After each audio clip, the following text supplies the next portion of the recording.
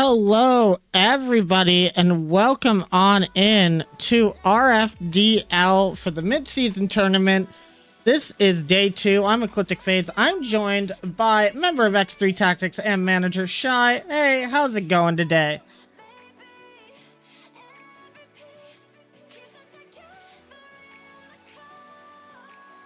League Oh, and see there we go. who comes up on top. I don't think it was showing you for a second. I think now we're good. Now we're good. You can be heard now. Okay, I was saying, even though my team isn't in the tournament anymore, I'm excited to play, or not play, but see really good Rocket League and watch who comes out on top out of any of these teams, because I think anyone has a chance to win it. Yeah, we have knocked out 4 teams so far in the tournament. We have 8 teams remaining, and we've got quite a few matches to get through today. So we are going to go ahead and show the bracket for anybody that missed yesterday, and then we're going to get right into talking about the matches for today. As you can see, this is our top bracket so far. We saw Luminosity move forward in to the upper semifinals, beating out X3 Tactics and Gentle Paws. Black Bunny Gaming, they only had to play once yesterday, beat out Twisted Tails, and FoxClan wasn't actually able to be here yesterday, so they had to take some forfeits, allowing Twisted Tails to make a good run at Black Bunny Gaming and went all the way to 5. I think it also went to overtime. Could have been anybody's game. Finding Twisted Tails in that upper semifinals would have been quite a treat. And then Big Dragon Squad, same thing as Black Bunny, beat out Persian 1, and they're in the upper semis. Dignapause doing the same thing, but they had to get through Protogen Rebellion in a close Game 5 series as well, a reverse sweep. And then we also did the lower round 1. Gentle Paws beat out Claude 9, Persian 1, they get the bye against FoxClan. Optic Gaming beats Twisted Tails, and Protogen Rebellion does get the win over X3 Tactics in 5. It was a really close one, but it will go to Protogen on that side. But we've got some excellent matches coming up for you today. We are going to be starting with the upper semifinals, which we are going to be doing Luminosity versus Black Bunny Gaming on this stream. And of course, we have our B stream up right now on twitch.tv/FirestreakFox. He is going to be showing the Big Dragon Squad and Dignapause match. He might be doing some more matches today, but that depends on how his team does in the bracket, because eventually we're going to have to move to just one stream.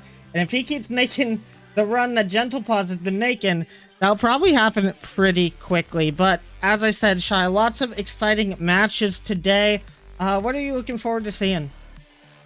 I'm looking forward to seeing good Rocket League, honestly. Like I was saying when I was casting last one, I feel like anyone can win it, because there's definitely some teams that are 1v1 heavy, and Luminosity is one of them. There's definitely some teams who play better as teams and plays better in 1v1s and 2v2s. And I think this one's going to be a good match, especially because Black Bunny's better with Hammer, better playing as a team, as Luminosity I think is a little bit stronger being separately in that 1v1 and 2v2.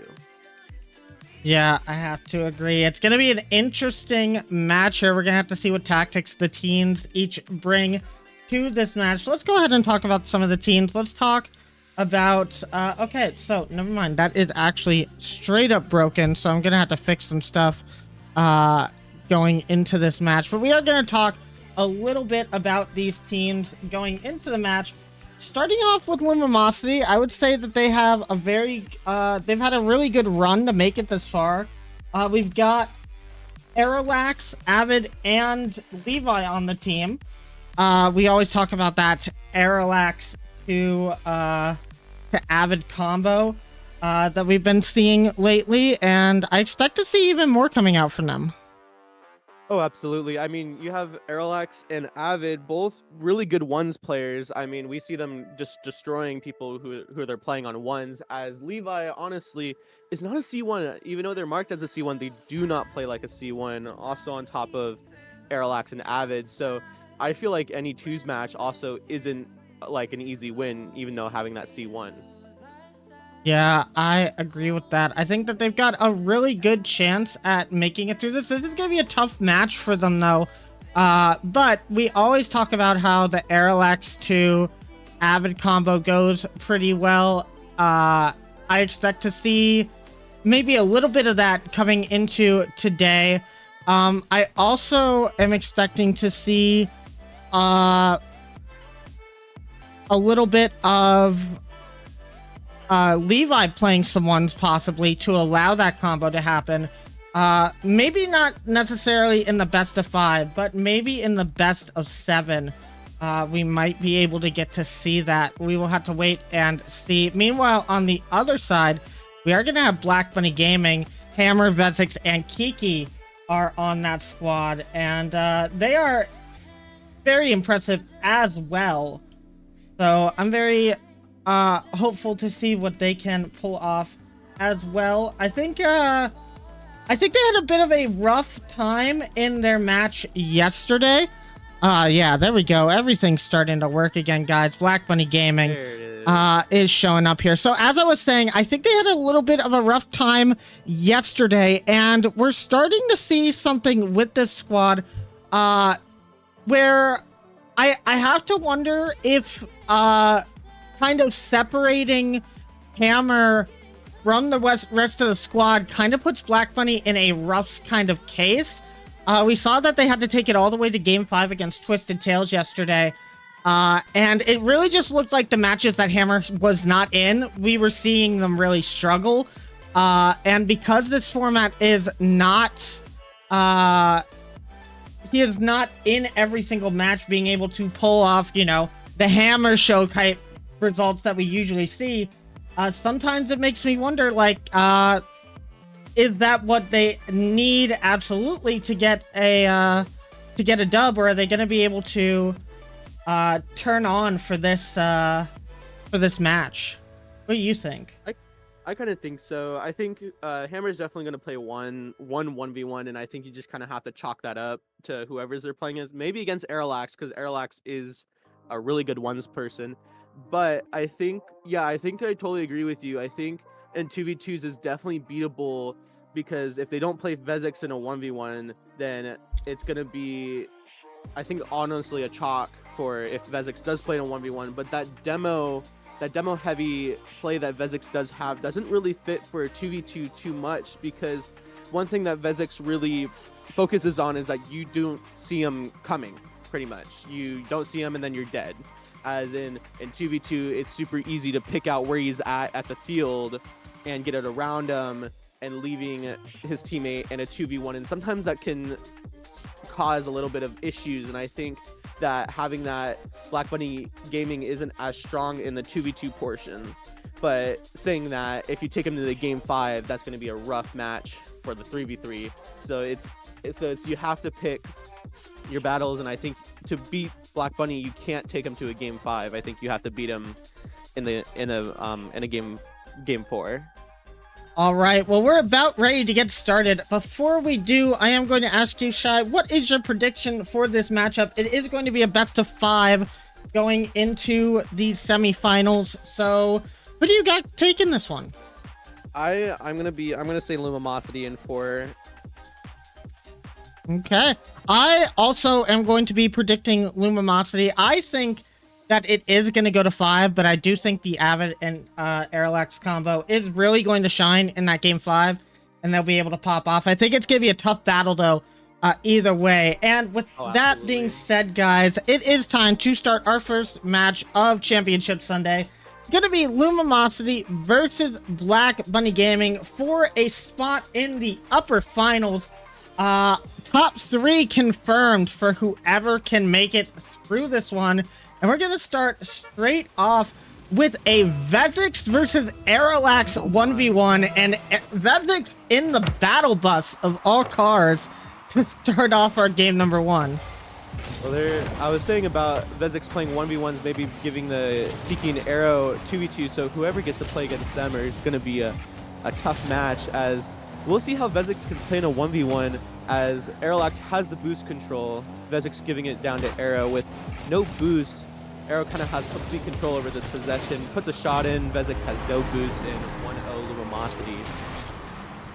This is going to be a tough match for Vezix to even win. So honestly, I feel like you just kind of have to keep your mental up and maybe try to get in Arrow's head a little bit. This is one of those matches where I would expect our forfeit rule to come into play, as we talked about a little bit yesterday. I think we only saw it once coming out all day between either stream, but if more than 3 minutes have passed on the clock and the goal differential is at least 7 or 8, we will allow teams to forfeit a 1v1 just to get to the 2v2. Aerolax is quite a decent ones player, as we have seen throughout the entire time we've seen him play. And when you put a GC3 against, I believe Vezix comes in as a champ 1, I think it just kind of speaks for itself how one-sided this 1v1 is going to be. However, then you got to think about the 2v2, where it's going to be Avid and Levi versus Kiki and Hammer, and that is going to be a very tough match for Lumimosity. Oh, absolutely. I think, coming back to the forfeit rule, I think we had it twice. I know I had one in our X3 match, and I think we had one later on in a B stream. But yeah, I think Black Bunny just needs to kind of chalk this one up and try to focus on the rest of the matches, as this should be a fun one to watch to see if Arrow can probably see if we can get like a top 5 play out of Arrow, even though that's not type of Arrow's type. But here's an air dribble, going for the bump. Vezix, nice save, open net. Oh, Vezix gonna have a goal. Should be 3-1, and I honestly think to beat Arrow, if Vezix has to have a chance, I think he just has to play some defense like that. But Arrow being Arrow good at ones will bump you if you're not watching. Yeah, I think that goal, Arrow, was just a little bit too greedy with the shot there, expecting a little bit more of a chasey style from Vezix. Vezix played that one really well in the back of his own net and was able to beat out Aerolax there. But we're going to be seeing a lot of these 50s and these challenges coming along from Aerolax all day long. However, I do want to talk about the strategy that BDS, they're playing on the other stream, Black Bunny has implemented here. Expecting them to choose Aerolax first, allowing for an easier choose matchup and probably an easier ones matchup going into game 3, which basically almost guarantees a game 5 unless Kiki and Vezix can clutch up the game 4. You would almost assume that Hammer is going to be playing in the second 1v1 Yeah. for the touch to match point. Therefore, it would be expected that it would be a tough one for Lumimosity, because you're almost guaranteed a game 5 in this sort of situation. We're gonna have to see if that necessarily happens, because upsets happen all the time, and you cannot doubt Lumimosity when it comes to either what I would assume to be Avid in a ones match, or necessarily Levi. They might put out Levi to try and get the Aerolax and Avid combo for game number 4. That's what I was thinking, since you know who's playing one now, and I was really gonna state that I was wondering if that's gonna change their second 1v1, because now you kind of know Hammer's gonna be playing that second 1v1, and so that makes you wonder if you want to put Levi out there to get that Aerolax Avid combo, because I feel like even Avid being as good as a 1v1 player, I know Hammer is trying to go for, I think, like top 101s or something like that. That's a goal of his for the season, and I feel like that's just going to be chalked up. I think that's just kind of have to take your medicine, and so why would you waste Avid to try to play that when you could have an easier 2v2 versus Kiki and Vezix? And that's exactly the strategy that Black Bunny Gaming has implemented here. They knew Aerolax was going to go first, so they threw out Vezix. They're just like, Kiki and Hammer, that's going to be a very strong duo. Almost a guaranteed win for game number 2. So it makes sense for Lumimosity to kind of copy that strategy. It gets a lot more difficult when we get into the best of 7s, where everybody will more than likely be playing a ones match, and you really have to time those picks just right if you want to get over your opponent. Just like Vezix timed that shot over Aerolax perfectly here off of the rebound. I don't think Arrow thought that Vezix was going to go for this touch, and it's just over his head and into the back of the net, which is surprising me that this is not a high-scoring affair as we were expecting to see. I remember, I don't know if you casted this one, but against Twisted Tales yesterday, I think I had looked at the B stream, and the game one, which I believe was Skifty versus Vezix, I think it was like 13-2 at the end of the game. That reminds me of the Aerolax playing against Frosty on my team, going into 10-2, and who knows, maybe Aerolax is kind of went down a couple notches, you know, having some fun here, because I mean, when you're Aero, you kind of know this is going to be an instant win. But Vezix literally has nothing to lose, so he's probably playing a little bit more aggressive, which honestly could fight Aero, but I just don't see that happening. Aero is such a veteran player that I think Aero can adapt to anything that Vezix has to throw at him. Definitely having really good boost control up here in midfield, and Vezix can't really do much besides play defense, as here comes an air dribble coming out of Aerolax, going top corner. Vezix can't react, as that's an amazing shot from Aerolax. Yeah, and that's just pure control, exactly what you expect to see out of a GC3 coming into this match. Excellent air dribble. Vezix tries to get up for it, but Aero knows exactly where he needs to put that to keep it out of the reach of the opposition there. Now a good kickoff, going to be looking towards that sidewall again, and these sidewalls, this is not where you want to see these players, as that's where you really get into those mechanical plays, and that's, you know, that's where a Sylvie and Aerolax have picked this. They look really scary when they're going off the sidewall. I'm gonna have to see if we see the same thing with Hammer in game number 3. Of course, that is all just speculation. Hammer could also try to avoid playing ones to keep himself into the 2v2s. And I'm not gonna lie, a Kiki versus Levi or Avid match would actually be kind of exciting to see. Oh yeah, absolutely. I think, you know, Levi is a good ones player as far as I know from like some sources. I've never seen him play ones, but knowing how good Levi plays in twos, playing with him myself, I think when you're good at twos, you can be good at ones, as here comes 9-2, 36 seconds left, as honestly, you know, I feel like Aero might have been toying with Vezix a little bit, making him play the entire match, trying not to go the 8 goals up, but that's all speculation, as here comes a pinch, off ceiling, off bar, Vezix jumping, missing, and here comes another fake, but Vezix plays that ball perfectly. Another sidewall, Aerolax up, one flip reset. Let's see, gets another one, musty under, top corner. What a shot from Aero. What a fake on that flip reset to go down into a musty, and Vezix honestly could just watch in awe, as can't really do much. Kind of just have to hope and pray, close your eyes. Hopefully the car hits the ball. That time was a swing and a miss, strike 3 in the net. And Aerolax with the perfect placement into the top bar there as well. Just getting that perfectly underneath the crossbar. That's definitely a hard shot to place if you are Aerolax, no matter the circumstance. But this ball is going to hit the ground with 0 seconds left. Game 1 is going to be going over to Luminosity. And the momentum from that is going to be good to start with for Aerolax and his squad. But will they be able to keep up that momentum against Black Bunny Gaming with Hammer and Kiki coming in for game number 2?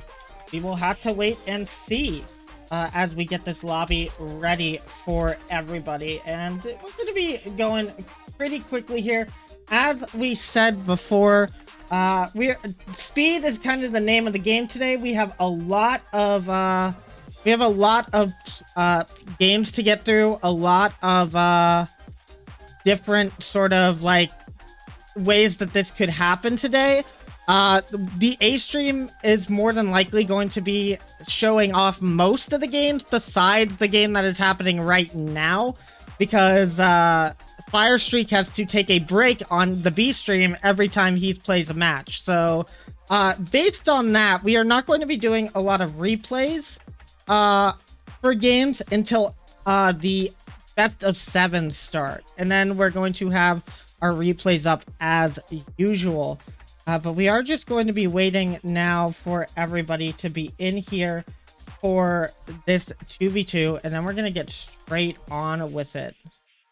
It makes me wonder a little bit how this 2v2 is going to go down, because Hammer and Kiki not only scary, both really fast people, and it makes you wonder if they're might gonna overcommit a little bit. If Hammer's that leading force and Kiki tries to follow up, if that's gonna bring any dribble in goals for the opposition. But I think as long as Hammer plays his game, Hammer does Hammer things, Kiki kind of just supports that role and try not to do too much.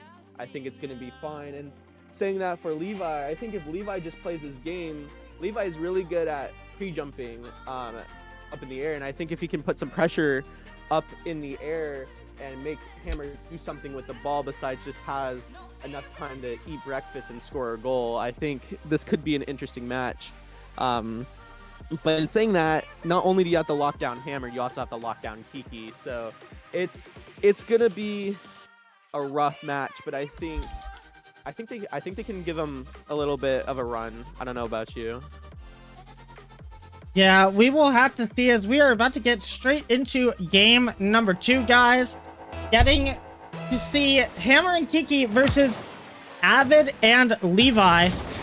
We're going to have to see how they play here. Some interesting toppers coming out from some of the players here. I think that these guys are definitely trying to play with some silly cards, just have some fun with it. We're going to have to see how that helps the mental going into this. Now, a 2v2 with Hammer is not something that I've gotten to see in a long time, so I don't know exactly what to expect coming out from them. I expect to see some greatness, however, because, you know, it's the Hammer show. We always talk about it. We're going to have to see if he can perform, or if Avid and Levi are going to cause a little bit of an upset in this game. It's definitely going to be a little bit more exciting than that 1v1 we just watched. Absolutely. I think, like I was saying, literally 10 seconds into the match, Hammer tried to go up for a flip reset, and Levi was right there to meet him in midfield. And that's what Levi's really good at, is locking down that midfield. And I think seeing what Lumimosity kind of did to us, they're really good locking down that midfield. As here comes a shot, Kiki out, and what a shot. Hammer getting around Avid as Levi kind of overcommitted there. Actually coming out of a bomb out of Kiki, what a bump. And that brings an easy 0-1 lead, 3:56 left on the clock. As I think, you know, like I said, I think if Levi just does this thing, try not to overcommit, and I think rotation is going to be the play for this one, as Hammer tries to get a sneaky shot off. What a save by Levi. Levi getting the boost, getting around, not getting around Kiki. It only goes as far as Kiki is. Here comes Kiki, trying to put up a shot, missing, as Avid has the ball, has control, as Kiki's going to try to 50 that. Hammer's in net, as Levi is nowhere to be found up in mid, as he tries to get a squishy. And I think that boost control and, like I said, mid control is going to be the playmaker here. What a flick coming out of Kiki, kind of faking the pass over to Hammer and just cutting back in, getting it over Avid. And, you know, they're playing some mind games here, I feel like, and I think that might come out in their favor. Yeah, of course, it looks like Black Bunny Gaming doing what they were expected to do in this game number 2. Lumimosity looking decent, especially with some of these saves coming out from Levi, but it's just those extra touches that Black Bunny are getting, those extra 50s going their way, that is really keeping this game on lockdown for them. Levi tries to keep control of this one, but flips a little bit too early, and Hammer just takes the dunk over the car of Levi. That's going to be a 3-0 lead with 3:15 remaining. Definitely time for Lumimosity to come back here. But I was liking what I saw from them earlier. Levi got a demo on Hammer, which actually gave Lumimosity a bit more of an opportunity. I think they really are going to need to utilize those demo plays as much as possible, because not only is Black Bunny good on the offense, but their defense is also impeccable as well. Hammer always so fast to get back to the back line in these sort of plays. And Kiki, excellent spacing there to be able to take it over to the side. They're going to need to demo a player to get a clean shot on net, I believe. Absolutely. I think it's going to be pretty hard to get past Hammer or Kiki, because Kiki can hold their own. But I think rotations are going to be the strong one, and I think that's what Black Bunny is going to be punishing Lumamosity for, as I've been noticing that they have been a little bit shaky on those rotations. They've been getting a lot of shots off, as here's another shot coming off the hammer, but no boost, could get back as Avid kind of hitting it off to the side. Awkward bounce coming in through both of them as they kind of double commit there. Not really what you want to see out of Lumamosity, but hammer full boost on sidewall. That's scary as it only goes as far as Avid getting a good 50 as Kiki kind of throws it away. Off sidewall, good bump out of Kiki as hammer takes complete control as Levi tries to rush back. Nice flick over to Kiki, good block as we go back to the corner. Avid getting around hammer. Here comes off the back wall. Levi isn't there to follow that up as Levi tries to jump off the wall into hammer. Hammer double. Avid needs to get a car on it. Does not. Hammer missing a double. Honestly, put in a lotto ticket. You don't see those every often as Levi tries to get a fun 50. Air dribble. And no boost off the side of Black Bunny, but hammer has full boost. And I think one way to lock down Black Bunny, and it might be a little too late with 1 minute hitting the clock, is boost control, but it's really hard when hammer's so fast. Oh yeah, I have to agree, but we have seen some really good opportunities coming out from Lumamosity. There was a exchange where Kiki was just a little bit too far forward and got a crucial touch on the ball. As weak as it was, it did keep Avid from being able to make a shot on net. And 4-0 for Black Bunny Gaming. This is definitely going to be out of the reach of Lumamosity in this game number 2. We're going to have to see what they decide to do for game number 3. Who's going to take that ones game?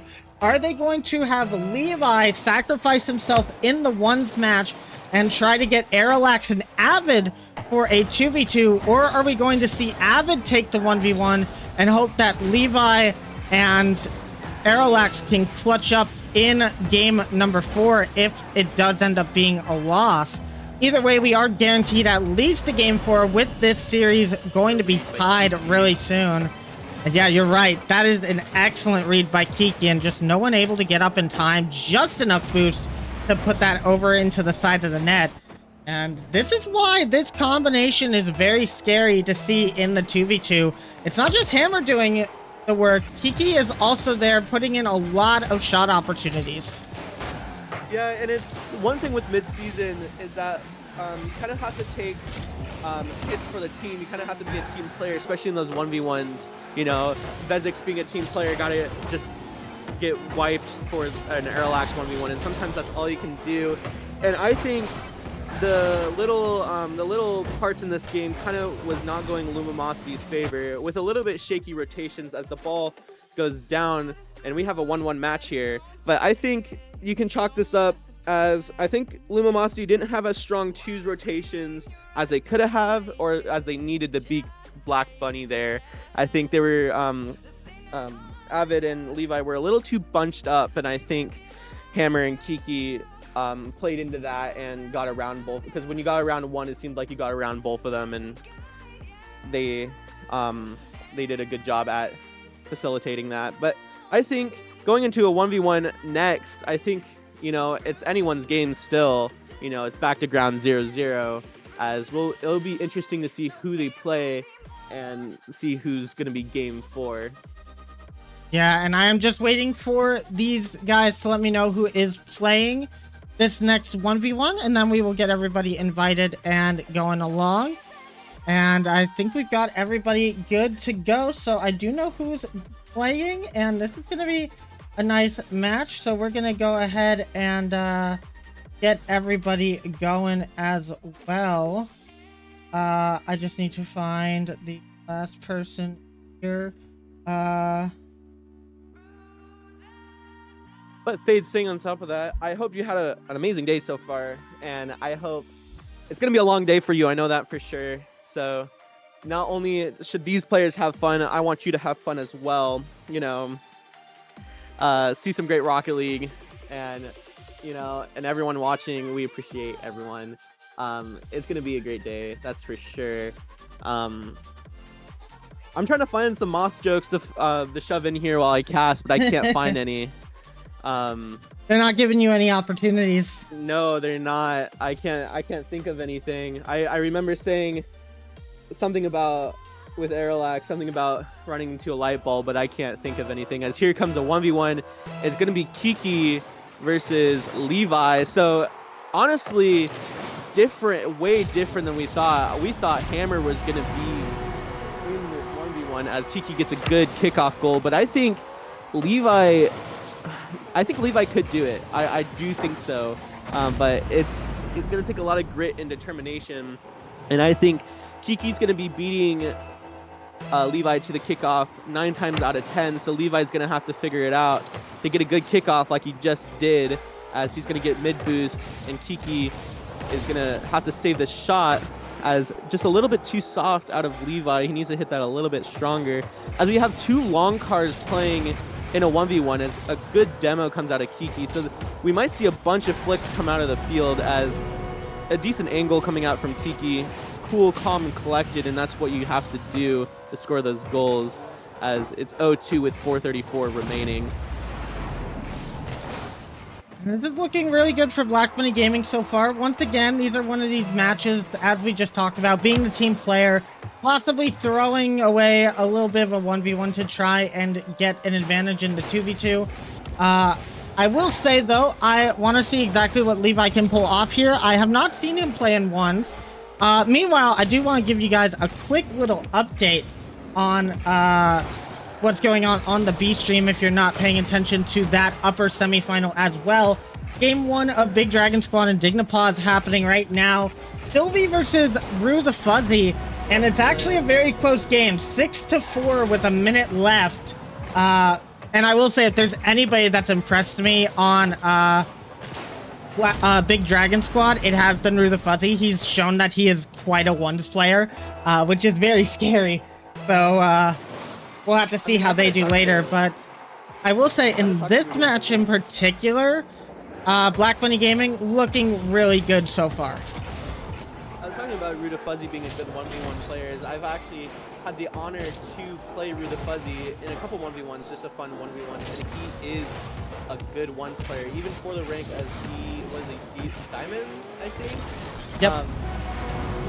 He is a good ones player. Honestly, I don't think he deserves the rank as Diamond. I just don't think he plays some comp. But Kiki getting an 0-4 goal, as I think Kiki's kind of getting in the mind of Levi a little bit. We've seen Kiki get like 3 bumps, 3-4 demos. As like I said, we might see an FF here.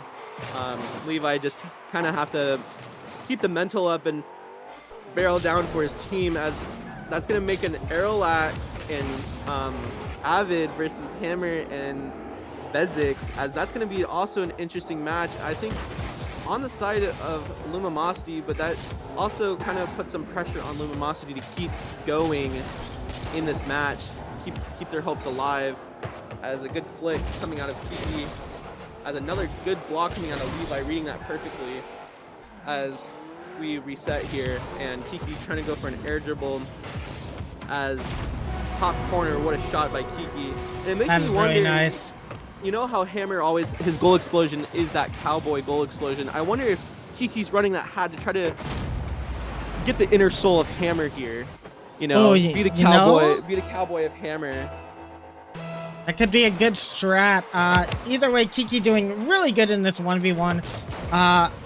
I will say, when it comes to Levi, I've been in a very similar situation yesterday when going up against Infernal. It's definitely hard to keep that mental completely okay, especially when it's such a one-sided affair in a 1v1. But that's why you just, you know, rely on your teammates, trust them to take it all the way to a game 5, and then show up in that one, because that's the one that's really going to matter at the end of the day, if you can make it. 1 3v3 to decide, in this case, who will be going to the upper finals, which is a huge accomplishment here in the mid-season tournament. And Levi not going down without a fight. This is actually a really nice pop from them.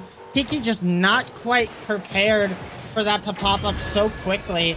And that's what some of that dominance power will get for you.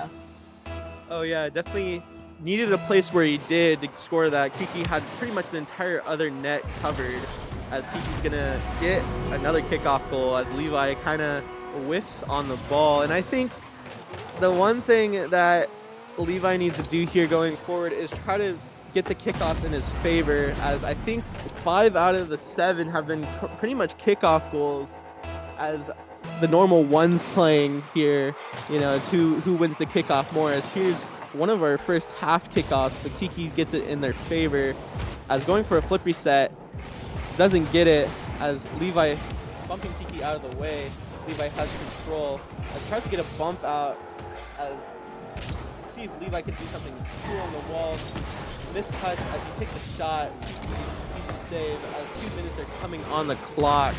So able to FF as Kiki gets another bump. Let's see if he has enough boost to get back. He does. As we reset here, Levi lurking in the midfield. Good flick by Kiki getting over Levi, but doesn't have enough boost to score that goal. And like I was saying, I was expecting a lot of flicks coming out of here because we got 2 longer cars playing in a 1v1s, and usually that's a person who flicks his dream. As here comes a fake musty coming out, Kiki getting a good top over Levi, and Levi can't do too much besides watch. As this is kind of, you know, I wasn't expecting this coming out of Levi, but you know, like I said, you gotta have to keep your mental up and be a team player, and you know, look forward towards the next one. As I mean, you do want to win this, but you also realize they've fought really hard to get 2 lives, so they have 1 more after this, as Levi getting a nice kickoff goal, making it 2-8. Really also just trying to stay in there and not giving up, which is what I like to see. And that was interesting. You could see the mental from Levi is loud right now, and he is very fine with this result. He said he's not forfeiting at all, so expect to be playing the next minute and a half out, as Kiki does look like it's going to go in once again, does get the rebound. It's going to be 2-9, but I will say I did see that goal from Levi right after he had typed that he wasn't forfeiting, got a really good kickoff on his side and able to put that in. We need to see more of that from Levi if he wants to try and make a comeback here. We have said 7 goals, very hard to come back from. Not impossible, but very difficult, especially with time winding down. You would have to almost think that this is going to be chalked up to Black Bunny's second win, making them be on match point, which could be awkward for Airlax and Avid, just having all of that pressure on their shoulders to perform.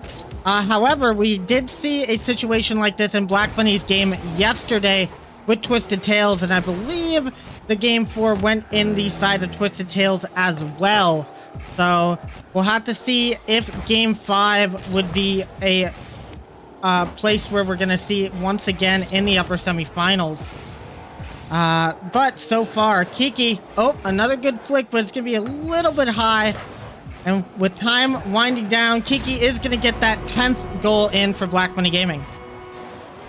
Yeah, absolutely. You know, if there's one team that kind of came out this weekend, I would say it's Lumosity. I mean, they've always been a solid squad, but not having the rank, not having the the win-loss ratio that I think they should deserve. But they've definitely showed up in a lot of the 2v2s and 3v3s.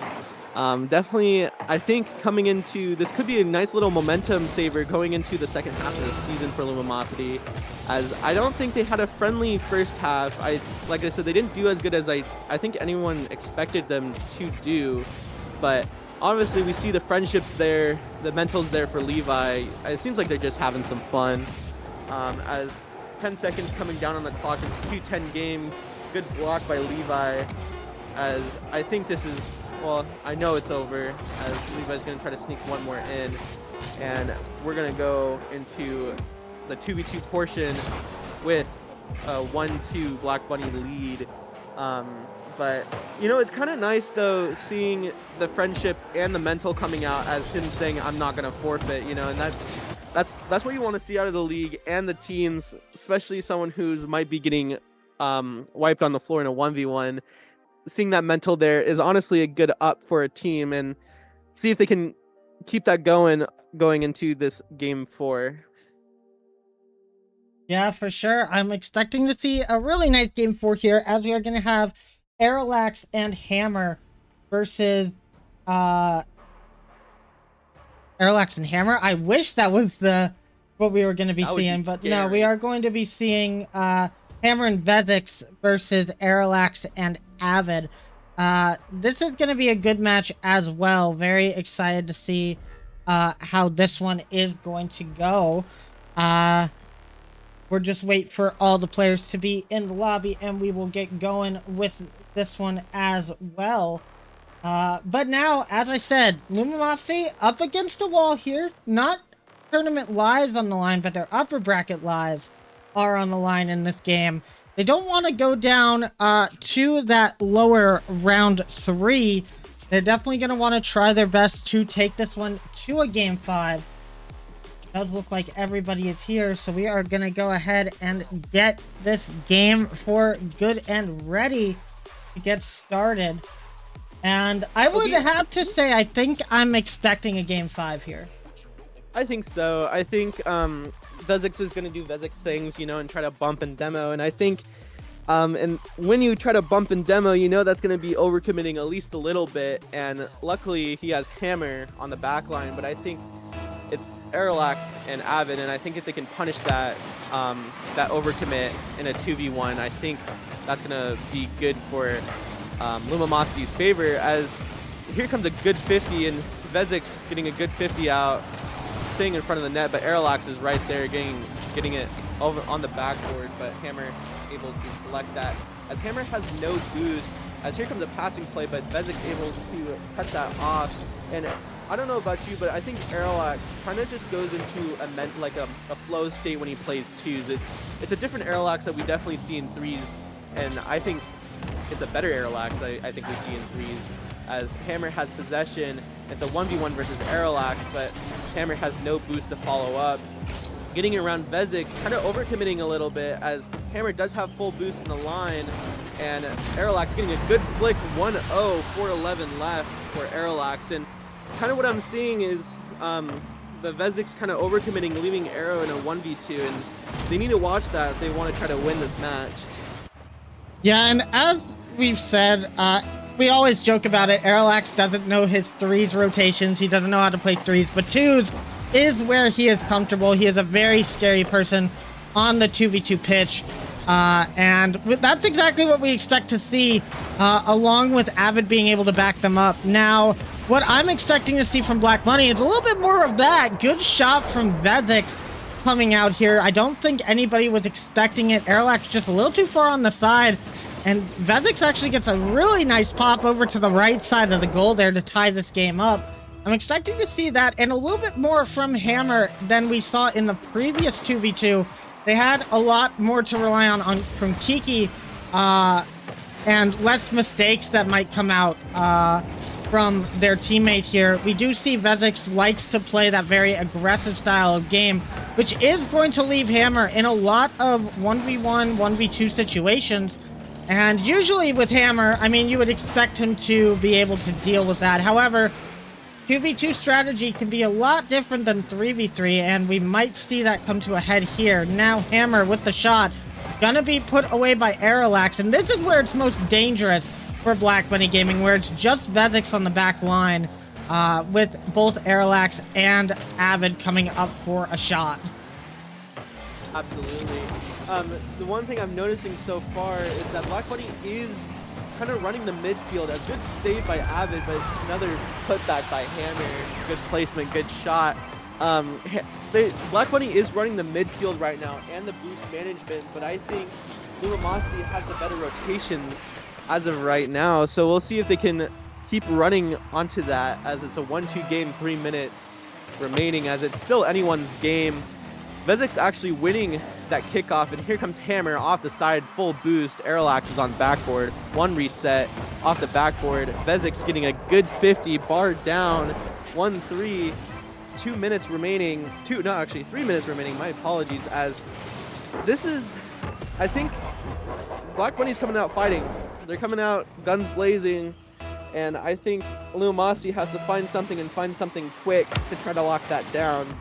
As one thing I've noticed also coming out in these last couple of weeks is Vezix kind of doing better than we kind of expected them to do. we've always talked about that Vezix might be their kind of downfall for Black Bunny, but I think Vezix has definitely become more consistent and a better player. As he comes a double off the no! Own goaling as Avid tried to play for the net, Hammer played around him, and that's just unfortunate. And this is the scary thing about putting Levi into the ones game. You can't guarantee that you're going to win the twos. And this is a situation that a few teams have been finding themselves in this tournament so far. This game number 4 just getting away from them. This was the one thing that you really had to avoid if you were Lumimosity coming into this one, is they allow Hammer to totally bypass the 1v1 and just carry in the twos a little bit, but not without any help. Vezix has been doing a really good job in this game in particular as well to kind of clutch up this win. However, still a lot of time left. There's only 3 goals that need to be scored, 2 minutes to do so, but Lumimosity is going to need to make sure that their shots are on point because they know how hard it is to get past this Black Bunny defense, and every time this goal gets cleared to their side of the field, it's just more and more time wasted for Lumimosity to get this comeback. And as we said, upper bracket lives on the line here. Now, if that would have went in, that could have been the final nail in the coffin for this game. Double demo coming out, but I believe no shot to be had on the side of Black Bunny Gaming. Now with almost a minute left, we're going to need to see a push from Lumimosity if they want to stay alive in the series. Absolutely. Black Bunny's running the boost game right now. I've noticed every single time they've cleared it, it seems like Black Bunny's had 2 full tanks and Lumimosity's had nada. As here comes Lumimosity being a little bit more aggressive. And I was talking about that even though Vezix is being the lower rank, it's hard to play against because Vezix is that faster C1, faster than any other C1, C2s I think I've seen. And sometimes that's hard because sometimes you just want to outspeed those lower ranks, but when those lower ranks is as fast as you, that's kind of hard. As here comes a shot, Vezix getting a good 50, and there's the nail in the there's the game. 36 left, 1-5 as Lumimosity's upper bracket hopes dwindling away as they gonna have to fight in the lower bracket, but that might be good. They might have an easier time down there, and maybe they'll see Black Bunny later on, but it's a long day. You can't totally destroy your mental over one game. You realize you have to have one more life, but like I was saying, it's hard, and Hammer getting a good 50, 1-6, and we're just watching it demolish here. But like I was saying, it's hard to play against Vezix in twos because like I said, sometimes when it's a lower rank, you just want to outspeed them, but when the C1 is almost matching your speed, it's really hard to play against, and then on top of that, you got Hammer. But as time winds down, what do you think? You can't really do much against Black Bunny. They are showing how dominant they are. They're definitely woken up for this Sunday. And they're looking to win this mid-season tournament, and they are going to now get themselves a top 3 showing guaranteed for Black Bunny Gaming, so congratulations to them. Unfortunately for Lumimosity, that's going to put them in a bit of a tough position. They've now got a very, very tough run to make it through the lower bracket to try and reach that grand final. But if any team is able to do it, I would trust in Lumimosity there, but excellent play from Black Bunny. They played the first 1v1 perfectly, expecting Aerolax to come in first, and it all kind of cascaded from there, allowing for an easy game 2, an easy game 3, and then Hammer and Vezix making game 4 look just as easy. So if you're Lumimosity, you might want to go back to the drawing board, look at your opponent coming up next, and maybe think about exactly who you're going to send out for that first 1v1. But they're going to have some time before they know who they're going to be playing against in that match, as we've still got quite a bit of matches to go before we get to that point. And right now, I think what we're going to do is we are going to go ahead and send this on over to Firestreak's stream really quick as we watch the other upper bracket match that's about to happen. We don't really have any other matches to show at this point, as our next match is supposed to be Gentle Paws, but with Fire Streak playing in that match, we kind of have to wait for him to be done casting before we can get over to that. So we're going to go ahead and pivot this stream over to showing that one as well. And when we get done with that, I think we will be good to go for the rest of this. So without any ado, I think we will go ahead and go over there. I just need to set up the audio for it real quick and get it all good to go. Just gonna take a little moment here. But any final thoughts on that match, Shy? I think it tells you, like you said, how dominant Black Bunny is, not only in the 3v3s, but also in the 1v1s and 2v2s. But I think Lumosity needs to hold their head high. They have a whole bunch of good people, good ones, good twos, and Black Bunny is just really hard. But I think if the rest of the matches are going to be like that, I think we're going to have an amazing day. Yeah, I have to agree. Well, guys, we are going to move over to Fire Streak stream, where they are currently in game number 2 of BDS versus Dignipause. And when we are done with that, we'll go to a break. And when we come back, we will have our next match on the A stream, which will be Gentle Paws versus Persian 1. So enjoy the match, and we will see you guys soon. Nova does. That's the third goal. That's 3 unanswered goals here for Dignipause. This is looking like things might be turning around. Yeah, I mean, great positioning by Nova to just catch Reverb a little bit off guard there. And are we seeing a little bit of a lapse in the focus from BDS here? Because they were looking really good towards the beginning of the game, but now it looks like Dignipause might be trying to get a comeback going here.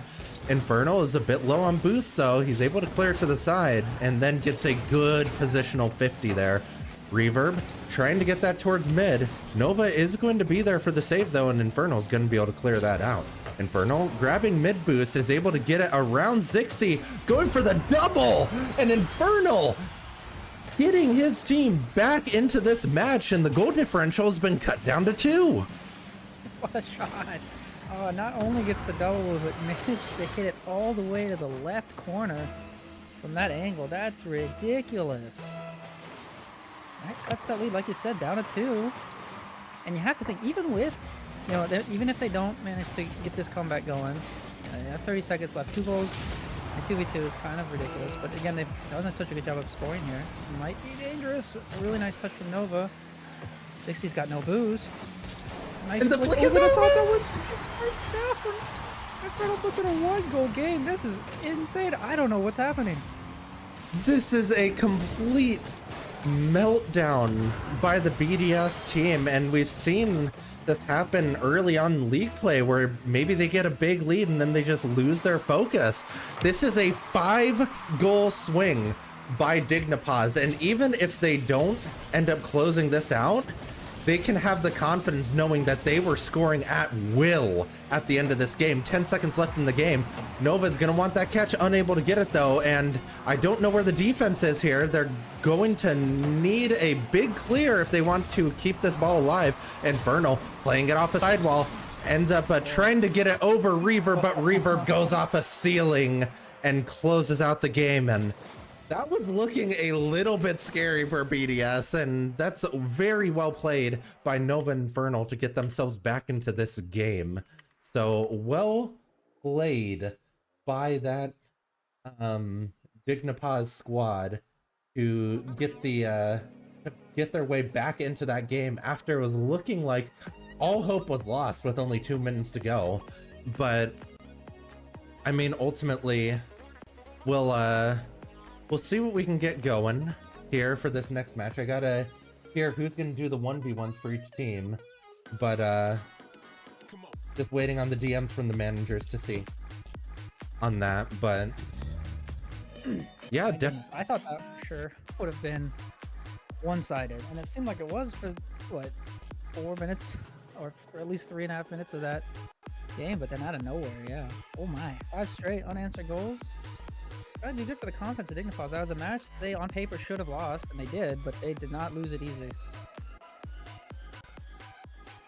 Yeah, they did not go down without a fight, and that might be one of the best comeback attempts I have seen in RFDL history. I do know who's playing for Dignipause in the next 1v1, but we still need to hear who's going to be playing it from BDS.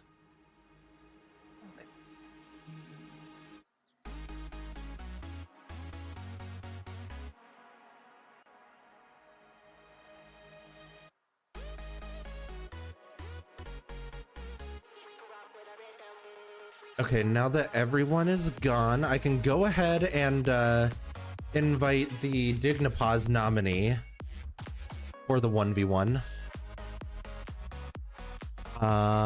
to the lobby. Naturally, we can't leak who it's gonna be because that would help out BDS, but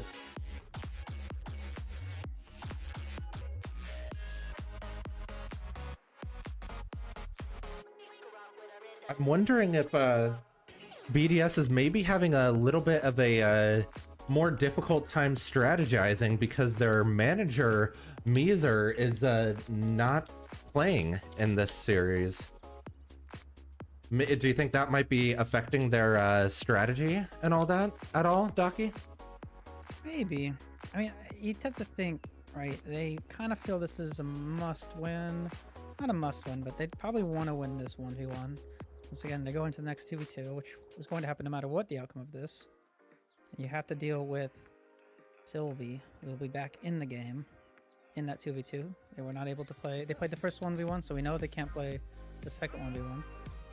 And that will, I think, maybe make them do a little bit of thinking here in terms of what strategy do they go, who do they want to play that second 2v2. We'll have to see, though. And I did just get word from BDS, and we're just gonna have I'd say quite a bit of the same but different here is how I would explain this, because we're gonna have a Reverb versus Nova 1v1. So yeah, this is definitely gonna be an interesting one. We'll go it should be on US Central servers because I believe Reverb is classified as a West player. And our map is going to be Urban Central for this one, which is one of the fan favorites for sure, other than maybe getting to Champions Field. But what are you expecting from this 1v1? Are you expecting to see Reverb maybe trolling a bit and maybe freestyling a little bit like Sylvie was starting off doing, or do you think he's gonna go the Pictus route and just show no mercy on his opponents, like what we saw with the Pictus Avid matchup last during the first match of the A stream yesterday? Even though Avid is one heck of a player, but man, that was a performance and a half there. Yeah, I mean, I have to imagine that he's gonna at least try hard a little bit. This is a must-win for them because, like I said, with this being it, we're gonna have Sylvie in the 2v2, but they're not gonna have Reverb.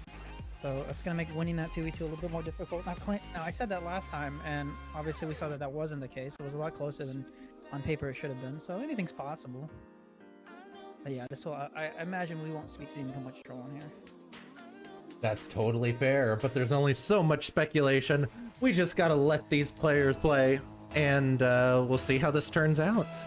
On the kickoff, we have... I think that kickoff is telling enough there, Docky. Reverb actually finding some success here with the turtle kickoff. And that's quite the kickoff there, as we see Reverb getting an early goal in this match. It's the mind game. You go into the kickoff butt first, you win the kickoff and you score. That has to get into your opponent's head. Fantastic shot. That's a little bit of an outstretch there for the double attempt, but no boost on the side of Nova Fox is going to make it so difficult to make that into a counterattack. Fortunately for Nova, that means that Reverb has the ball and the boost. This one's going to be a tough angle to get the double. Does get the double off of an unfortunate backboard miss from Nova. had the angle lined up. It's just such a slow ball. Just Nova just jumping way too early, unfortunately, for that one. Didn't need to jump that early. I think when you're going up against players that can double like that consistently, it's so hard to read exactly where you need to be. You have to kind of get used to playing against that. And obviously, if you're not seeing that in your lobbies constantly, not something you're super ready for. Which does give, I think, Reverb a little bit of an advantage. Yeah, definitely. And, you know, occasionally you'll get in those lower-ish champ lobbies, you'll get people who can do mechanical stuff, but it's hardly going to be consistent. So these players don't necessarily need to be able to consistently defend against those sort of shots. And it kind of makes it so even if they might have seen it, they don't see it consistently enough to need to defend against it. So nonetheless, I mean, Nova only down by 2 with 2 minutes into this game. It's a respectable outing so far for Nova, but that is a little bit of a giveaway touch on low boost, and that's going to be an easy shot for Reverb, and Reverb's going to put that one away to go up by 3. But I am just getting an update from the A stream, Docky, and Black Bunny does take down Lumosity in 4, and I know I mentioned this before the stream, but assuming that Gentle Paws is able to take down Persian 1 in this next match that's going to happen on A stream, we might be getting a run back of the first match of Mideseason here. So that would be quite entertaining if I do say so myself. Yeah, I'm sure both of you and Arrow would love that. Before we get to that, we do have to get through this one as Nova gets a nice shot. So a little bit of a hesitation from Reverb. Not necessarily playing his ball super well. Unfortunately, he misses that jump, and Nova notices that's a great shot from that angle. And I know I've been noticing Reverb definitely playing this a little bit more seriously than we saw Sylvie play in that first 1v1. Playing this a little bit smarter. Has gone for a little bit more mechanical plays than you would normally see in a 1v1 match. They played it very smart for the most part. Nova's still in this match. It's definitely not over by any means. The 2-goal game in ones is basically nothing. With this low boost though, it's going to be really hard to make this into an advantageous position though. We'll have that way, and then 2-goal lead turns into 3. Yeah, Reverb definitely taking opportunities to show off the mechs a little bit more than what he needs to, but I am getting the sense of him playing a little bit more positionally than what Sylvie was in that first 1v1. So maybe taking it a little bit more serious, despite the kickoff shenanigans by Reverb there. My. I mean, is this the new strat, Docky? Are we going to see more players going for the turtle kickoff? Because it seems to be working for Reverb. Yeah, I don't know. I think it has to be like a tilting thing, right? Like how am I losing on the kickoff and he's not even trying to flip correctly? Reverb's so fast, and again, it's kind of the advantage of being a high-ranked player. You're a little bit more consistent. Your speed flips are more efficient, which means you get to the ball quicker. You really have free reign to kind of do whatever you want on kickoff, and it's an unfortunate heavy touch from Nova. Reverb just is going to have a free shot there, and it's a 5-goal lead now. Nova, you definitely don't want to let this one get away from you. I mean, on paper, you're kind of slotted to lose this one. This is a difficult match for anyone, let alone someone that's a few ranks underneath of Reverb. I don't know how much 1v1s does Reverb play. I'm really not sure about that, but based off of his positioning and everything, I'd guess quite a few. But pretty decent ground pinch there by Reverb. I'm sure he's going to be disgruntled that it wasn't faster. Only 113 kph for him. But Come on. I mean, I'm sure Aerolax would be very happy seeing a ground pinch ring out in this one. But halfway through the game, Reverb does have a fairly convincing lead here, going up by 7 now. And do you think Nova is going to take the 1v1 8-goal lead forfeit in this one, or do you think he's going to play it out, maybe use it as a good learning experience to be able to improve his game further going forward? I mean, so every time I thought someone was going to forfeit in a 1v1 where they were getting kind of blown out, they haven't. They've kind of played it through. I think I've only seen one forfeit actually happen. I think playing it out is the smarter play. You kind of give your team time to stay in training, continue to get warm. You know, you're doing it for the other team too, but it's not nice to have that kind of space and time, especially at this point when you probably go back to your comms and you might have deafened, you know, to lock in, but you're down so much, you might as well just go back into the comms and just start talking to them. Yeah, definitely. Got to keep everyone's spirits up, mental high. Nova going for the Doomsy dish right there, but Reverb just a little bit too fast on that one, which is going to lead to... Ooh, nice little fake by Nova. Okay, I see you playing confident, playing a little bit fancy there. And that's a great save by Nova. That's the second fantastic save we've seen from Nova inside of the last 2 games. And I mean, Nova seems to be playing very much on point on this one, even learning to not let Reverb get that ground pinch and stuffing that one at bay. I mean, this is a very good performance by Nova despite the scoreline, and I mean, only down by 7 with, okay, maybe by 8 with 1 minute left in this match. I would not be disappointed if I was Nova in this match. It's difficult for, like I said, difficult for just about anyone to go up against a player with a high rank like Reverb. But yeah, well played by Nova. Obviously, this one unfortunately is going to be over for them. I don't think, you know, again, it's one, anything can happen, but 8 goals in 50 seconds, maybe 10 goals, or 9 goals. I don't know how to count. It's too early in the morning for it. But how many goals is this one's probably unfortunately going to be over.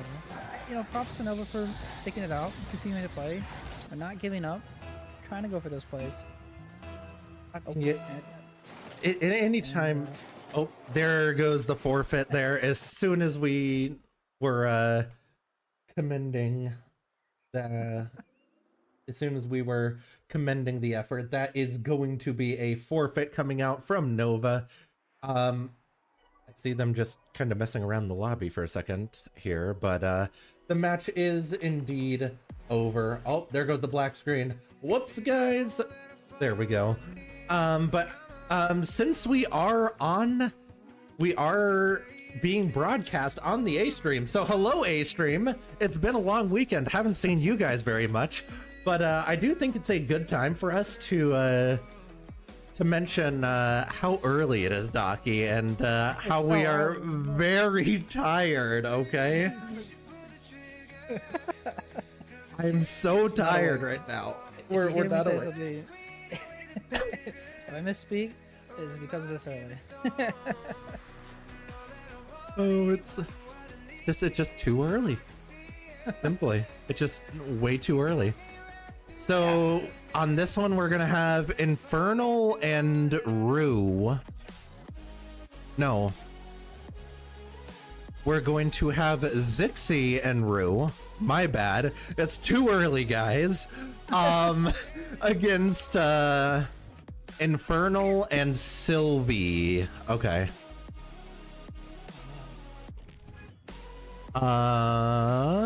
And as we wait for everyone to load into that, yeah, fairly convincing victory there. Well played by Reverb to just put that one home, and we need to see if they're able to keep that up going into this next match. What are we doing? What are we doing? Is this Central? Oh. No EU players, and I believe Infernal's West. Yes, Infernal's West, so that's going to be Central servers. And we will be playing on DFH Stadium. Kind of boring, not going to lie. DFH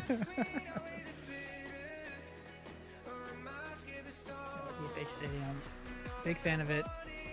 My biggest fan of DFH Stadium is how it looks like it's not early in the morning over there in DFH, like it is here on the west side of the US.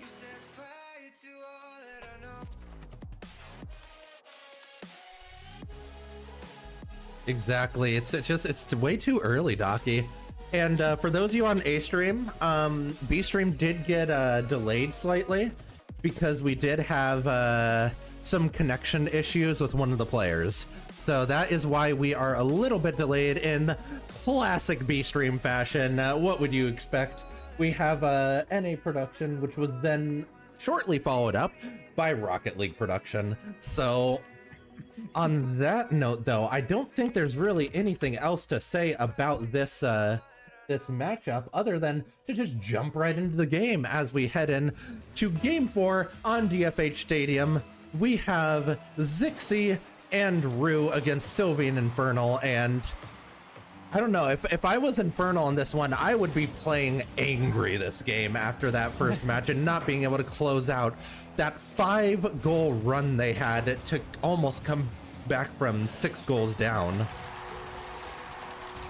Luckily for Infernal, you have Sylvie on your team this time. I'm shaping the nose a little bit. Sylvie, someone that allows you, I think, to kind of sit back and just go, okay, hit the ball on net. And does exactly that. 1-goal lead early on for Dignipaz. That's a good sign for them. This is, again, on paper, one that they should have. And I said that last 2v2. Infernal did a really good job of making sure it maybe didn't seem so. So, like I said, anything can happen. We saw Rue here play very good in that first 1v1. It's the first time back on the field since then. So we'll see if that's going to translate well.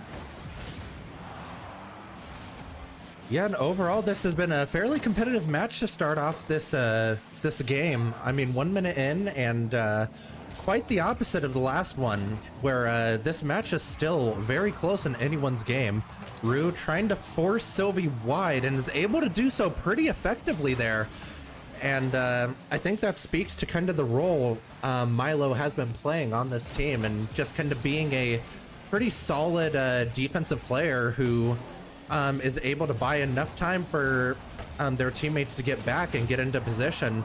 Good demo to clear up some space for Zixi. Zixi is going to be able to control this off a back wall. Tries to get a flick over Sylvie, unable to do so though, and Rue is going to need to clear this to the side. Rue opting to take possession of this one, trying to cut this to the inside, but Infernal's going to clear that off of their car, and that might be an open net unless Zixi is able to get a good clear to the side. Sylvie going for the double, unable to get the angle on it though, and Zixi is going to need to try to clear this out with low boost. Rue on the back line is not able to get the touch, but that's a great save by Zixi, and seeing some really good defense from BDS so far, Docky. That's a really good play. Good setup from Sylvie. Unfortunately, I think Infernal, hoping that 50 would go a little bit closer. But they just go above his head just slightly. And they've done a really good job of making sure that the ball stays kind of a controllable area for them. There's a lot of pressure on this BDS team, but they've not scored as many as I'm sure they would like to. This one might be an opportunity for a double here. Gets the reset, might have another, does have another. Oh my goodness, I talk a lot about Sylvie, but Infernal, fantastic play. A good double here, gets the reset off the wall, waits, flips at the perfect moment to get this just by Zixi. That's a 2-goal lead for Dignipaz. Yeah, and that's just a fantastic shot right there. We love to see those type of shots, especially in these 2v2 matches, where people, or all our players have a little bit more like a liberty to be able to show off their mechanics, much more than like a 3v3 or 1v1 setting. So now we're seeing Milo grab the boost, is able to get the ball off a wall and going for a power shot, unable to convert on it before getting challenged.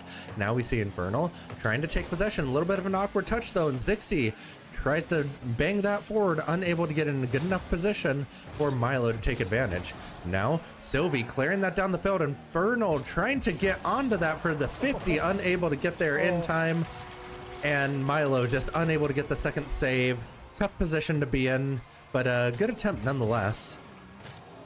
It's a fear there. You get the first save, is a nice one, but Sylvie's just on the outside of the net, just lurking, waiting, take that shot. And it's so scary. You get the first save off of Infernal, but now you got to worry about Sylvie just behind you.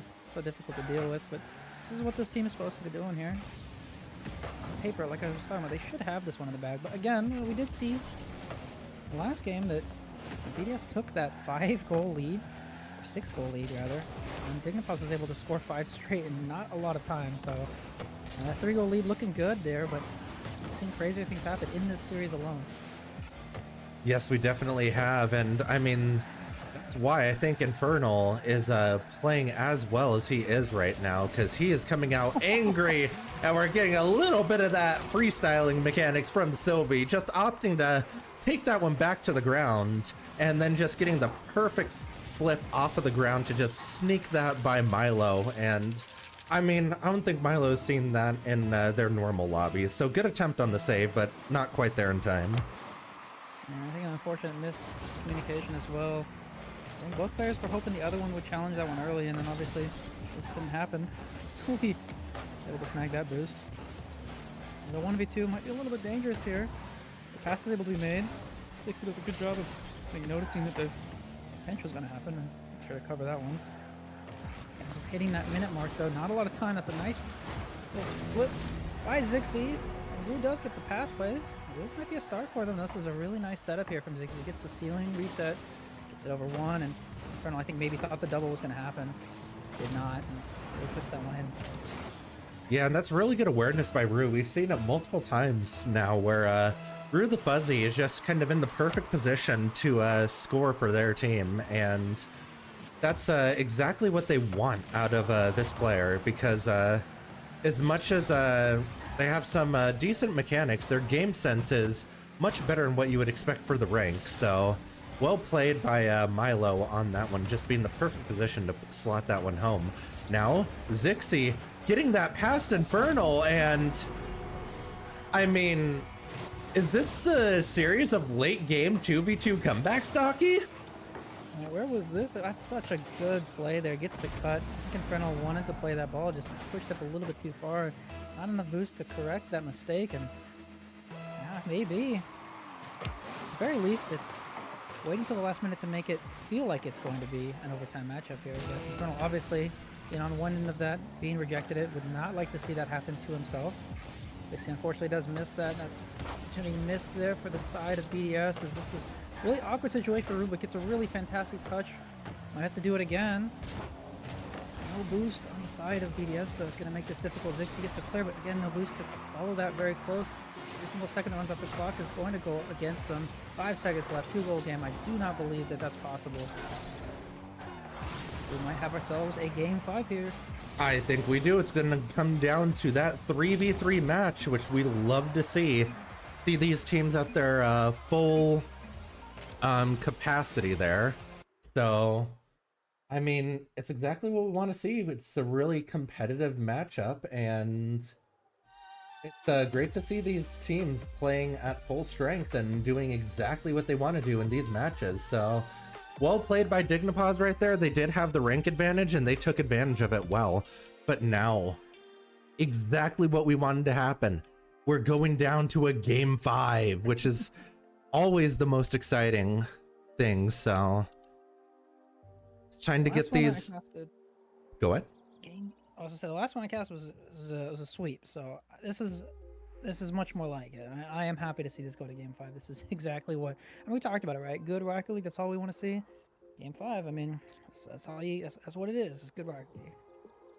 Exactly, which is the best type of Rocket League. You know, we want to see players playing at their best, and that's exactly what we're getting. But I am. Okay, there we go. I was waiting for our player to get into the match, end up showing his online for me because RO production, you know. But on that note, I think this last game we are going to be headed to Champions Field for this one, Docky, on Central servers, and I'm personally very excited for this one. Two very capable teams in this match. Absolutely. This is all they've been working towards. The 2s and the 3s getting warm. The 2s and the 1s. Man, it's so early in the morning for Fire. I don't know how to speak. Too early, you know? Way too early. Early. But no, I mean, now you gotta go from playing 2s and 1s to play 3s. That can be difficult for a lot of people, you know? Kind of have to make those adjustments. You get so comfortable playing 2s because a lot of times all these players main 2s. And you gotta go from that to 3s now. We'll see if that causes anyone any trouble. Either way, both teams having the same disadvantage, so it's not like one team has an advantage over another. We are.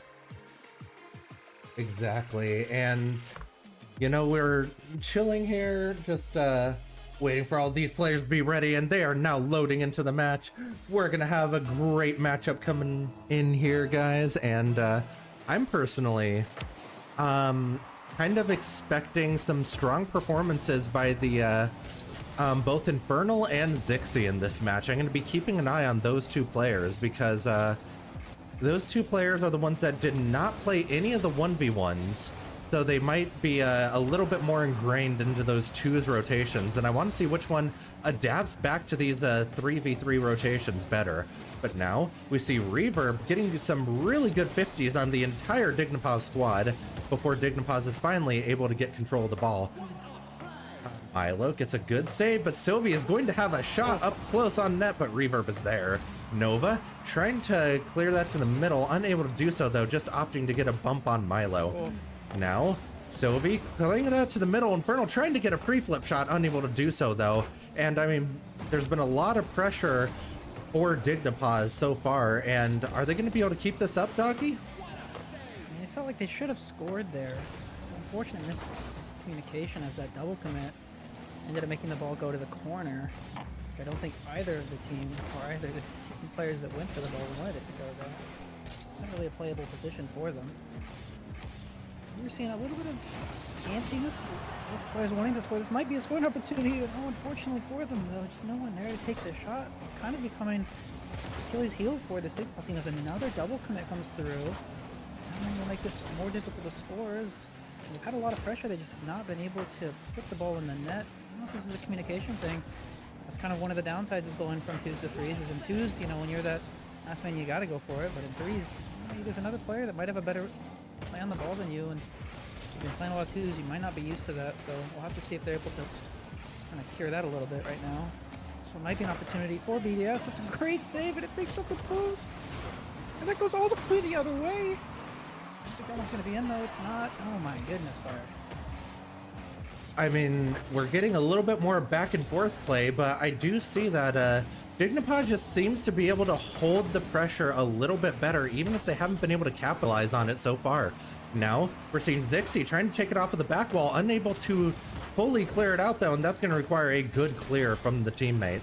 Nova trying to get some control off of the corner there, but unable to really get true possession halfway through this game, and there's no scoring yet. Reverb trying to put it into a dangerous position, but Sylvie's going to clear that to the side and get boost.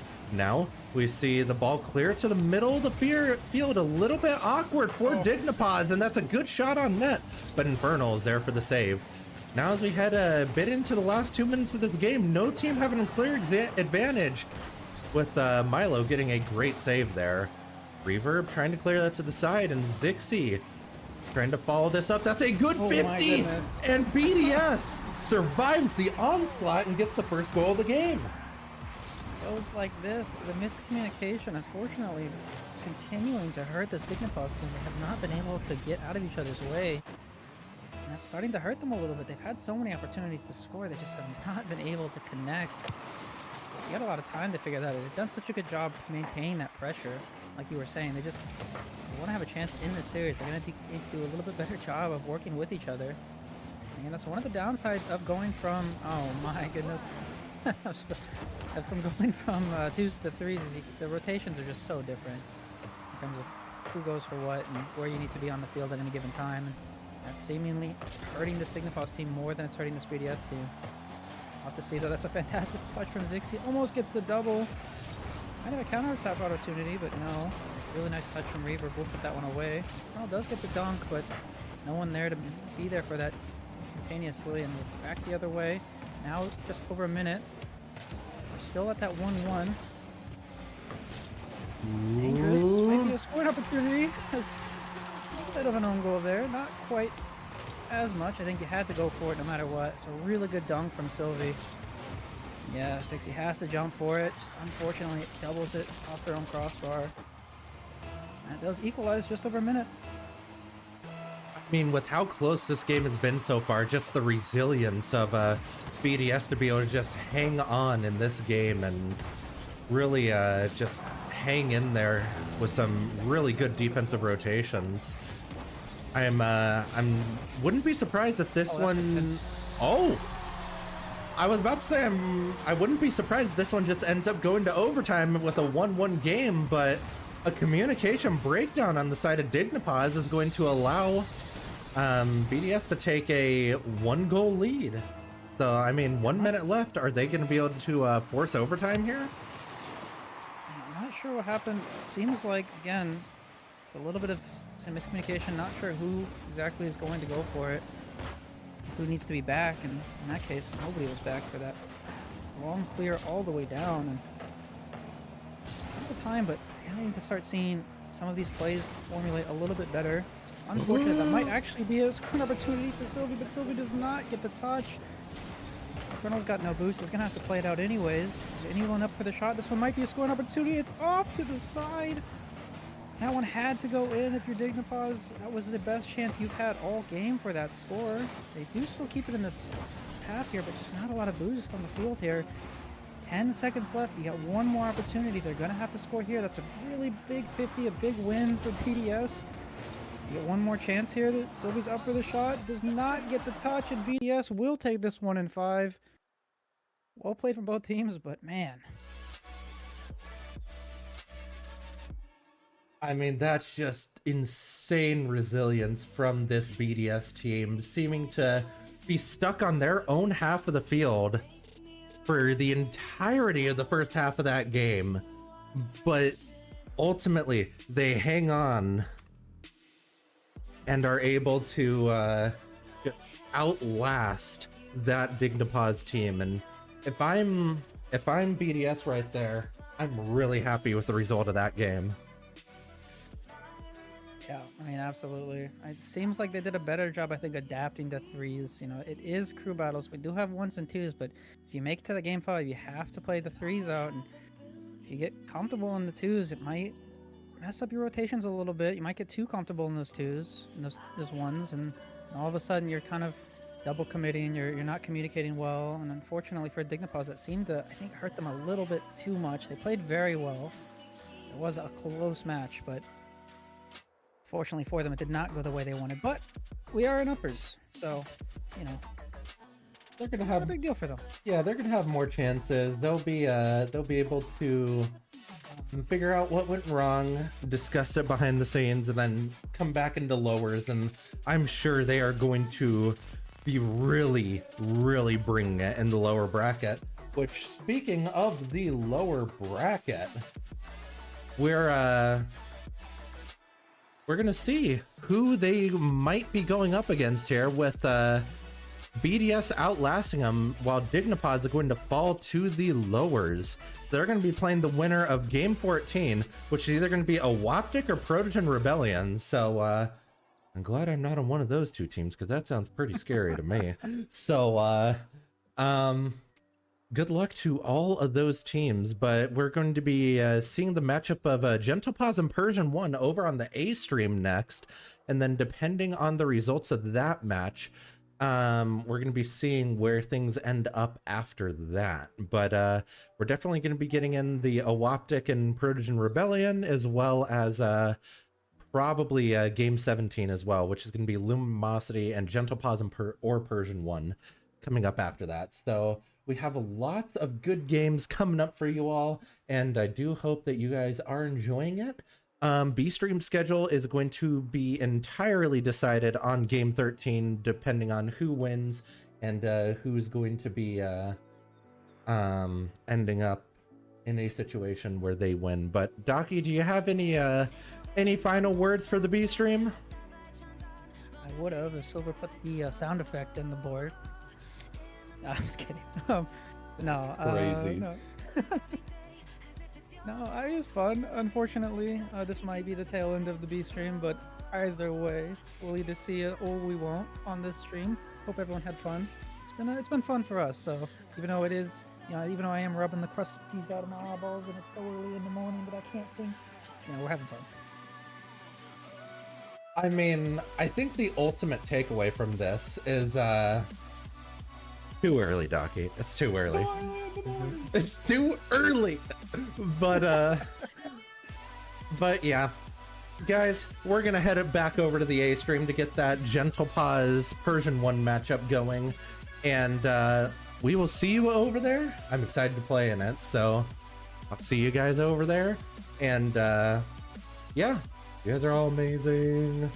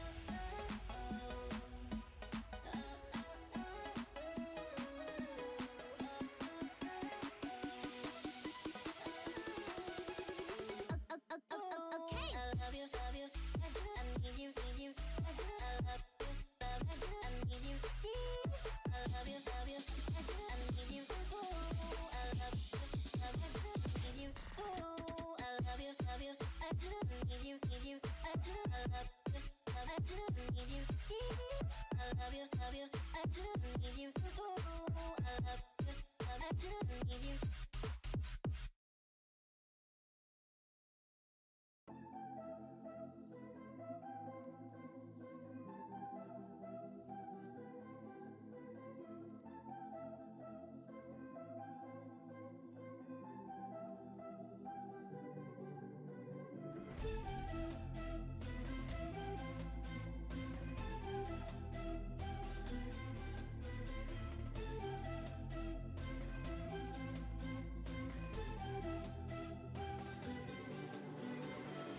All I seek to find is a world that's mine. Need a place to hide. Will you free my mind? Following the lights of a world that's bright.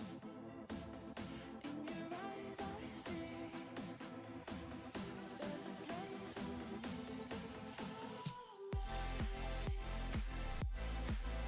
for me.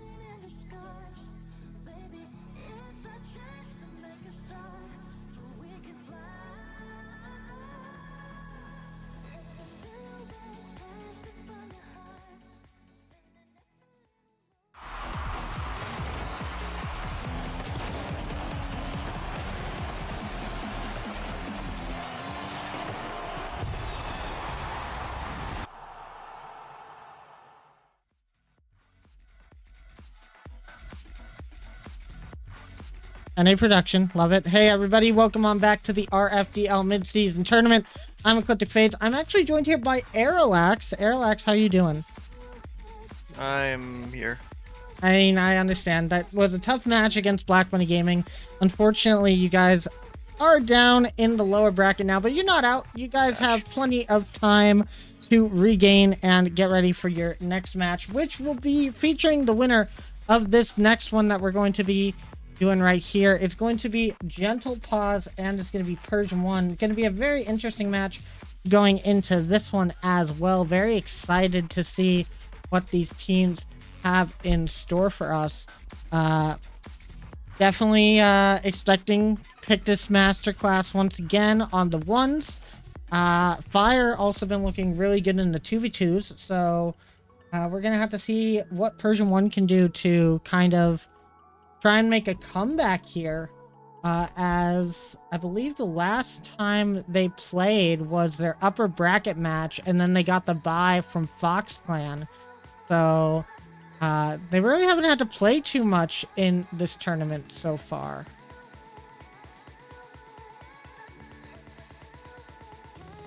Sorry, I'm doing other things right now. Oh, you are good. You are good. I'm just, I'm kind of waiting for notice from Gentle Pause that they are good to go. I am gonna start DMing people soon about who's going to be playing. And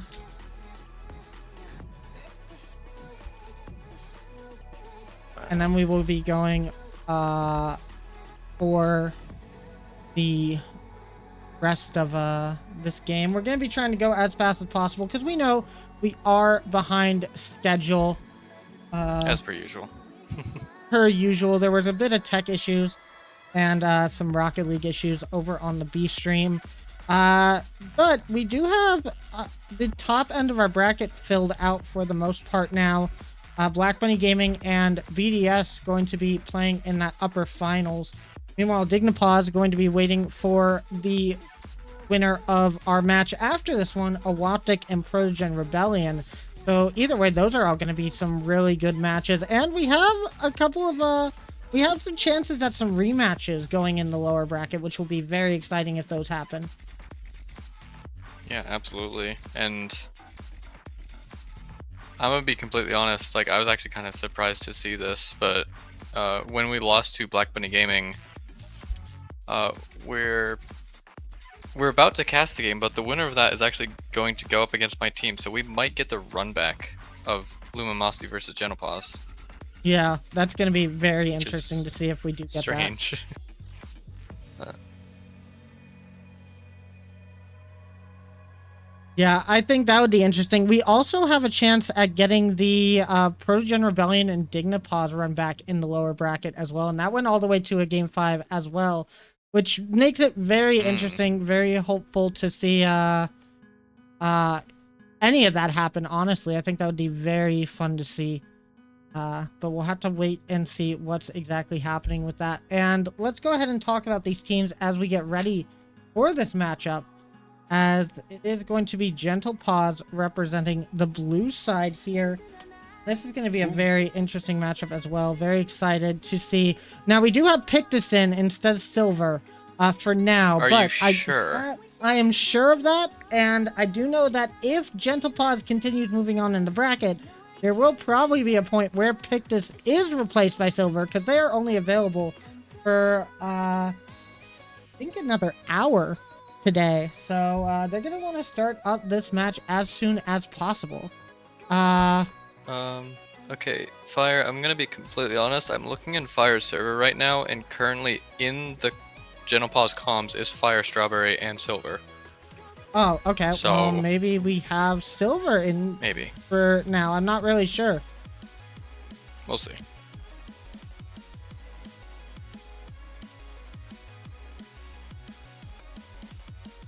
But yeah, but either way, this is gonna be a very interesting matchup, I feel, because I mean, like, from the looks of it, it does look like Silver is going to be replacing Pictus on that squad, and we know Pictus as the 1v1 guru. So we'll kind of have to see just how Silver can fit into those shoes, really.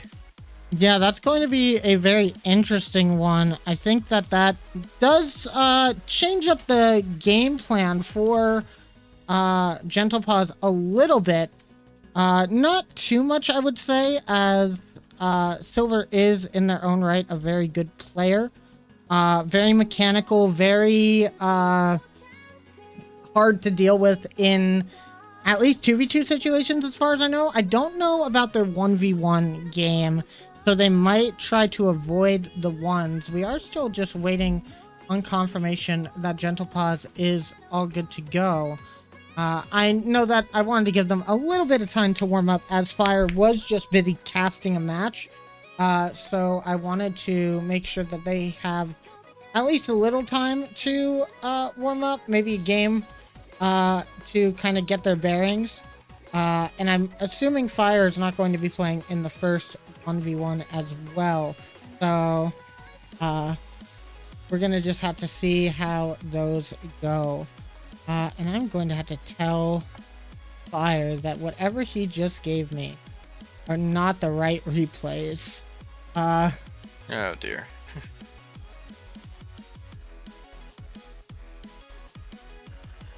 Yeah, all those B stream shenanigans. He's trying to push it to A stream, but we ain't gonna allow it.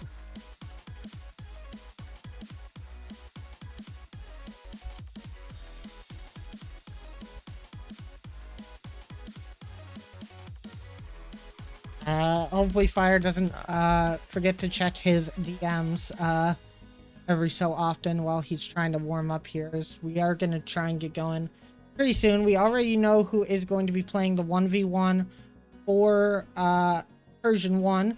Let's go ahead and talk about Persian 1 a little bit as we get ready for this match. They have had a bit of a run so far. They beat out Awoptic, and then I believe they lost to BDS, but Hayes, Drake, and Fire J Boss, definitely a good squad, and they're definitely going to be looking for another win here. And I think if Pictus is actually not going to be on the field, this might be one of their best chances. Indeed, it might be. And we saw yesterday Persian 1 beat Awoptic in a 4-1 game? That's not right. Okay, I'm gonna look at that, see why it's doing that. But then they got taken down by BDS and then got a bye due to FoxClan not making it yesterday.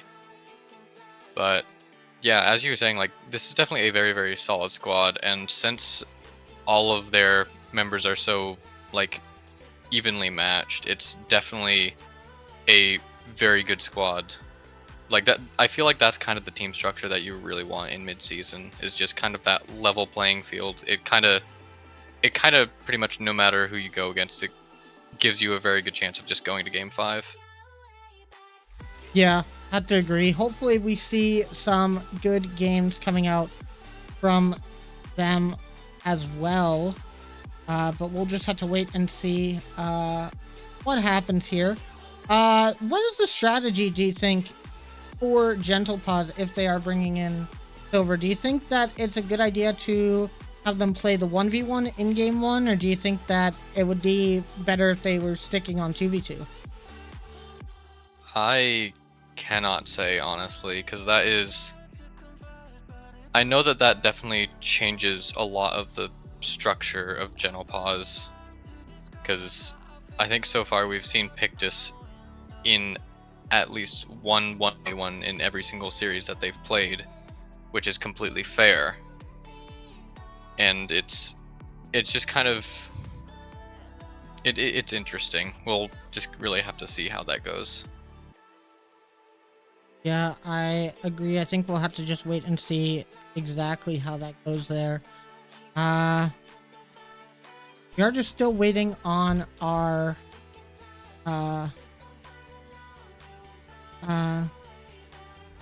they're saying shoot the invite, but they didn't tell me who's playing. Yeah. So maybe I should let them know.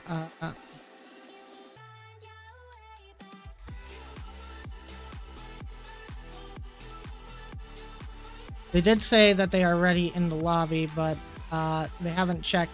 Fire hasn't checked his DMs again. So we're just gonna wait real quick, and there we go. Okay, we know who is playing now, so we are gonna get this one, get it going. Gonna get in here.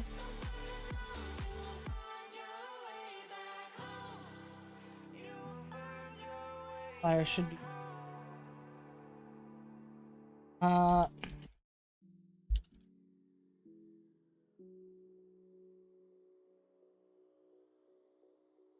Okay, I think he got me right. So I should be able to put replays into where I need to put them in. And yeah, okay. Central game go. And we are gonna get started real soon. Parallax, do you have a prediction for this? Oh, we're doing predictions now? Oh, dear. I've been doing them for most of them, but we're, just a fun prediction. Okay, Not well, we haven't scoring or been doing anything. them on the B stream at all. Oh, It's definitely difficult to say. Honestly, even though they're replacing Pictus with Silver, I'm still going to give this to Gentle Pause, because I know that Silver is also very mechanical, very fast, and I feel like that'll also kind of throw a wrench in Persian 1's plans, because they were, like Fade, as you were saying, like, you were under the assumption that Pictus was going to be playing, so Persian 1 most likely thought that Pictus was going to be playing up until just the last few minutes, so that's definitely going to possibly change their strategy, and I don't know if they have enough time to really plan for that, so I'm going to give this to Gentle Pause. all right. I am also going to give this to Gentle Pause. I think that Silver is still a really good addition to the team. I think that working with Fire in the 2v2, if they get to do that at all, I think they'll be very strong, and Fire's been showing up a lot recently, so we're just going to have to see how they play. But it is time to get started, guys, so let's get this one underway. It's the second match of the A stream. It's going to be Gentle Pause versus Persian 1. Lights on the line here in the mid-season tournament. And we are going to get straight into this 1v1. And it's going to be Strawberry and Drake playing this one out. So, as I said before, we are going to see, I assume, Silver and Fire going up against Haze and Fire J Boss in the next game. But we'll have to see who can take this one, because I've heard Strawberry is pretty good at ones, and it looks like they're proving me right now, as we already have our first goal. Yeah, and I can confirm, I think I mentioned it sometime on day one, I think it was before my match against these guys, but at that point, my record against Strawberry was 2-2. And that's when I was trying as well, so she is definitely a very strong ones opponent. And Drake is most definitely going to have to be wary of that, as we see her go for the air dribble demo, and once again, immediately proving us right with already 2 goals, not even in the first 30 seconds. And this is very interesting to come out here, and Drake gonna be playing a bit from behind now, as they're gonna have to try and figure out how exactly to stop the bleeding early on in this game, and a kickoff goal might be exactly what they need. Unfortunately, Strawberry just in the right place for Gentle Pause there. And this might be a good start for Gentle Pause. It looks like Strawberry about to take the shot. Drake will beat them over to that one, though. Now Strawberry off the side. Drake gonna have to dribble this out. Awkward spot. But Strawberry jumping a little bit early for that. Not gonna have a lot of boost in the tank here. And Drake will get the dribble pass. That's gonna be the first goal for Persian 1. And they're here to fight. Indeed they are, and we saw Strawberry there just kind of getting rid of all of her momentum, and with 0 boost as well. That's definitely not what you want to be doing, especially when Drake had just grabbed that full boost. But Drake is definitely going to be thankful for that, as that has cut the gold lead in half. And you might get another one here right off the kickoff. Now it's just going to drop right in, and suddenly Strawberry's 2-goal lead is down to 0. That is as volatile as one can be. We always talk about how kickoffs reign supreme in this mode, and you're seeing it just there. Drake doing exactly what's needed to tie this game up and might find another goal if this is high enough. It is! Strawberry can't get to it in time, even with the boost pickup they had. That's going to be a third goal for Persian 1, turning this game on its head in a matter of seconds. That's exactly what we expect to see during these 1v1 matches. High-scoring affairs, all dependent on how well you play that kickoff in those first couple of seconds. Getting that extra little bit of momentum works so well. And you can say that again as Drake stole the boost away from Strawberry, leaving them in a very awkward position. Yeah, we're gonna go for the air dribble here, trying to push this through, and is going to get it under. And suddenly Drake has completely turned this game around. The 2-goal lead for Gentle Paws is now in the favor of Persian 1 of that fantastic dunk from Drake. And we're gonna have to see if Strawberry can adapt to the second wind that Drake has found here. With a good kickoff, that might just be what they need, as Drake gonna try and push this through. Is able to grab the corner boost, but Strawberry gonna have full possession here. Drake gonna try and dive for this. It's off the back wall, but the bump as well. That's gonna be very dangerous, but Strawberry is able to get back in time. Grabbing that full boost as well. Drake gonna have to just play this over to the corner here.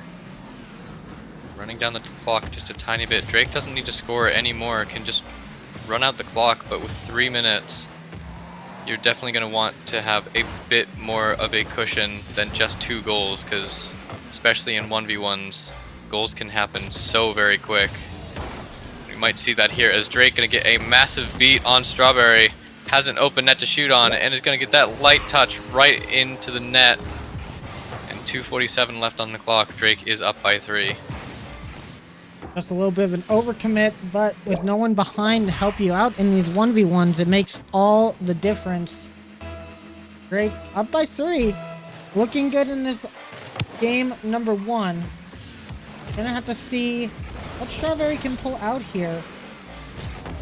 As the lead starts getting more and more monumental the more time goes down, but still plenty of time for Strawberry to find 3 goals. We saw Drake score 3 in less than 20 seconds. Strawberry could do the same thing. They try for the flick right there. Drake is going to be just high enough to get a touch on that ball without letting it get underneath them. Big pinch going towards the net. Strawberry maybe a little bit panicked there. Goes up for the touch. Puts themselves in an awkward position, but does get the flick out. Parallax. What are you seeing really in this game that Drake is doing so well with in this 1v1 that's keeping Strawberry at bay? Well, what I'm seeing really is just like Drake here is really just completely shifted the momentum, really just now putting a ton of pressure on Strawberry, not allowing her to get any chances on net. But as I say that, she's gonna get one through here, and Drake gets demoed as well. And the caster curse comes out strong as Strawberry going to score a 3rd one and ending that drought of 5 goals unanswered. With 1:39 left on the clock, there's still 2 more goals to be found for her if she wants to force this into overtime in this game 1. That's definitely something that she's going to want to be doing, as that will be a massive win, because I believe Drake is the strongest player on Persian 1, at least in terms of rank, and that is definitely shown here as he gets the 6th goal for Persian 1. For sure, Drake. I would say if it comes down to rank specifically, yes, Drake is the strongest player. Honestly, might be the strongest player on the team either way. He pulls off a lot of great shots in those 3v3 games that we've seen during the league. Kind of the backbone for Persian 1. But you cannot doubt the other 2 members, Drake, or I just said Drake, Hayes and Fire J Boss. Great in their own rights too, and I'm excited to see what they're going to be able to do in this 2v2 coming up. But the question is, will they have to play from a deficit or the lead? It's looking like the lead so far, but with a minute remaining, Strawberry getting it past Drake here. Gonna look for an opportunity on net, and a good cut off of the wall is gonna find that one. 51 seconds and 2 more goals to go to tie this one up. Yeah, and 51 seconds left. You only need those 2 goals, and in 1v1s, those 2 goals can come very quick.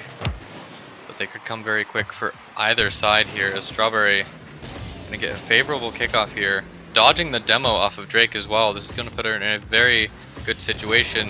Trying for the dribble, is gonna go for the bump again, but that one's gonna be off the post.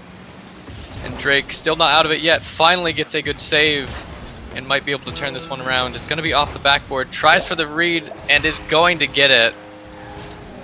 And 3 goals down, 28 seconds left.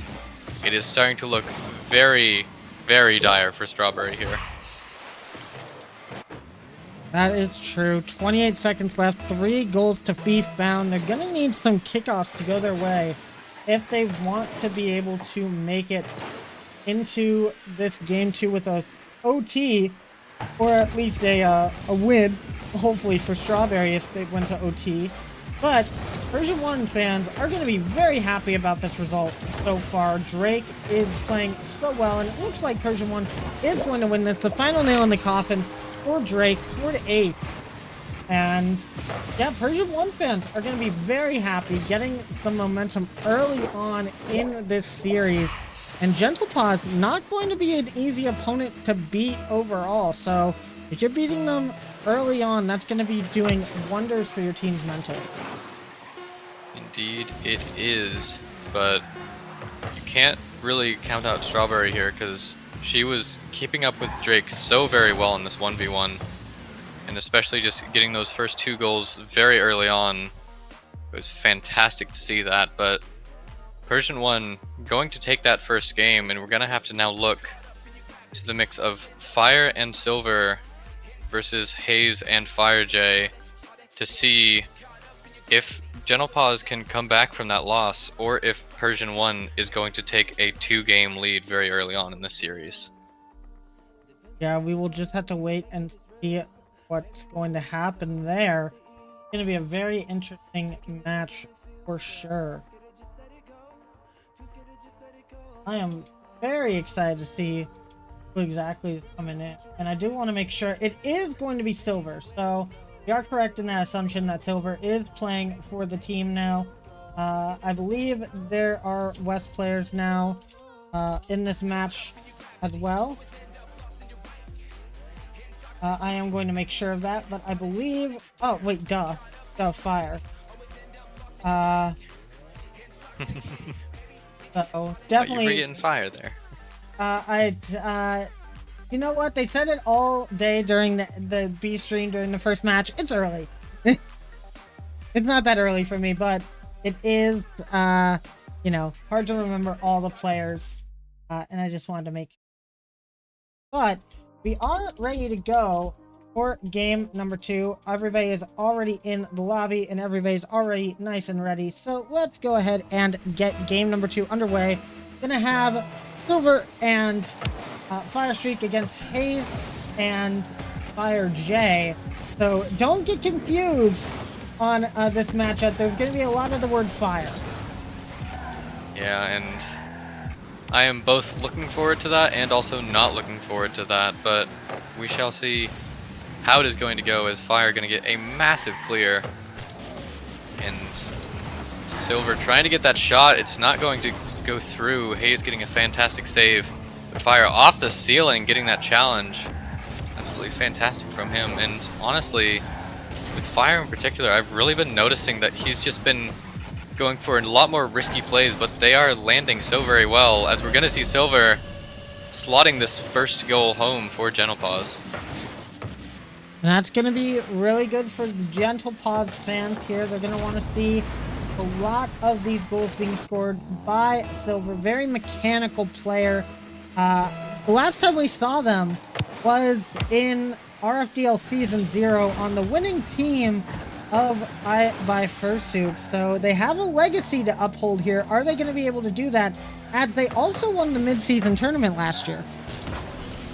That is true. So Silver most definitely in their element right now. As I'm gonna try and put this one through. Not quite getting that into the midfield. Now Hayes and FireJ kind of hesitating here, not really knowing who should go for this. And Hayes getting the demo on Silver. That's gonna be an open net, and FireJ is going to put that one home, and Persian 1 has answered, tying up this game. Very interesting to see from Persian 1 getting that quick comeback. You love to see it. Make sure this game is nice and competitive.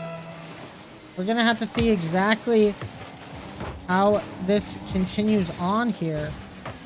Now, moving forward.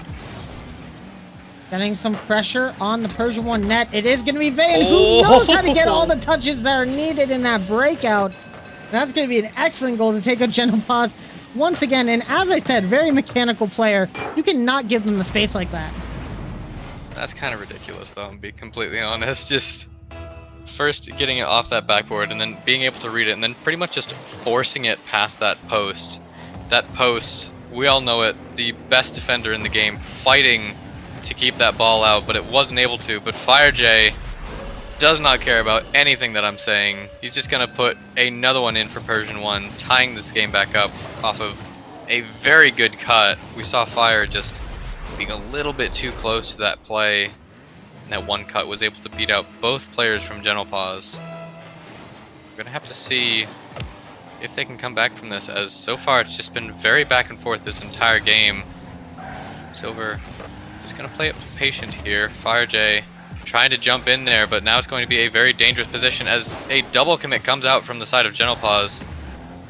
But it's going to work out in their favor as they still have a ton of pressure. Silver going to put this one mid. Hayes has to jump for that to cut that one off. Now FireJ getting a good flick over. Silver going to have 0 boost, is able to get the first save and the second, keeping that one out and keeping this game tied. However, FireJ once again just putting in the 3rd goal for Persian 1, just slamming that one over the defender. And finally Persian 1 has found the lead that they need. Very interesting. A little bit of a defensive mishap on the side of Gentle Pause. Just no boost on the side of the entire squad. Now we're going to see Fire looking for the double tap, and he's going to nail that crossbar down. And that's what we've been seeing from Fire Streak coming out this entire tournament. Just this level of aggression that he has not showcased during league play at all. And it's working out really well for him. Indeed it is, and it looks like not only Silver is in his element, but Fire is as well. As we saw just that fantastic double. That is a fantastic shot from him. It's just really goes to show that he's been putting in the work. He wants to win this very, very much. But Persian 1 also equally wanting to win this, as the loser of this series is going to be completely out of the mid-season tournament. So both these teams fighting for their chances in this tournament. Gonna have to see who can get it, as Fire challenging FireJ. Just a clash of the fires there. Trying to get that one mid. Silver's gonna be up for this, gets the reset, but Hayes is going to be there on the back ball to stop that one. And 2 minutes left, still tied.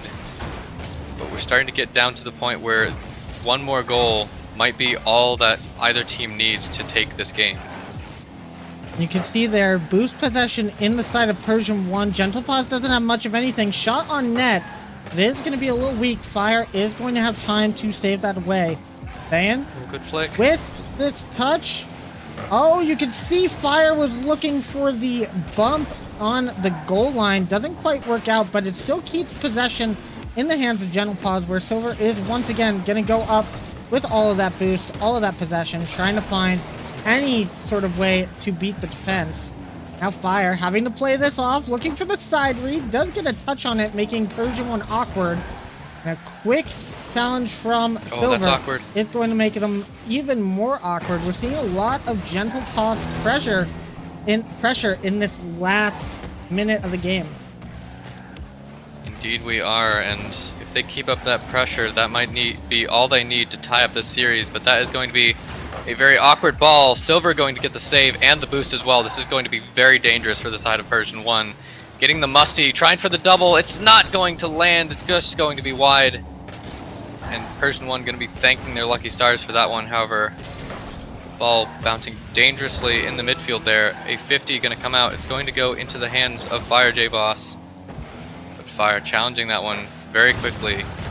And the demo coming out and the quick challenge as well. 20 seconds remaining. Still tied. And Genopause is going to be able to mount one more attack here. As Fire tries to get that through, VireJ is going to control this, and it's going to be very dangerous. A flick over, but that's just going to go into the corner. And Hayes is not going to be there, and the boost stolen as well. And if nothing comes from this challenge here, we might have overtime. But Silver going to keep this one up. A awkward bounce there, but no one's going to be there. And we have overtime in Game 2.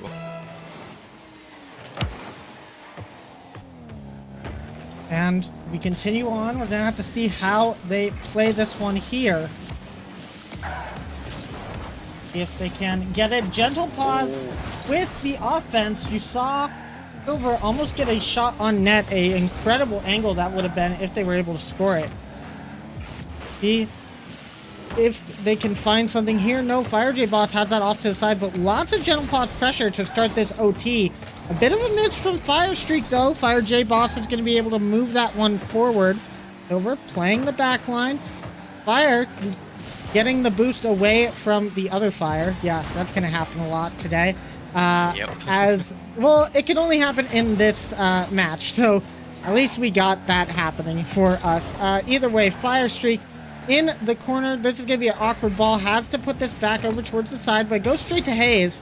And now 1v1, Fire J-Boss puts it up high. It's gonna bounce crossbar out. Fire J-Boss shot the Fire Streak with the squishy save, but Vayan tries to do the same thing and misses. And Persian 1 going to get this win, going to match point now. And that is very unfortunate for the side of Genopause. But Persian 1 now going to be on triple match point.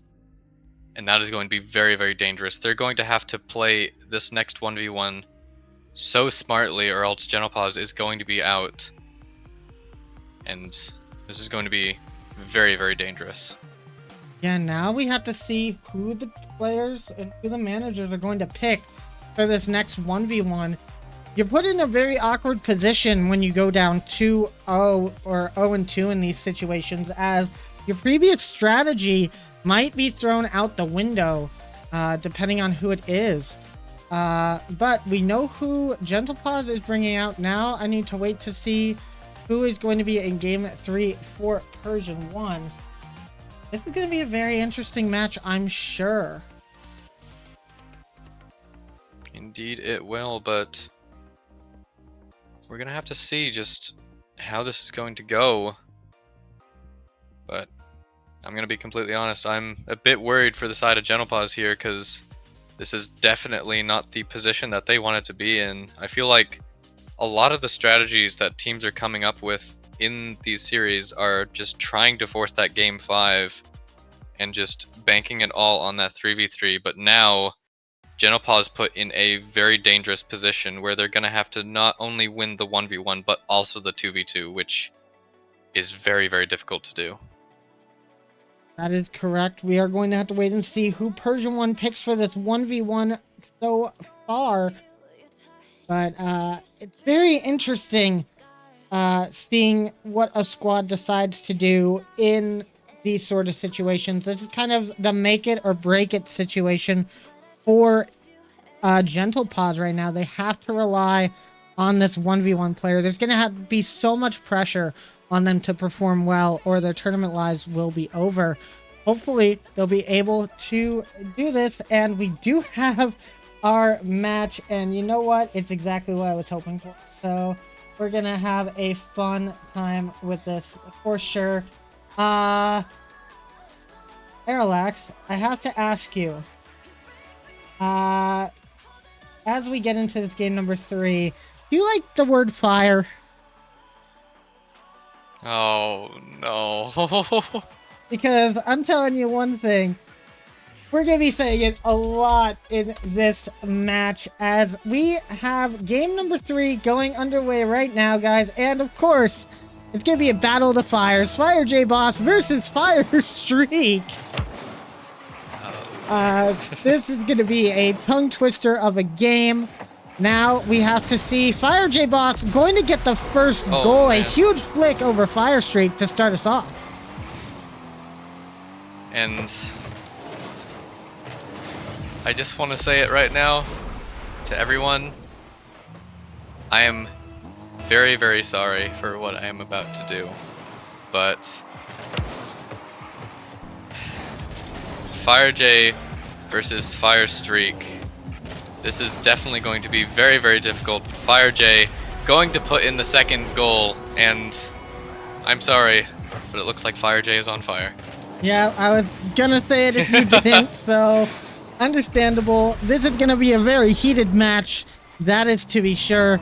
But right now, it seems like the heat has turned up for Fire J. Not so much Fire Streak at the start of this, with a boost steal coming out from Fire J Boss. That's going to give him a lot of time to work with this ball. He's going to flick it over, and once again, a third goal for Fire J. It looks like this guy's got some untapped ones potential that we haven't gotten to see during midseason yet. Indeed, indeed, and Fire Streak definitely going to be in a very dangerous position here, because this is just a must-win for Gentle Paws, or else they're going to be out of this tournament. And it's going to be very unfortunate if so. The Persian 1 definitely looking to be in a fantastic position as Fire. Gonna try and get this, but Fire J is just so much faster. And that one's just gonna be the 4th goal for Persian 1. And my goodness, this is already looking so dangerous for Gentle Paws. And I gotta say, based on Fire J's performance in the 2v2, this is not to be unexpected. In the 2v2, they had 4 goals off of 8 shots. They showed that they're very accurate. They were doing a really good job on that, and they're just bringing the momentum from that Game 2 win into Game 3, and it seems to be working out really well as 5-0 with 3:55 remaining.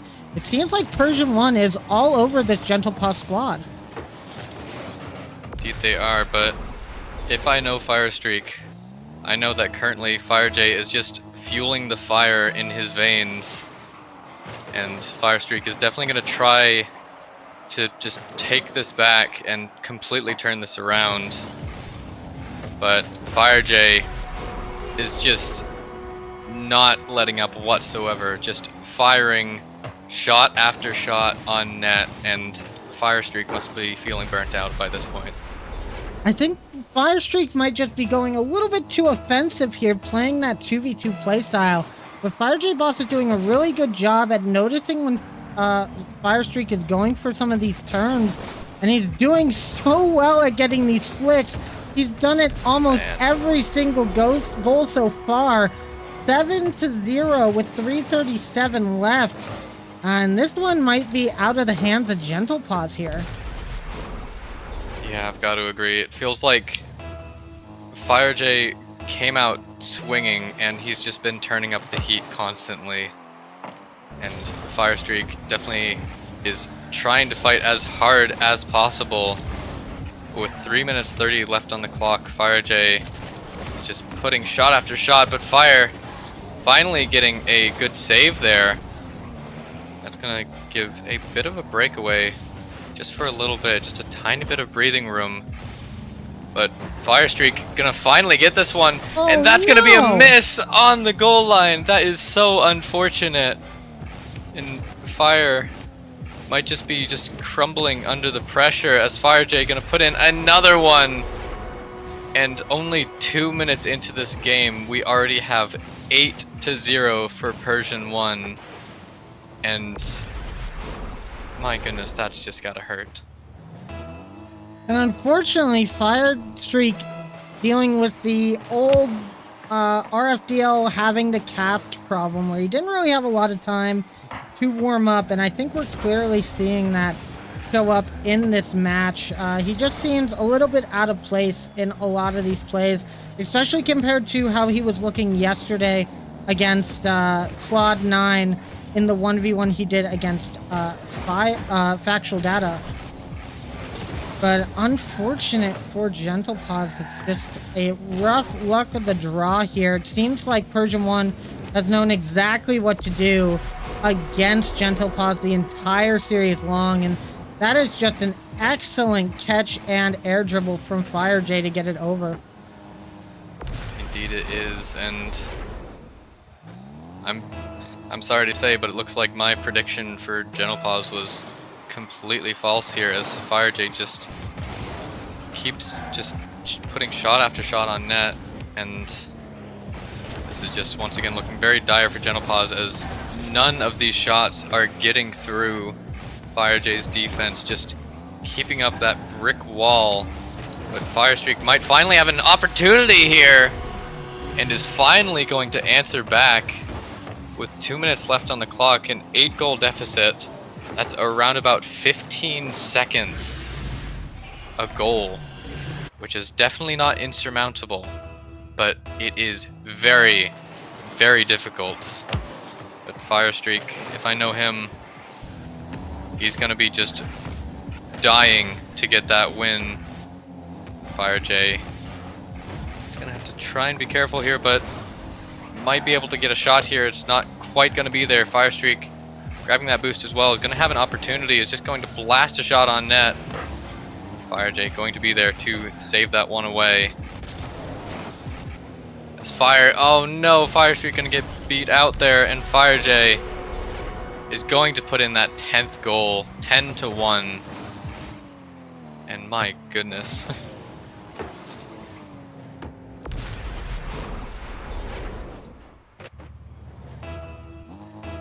Sorry about that. He might be gone. Messaging some of the other players who are asking a little bit about when their matches will be played, as we're starting to see right here. Persian 1, excellent fake from Fire J Boss.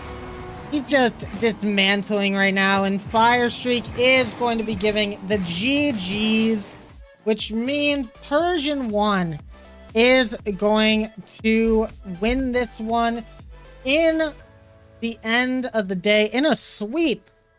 And that is very, very shocking to see. I was expecting a much, much closer series there.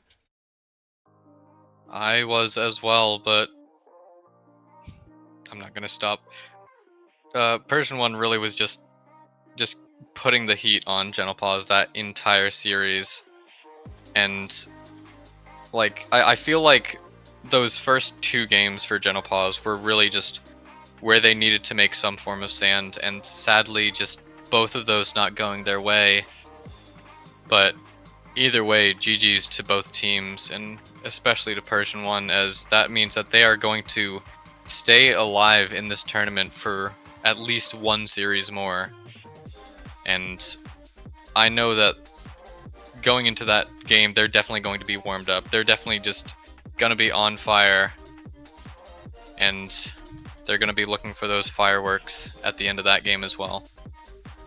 Okay, well, I'm sure all of you guys are starting to get tired of the fire puns. So, with that being said, a couple of things to know about going into this next match. We are going to continue having a break on the B stream as we do the Awapta Gaming and Protogen Rebellion game. And then we will be doing both of the lower bracket round 3 matches simultaneously, one on the A stream and one on the B stream. When those are done, everyone will be coming back to the A stream for the rest of the matches of the day. So we're going to still have only one match going on so far, so stick around on this stream. When we get back, we will be doing Awapta Gaming versus Protogen Rebellion. So stick around, guys, and we will be back. See ya.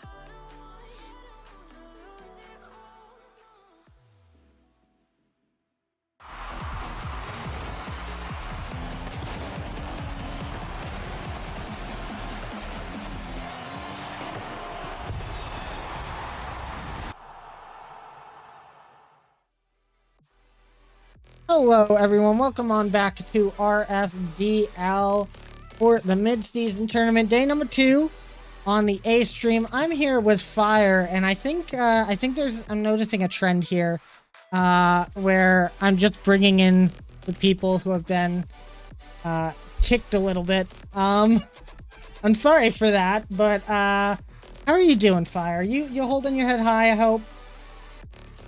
I'm tired. It's too early. It's way too early. Nah, I mean, I don't have the person right here. I'm not too happy with how I played in the 2v2, but the 1v1 was a little bit chalked because servers. It's Rocket League. What do you expect? So, it be like that sometimes, but it's fine. We make it through and we move on. Next one. Yeah, for sure. I mean, you know, Well, it's a good well played time. to fire though. Yeah, for sure. I will say, me and Aerolax had a good time during that 1v1 with all the fire jokes that were coming along. But either way, we will move off of that match and move on to our next match to end off the lower round 2. It's another elimination match, and we're going to be going straight into round 3 as soon as this one is done. But this one is going to be a Wafta Gaming versus Protogen Rebellion, and this one's going to be really nice. Both teams have shown up pretty well in the mid-season tournament, so we're going to have to see how this one goes. Let's talk about these teams going into this match, as we already have our 1v1 ready for us to get straight into. Wafta Gaming today going to be T-Park, Daki, and Bunky coming in as well.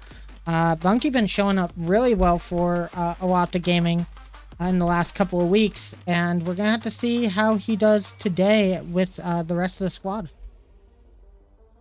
I mean, yeah, Bunky has been playing extremely well since the first time I saw him in the league, and it's good to see him popping off. Like, he's somebody I had never seen play before the league, but honestly has really impressed me. So, yeah, I mean, then you got the Daki T-Part combo, one of a duo that's almost as scary as some of the more established duos in the league. So, you know, you can't ever count those two out. They're always going to be popping off. So, very solid team for a Waptic. Yeah, for sure. But there's an excellent team on the other side of this as well. It is going to be Protogen Rebellion on the other side, and we've been seeing them show up very good in this mid-season tournament as well. Static, Heavenly, and Turtles had a dominant showing in the last game that they had. I can't remember who they were playing. I think it was X3 Tactics, actually. They knocked out the top ranked team on the leaderboard to get to this spot, and they're just looking for another team to crush on their way towards that grand final. I mean, I've been hype about this team since the very beginning, and honestly, I'm gonna keep being hype about them. Like, Static goated, Turtles is awesome, and Heavenly is always doing his thing, and it's always great to see him out there playing the game and scoring goals and playing above his rank. So, you know, I really like this team. I have since the very beginning, and they're showing up in big ways in this mid-season tournament. So I got high hopes for that team. Yeah, well, we are almost ready to begin this match. As I've said today, we are going as quick as possible, so we are going to be getting straight into this. Before we do, though, Fire, prediction for this match. You got one? Oh, it's really hard on this one, but am I allowed to predict a tie, Fade? Am I allowed to predict just a draw? No. No, for purely selfish reasons and wanting to be able to snag Daki for the rest of the day casting, I'm going to say Protogen Rebellion wins this one in 5. Yeah, I also have to say Protogen is winning this one. I think it's going to be in 4, honestly. I think Static and Turtles, really good 1v1ers. I assume we're going to see them in the matches. If Awaptic does put their matches in the correct order, we could see a game 5, but depending on how those first couple of games go, we might see something completely different. Either way, it is time to get going, guys, with the third match of the day. It's going to be Awaptic versus Protogen Rebellion, and I will tell you guys, you're already seeing a little bit of talk coming out from the guys on this side. So everybody's getting ready. Let's get into the game. Where is Static? Static is chalked, and we're gonna have to restart the lobby, and I love these guys.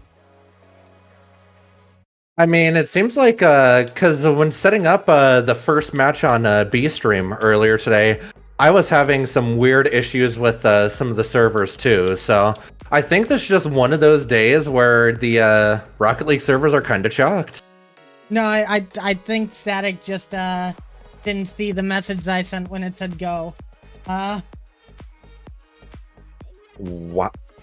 You know what? Static? Skill issue. L plus ratio.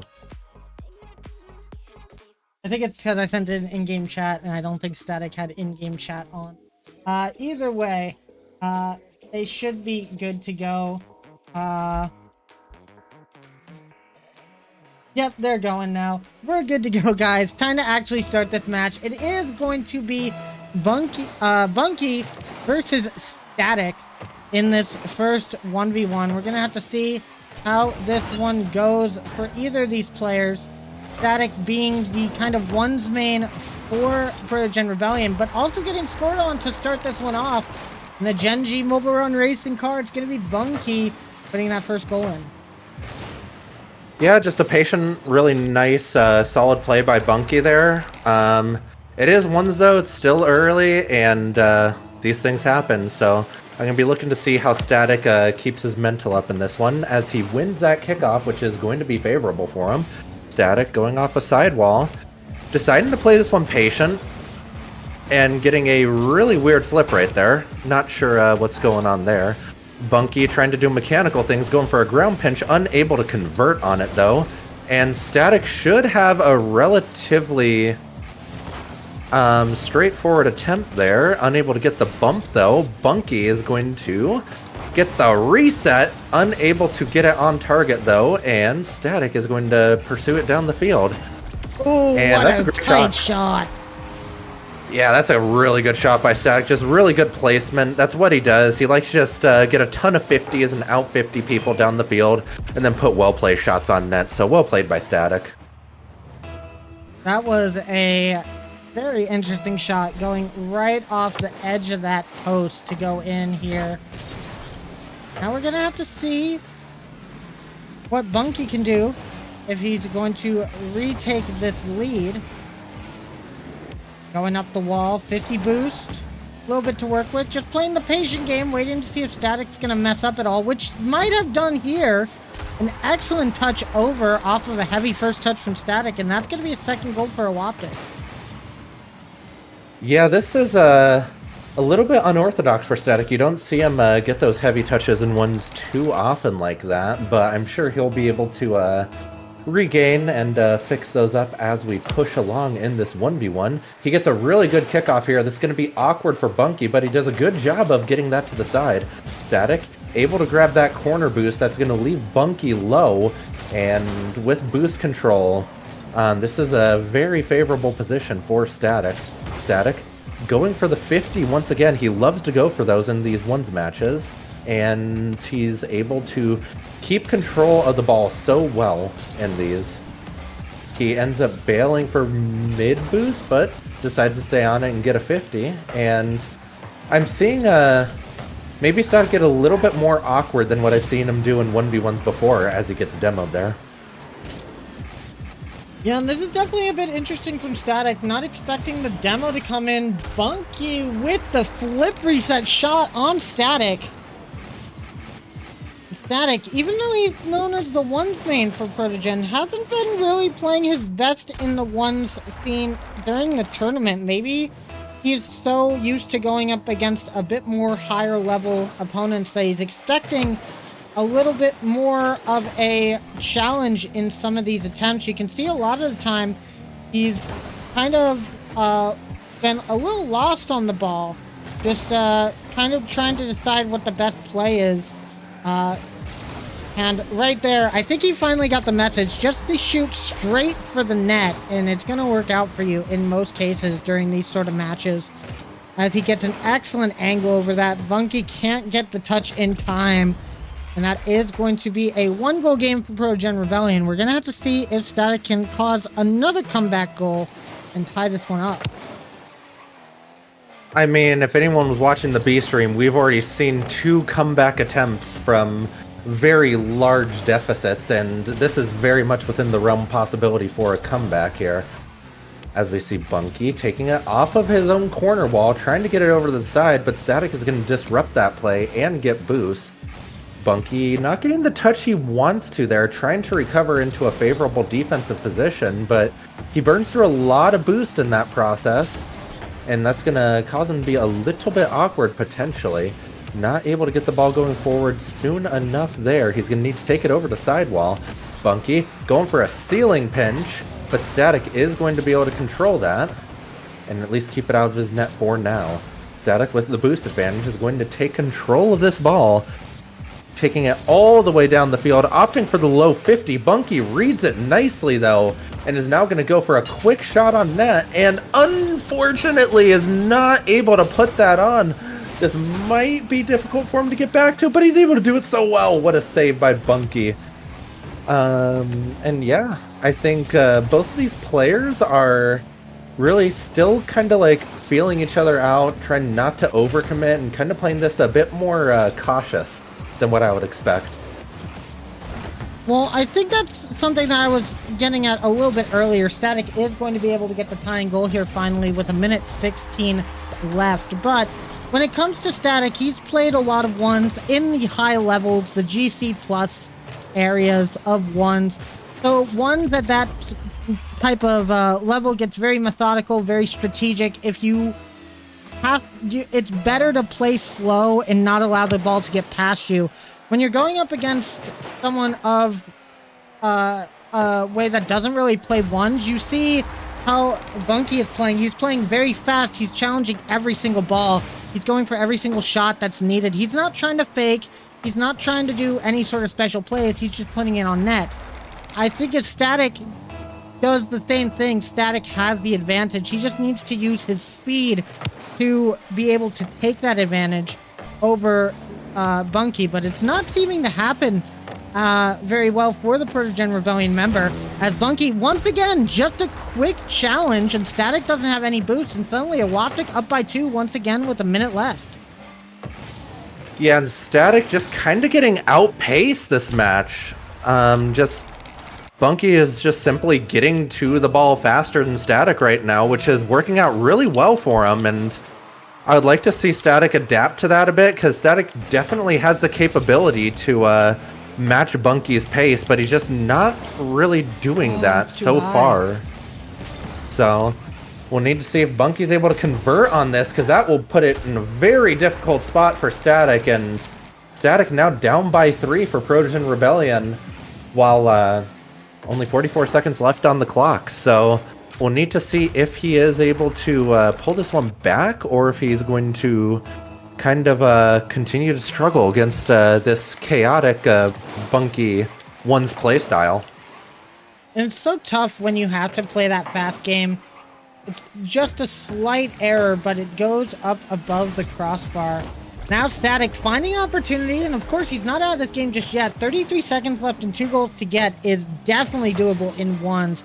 Static really gonna have to clutch up if he wants to take this first game for Protogen Rebellion. Meanwhile, you gotta say Bunky is doing extremely well, seeing the player in front of him and being able to counter his playstyle very effectively.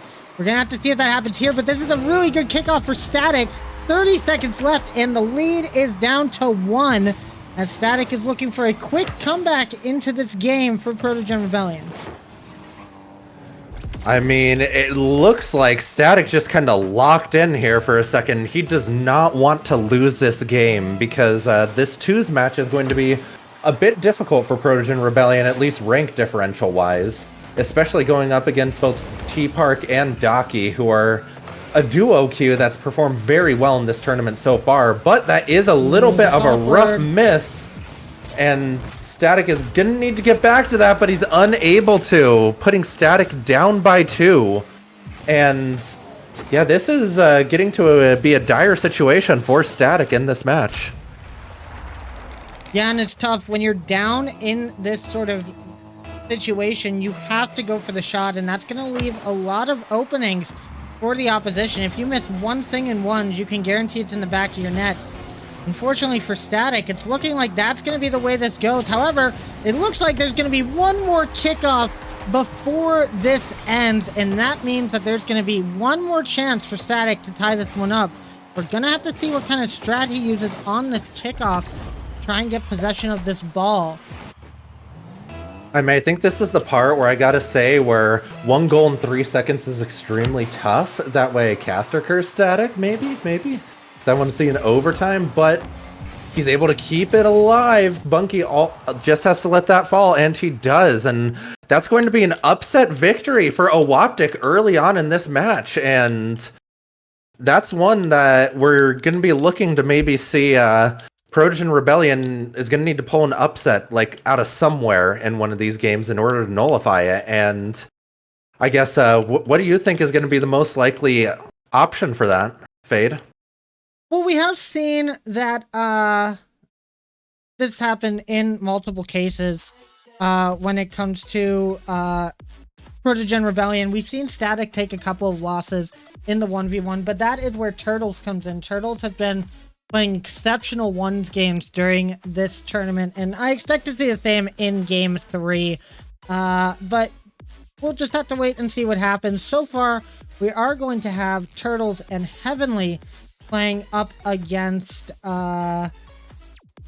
who is it? It is going to be Docky and T-Park. So we'll have to see how this match goes before we can really speculate. I would say that this would be a bit of an upset for Owaptic if they lose this one, knowing Docky and T-Park's chemistry together.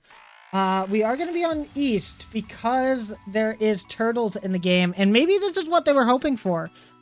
Making the 2 West players play on East because Turtles will be in the match. That might be the sort of thing that they were going for. We'll have to see if it works out to their advantage as we get into game number 2 here. Yeah, and definitely should be an entertaining one. Turtles is a very patient, very just solid player, and that it's going to be tough for anybody to get past them. But if there is anyone who's going to be able to do it, it's going to be that Docky T-Park combo.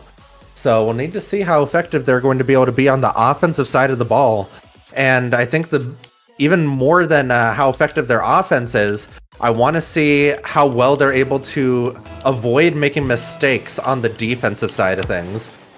As we see the kickoff ring out, and the ball's just kind of bouncing around in the midfield for a second, but Docky's going to establish the pressure. T-Park going for the follow-up. Turtles is able to get there in time, though. And that's just going to leave for a ball that just is ping-pong from side to side with no clear advantage for either team. Turtles trying to establish some pressure there, but T-Park is going to be back for that, but isn't able to get the touch! And Heavenly puts that one home to put Protogen Rebellion up by 1. And that's great for Protogen Rebellion fans. Gonna want to see that happen real quick and see if Owaptic can come back here. Now for Owaptic, they do have a little bit of a buffer going into this. I'm not entirely sure if they were expecting Bunky to win that 1v1 against Static. They probably didn't even know Static was the one competing in it, but we're probably going to be seeing a Docky versus Turtles matchup in game number 3, which also would be played on East to the advantage of nobody, I guess, because they'd all have ping to deal with. But we will see how this 2v2 goes. If Protogen can tie this one up, that would be very good for the series. However, with Owaptic, if they can go to match point, that's going to give them a lot of confidence in that 1v1. Might change up their strategy a little bit. Definitely, and I mean, if Owaptic is able to win this one, I'll be interested to see if they prioritize the 1v1 or the 2v2. Because Docky is a very, very good 1v1 player in their own right, but I'm not sure how confident Docky would be against Turtles in that matchup. But now we're seeing Heavenly trying to take a long shot, trying to get it all the way down the field, and he's able to put that one home. Heavenly showing up big for Protogen Rebellion and really putting this team on his back right when they need him most. That's just a great long shot. Nobody expecting it from Owaptic Gaming, and that's going to leave them at a 2-goal deficit, which is much harder to come back from in a 2v2 than it is a 1v1. Especially when you have Turtles guarding the net at his level. He's always been shown to be a bit of a brick wall in these defensive 2v2 games. We're gonna have to see if he can keep that one up. Now, as he takes possession in his own corner, Turtles up, Docky with a quick challenge. This is gonna go over to T-Park. T-Park shot a little bit high. And that's gonna be one that Awoptic wants back. Docky doesn't have any boost to follow this up, and T-Park going to fake this for Docky. We got 100 boost. Will he be able to find a touch? No. Turtles puts it off to the side. About half the game remaining, and Awoptic Gaming need to find some pressure here quick. They really do, and they're just not able to really sustain good pressure that's actually dangerous for this Trojan Rebellion squad. As Turtles is putting a shot on net, unable to get it past the defense though, until now, where a whiff comes out from Awoptic, and maybe that East ping is taking its effect on these two, because that's an unorthodox bit of awkwardness for both Docky and T-Park. Yeah, and this might be exactly the strategy that Protogen was trying to implement here, is to make these guys as awkward as possible by forcing them to play on East when they're both West players. It's definitely not the easiest thing to do, especially when you're having to deal with Heavenly and Turtles very accustomed to playing on these East servers. However, an opportunity has found itself, but T-Park, not the right touch, and that's going to be another goal taken away from Awoptic Gaming. Yeah, Awoptic really needs to convert on some of these if they want to get back into this game. They're going to need to do so soon. The clock under 2 minutes now. They're going to want to convert on some of these good opportunities that they have. Otherwise, they're going to find themselves in a pretty dire situation. Now, we're seeing Docky trying to create that opportunity, but Heavenly's going to be the one to clear that one away. T-Park trying to follow it up, but Turtle's just going to bottle this up in the corner, and they can afford to just kind of hold this in the corner for as long as they want. And that demo is going to tick away some precious seconds from this Awoptic team. And with the clock getting down to 1 minute 17 seconds, Awoptic does find their first goal, but I'm just wondering, is it in time? They still have some time to score a couple of goals. I think that a good momentum boost there is what they need. Hopefully they can take that momentum and run with it throughout the rest of the game. However, team bump coming out from Awoptic, Docky and T-Park will run into each other. Not going to be able to find much in the area of offense. There is only one boost pad able to be grabbed by the members of Awoptic. Now Docky, the only one with boost on the team. T-Park kind of scrambling for boost. Docky having to use up most of his to actually get that past the Progen Rebellion defense, but Turtles have plenty of time to get back. Now it passed to T-Park. That's perfect shot. With 43 seconds left, Awoptic not out of this just yet. Yeah, this is exactly what Awoptic needs to do. They need to be aggressive and really put some pressure on this Trojan Rebellion defense, and they've been doing that really well for about the past minute, and they're going to need to keep that up if they're going to take away this game.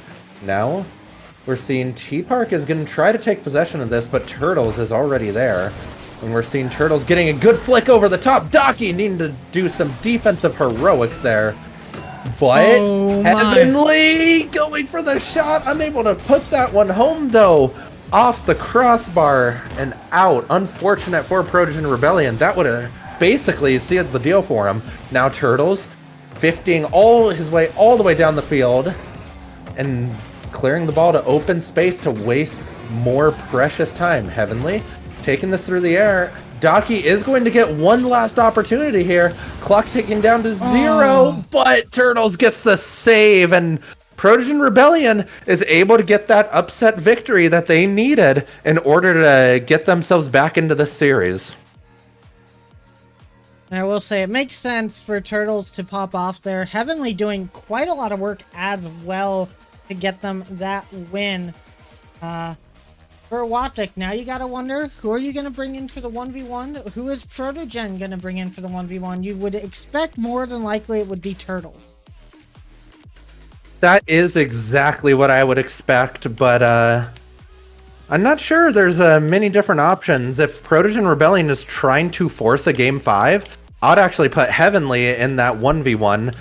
allowing Awoptic to choose Daki, because Daki is the ones man on that team, and they would kind of be crazy to not put him in this match. But then having Static and Turtles against the squad of Bunky and T-Park, I think might work out very favorably for them if they just want to force a Game 5. So I guess we're going to see what Protogen Rebellion wants to do and their strategy with this match, whether they're going to try to end it in 4 or 5. All right, well, we have Protogen's next pick. Now we're just waiting on Awoptic, see who they are going to bring in to this next game. We shall see really soon what we're going to be getting here. And I think that these are some really good games so far from both teams. We're just going to have to see who shows up in this one's match and who's going to be putting on the pressure of match point. Just waiting for Awoptic's choice here. And once we get that, we'll get this one started. Just imagining the Awoptic voice call right now, like Daki being like, "No, T-Park, you gotta do this one. Come on, you can do it." And T-Park just like, "No," because I know T-Park despises ones. So I will need to see who ends up coming out for them, but I'd imagine it's going to end up being Daki, especially since T-Park is the new manager for that Awoptic squad. So, I mean, Yeah. I'd honestly, I would expect a Turtles and Daki matchup for this one. That would be more than likely, I would say. We are still waiting to see what Awoptic gonna do. Are gonna do for this next one. Haven't gotten word just yet. Just making sure I check all of the channels to make sure I'm not missing anything. Guess I'll just go ahead and just straight up ask Daki. Yeah. As Daki has been my point of contact for Awoptic so far. So, and we do have our match up, so we know who we're going to be getting. And you are correct in your assumption, Fire. It is going to be Turtles and Daki in game number 3. Going to be a tough one for Daki. Once again, having to play on East. Seeing that Turtles is from EU, which, you know, they're using everything that they can at their disposal to win these. So we're gonna see who reigns supreme in this game number 3.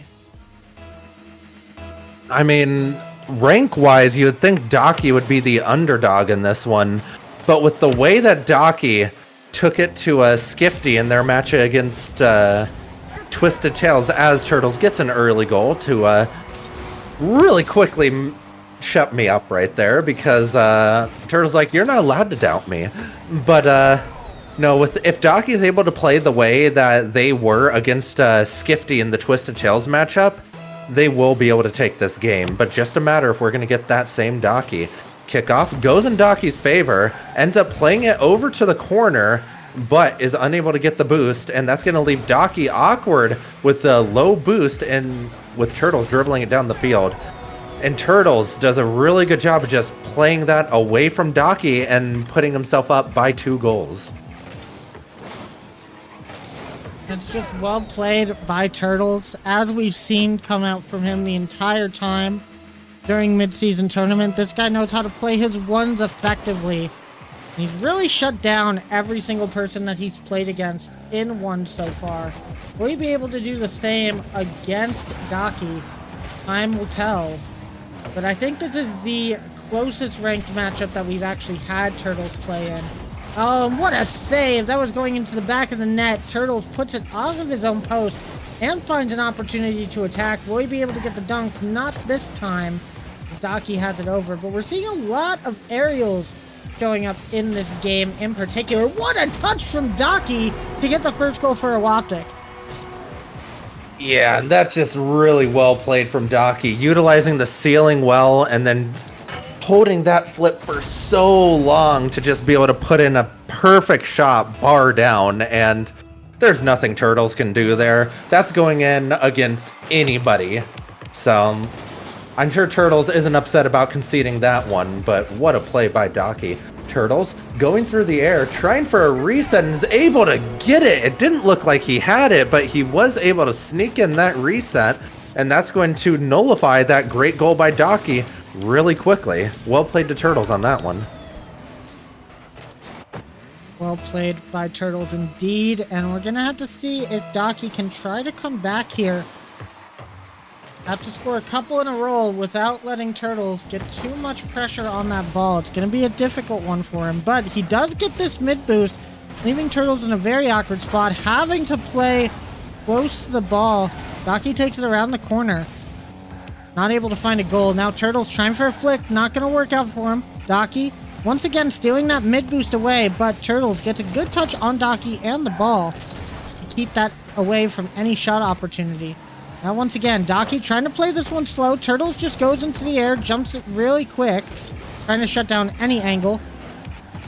This one's really close. Daki has boost possession, but he just keeps putting the ball really high on this backboard, and it's leaving Turtles in easy territories for these saves. Now a shot to the far post is going to go out. Daki going to want that one back. Turtles low on boost, didn't really have a lot to work with, but he is still going to get this fourth goal with an excellent flick. Yeah, and that's just a little bit of a panicky challenge there by Daki, just diving in there, and Turtles just doing a really good job of just flicking that right over him.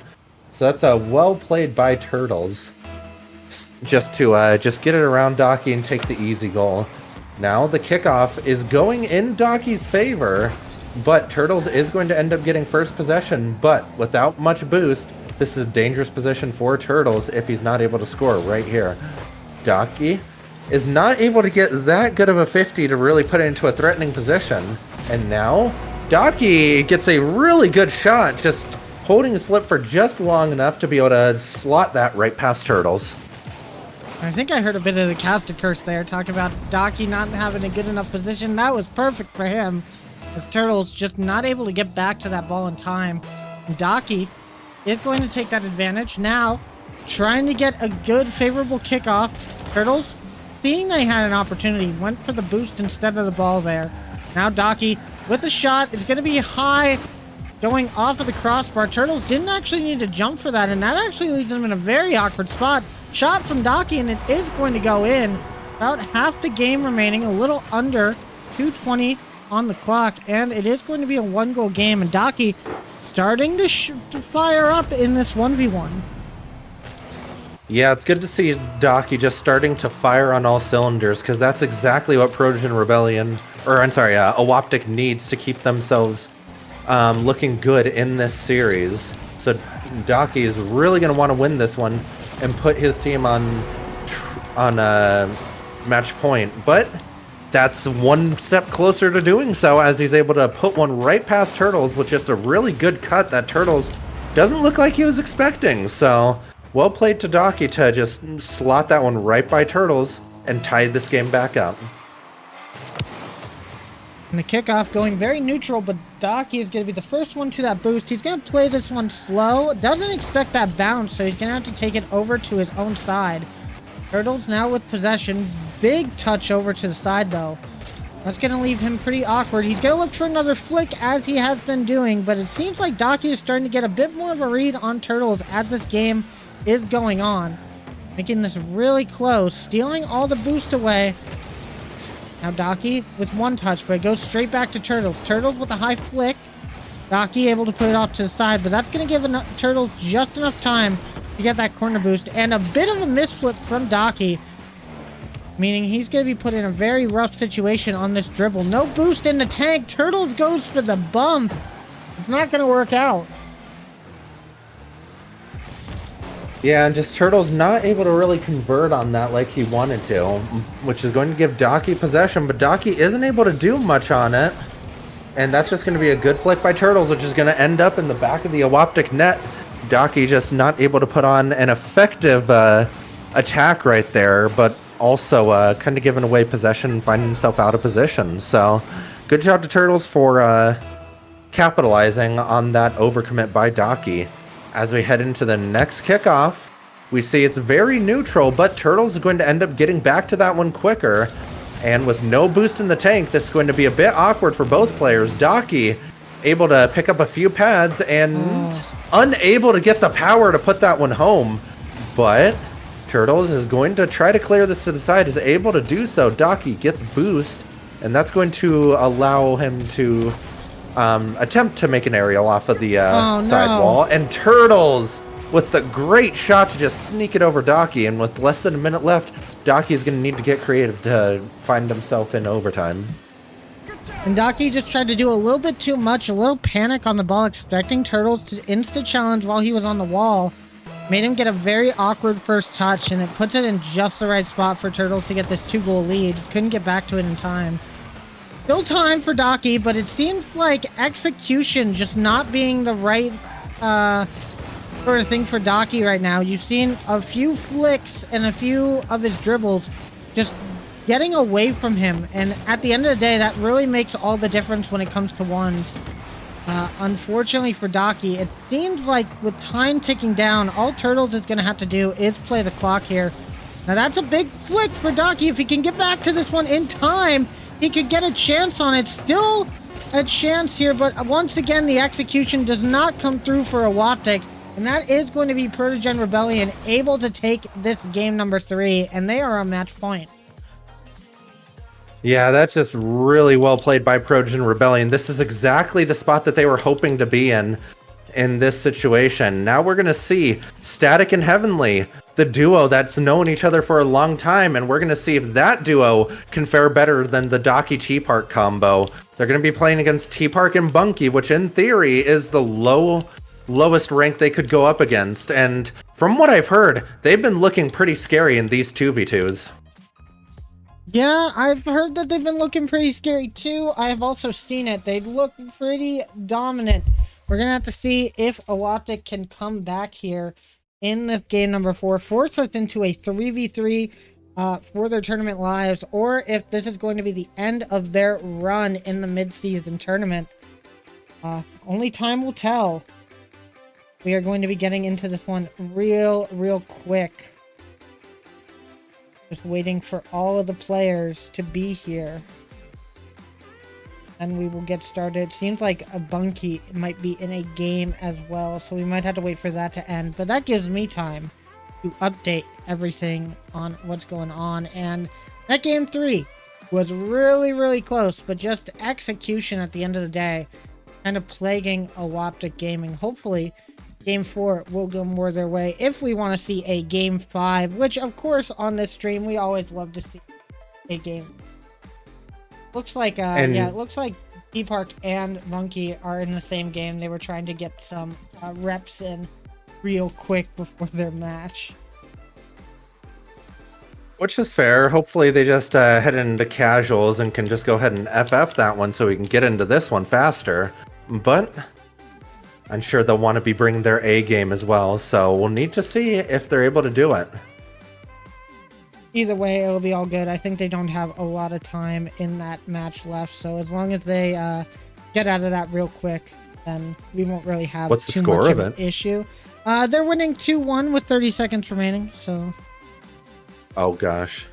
I swear, if they let this other team score, Fade, if they go to OT, then they gotta forfeit. I'm gonna start. If they go to OT, I'm gonna start talking about how it's too early for this, and how tired I am again. I swear. Oh gosh. Well, if you're tired now, just imagine how you'll be at the end of the day when we're doing the grand finals, because that's exactly how it's gonna be. It's not gonna go to overtime. They are gonna win this one, and they are good to go. Static's asking if the game server was full. Haven't started yet. But don't worry. I know that we are in Central this time because we don't have Turtles. So we're gonna have to see how this goes. But we are getting into game 4 right now, guys. We'll be all good to go here in just a second. And we'll have to see. Does that casual game help T-Park and Bunky out? I'm hoping it has. Static, please join. Static, join. Static, join. There we go. We're seeing it. He didn't do what he did last time. We're good. Let's join into this game and see how Game 4 is going to go. Protogen Rebellion on match point, fighting to play up against Big Dragons, no, Dignipods, my bad, in the lower round 3, which will be happening right after this match as well. Both of our lower round 3 matches will be happening simultaneously on both our A and B streams, and then we will be coming back to the A stream for the rest of the day, as we will be getting on to the best of 7s after that. And the best of 7s is where everyone wants to find themselves in this tournament. As we see T-Park going for the dunk, unable to get it though. Static is going to need to fill in for Heavenly. Static playing it to the side, but Bunky is going to try to take possession. It's in a little bit of an awkward spot for him though. But so is Static. So we'll need to see if they're able to capitalize, which they are not. T-Park going for an aerial, unable to put it in a too threatening position for Protogen Rebellion, and Heavenly's going to be able to clear that one out. Heavenly on the ball. Static might have wanted that one by the looks of it, but Heavenly ends up taking it. Static trying to get the bump, unable to do so. And kind of back and forth, nobody really getting too effective a pressure on the other team here, Fade. Nothing so far, but we're seeing some chances for Protogen. It's bouncing across the field, but not going towards the Protogen Rebellion half just yet. As I say it, it does go over to the corner. But Static is going to be right in place to save that one. T-Park with a good touch over Heavenly, but not going to be able to get back to this next one as Static booms that downfield. 3:20 on the clock. No goals just yet, but maybe Bunky able to find something. Not able to get close enough to the ball for that flip reset. And Heavenly going to keep this one alive in the corner. Now past both Protogen Rebellion players, but no one can get to it on the side of the Waptic.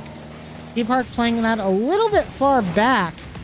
Now as he goes for the dribble, 1v1 versus Static. Static gets a 50, but it's going to be in an awkward spot in front of his net. Good touch from Static to keep that one out. And now a demo coming out from Protogen.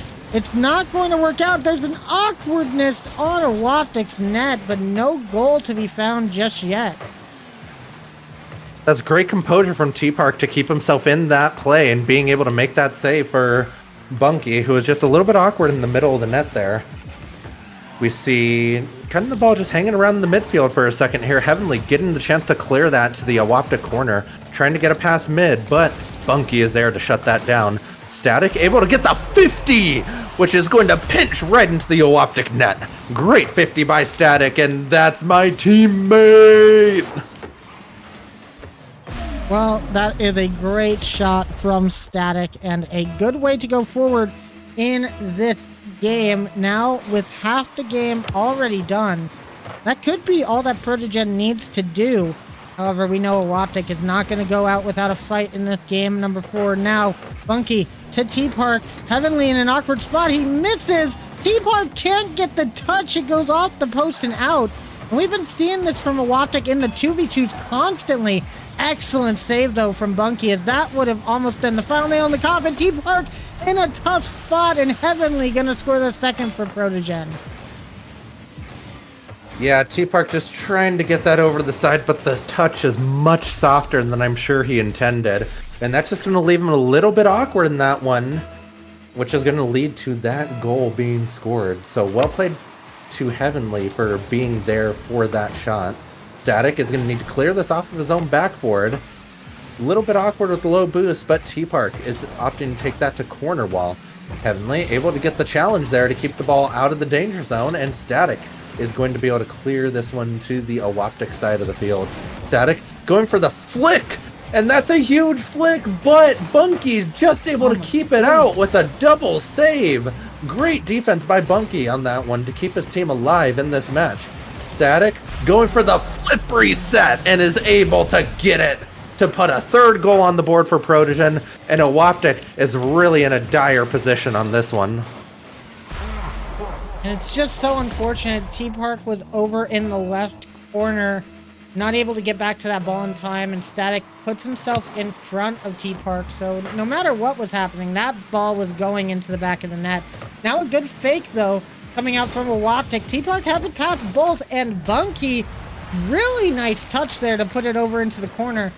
Once again, Awoptic showing these late game heroics, but is it too late for them to come back? Only time will tell.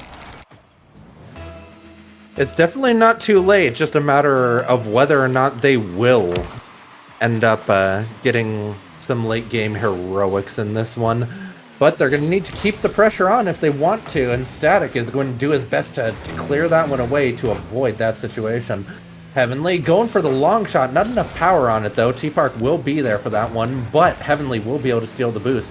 Passing it back to Static. Static wants nothing to do with it though, so Heavenly's going to opt to take this off of Sidewall. Passing it middle for Static, but Heavenly stays on it and takes it to the corner. Gets dunked in the Awoptic corner. Static's going to need to cut that one, and with a demo, Static might be able to have a shot on this one if he's able to get to it fast enough. Opts to pass it to Heavenly, and Heavenly is there to put that one home. And I think that is going to be, as I like to say, the final nail in the coffin for this series. 32 seconds left with a 3-goal deficit. You're going to have to get a goal every 10 seconds if you're Awoptic.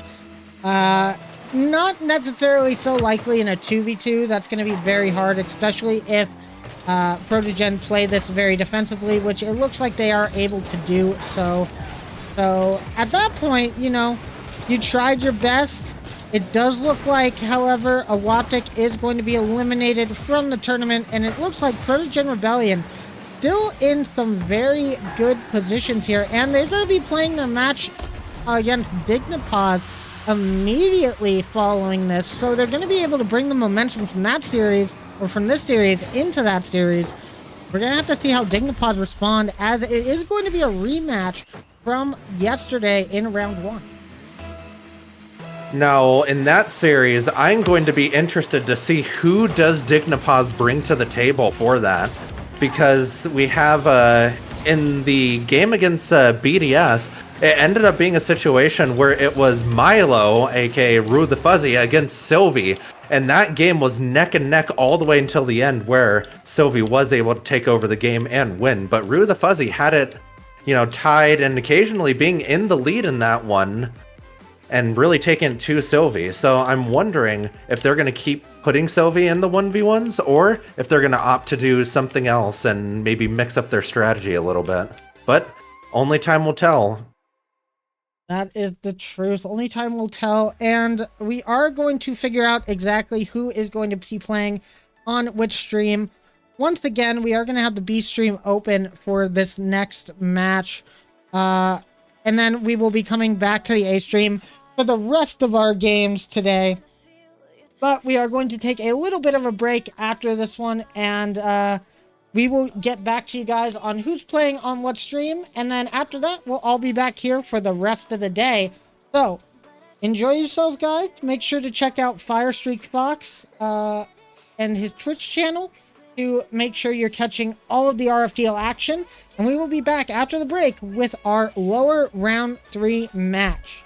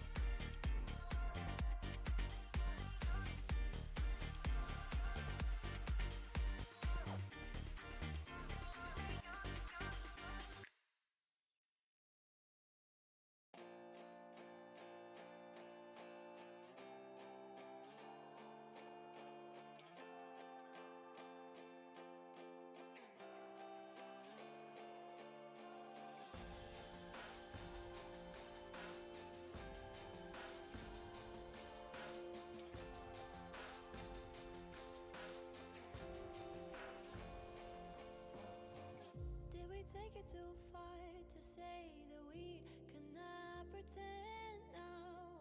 Was it never enough to have just everything you want?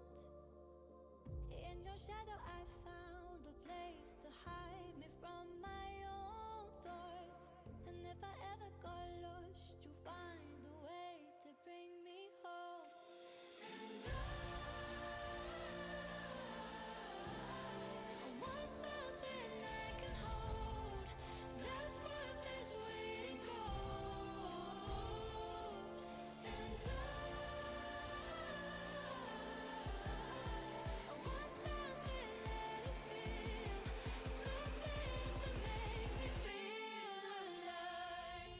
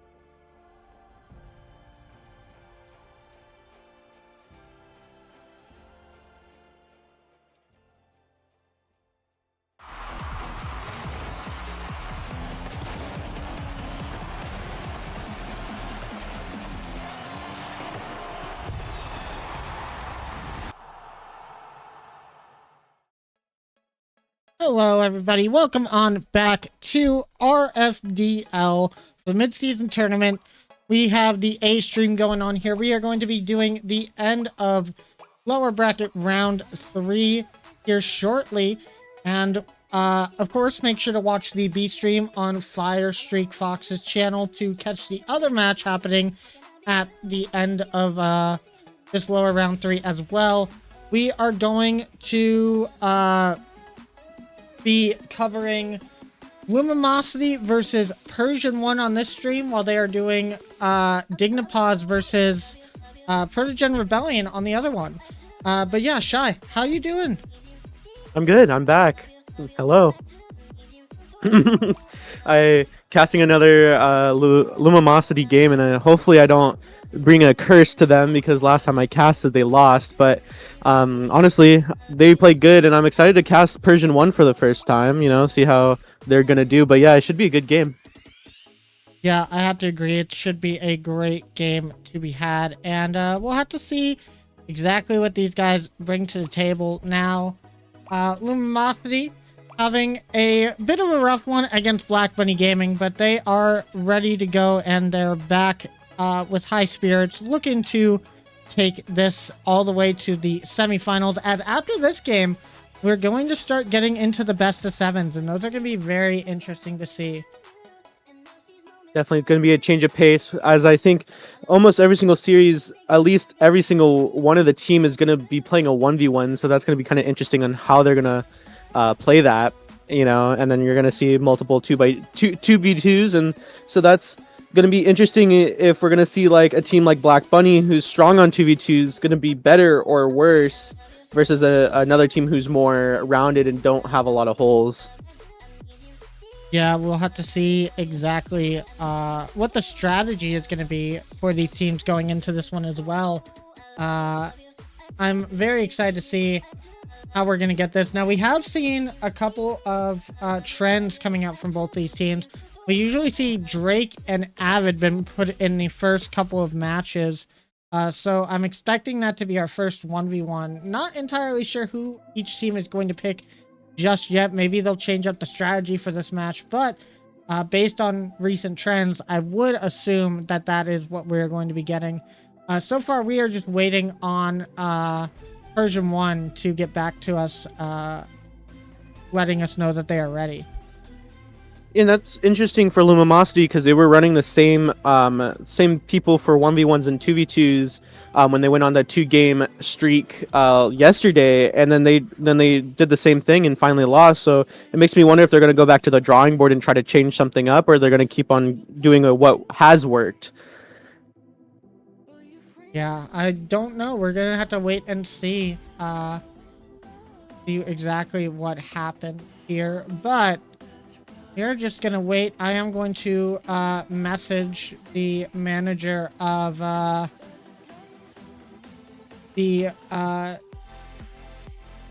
sorry, I'm losing my words. The Persian 1 squad, and I'm gonna see if they are ready to go.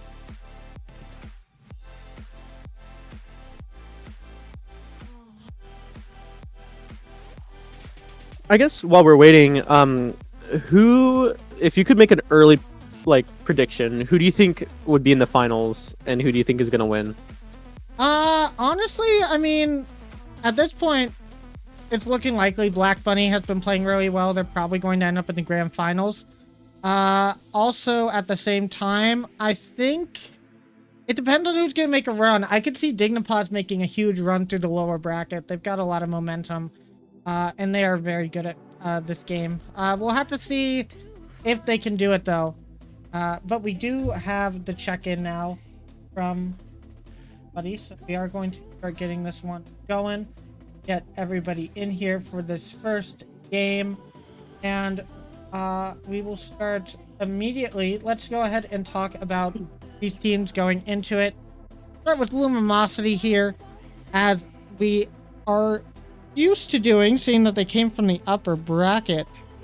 And Lumimosity, Parallax, Avid, Levi, as we said, more than likely gonna see Avid in that 1v1 match. And we'll have to see if we can continue to see that trend, or if they're going to change their tactics, but they've been looking pretty strong. Oh yeah, absolutely. I mean, you got Arrow and Arrow and Avi, who are two really good ones people, and then Levi is a good supporting role for those 2s and 3s. So definitely a team that is scary, especially in this type of format. So we'll see how they get to play against Persian.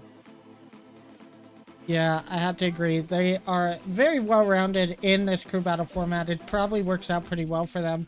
As 3s usually works out well for them too, but they also have this squad to be facing. Persian 1, who made a really good run, beating out Gentle Paws in a sweep earlier, showing that they really have some good players of their own. Drake, Fire J Boss, and Hayes really showed up in that last match. Fire J Boss had an excellent game against Firestreak in the 1v1 to give them the lead, give them the win, actually. So we're going to have to see exactly how this continues to go. But we are going as much to as I love... Ooh. Oh, no, go ahead. Go ahead. I was saying, as much as I do love Parallax and Lumimosity, but Fire J Boss is my best friend, so I'm gonna try not to be too swaying on my opinion, as he doesn't like to say it, but I like playing him, and I taught him a lot of things, especially in 1s and 2s. So I'm excited to see if he can fulfill anything, and I'm kind of rooting for them here. But I think I just want a good game. That's what I want. Yeah, I want to see some good matches being played, and we are just waiting for the 1v1 players to be in the lobby before we start this one up. This is going to be a very good match for sure. Going to be wondering how this is going to go. We did see Lumimosity get put in a rough situation last time, as they took those losses against Black Bunny Gaming in games 2 and 3. We're going to have to see if maybe their strategy is going to change to implement more of a safe play style in those 1v1s. As I believe they had Levi go out into the 1v1 in game 3 last time. Maybe they'll be sending Parallax out instead. We will see. I will say we do have our people picked for the 1v1. So it is pretty good to go here, and I think we got our players, so we are going to go ahead and get started with this one. And I'm very excited to see how this is going to go. Do you have a prediction for this match before we get started? Oh my goodness. I think it's gonna go to game 5. I generally can see it go to game 5. I think Persian's a little bit stronger on 2s, but Lumimosity's a little stronger in 1s, so I think it's gonna be even. So I'm gonna say I'm gonna say Lumimosity in 5. I want Fire and Persian to do good, but I don't know. It's really hard. Well, let's see how this is gonna go. It's time for our lower bracket round 3 match. Life on the line for both of these teams.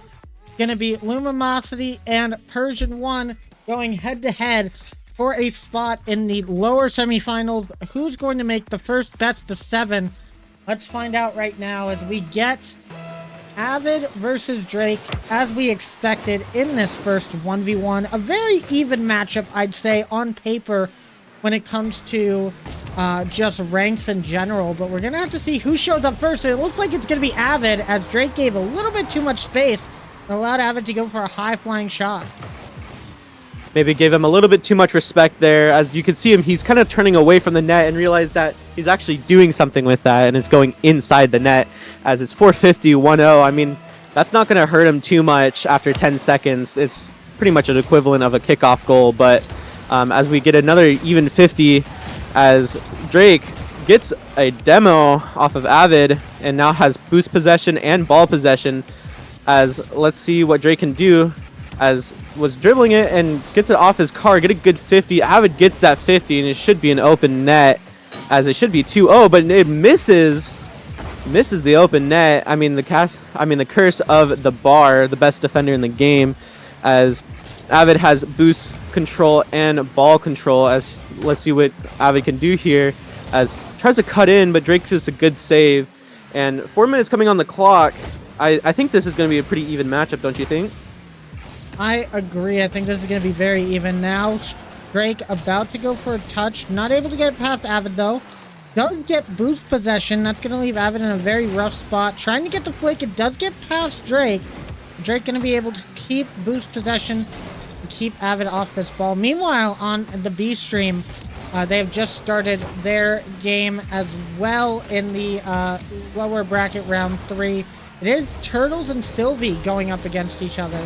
That's going to be an interesting match too. But Avid doing really well here, getting that bump on Drake, and then seeing that Drake just goes up a little too slow for this, gets the angle and slots it in the back of the net. Lumimosity up by 2.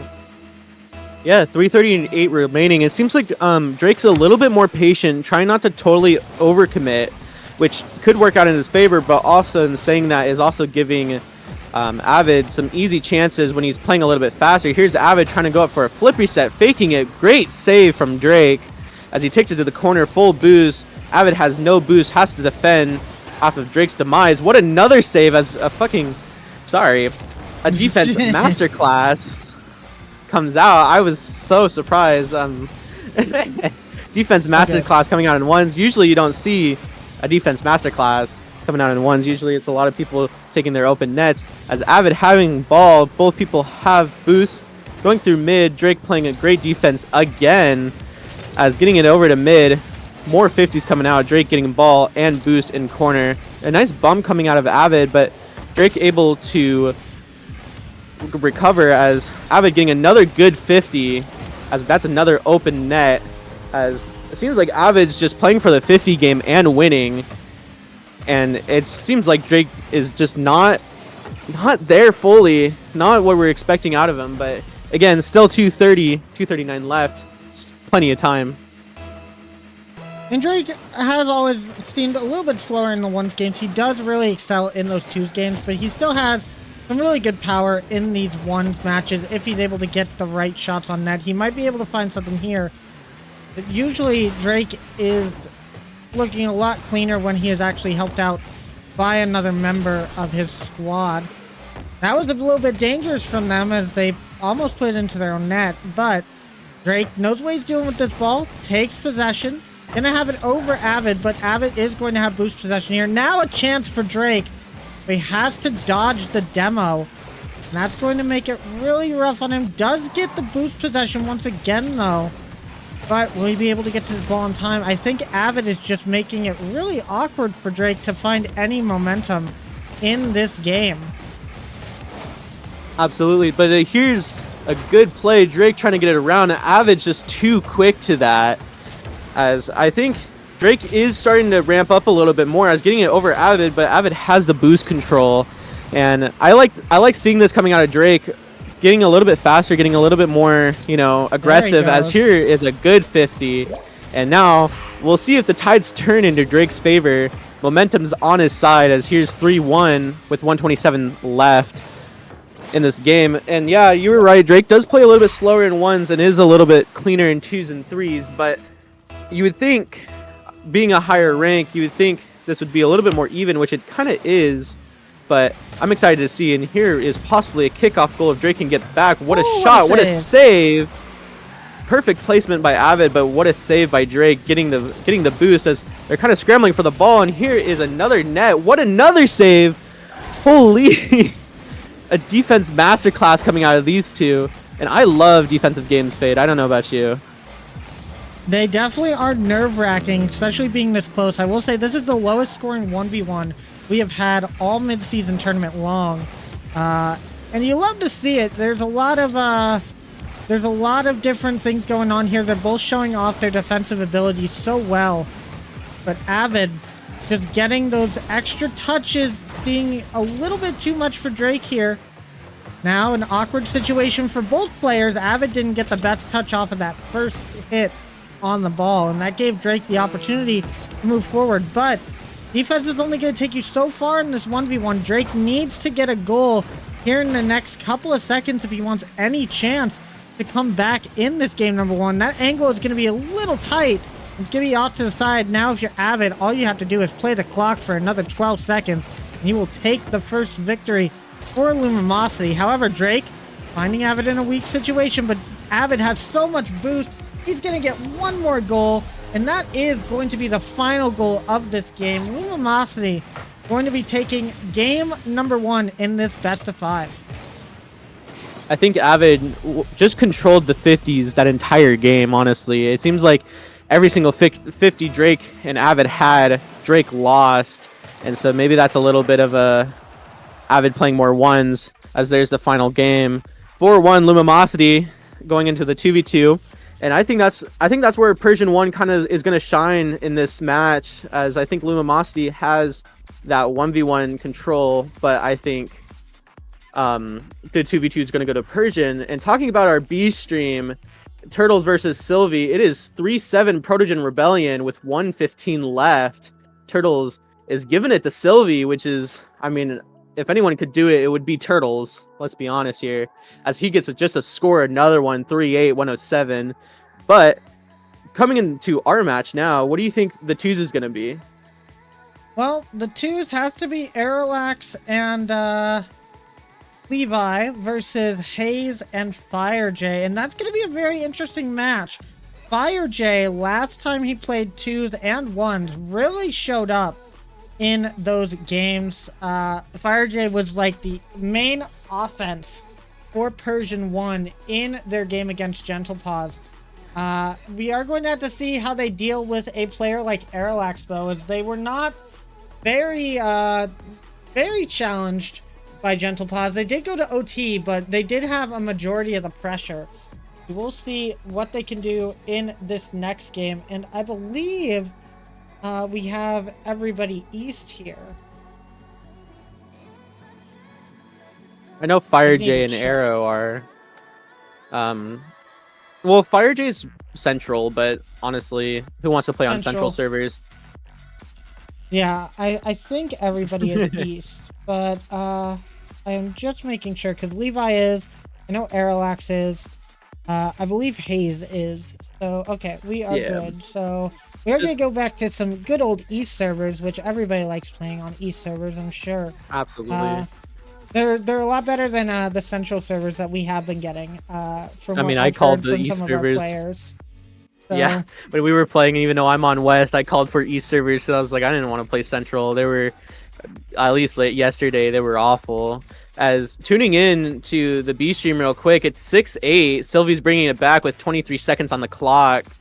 That's going to be pretty interesting, and that's going on Firestreak's Twitch.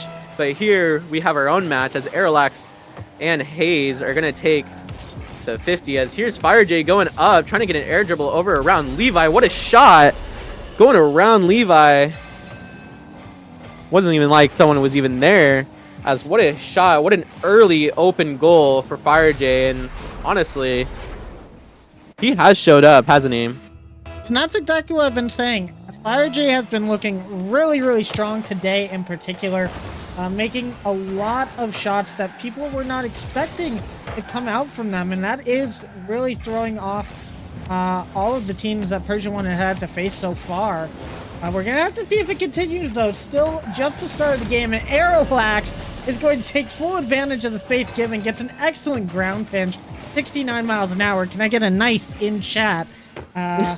As that goes in and ties up the game for Luminosity. Aerolax reminding Persian 1 who is the GC3 in this lobby, as FireJ took that air drill, and Aerolax, you're like, you know what, I can be cooler than you. As Hayes is taking this up the wall, missing it, as Aerolax has possession. Actually, never mind, Hayes getting it out. FireJ has possession over 2, getting around Levi. Aerolax left in net, and what a flick. FireJ, MVP who? GC3, give it to me. Yeah, I mean, it's a tough one for Luminosity. You cannot count out anyone on this Persian 1 squad, especially when they're having the day that they have so far. But Luminosity might be seeing this as a good chance to try and get that second game win. They're going to have to get a couple of goals to do so, though. That's going to be a little bit rough. Meanwhile, on our other stream, it looks like Sylvie unable to come back in that game number 1. And Protogen Rebellion will be up. But Luminosity keeping things exciting over here on the A stream, as they are going to get another goal. And that's just a really good touch from Levi. FireJ just can't get back in time. And we're going back and forth in this game number 2. Only 1 minute has passed already. 4 goals to be had between both teams. We might see a 5th on the horizon. Yeah, definitely complete opposite from the ones match, where that was a defense masterclass, as we were not even a minute in with 4 goals scored. As here's FireJ going around Levi, trying to get a bump on Arrow. Arrow is able to clear that out, going over to Hayes, as he's going to collect this and try to do something with it, trying to get around Levi, but could not, as Levi's still running towards the ball. FireJ trying to get it around Arrow, but cannot, as the defense between, like, the rotations between Luminosity is pretty stronger, a little bit stronger than I would say than Persian, and I think that's how they've gotten the 2 goals. But saying that, they're playing with a chip on their shoulder. They want to show people why they're here and why they're ready to win, as a pinch coming out from Arrow and Fire, as Hayes is going to have that in the corner with full boost, and Levi's only going to go as far as Levi, cutting it off in the midfield, as Arrow's going to put pressure on FireJ with no boost. Levi getting it off to the side, and Hayes is going to try to defend this, as they're kind of double committing a little bit. A bump coming out from Arrow, as Hayes has to jump for that, and Arrow has all the time in the world, boost and ball, with no boost on the Persian side.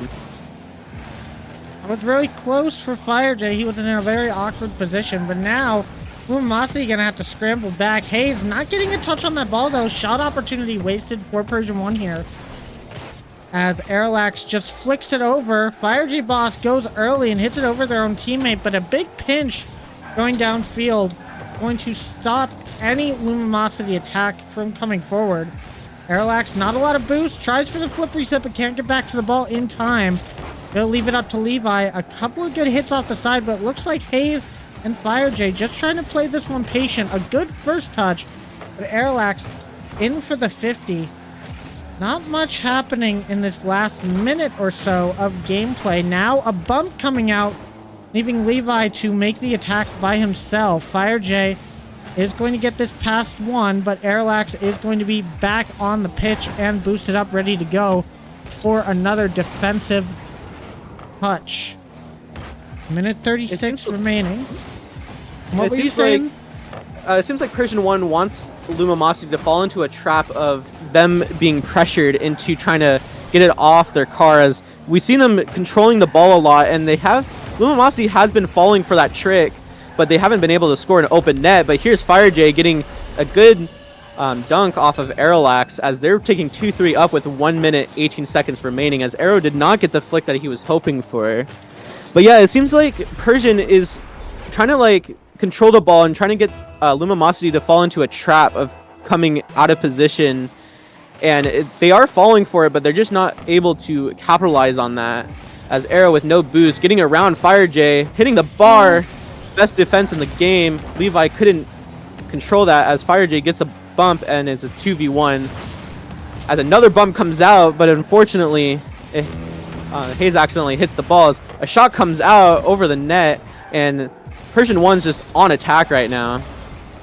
Oh, that could go in, but FireJ in the perfect spot to just let that drop towards his car and get that out. Only a few seconds left for Lumamosity to be able to get a goal back and cause an OT.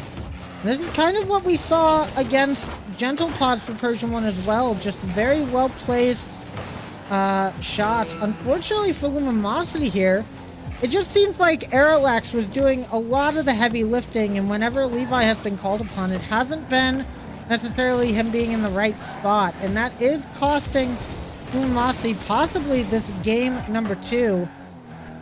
Step, Levi gets a good touch there. FireJ Boss does have it over to the corner. The final 10 seconds, and Aerollax is going to have to take this the length of the entire field. Gets a good pop. Levi, no touch on the ball, so Aerollax is going to have to challenge here. It's going to bounce straight down, and Persian 1 is going to take the victory. We are tied up in this series. It seemed like Lumamosity was just trying to put a lot of pressure into they were just forcing a lot of things, it seemed like.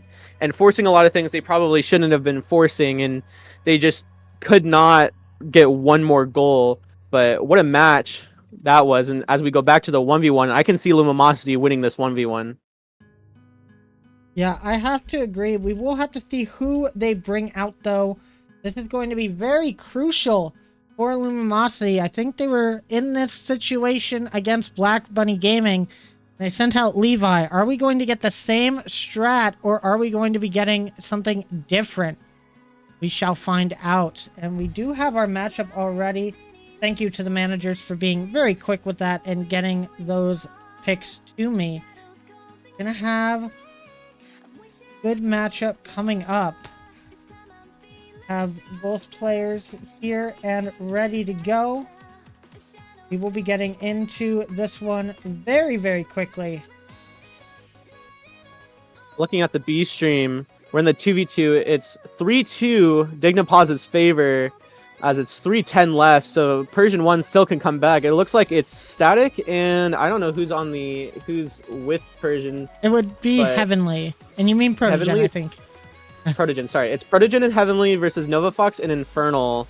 So 3 minutes remaining, 3-2. It's going to be a good game, but we have our own good game of our own, and I'm excited to see. But I don't know if Levi would be a good play to go here, but I guess I'm about to find out, and it's not. It's FireJ versus Aerollax, and I feel like you might have to chalk this one up for FireJ, but if anyone could surprise us, I think it also could be FireJ. I mean, I've lost multiple 1v1s by him, so we can see how this goes. I've never played Aerollax, but I feel like I would get swamped, as FireJ is putting good pressure and boost control, but Aerollax able to clear that out. And FireJ is controlling the boost on Aerollax's side, as Aerollax is just kind of playing defense here, kind of backed up in the corner, but FireJ missing that, relieving all pressure in just an instant. But FireJ able to get back to that, kind of missing, making Aerollax overcommit, but Aerollax getting around FireJ, kind of panicking a little bit when he realized that he missed that ball. But 1-0, 421. I mean, he's putting up a good fight right now. If he can do that the entire game, it's going to be a good game. I have to agree. I think that this is not going to be as one-sided as people may think, though. FireJ has had a really good showing in the 1v1s and 2v2s today, and I think Aerollax is a great ones player, but he's not going to be able to take FireJ lightly. That might be what causes him a loss, if anything. As we saw earlier against Firestreak, a 1-11 scoreline at the end of the day. However, Airlax doesn't seem to be taking anyone lightly, playing that bump, making sure that Fire was way out of the play before taking that shot. And it's going to be 2-0 with 4:02 remaining, and it seems like Airlax is very comfortable in this 1v1. He's always seems comfortable in 1v1s. He's kind of scary when he gets into that flow state, isn't he? As here comes a kickoff goal. Perfect for Arrow as he saves some boost. And FireJ could not get back to that. But Arrow just seems so comfortable in 1v1s, doesn't he? And as he states, I'm not a ones player. I beg to differ. He is not necessarily a ones player, but he does have some definite skill when it comes to 1v1s. I would say I see him playing most of the time against Docky, so I would say he is a bit of a ones player, but he'll never let you know that. And as he continues on, just another really good goal coming out from him, 4-0. And this is one of those ones where maybe I overestimated FireJ-Both a little bit. I expect to still see a couple of really good goals from him, but this might be, as you said at the start of this game, a little bit shocked when you look at the rank difference between these two players. Yeah, I just know FireJ is like me. It's just like FireJ is like the Docky to my Airlax pretty much for playing private 1v1s, and me and him are in the same, like, we have good 1v1s. We really do, as FireJ is going to be able to get that 50 and score that open net. But I think we were also a little bit false positive off of the first half of that, as FireJ really did kind of fight and put a lot of pressure in Arrow, but Arrow is able to just do what Arrow does and score a whole bunch of goals.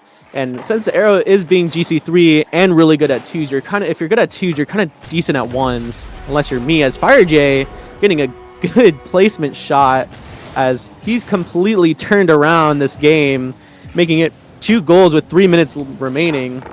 As going to the B stream real quick, 7-2 Dignapaz's favor. So it seems like they're going to go 1-1 as 3:16. Here comes a kickoff. Now, Airlax getting the boost control.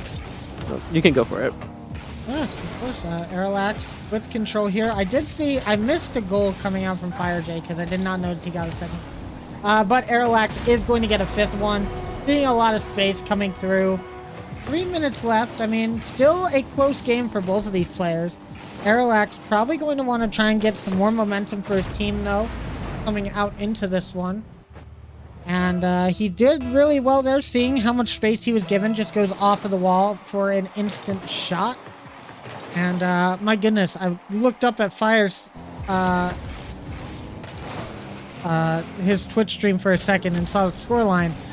Definitely going to be a tied series against Dignapaz and Progen Rebellion. Oh, yeah. That one's going to be a close one. Meanwhile, FireJ-Boss getting an excellent save in this 1v1 here. Will he be able to capitalize on it? It doesn't seem likely, as Airlax did have the boost control at the time. Fire is going to be able to put this over to the Lumosity side, though. Maybe find an attack that Airlax wasn't thinking about. What a and that's shot. an excellent goal. Excellent placement from FireJ to get down to a 2-goal deficit. That's the one thing this entire series, day and night. FireJ is really good with his placements when he's on. And it seems like today you were saying that he is on his game, and I can see the placement shots. Both goals, the second one you missed and this one, were perfect placed. Not where Airlax was. This one was right behind him, top corner, as he's trying to get a bump off the wall. Having boost control all over Airlax, but Airlax being Airlax, that doesn't mean anything. He can save pretty much anything with like 12 boost. As Airlax playing up in the air faster than Fire. Fire just was a little bit out of position. Maybe wasn't expecting Arrow to go up so quickly, as that's one thing you don't expect coming out of one, especially in a lower ranked ones, is people going up in the air too much. Usually you're used to people being patient, sitting on the ground, but Arrow says, I can go up in the air, and I'm not afraid to, and especially in 1v1s, as this one's being evened. Airlax having ball control and boost control, but Fire is trying to challenge him early, as around 2 minutes left on the clock. 6-3 game, anyone's game. This is a much closer match than I think Aeroax was thinking it was going to be, and that's why I was saying you cannot count out Fire J Boss when it comes to the 1v1s in this tournament. He's been doing so well at putting on some really good pressure and shots on his opponents, really taking those GC2s and GC3s for close games, but Aeroax still does have a little bit of an advantage here, and he is going to get this flick on the net. It's an open net, easy enough for Aeroax to score. A minute 32 remaining, and Persian 1 going to be against match point if they lose this one here, which is going to be kind of awkward going into this 2v2. Yeah, this match kind of reminds me of the Factual and Sylvie 1v1, where on paper it looks like it's going to be so one-sided, but actually Fire's keeping it in there. But can a 5 goal deficit, nope, not 5, 4 goal deficit, you think I would be in Calc 4, I could do math, but 4 goal Can't even talk. Oh no, I can't even talk, my brain's gone. Deficit be enough for Fire J, as he's making it into a 3 goal deficit, 1 minute remaining. Definitely can do that, putting a pressure off of Arrow, honestly. I think Aeroax was a little greedy there. He just wanted to stall for time, and he didn't expect the challenge to come out, which is something that a lot of high-level players tend to mess up on the 1v1s, is not expecting some of these lower-ranked players to go for the ball that they do, because it just wouldn't make sense in the level that they're at. However, that's an unfortunate own goal coming out from Fire J, and it is going to take that goal lead back up to 4. With 49 seconds left, I think you're going to need a miracle for Persian 1 to be able to get this to an overtime. Absolutely. I think if Aeroax gets one more goal, I think that's going to be a dagger in the heart of Persian 1, and I don't think they can come back from that. As B-Stream 1v1, it's Static versus Nova, and I can see Static winning that 9 times out of 10. 30 seconds coming down on the clock. Fire getting over Aeroax with a nice flick, as Aeroax does miss, and I don't think Fire expected him to miss. As 30 seconds coming on the clock, I don't see Fire coming back anymore. He kind of needed a open net, a kickoff goal for there, as he's still trying to give it all that he got. Aeroax has no boost, and Fire J, 10 seconds coming on the clock. I think it's going to be 2-1 Lumosity. But Fire giving it his all in this 1v1, definitely taking the challenge of Aeroax, as Aeroax scores one more just for the fun of it, because why not? As there is the wooden dagger in the vampire's heart.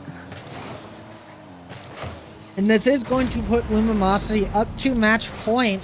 One more win, and they are going to find themselves in the best of 7s.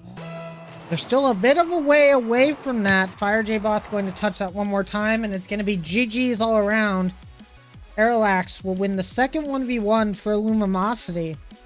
Now we're going to have to see if Persian 1 can repeat their performance from earlier and take the 2v2.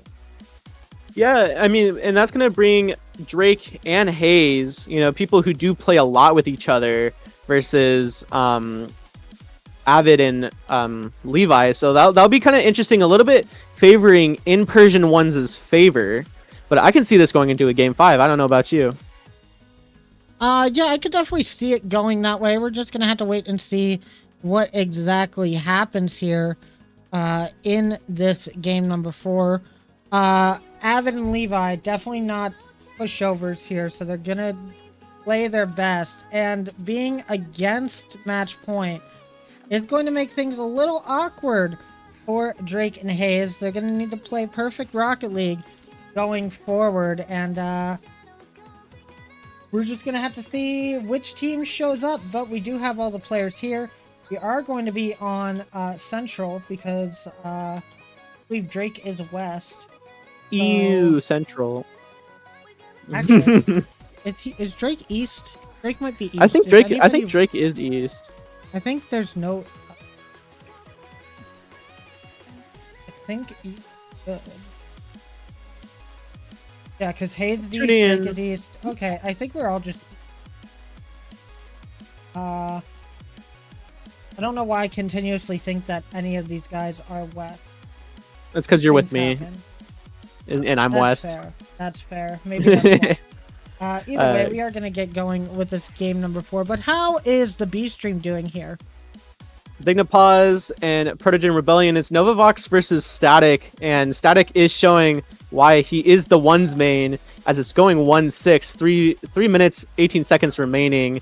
As I saw when I was looking over and saw that Novavox and Static was queuing up, I was like, might be a little bit of a chalk right there, but I think PR has a chance of winning that game, as here comes our 2v2 Drake and Avid taking the kickoff, going in Persian 1's favor, as they're kind of a little bit congested, double committed, as Levi does kind of go up for that ball, and it gets it around as Avid is trying to do a 1v2. Levi right there to back it up. Going in the corner, Hayes is on the backboard as Avid's trying to pop it up, keep pressure going, as Levi trying to also keep the pressure going.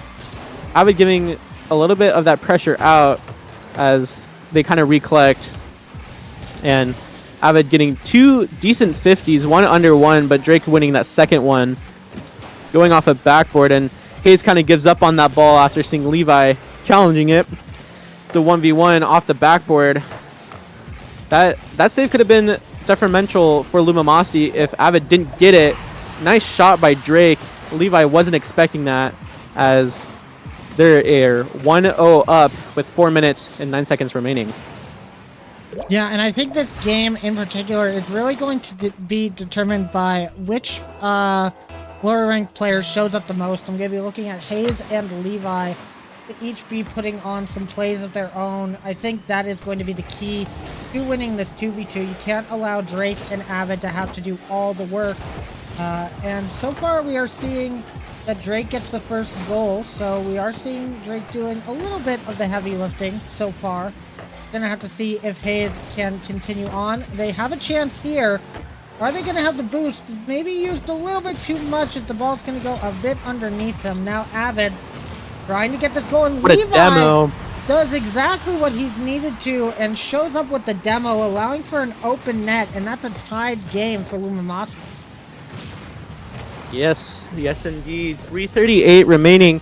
I was about to say before that demo coming out, it seems like Levi's a little bit hesitant on challenging the ball, which honestly is like, I can see that happening, as Levi is a C1, C2, but here comes a kickoff goal out of Avid, and 2-3, 3:32. What a nice kickoff, and Drake also being a little bit hesitant on going up for that. Chose wrongly, as it's in the back of the net. But I think Levi needs to get a little bit more confidence up versus these GCs, and sees a little bit more confidence that we see in threes. I want to see the threes Levi over the scared Levi, but coming in 2-1, Levi missing that, but of course Avid's there to back him up. What an amazing teammate, as Persian 1 doesn't have boost, and here's the threes Levi that I was just saying, going up for an air dribble, but Avid missing that 50, leaving Levi in a 1v2. I will say, speaking of nervousness, I feel like I've been seeing the same from Hayes, playing very far back, playing a little bit out of position on some of these plays. They're going to need to play a little bit more aggressive for Persian 1 to be able to take this, but you have to find the line between perfect aggression and too much aggression, because it's a very thin line before you suddenly find your team all pushed up in a 2v2, and suddenly the ball's over everybody and it's going in the back of your net. So positioning really does play a key factor in this one. I feel like the team with the better positioning between both of its members are going to find success in this game. It worked so far for Lumamasi's first goal. Second goal, a bit of a pickoff one. Shot. Now, this was really great from Persian 1. No one able to get up to that ball in time, and Drake getting bumped up to the ceiling actually worked out for him, as he's able to jump off and still has his flip maintained to get that second goal, and ties up the game once again with less than half the game remaining. Yes, he wave dash on that ceiling, and honestly it was an amazing recovery. Levi wasn't expecting that. I wasn't expecting that, but Avid getting a good 50, and going over the B stream real quick, as I expected, Static did win. It was a 1-12 game with 2 minutes remaining and an FF coming out of Nova, as Avid trying to take a shot leaving Levi kind of in a 1v1 right now, but Levi doing what he's good is the defense, the air defense. That's the one thing Levi does do really good, is that air defense. And I feel like if I had a 1v1 versus Levi, I would kind of keep it down to the ground, as Drake did have the beat, but hit it right into Levi. That could have been really good for Persian 1, as Drake tries to read that, but Levi pushing it out. Hayes getting it on a weird angle in the bottom of his car, as Lumamasi tries to pull out a passing play. Almost works out. Avid in a really rough position. Couldn't put a shot on net, and Hayes will take this one out, but goes for the boost instead of the ball, allowing Avid to get a huge pinch. However, you can see no one with a lot of boost, and Drake has been putting on bangers this entire game number 4. Definitely seeing why he's the higher rank in this lobby. And what a read, what a corner read. With 1 minute remaining, it's still not over, especially with Avid and Levi. But I need to see Levi be a little bit more confident, and Drake definitely has that confidence. But they just need to run the clock down, but just make sure not to overcommit, and maybe Hayes playing a little bit back. Talking about overcommits, there is one, but it's just a little outside, as Hayes is able to take that to the corner, releasing all pressure, as Drake takes a flick over Levi, missing the open net, but Hayes is there. What a teammate. Rotational perfectly, as that was a really awkward bounce off the post. And do you think this one's chalked here? Do you think this one's over? No, I don't think so. I think there's definitely chances for Lumamasi to get back into this game. They're going to need to have some quick counterattacks, though, especially off this kickoff. And we might see that happen right here, but Drake is going to have the boost and the ball possession. Abbott going to take this one slow, but gets the corner boost. Going to back off of this, though. Drake is going to get a full clear. No boost in the tank of Drake. Now, Avid expecting to have to take a 50 against Hayes. Hayes just hesitates on that one and just stalls out the play. As each second winds down, the chances get slimmer and slimmer, and that needed to go into the back of the net for Lumamosity. Not going to be able to find it, and with 10 seconds left, I think we can officially call this one chalked, and it looks like we're going to go to a Game 5 to find out who's going to be hitting top 4 here. What a match this has been in general. There's it dying. Persian 1 getting the win. Exactly how I thought, you know. Lumamosity winning the 1v1s, Persian winning the 2v2s. Who do you think is going to win this 3v3? Well, that's a really good question. I mean, it looks like in the team plays, Persian 1 has had the upper hand, but at the same time, you are now adding back in the Aeroax and Avid combo, something that we haven't seen this entire series, and that is something very scary to look at. So we're going to have to see who shows up more. Is it going to be FireJ, or is it going to be Aeroax? And I think that is going to make the biggest difference showing up in this 3v3. Either way, I think it's going to be a close one, and both of these teams fighting for this top 4 spot, wanting to get to the best of 7s. Only one team going to be able to make it, though. Meanwhile, while we're setting up, we will see that Dignapause up by 3 in this game number 4, so it's looking likely that they're going to be going to a Game 5 as well. Yeah, it's a couple great matches. Yeah, they were asking for a server refresh, but I left the server anyway, so we are getting it. So we should be good. But what were you saying? I was saying, I think out of the 3s, going based off of stats and paper, because I'm a stats nerd. I'll be honest. You hear me talking about playstyles and stats a whole bunch when I cast, but I think Lumamosity does have the upper hand a little bit here, because after picking up Avid, right, they went from like a 50% team to above 50%, as Persian 1 picking up FireJ hasn't really changed too much, as here's Levi in the Batmobile. Maybe that'll help him out, maybe that won't, but Persian also is just really good, so I can see it going either or, as I guess we're about to find out. This is a winner go home Game 5 at Champions Field. Anything can happen. What a bump out of Avid, but I think it favors a little bit of Lumamosity, but I mean, anything can happen. I will say, you talked about Levi being in the Batmobile. Usually when he switches to the Batmobile, they end up getting a win in the game that he switches to it. So maybe that's the secret tech for Lumamasi in this Game 5, is having Levi wait for this Game 5 to happen to use that Batmobile. Now we're seeing a lot of pressure on the Lumamasi side, though. Levi getting a long clear. Airlock's going to be up early for that second touch. It's not towards, it's not at the net, but it is towards the net, making Persian 1 back off a little bit. Now Airlax and Drake having to get a 50. Airlax, not the best touch. Levi is going to have to play this off to the side. Fire J has it out to the middle.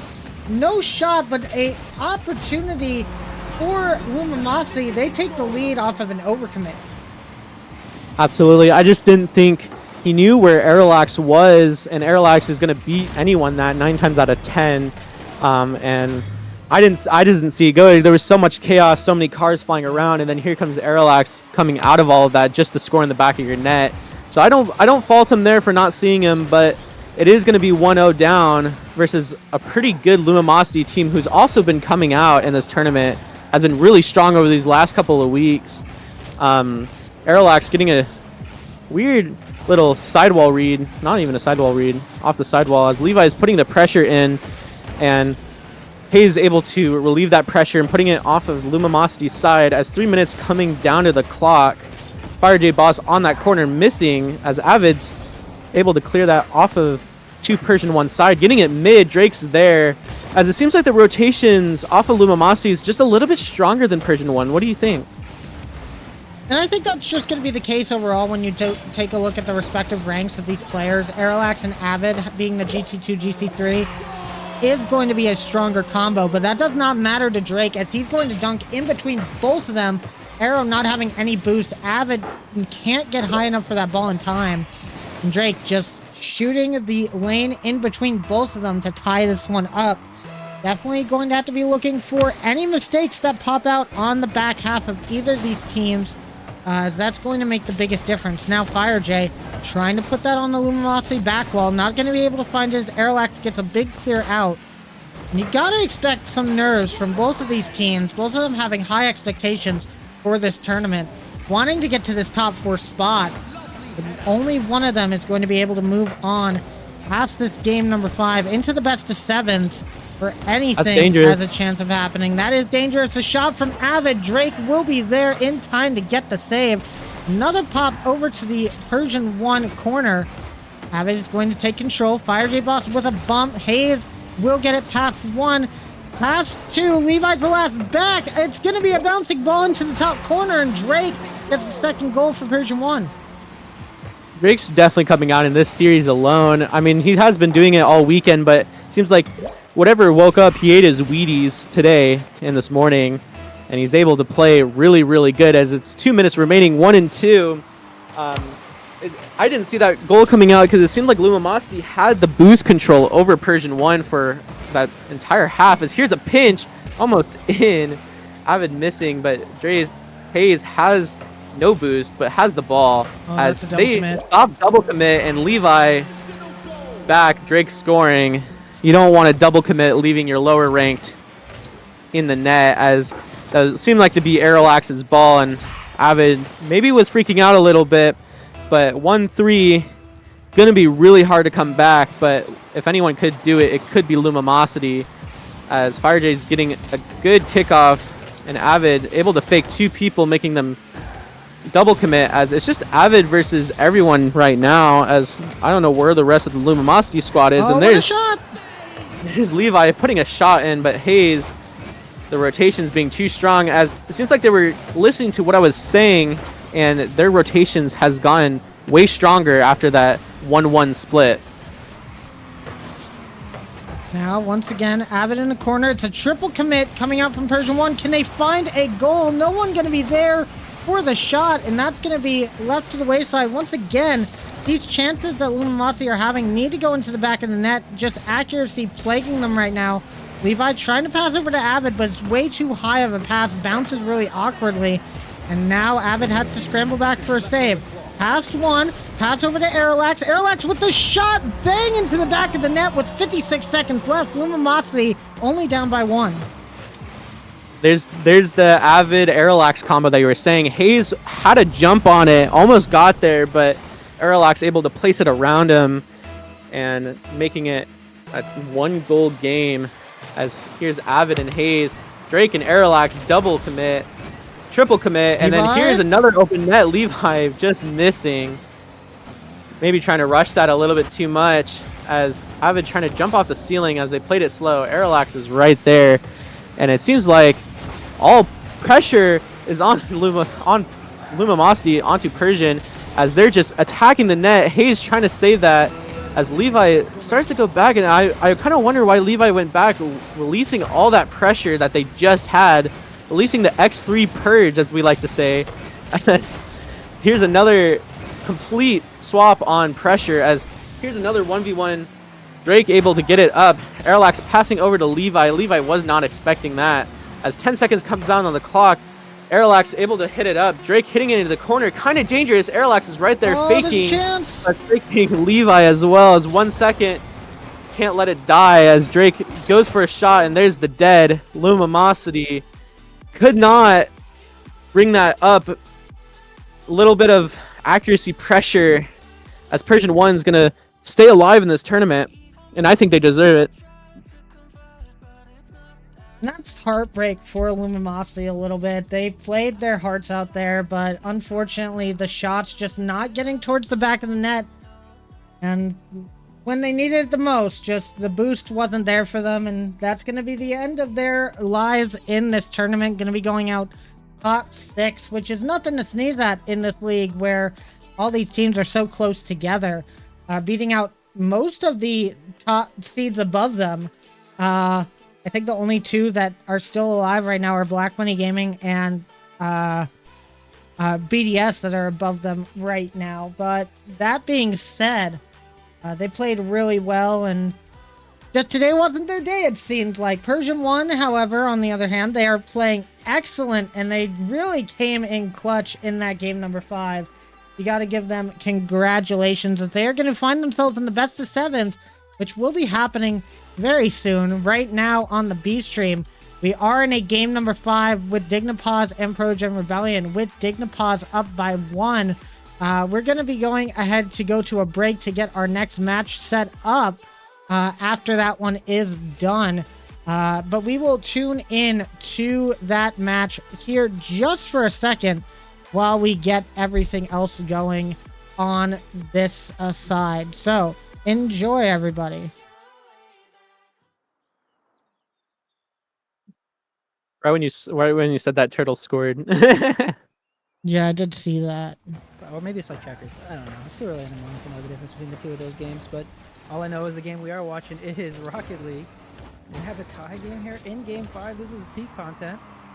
This is a nice little shot down. That's a big miss from Nova. That one will go all the way in. It's an unfortunate miss. Heavenly, though, is happy to see that one go. And just like that, they have the lead, being down 1 not too long ago. Yeah, that's just a really unorthodox miss there from Nova, but he's been so solid on the defensive front so far in this mid-season tournament. But just a little bit of a panic jump there, maybe trying to outpace himself a little bit on that defensive side, which can happen with these lower ranks since they're playing with a lot of higher ranked players. Now we see Nova hitting that to the side. He's going to go for the redirect, ends up backflipping though. Sylvie's going to get the 50, almost 58 right into static, kind of like what we saw at the end of the game in the 2v2. But Nova is going to be front post trying to get a 50. Infernal's going to need to cover for that. Nova going up for the shot, but unable to put that on. Sylvie going for the double. Nova trying to follow it up, unable to put that on though. And Protogen Rebellion is going to live to fight another day on that one, ending up getting a little bit of offensive pressure, which is going to end up in the Dignipause corner. Turtles going for the ceiling shot, trying to get that on, but Infernal is too quick to that one. Sylvie clearing that one away. Heavenly double committing with static on that ball. Sylvie getting the boost, and that's going to leave Protean Rebellion a little bit awkward on this one, opting for the great vision pass. Sylvie putting that one home, and a great vision play by Infernal to identify the weakness in the defense. That is such a good pass, too. All the way across Sylvie in the perfect spot for it. That net was basically covered if that pass went anywhere else. Yes. Team play. Again, we're talking about that 2v2 between Infernal and Sylvie, seemingly doing them a lot of good here. They are able to equalize. This is a dangerous ball, though. All three of Dignipaws commit to that one to make sure that that one's saved away. Nice play from Sylvie, though. Not a lot of boost there to make sure that that ball goes forward. Infernal will get the touch forward. We'll see, though, if that goes anywhere. Sylvie, I think, going for a bump in the air. Unfortunately for them, not connecting. This is going to make things a little bit more difficult for them. Nova, though, gets a really nice touch to the side. This is still dangerous as the Turtles gets a big bump. Gets the demo. Started getting the demo on, I believe, Sylvie. Going to make things a little bit more awkward in the midfield as Infernal does not get the touch, but Sylvie is there to collect. Gets a nice 50. This is going to be really dangerous for Heavenly. Only doing such a good job of that. Infernal up to this quick. Gets the one, past one, gets the another one. That's a fantastic shot from Infernal to give them the 1-goal lead with just under a minute. God, that first touch is so good. Yeah, and Turtle's trying to play that off a backboard though, but he would have rather tried to force Sylvie high right there. You can't let him be able to dive that back down on net, and because of that, Dignipaws back up by one. Less than a minute left in this game. They've come back very nicely. Are they going to be able to hold it though? Infernal trying to clear that out a little bit. Healthy on boost. Sylvie trying to get the pressure, but Dignipaws looking a little bit low on boost compared to Protogen Rebellion. That's not the position they want to be in, as Sylvie's going to need to try to stall that in the midfield. Nova applying pressure. Static is going to clear that out though. Static has possession. This little bit of a 2v2 there, but they're unable to capitalize on it. Now Nova pinching that towards the middle. Turtles is going to play that into corner. A big miss right there from Infernal. Turtles trying to take possession, unable to get it. Infernal Sylvie trying to play that to the side. Sylvie trying to put that on net. Heavenly's going to clear that high though. Nova dropping it. And that is all she wrote for Protogen Rebellion. The Cinderella story has been concluded, and Dignipaws is going to finish it out in style, taking that in a game 5.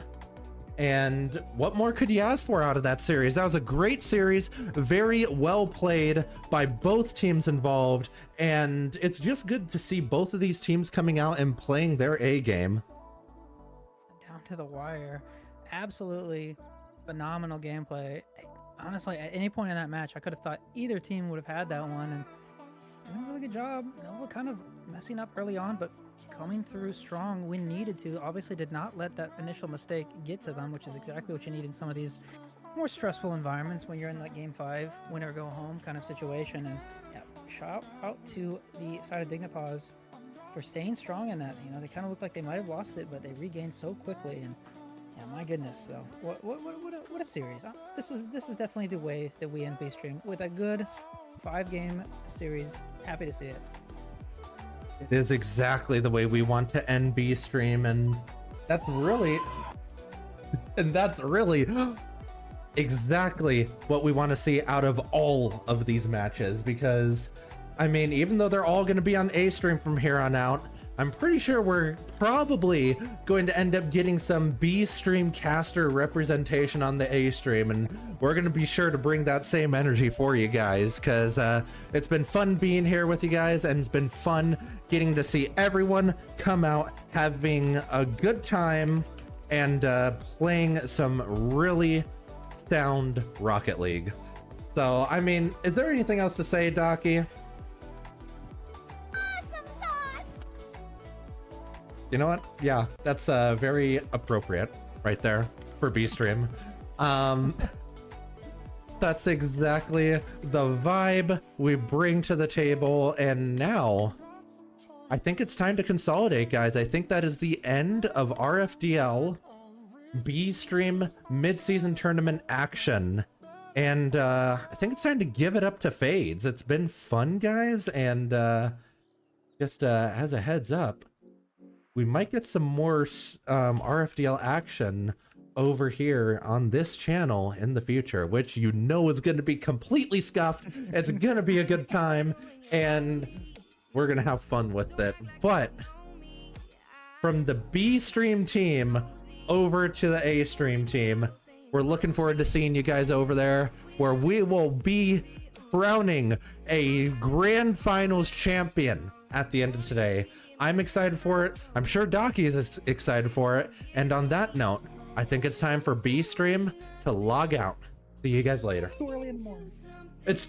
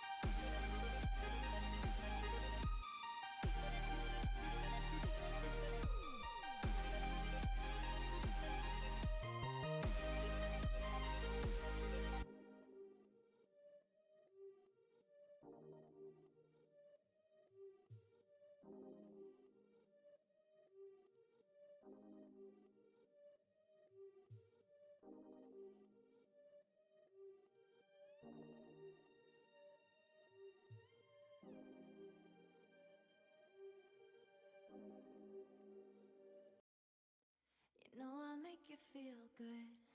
And don't you wanna feel good, good, good? Sometimes I wish that we could go back before you got hurt, hurt, hurt. When before I was scared, now I'm feeling prepared. Don't you wanna feel good? Don't you wanna feel good, good, good? When you say you were leaving, I thought that you meant it. I played the victim, you start as indifferent. Hindsight comes standard with rose-colored lenses. Hate to admit it, you're better off. Now you're too afraid to look, too scared to miss it. We're night and day, solar eclipses. Too afraid to look, too scared to miss it. We're night and day, solar eclipses.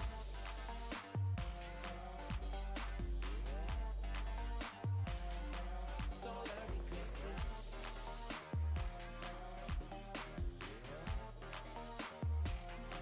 Solar eclipses. Caught up in your gravity, always end up lost in your wake.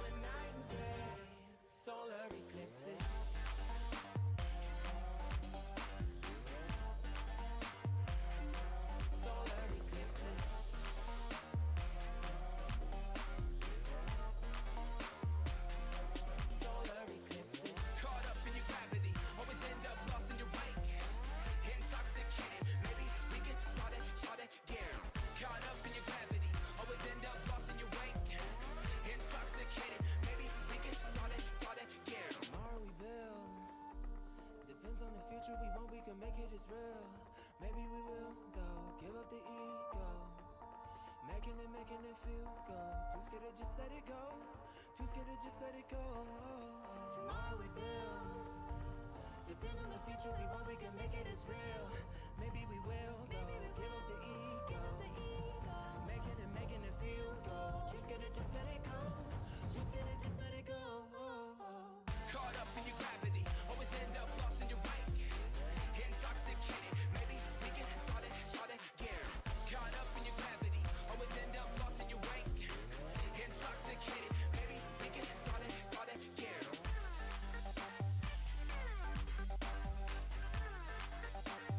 We can start again.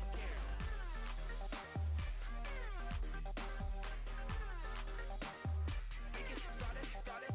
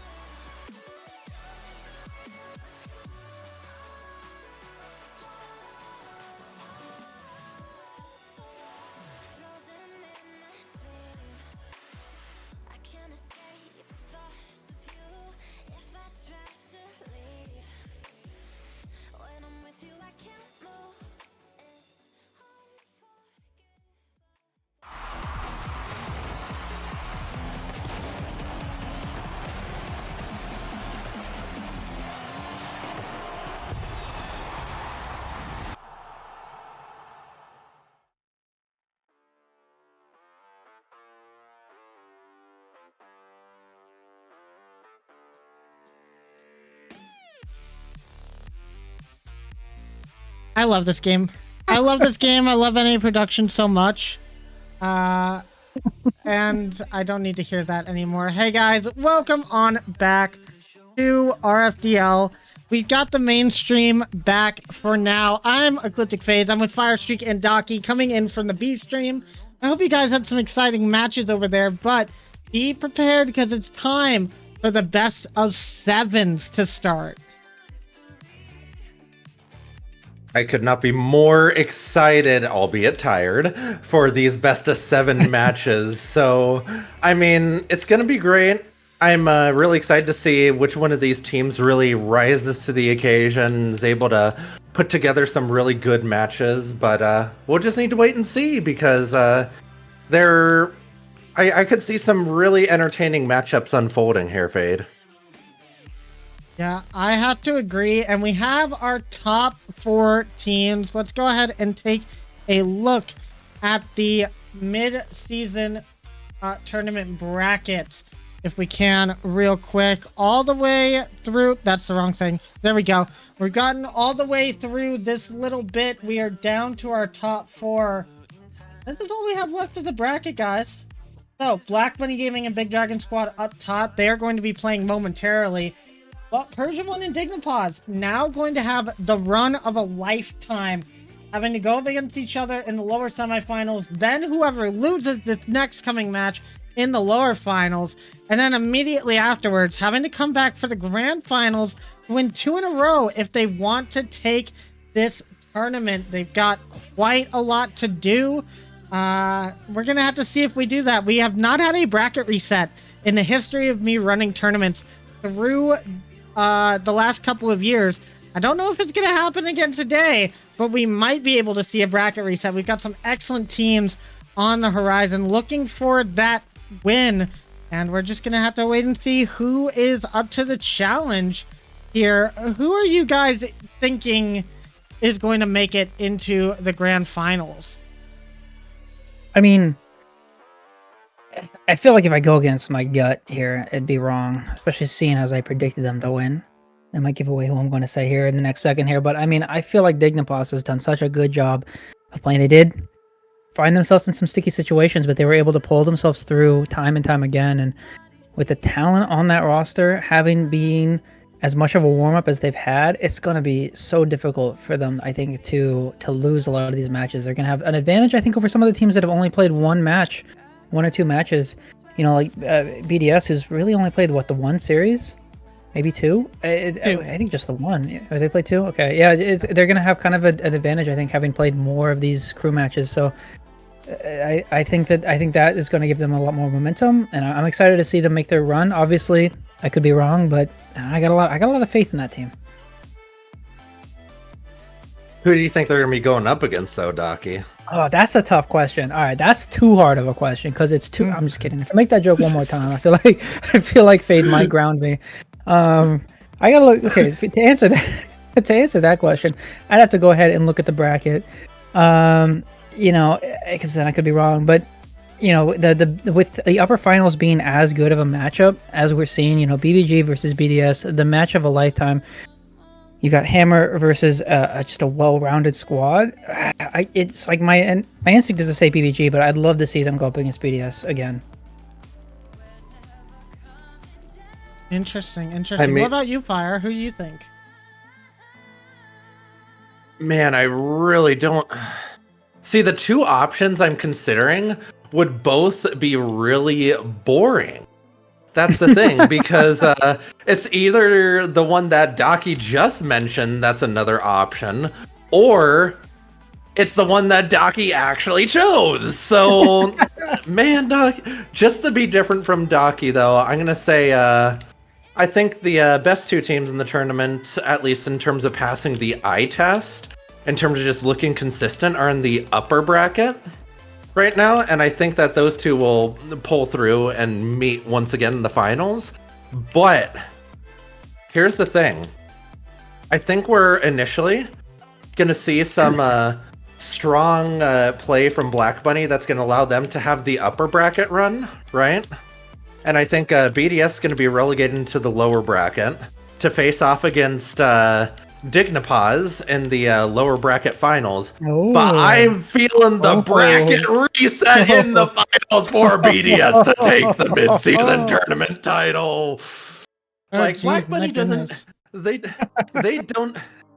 They don't need the mid-season tournament win. They know that they're looking very good for making playoffs as is. They're not going to be as motivated. They don't really need it. But BDS, out of these teams, they're only a couple weeks from being middle to lower of the pack. A couple unlucky weeks. So they are motivated to get that, and I think that's going to carry them through this tournament. Yeah, well, let's go ahead and start talking about some of these teams as we're getting into our upper bracket finals, guys. Let's start off with the villains of the RFDL in general. Black Bunny Gaming, Vezix, Kiki, and Hammer. The team carry and his 2 assistants on the side. I'm just being so mean. No, the Vezix has been showing up super well in this tournament, and so has Kiki. They've both been supplementing Hammer so well. It just seems like Hammer hasn't had to do as much in these last few matches because his teammates have been coming and showing up for them. But I mean, you know, this is a very strong team. They're looking poised to win everything, especially if they make it through to the grand finals through the upper bracket. What about you guys? What do you think about the team? Yeah, I saw. I'll glaze for a second. You know, obviously Hammer, I think, knows, right? This is just having the ability. You see on those player cards, Hammer first in just about everything, except for the one that Vezix is first in, which is crazy. I think Hammer knows that, okay, I can play these matches and I'll win them. And that's worked, I think, for them a lot in these best of 5s, because that means that Hammer can play the 2v2s, win them, and then force a game 5, and they've done that consistently. And Hammer wins the games that he's in, and that's worked a lot in their favor. But we are moving forward to best of 7s, which makes things a little bit more difficult. You can't really do the same thing anymore. So we're gonna have to see if they make an adjustment to that. But yeah, I mean, it is what it is, right? You have the 1v1 if Hammer's in it. I don't think there's anyone in this league currently that can beat him in a 1v1, unfortunately.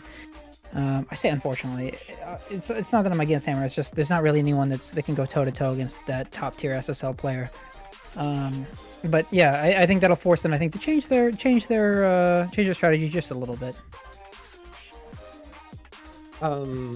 Daki, I'm gonna have one caveat on that. Okay. Okay. And that I think there is one player who would be able to somewhat consistently beat Hammer in a 1v1. But still in the tournament. Yeah. I'm not in the tournament anymore. I'm not in the tournament anymore, Fire. Come on. No. Exactly. My teammate, who was not able to be here, unfortunately. Kudos to Silver for trying to fill in, doing the best he can.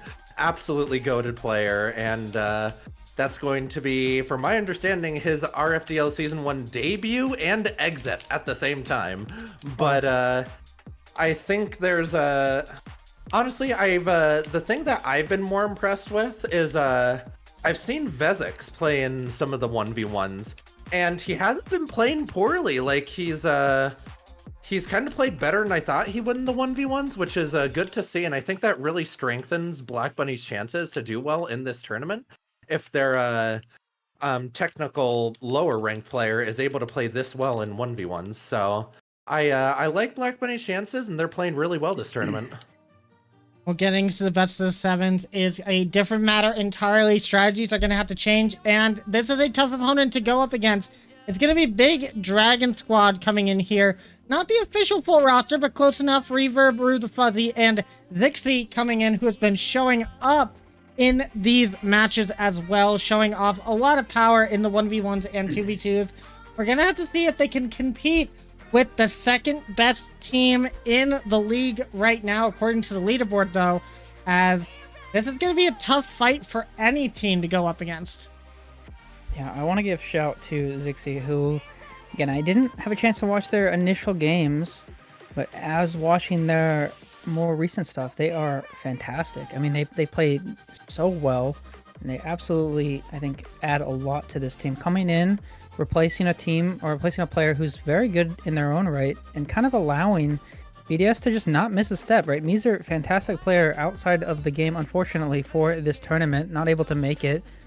which you would think would cause BDS to falter a little bit, but Zixi able to kind of step in and allow them to play at their full potential like they've been doing all season, and that has been really good for them.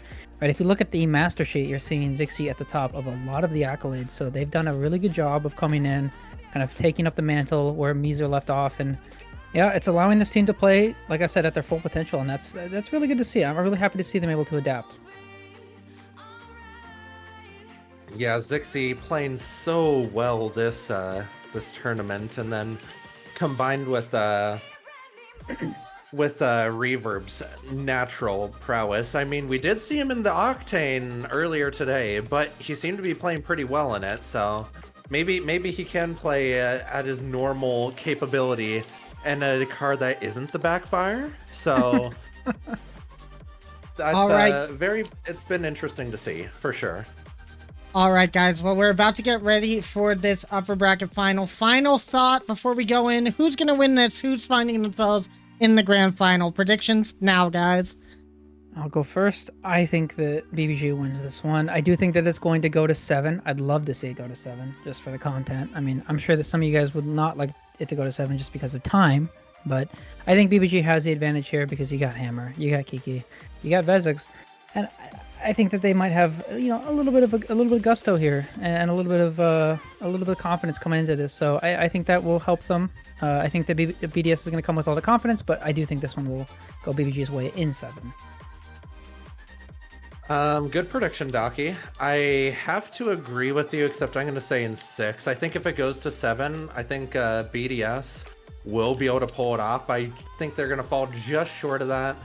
I think they're only going to take it to 6, and I think that's going to leave them in a situation where, yeah, just not able to quite get that final push to the Game 7. So, as much as I would love for that to happen, and we get a Game 7, I just don't think it's quite going to happen.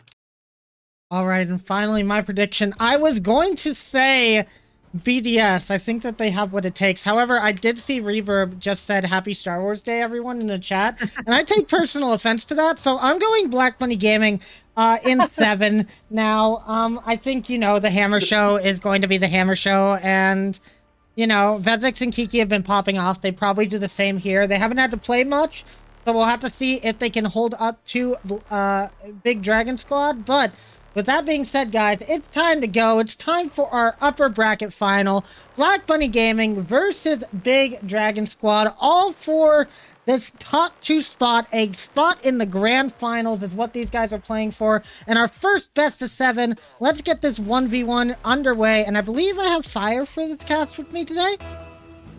Yes, you do, Fade. We get 2 in a row, and it's going to be a good time. As we see Vezix and Zixi playing in this first 1v1, that's a very neutral kickoff. Vezix, especially for his rank, has some very strong kickoffs, and that is a good dunk, but Zixi is going to keep that just off to the side. Zixi going for a dribble play. Vezix looking a little bit unsure of when to challenge, does bait out the flick, and he's going to be able to take possession off of that. Now, Vezix doing a little fake there. Zixi trying to defend against it. Zixi getting the boost, is going to try to go for a challenge there, but that is going to be a challenge that allows Vezix to regain some of that boost. The 50 goes towards midfield, and no goals early on, which is a rarity in these 1v1 games. Zixi playing this one slow, trying to find an opportunity. One might just come up off of this backboard. If it even needs it, it's not going to be. Zixi is going to score this first one. And Vezix just a little bit too far forward in this shot. Not going to be able to find what they want in this one to start. But that is a good start for Zixi, for sure. And we're going to have to see how this continues on in these coming games. As we said, this is now best of 7, which is going to be a lot different than what we've experienced here so far in the mid-season tournament. If we get to a game 5, every single player will have had to play a 1v1. And if we get to game 6, every 2v2 combination will also have been used. So we're going to be seeing some combinations of players that we have not seen at all during this tournament. And we're going to have to see what that does for each of these teams.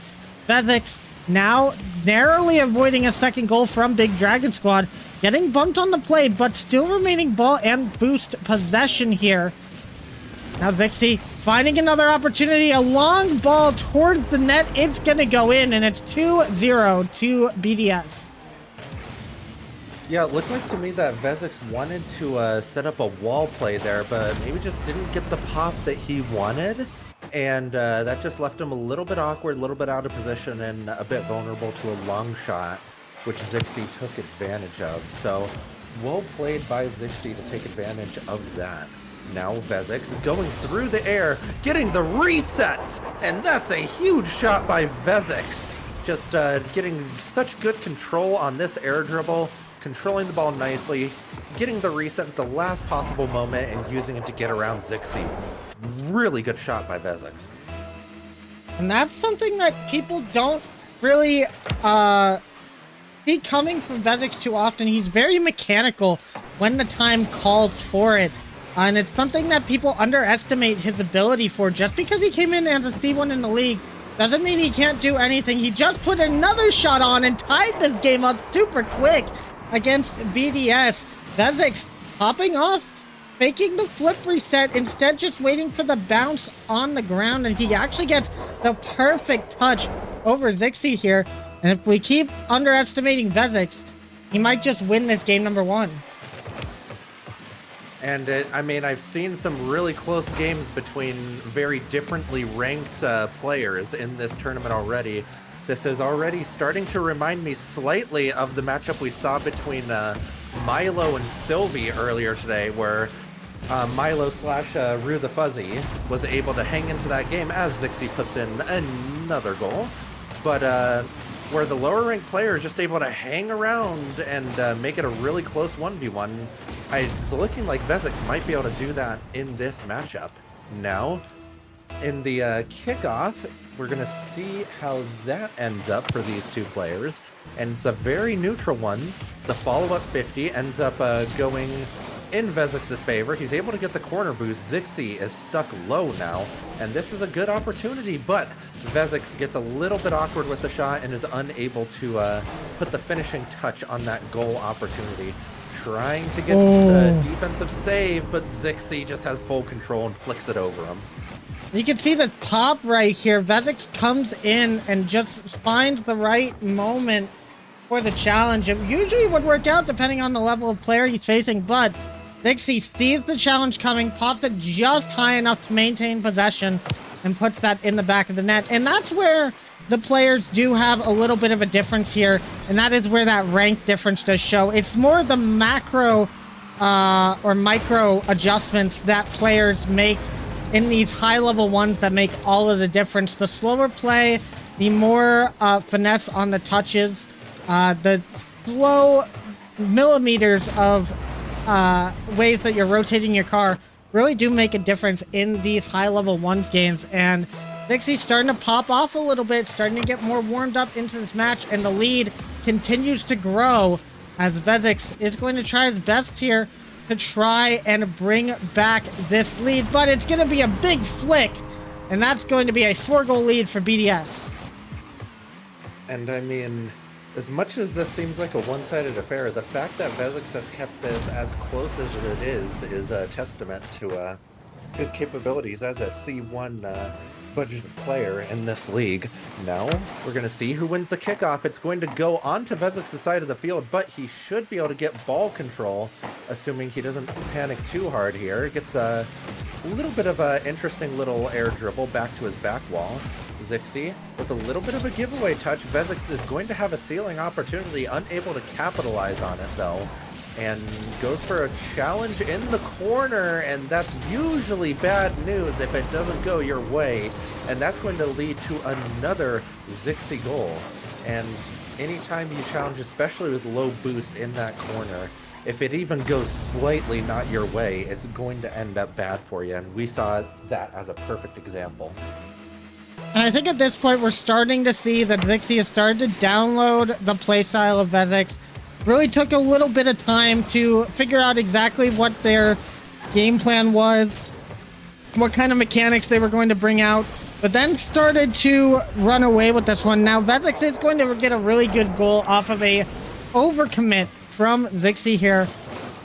Meaning this isn't out of the woods just yet for them. 4 goals is very easy to come back from in a 1v1 if your kickoffs will go exactly right. Now, that being said, I still would assume that Zixi is going to at least keep these neutral, as if not favoring himself on the kickoff. Now, Vezix having a bit of a chance, going for one of his signature demo plays, not able to find it.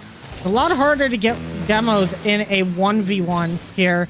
As you can see, he actually jumps from hearing Vezix right behind and almost gets a shot on net, but not able to find it.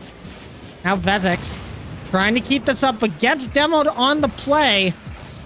And that's going to be BDS's ball as we reach 40 seconds in this game number 1. That's going to go into the back of the net, and a 5-goal difference with 37 seconds left. I think Big Dragon Squad going to be taking game number 1. Yeah, they most likely are going to be taking game number 1, but if there is a game mode where a comeback is possible, it's in ones. But that is a tall order for any player in the league against a high caliber player like Zixi, but even more so for one of our lower ranked competitors. So we'll need to see if he's able to pull one back, maybe get a little bit of momentum going in Black Bunny's favor on this one. But I mean, with that demo, it is possible he should have a free play here. Zixi leaping into the air before Vezix even got there, but is able to get the 50. Vezix going for a Psycho Touch, unable to get it though, and is able to poke it past Zixi, getting one more goal for his total, and that's going to leave him in a 4-8 game. 3 seconds left, but that could be a little bit of momentum to carry into the next game. Yeah, and it's all going to be about momentum when they get back into their 2v2 that they will be having later. For now, though, just going to have to sit there. Know that you tried your best. We have seen this happen quite a lot where Black Bunny Gaming kind of sends out Vezix, hoping that they bring out on the other side their best 1v1 player, expecting the loss, but knowing that Kiki and Hammer are going to be in the second game, which will usually end up as a victory for them. It's been a strategy that's worked so far in the 2 series they have played. We're going to have to see if it works once again. But this is a squad that has reverb on it, and if you know one thing about reverb is that they're going to try and pop off as much as possible. So we'll have to see what they can come up with here in this game number 2, and we're going to get that one going here as soon as possible. Gonna go ahead and make sure we get everybody in, and I'm trying to find is the thing. So Reverb and Rue the Fuzzy going to be joining us for this game number 2, and I will say I really was hoping to see a Vezix versus Rue the Fuzzy 1v1, as they have both been showing up in the ones matches, and I think that would be very, very fun to see. Unfortunately, did not happen this time, but you know, maybe if we see a reappearance in the grand final, we'll get that matchup.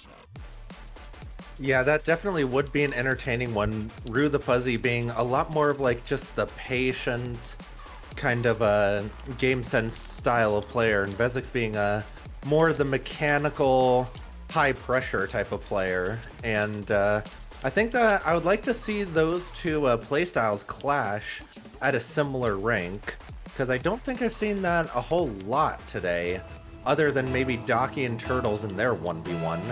But regardless of that, it's time for this 2v2 as Reverb is able to get a good kickoff. He's going to get dunked by Hammer, though, leaving Milo in a 1v1 with Hammer. Hammer clearing that to the middle, but it's going to get cleared out by Reverb. Reverb trying to keep the pressure on, is able to get it past one, goes for the double, but Hammer's there. Hammer just hanging out there. I don't know what Hammer's doing. Oh, we're seeing a little bit of pressure. Oh, did he request I think Hammer's requesting a server reset. Yeah, we can do that for him. We will go on back. Apparently this was a bad server. for Hammer, and we will get back going as soon as possible. But, yeah, they do have that right as long as he called it early enough, and he did. So, USD's sometimes a rough one for these guys. We will get them back in and see if we get a better server here. Hopefully, we will. I've noticed that even on the B stream, I noticed that kind of being a common theme. The servers have been kind of rough today overall, all around the board. I think I've seen in every single series so far outside of the very last one that we just cast at Fade, where there's been at least one server that's been pretty rough for one of the players, including my own series that I played earlier today. So we'll need to see if this one's a bit better for them. But yeah, but they're probably giving all the good servers to the open quals today. Yeah, that's just how it seems to be. You know, when you have people from different regions playing, you're always going to find a little bit of roughness in servers. It is kind of what it is. Luckily, this one seems to be working a lot better for all the players involved. We will see. Hopefully, it doesn't have any sort of impact, but it is good to see that they do care enough about trying to make this as competitive a game as possible to actually want the server reset. Some people just kind of take it and leave it. Now that's a huge shot from Hammer. Not going to be able to go into the back of the net. I believe that was Rue the Fuzzy with the save there. Awkward coming out for BDS, though. You can see the boost totals running low while Black Bunny Gaming keeps possession of all that boost. Now, big shot from Hammer straight to the top left corner. And that's going to be a goal for Black Bunny. And that's exactly what Hammer brings to the table right there. Just so much control on this air dribble, identifying the exact spot that Reverb can't cover, and it's only a millimeter in the very corner of the net, but he just takes advantage of that 1 millimeter he has to take so well. You give him an inch and he will take a mile. Although he's from the EU, so maybe a kilometer. But we got Rue clearing that to the side. Reverb is going to need to make a save here, but that's going to be a routine one for him. Trying to get a challenge on Hammer. Hammer gets the better of that one. Kiki trying to get that mid, but Reverb's going to be able to keep that onto the side. Reverb going to need a clear here. It's going to go off the post, and that's a very unfortunate play for Black Bunny Gaming. Reverb is going to be able to get the demo on that one, but Rue the Fight is going to need to progress this one forward, unable to get it past Kiki. Kiki trying to get that middle. Hammer's nowhere to be found on that one, though, and Milo is going to clear that deep, trying to put a shot on net from downtown, unable to do so, though. And Hammer is going to get the reset, tries to get the musty, not the most amount of power on it, but it's enough to set up a goal for Kiki after a save from Milo. And this exactly is why they allow Vezix to be in that first 1v1. The Hammer and Kiki combo in 2v2 has been very destructive in these last couple of series that they've played. And they're showing why just right now. Excellent game coming out from Black Bunny to start. About half the game gone, so still plenty of time for Reverb and Milo here to come back. But it is going to be rough, because as I've said before, Black Bunny Gaming doesn't just have the offense unlocked. In this sort of 2v2, they also have the defense unlocked. They're so good at getting back on time. They really need to find a way to get some good demos on Black Bunny if they're going to find any chances at the net. Also, something I noticed, which I don't know if we've seen this yet today, Reverb not on the backfire, which I will say, and this might come as a shock to Fire as he was not in the stream as we talked about it, but I did have a one-on-one with one of the casters, and they told me something very interesting, and I believe it was Static. And what they revealed to me was that Reverb playing on backfire is a thing that he created just for RFDL. It is a myth. It is not a real curse, as we would say. He literally only plays backfire on RFDL. I mean, Reverb, he was playing the Octane earlier today, and he was playing pretty well in it, so I think that having played with him before, that's the car I typically see him in more often than not, unless he's completely trolling in houses. But you know, he's played really well in the backfire so far this season, and he's also kind of showing up in the octane in terms of the mid-season tournament. So that's a good shot on shot. net. Kiki trying to make the save and is able to get there just in time. We see, oh, that's a good pass, and that's Reverb being able to strike that one home after a fantastic beat by Milo to get that one back within a 1-goal game with 1 minute left. And this is the sort of defensive blunder that you need to see if you are BDS and take advantage of, which they have done here. These opportunities do not come very frequently for BDS though, so they're gonna have to try and force another one out as quick as possible, as they only have 50 seconds to find another goal to cause an OT. Any more goals going in, that might be the end of the game, and a third one for Black Bunny does go in off of Kiki's touch. Bar down and in, and that's going to be so heartbreaking for BDS here, who were so close to coming back to that tied game, and immediately the 2-goal deficit is forced back upon them. Yeah, and that's unfortunate for BDS. I'm sure Black Bunny fans will be very happy to see that one go in, though. Now they can kind of just rely on Hammer to sit back, play a little bit of defense for the next 30 seconds or so. And, oh, I don't think that's what they want to do, though. Kiki wants to just score more. So, you know what? Why not? Have fun, Kiki. Do your thing. But yeah, that's just a good play by Kiki to be able to put that one in the net, and that's really going to put the nail in the coffin for BDS in this series. So, or in this game, not the whole series. There's still many more games in the series to play, Fade. But yeah, there's is good for Black Bunny, and I'm sure Hammer and Kiki are happy to have been able to handle business fairly convincingly in this game. Now we see Reverb clearing out to the other side, but I don't think anything that happens from here on out is going to matter all that much, other than maybe for the momentum and confidence. Now, I will say this does end up having huge implications for the rest of the series, Fire, because as we've talked about, now that Black Bunny has won this game number 1, we're guaranteed at least a game 5, and with every single player having to play a 1v1 going into this, it's going to be a very close series between these two squads. Yeah, it is going to be a very close series, but I think we also kind of expected that out of these two teams. Like, we both know that these two teams are very strong in RFDL. They are the 1 and the 3 seed, I believe, for a reason, and that's I think it's going to bode for a very good series, a very entertaining one, and I'm excited to see who ends up having the edge in this one. I'm very happy to see Hammer being able to do his thing for Black Bunny, and Kiki also showing up in big ways. So good to see these players playing well, and we'll see if they're able to carry that momentum into this next 1v1. Yeah, we'll have to see just that. We are going to be waiting for the call from BDS on who they're going to be bringing out in this next 1v1. We will see that happen here really soon, I would assume. And once we get that, we will start up this next game. But a very close one.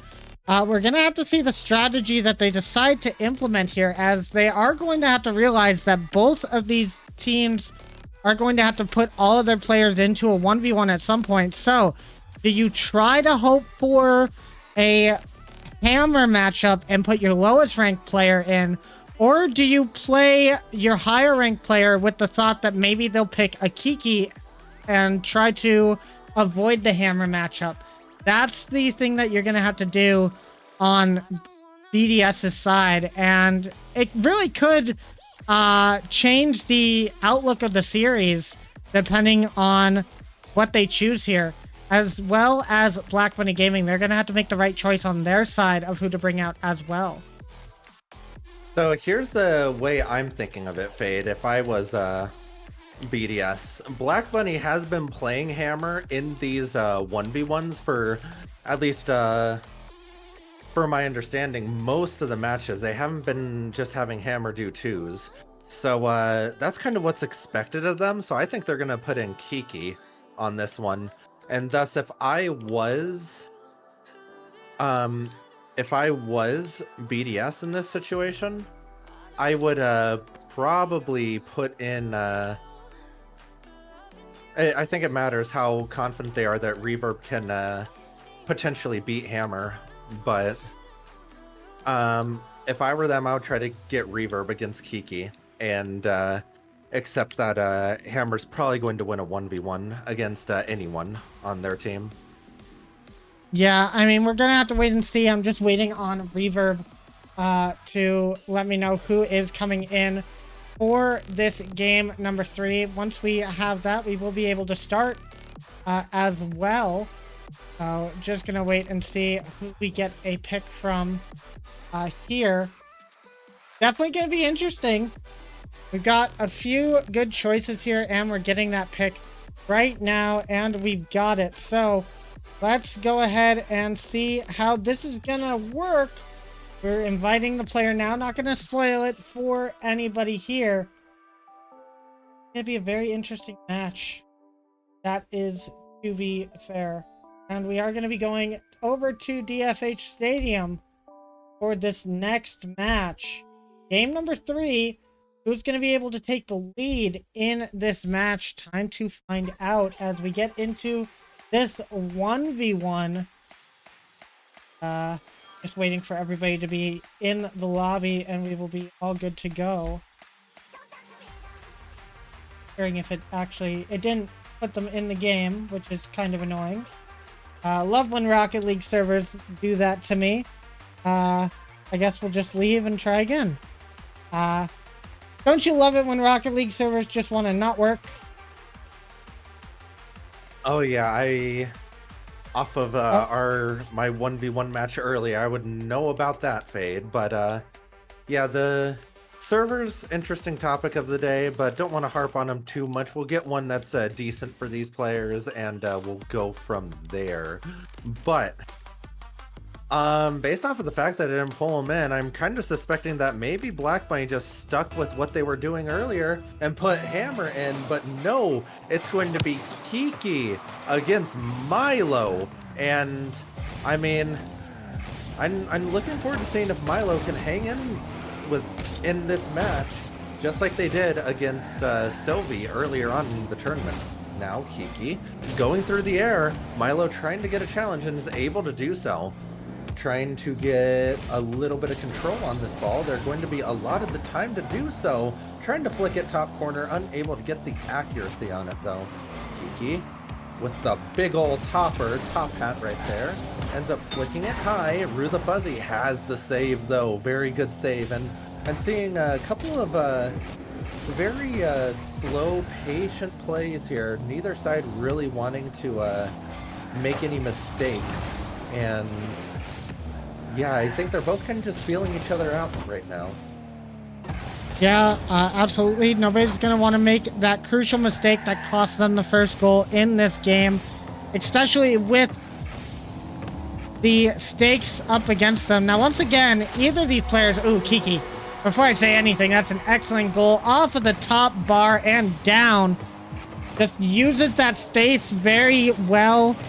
Sees that Rue the Fuzzy goes a little bit too far forward and is able to cut that off at the top crossbar. But as I said, either of these teams, both lives still remain for either of them going in this match. But if you win this match going into the grand finals, you then have the advantage of not having to pull off a bracket reset to win the whole tournament. Going to be putting you in a very, very good position going forward. And as well as that, a spot in playoffs guaranteed and some new player cards to go with it. Not a bad prize if you ask me, and Black Bunny Gaming seeming like they want it, as Kiki gonna score a second one. Yeah, just a clean air dribble, nothing too fancy right there, just Kiki's doing what they need to do in order to put the ball in the net right there, and that's just really well played by them. Now, in this next kickoff, Milo is not going to want this to go in Kiki's favor, but it does. And Milo's going to try to pad pass back to net here. and try to force out an awkward touch. They're going to have control of the ball. They're trying to take it down the field. Gets a little bit of an awkward touch there, but they're able to get back and they'll be able to clear this one to the side. Now they're going to go for a challenge on sidewall. Bit of a risky challenge, but it seems to not be disastrous for them as they're able to grab corner boost, and now they have full boost control over Kiki. Kiki only sitting here with 12 boost. Opts to try to flick it high. Milo gets the shot off. Nothing doing though, and they're going to trap it in their own corner. Now a clean dribble. They're trying to get some fancy little cuts in. Flakes would be proud, and Rue the Fuzzy's going to handle it well. And overall, I'm seeing Rue the Fuzzy kind of play their game, and Kiki just doing that. That's disgusting, Kiki. Was that really necessary now? Come on. That's a really good shot coming from Kiki. Rue the Fuzzy almost gets to that as well, but just a little bit too far over to the right. Excellent dribble coming out from Kiki, and every goal in this game counts. You want to get that lead up as high as possible, so I do think Kiki did need to do that for their team. Now Rue the Fuzzy having a chance, puts that straight to the top left corner, and starts getting this lead down a little bit for Black Money. And that's an excellent goal to start it off. Yeah, Rue's, they were able to hang around with Sylvie earlier, but they're also hanging around with Kiki, and that's exactly what we want to see out of Milo, just to keep themselves in this match, because as Kiki is able to put in a kickoff goal. But even if they're able to just hang around in this match, that can mess with the mental of the upper ranked player and maybe not have them playing quite as confidently as they normally would in following games. But on this kickoff, they're gonna, if you're a BDS fan, you're gonna want to see Milo put in the next goal. But Kiki is going to have boost and ball on Milo's side of the field, getting a pinch off the post though, unable to finish on that attempt, but they still have a little bit of a boost advantage, and Kiki is able to take advantage of it and put another one in the net. And this just keeps getting a little bit farther away from Rue the Fuzzy here. He's trying his best, but Kiki is just showing just a little bit more game sense, a little bit more offensive pressure. And it is getting to them a little bit, but this match kind of expected to be a loss in Big Dragon Squad's books. However, at least it's being a good fight so far, as that touch gets right past Kiki, who just accidentally backflips away from it. And that's going to be a free open net for Milo, and you love to see it. You love to see a good fight going on. This is a very, very shallow scoreline compared to some of the other 1v1s we've had. It's not the lowest scoring, as we had that earlier in, I believe, the Dignapause and Big Dragon Squad game. That one was a real low scoring affair, but besides that, we've had some pretty otherworldly scorelines in these 1v1s, so I like to see that they're keeping it close. Exactly, and that's a really good shot by Kiki, just being there right when it's awkward for Milo to be able to get to that. But ultimately, nothing too fancy there, nothing too surprising. Now, Milo trying to get a good kickoff. It's going to be good for now, and they might be able to put this in the net, and they are able to. Milo putting up a really good fight against Kiki in this 1v1. And this is getting closer and closer, and we've talked about how multiple times a 3-goal deficit in ones is not really that much to speak of. Definitely keeping a hand in this fight. Needing some kickoffs to go their way, though. This might be there. You can make Kiki really awkward on this ball.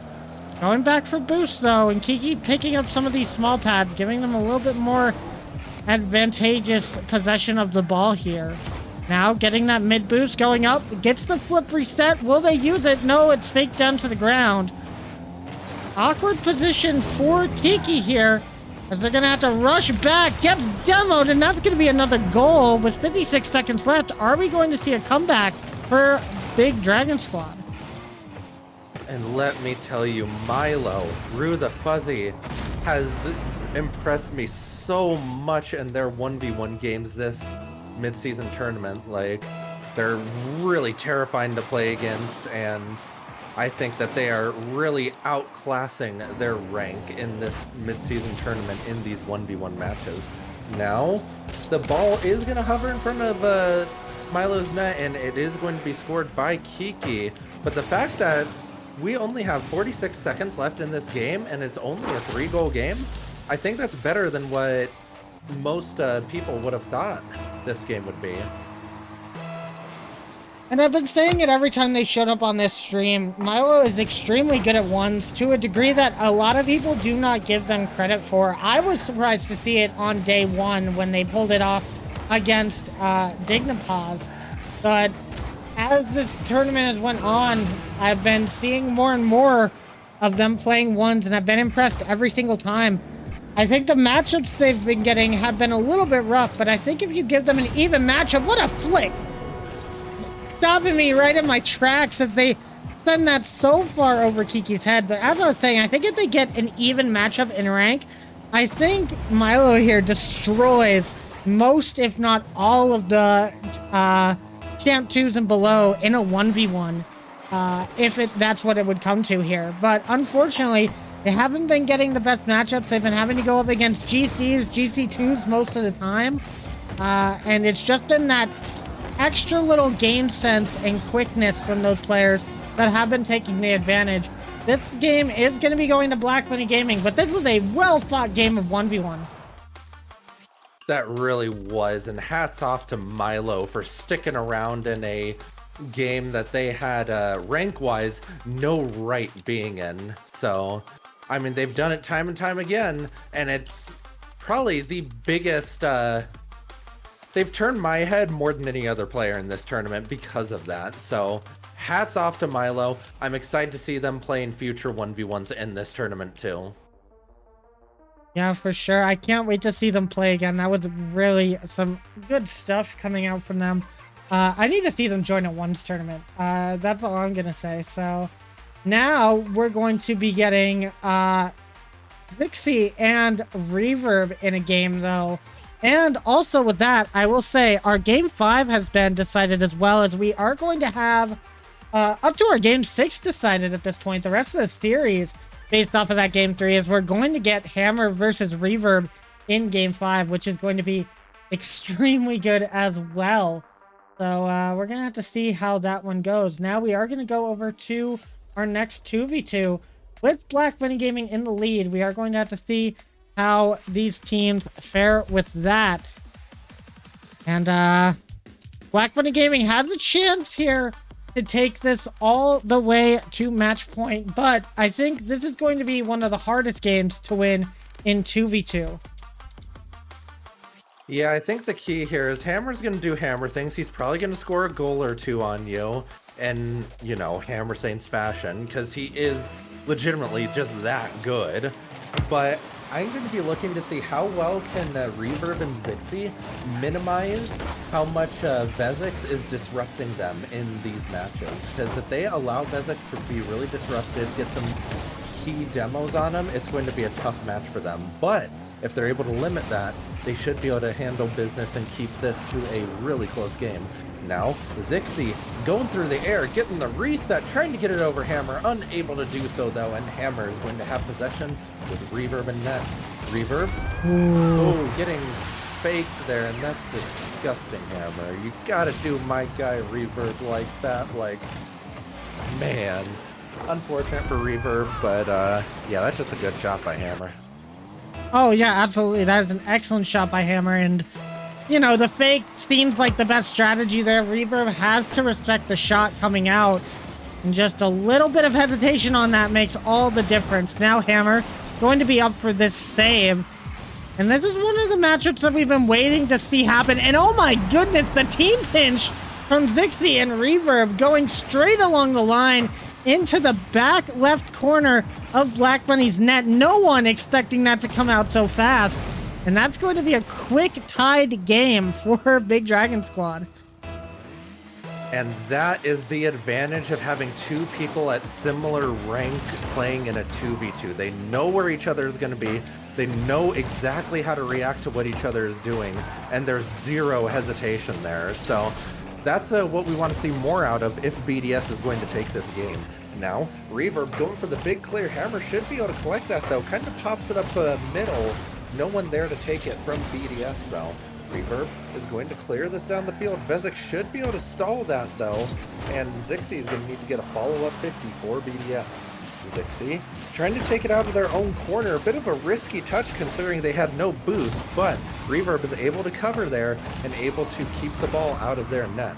Reverb trying to get a shot on net, but Hammer's there for the save, along with a 50 coming out from Hammer to be able to get this out of their net. So now we got Reverb trying for the air dribble, getting 50 by Vezek. And Hammer is taking it down the field. Very back and forth play from both of these teams, and no team seems to have a clear advantage so far. Oh, and that's the touches that you need, and Zixi and Reverb doing a little bit too much there. It's going to be an overcommit leading to a Black Bunny goal. Second, they were trying to get the touch on Hammer, and if they would have got that bump, a goal was more than likely. And those are the risks that you have to make in these 2v2 matches to try and get past these strong opponents. Hammer has been doing well at keeping this very competitive, and that save right there is showing exactly why Black Bunny has maintained this lead that they have right now. Now Vezek's trying to pass up. Gonna go over to Reverb, puts it off to the side. Hammer with one touch and lots of boost to go off of. Realizing that BDS doesn't have much boost to speak of at all, but now gonna have to scramble back as Zixi has the possession. Tries to go for the air dribble bump. It looks like Hammer will be there in time and clears that over to the side. Double commit coming out from Big Dragon Squad. And this is where we're gonna start seeing the difference in having a sub or not with this squad. This is a situation that we haven't had to see too much of coming into these matches. Now Zixi, though, getting a nice clear downfield and will tie the game off of a bit of an overcommit from Black Bunny Gaming. Yeah, just a bit aggressive positioning-wise coming out from Vezek there. Would have liked to see him be just a little bit further back, a little bit more cautious in his approach onto that ball, but it is going to end up costing Black Bunny a goal, but the game is still tied, so I'm sure there's no panic coming out from them. Now Hammer trying to get it over the entire BDS defense, but Reverb is going to come in clutch to be able to make that save. Getting the demo on Zixi is big as well, as we see Reverb try to play the slow game, leading to a shot, but Hammer's having none of it. Hammer going off of corner wall, going to take his time, save his boost on this one, but Reverb is going to get the quick challenge, which is going to allow him to make things a bit more awkward for Black Bunny. Black Bunny progressing the ball down the field. They're going to try to take it off of their own back wall, but BDS is going to have a shot on net. Will he get there on time? He does. Great save by Hammer on that one. Hammer going up over the top, hopping the ball high, but that's just going to fall to BDS, who gets a big ol' shot from downtown. Zixi strikes that one home. And this is a very good thing for BDS here. This is almost a must-win game for them. If they allow Black Bunny to get to match point, you know you have to face Hammer in the 1v1, and that's almost a guaranteed loss. If you are basically anybody in this league, Hammer is such a good person to, such a good player on this squad. You cannot take him lightly, and so you need to be sure that you're winning this match. Try to force at least a game 6 if you have to go there. But we're gonna have to see. There's still 51 seconds left. Plenty of time for Black Bunny to get the lead back down to 0. As it might happen just here, Zixi in the right spot at the right time. Able to clear this off to the side. Now, a demo on the Big Dragon Squad member, but that doesn't really allow a lot of push forward as Zixi gets it over Vezek, puts an awkward shot on net. Hammer has to go up for it. Reverb just trying to take his time with it, saves his flip just to threaten Hammer with it. But an overcommit on offense, and that's going to be Black Bunny Gaming tying it up with 17 seconds left. See, if I'm a big Dragon Squad fan right now, I'm getting a little bit nervous because this game is very close, and this isn't the best ranked players on Black Bunny in terms of their highest ranked duo. And this is the highest ranked duo for Big Dragon Squad, so if they're not able to start taking this game in more convincing fashion, as Zixi gets a crucial save right there to keep their team in the game, and they take it over the top. Are they going to be able to win? Oh, that's going to go to overtime. But this is a very close game when, you know, the BDS has their best two players out on the field right now, rank-wise, and I don't know, that's just a little bit concerning if I'm a fan of BDS. But Reverb trying to play the control game. Hammer is going to get a good 50. That's BDS a little bit low on boost, and Vezix puts that one home, and Black Bunny is now going to be on triple match point. Big Dragon Squad in trouble. And that was a perfect pass from Hammer, knowing exactly where Vezix was on the field, seeing him come up for that shot, and he just slots it in the middle of both the defense. And that is going to go to match point for Black Bunny Gaming. And now it's going to be Hammer versus Reverb with series point on the line. That's going to be really, really tough for Big Dragon Squad. They are going to have to now beat one of the best players in the league to be able to stay alive and cause a game 6. I mean, you say one of the best players, but I mean, just look at the stats. He is the best player in the league, and I do not envy Reverb right now because he has some very tall orders on his plate right now just to give his team a chance, a shot in the dark. And I don't know, it's a tough matchup for him, but if there's anybody who's going to be able to do it that's left in this tournament, it's going to be Reverb. So I'm excited to see what he tries to pull together to give his team a chance in this matchup. Yeah, I have to agree. This is going to be a very interesting match as we go to DFH Stadium Day. We're going to see if this is going to be the final resting spot of our upper finals, or if this is going to be the start of a comeback for BDS. It's going to be a very exciting one. And it's honestly one of the most important matches of the day. I think if Reverb loses out here, Black Bunny Gaming has a very good chance of taking the mid-season tournament for themselves. We're going to have to see what happens here as we get going into game number 4. Both of our players lined up. We are on US East as we have a West player versus an EU player. So both of these guys dealing with a little bit of ping diff. We're going to see who it affects the most going into this. And we see Reverb almost getting a shot right off the bat. Hammer going to take control here. And honestly, I think this might be only the first time, at least in my experience on the mainstream, seeing Hammer playing a 1v1. Is in their previous match, they sent out Kiki and Vezix instead of Hammer. So Hammer having to play the 1v1 now. It's instrumental for him to win this one, because if we go to a game 6, it's going to be Kiki and Vezix versus Rue the Fuzzy and Zixi. And I would expect a game 7 at that point, and Reverb trying to make that so, as they're going to get the first goal for BDS. Yeah, that's just a good shot, identifying that Hammer just had a momentary boost over ball moment right there. And it happens to the best of us, but that's one that I'm sure thinking back, he would want to stay on to get a challenge there. But I'm sure it's not going to affect him too much as he takes the ball off of corner wall, trying to set up a play. Reverb is able to get the 50. Reverb trying to get another goal here, and he's going to be able to. Reverb going up by 2 only a minute into this game. This is kind of surprising. I was expecting a little bit more coming up from Hammer to start this one off, but maybe he's just not used to having to play these these 1v1s might be throwing him off a little bit. Reverb, however, in the same situation, taking it like a champ, trying to get the one-up on Hammer, as they might be able to again. That's going to roll over to the side, maybe trying for a Doomsday Dish, gets over to the side, gets the pinch down, Hammer not in the right spot. That's going to be a third goal, and that really just shows off Reverb. We know them as a highly mechanical player.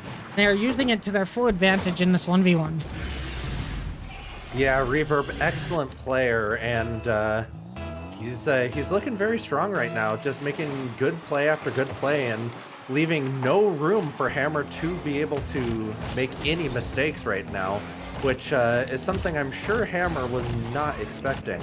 Now we see Hammer going through the air, going for the mechanical play, but Reverb shuts it down. Like, I mean, we all know he can do it. He is a very, very strong player, a player who has hit SSL, if I remember correctly, in the past. So, I don't believe someone so. to be taken light. No? I don't think so. I think we would have ranked him as SSL if he hit SSL. Not recently, not recently. Very long Okay. ago. But yeah, Hammer Saints gets a good goal right there, just putting in a little bit of an overcommit by Reverb and slotting that one home. So very well played by Hammer to have the game sense to put that one away. Oh, apparently, according to Meezer here in the chat, Reverb has said he's once been SSL in one, so you know he puts on a good fight. Makes me wonder why they haven't been having them play the ones matches so far, but they are in the upper finals, so it's not like they've made any bad choices. They've been winning all of their series, but can they continue on against Hammer? They're going to get this off to the side. Going to have an awkward bounce. Hammer has to go over to mid boost. Gives possession of the ball away to Reverb, who's playing it slow, takes the flick over Hammer's head, and that's going to be a 4-1 scoreline for Big Dragon Squad with 2:41 left on the clock. Yeah, that's just a good flick. Like, that is undefendable by Reverb right there, and there's nothing Hammer can really do in that match, or in that defense right there. Now we see Hammer trying to take possession on his own back, while Reverb, threatening a quick challenge, opts to play it patient though, and that's a really good fake challenge into challenge by Reverb. Now Hammer trying to get a shot on net. He's almost able to, but that one's just gonna go wide, and Reverb is gonna get a good dunk to try to put on some offensive pressure. Trying to get this middle, he's able to do so, and that's a great cut by Reverb to be able to put that one home. Okay, I know we said at the start of this that Hammer playing a ones is a guaranteed win. I don't think that's the case anymore, as Reverb has shown in this match that gods do bleed, in fact. And, I mean, we've always talked about how Reverb is such a mechanical player, has done so well for BDS, and we're seeing firsthand why in this match. If you can take someone like Hammer to such a scoreline, I mean, that's saying a lot about you. It says how mechanically gifted you are. It just says how good you are at the game. And Reverb been showing up here. Maybe this is all a part of BDS's plan. However, that goal is not. Barely missing the ball, and Hammer's going to get that off the crossbar and down. Of course, with two players of this skill going against each other, every single goal is going to count. Every single second really does matter, as there's still plenty of time for Hammer to get back into this one.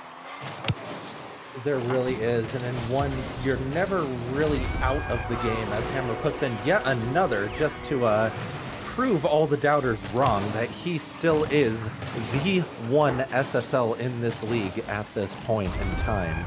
And he's just a very, very strong player, and just fights through that challenge and gets a good kickoff goal for himself. Now, Reverb potentially being able to take control of boost right there, because Hammer opted for ball, and that's going to allow him to get an offensive possession. Good attempt, but that is going to get saved by Hammer, and going to leave an open net for Hammer to be able to capitalize on. And usually going for the air dribble bump attempt is a good strategy, but Hammer able to dodge it easily and gets a touch on the ball. Reverb a little bit too far forward. It's suddenly a one-goal game With a minute 27 left, these next few kickoffs are going to be so important for either of these teams. Once again, Black Bunny Gaming on match point. Big Dragon Squad having to deal with the pressure of winning this or going down to the lower bracket and waiting for your match against either Persian 1 or Dignipause. Either way, it's going to be a rough match going into that. And we've also seen a trend of teams that lose in the lower or the upper finals usually have the tendency to lose in that lower bracket final as well. So that is not a place where anyone wants to be waiting for their opponent at. Meanwhile, Hammer trying to tie this one up. Gets it past. It's going to be off the crossbar, down and in. And 44 seconds left. We're all tied up. I mean, as soon as we started to doubt him, Hammer just takes over the game, and he has all the momentum right now. Reverb scrambling to try to find something that'll work against Hammer right now, and we need to see if he's able to find it. A neutral kickoff. Reverb scrambling back for boost. Hammer with possession. Hammer trying to flick it high. Reverb is going to get the block on that one, and Hammer's going to need to play this back into his own corner.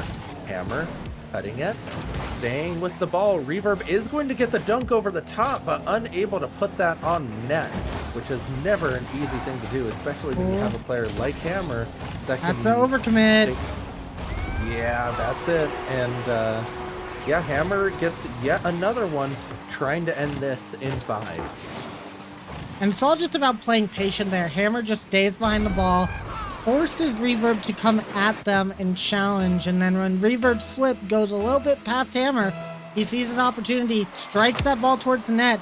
14 seconds left, and Reverb has to find something now. Hammer is going to get this mid boost.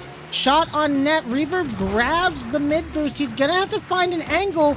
Gets it flying towards the net, but it's going to be up high, and Hammer just has to get this down to the ground, and Black Bunny Gaming will be moving on to the grand finals. Will it happen? Yes, it does. Black Bunny Gaming winning this series in 5 games. We have our first grand finalist of the mid-season tournament. We do, and congratulations to Black Bunny Gaming, who showed up in big ways this series and really showed people why, especially once X3 Tactics fell, they became the favorites in this tournament. They played that very well, they got the matchups they wanted, and they took care of business. And that's just really well played by them. And I think we were all expecting that to be a little bit closer, and it was really close there. But I feel like Hammer was listening, and the moment we said that he was struggling, he turned on his monitor. He was like, okay, Hammer showtime, and he just pulled out what we always expect from him in all of these games. And he is going to be able to take this game and go to the grand finals. Going to be waiting a little bit for their match, as we still have a few more games to be done before that. But guys, that's not all for us today. We're gonna finish this bracket off, and we've got the lower semis coming up next, and that's going to be Dignipause versus Persian 1. We will be back after this little break with the rest of the RFDL mid-season tournament.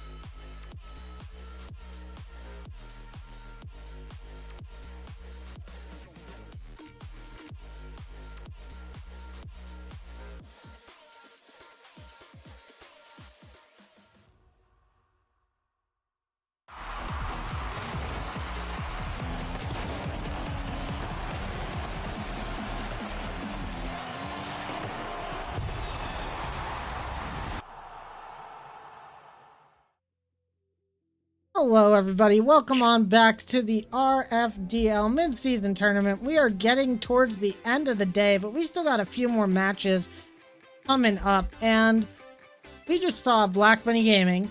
We all knew it was going to happen, but they ended up taking the victory over BDS, and they find themselves in the grand finals, waiting for one of these other three teams to show up.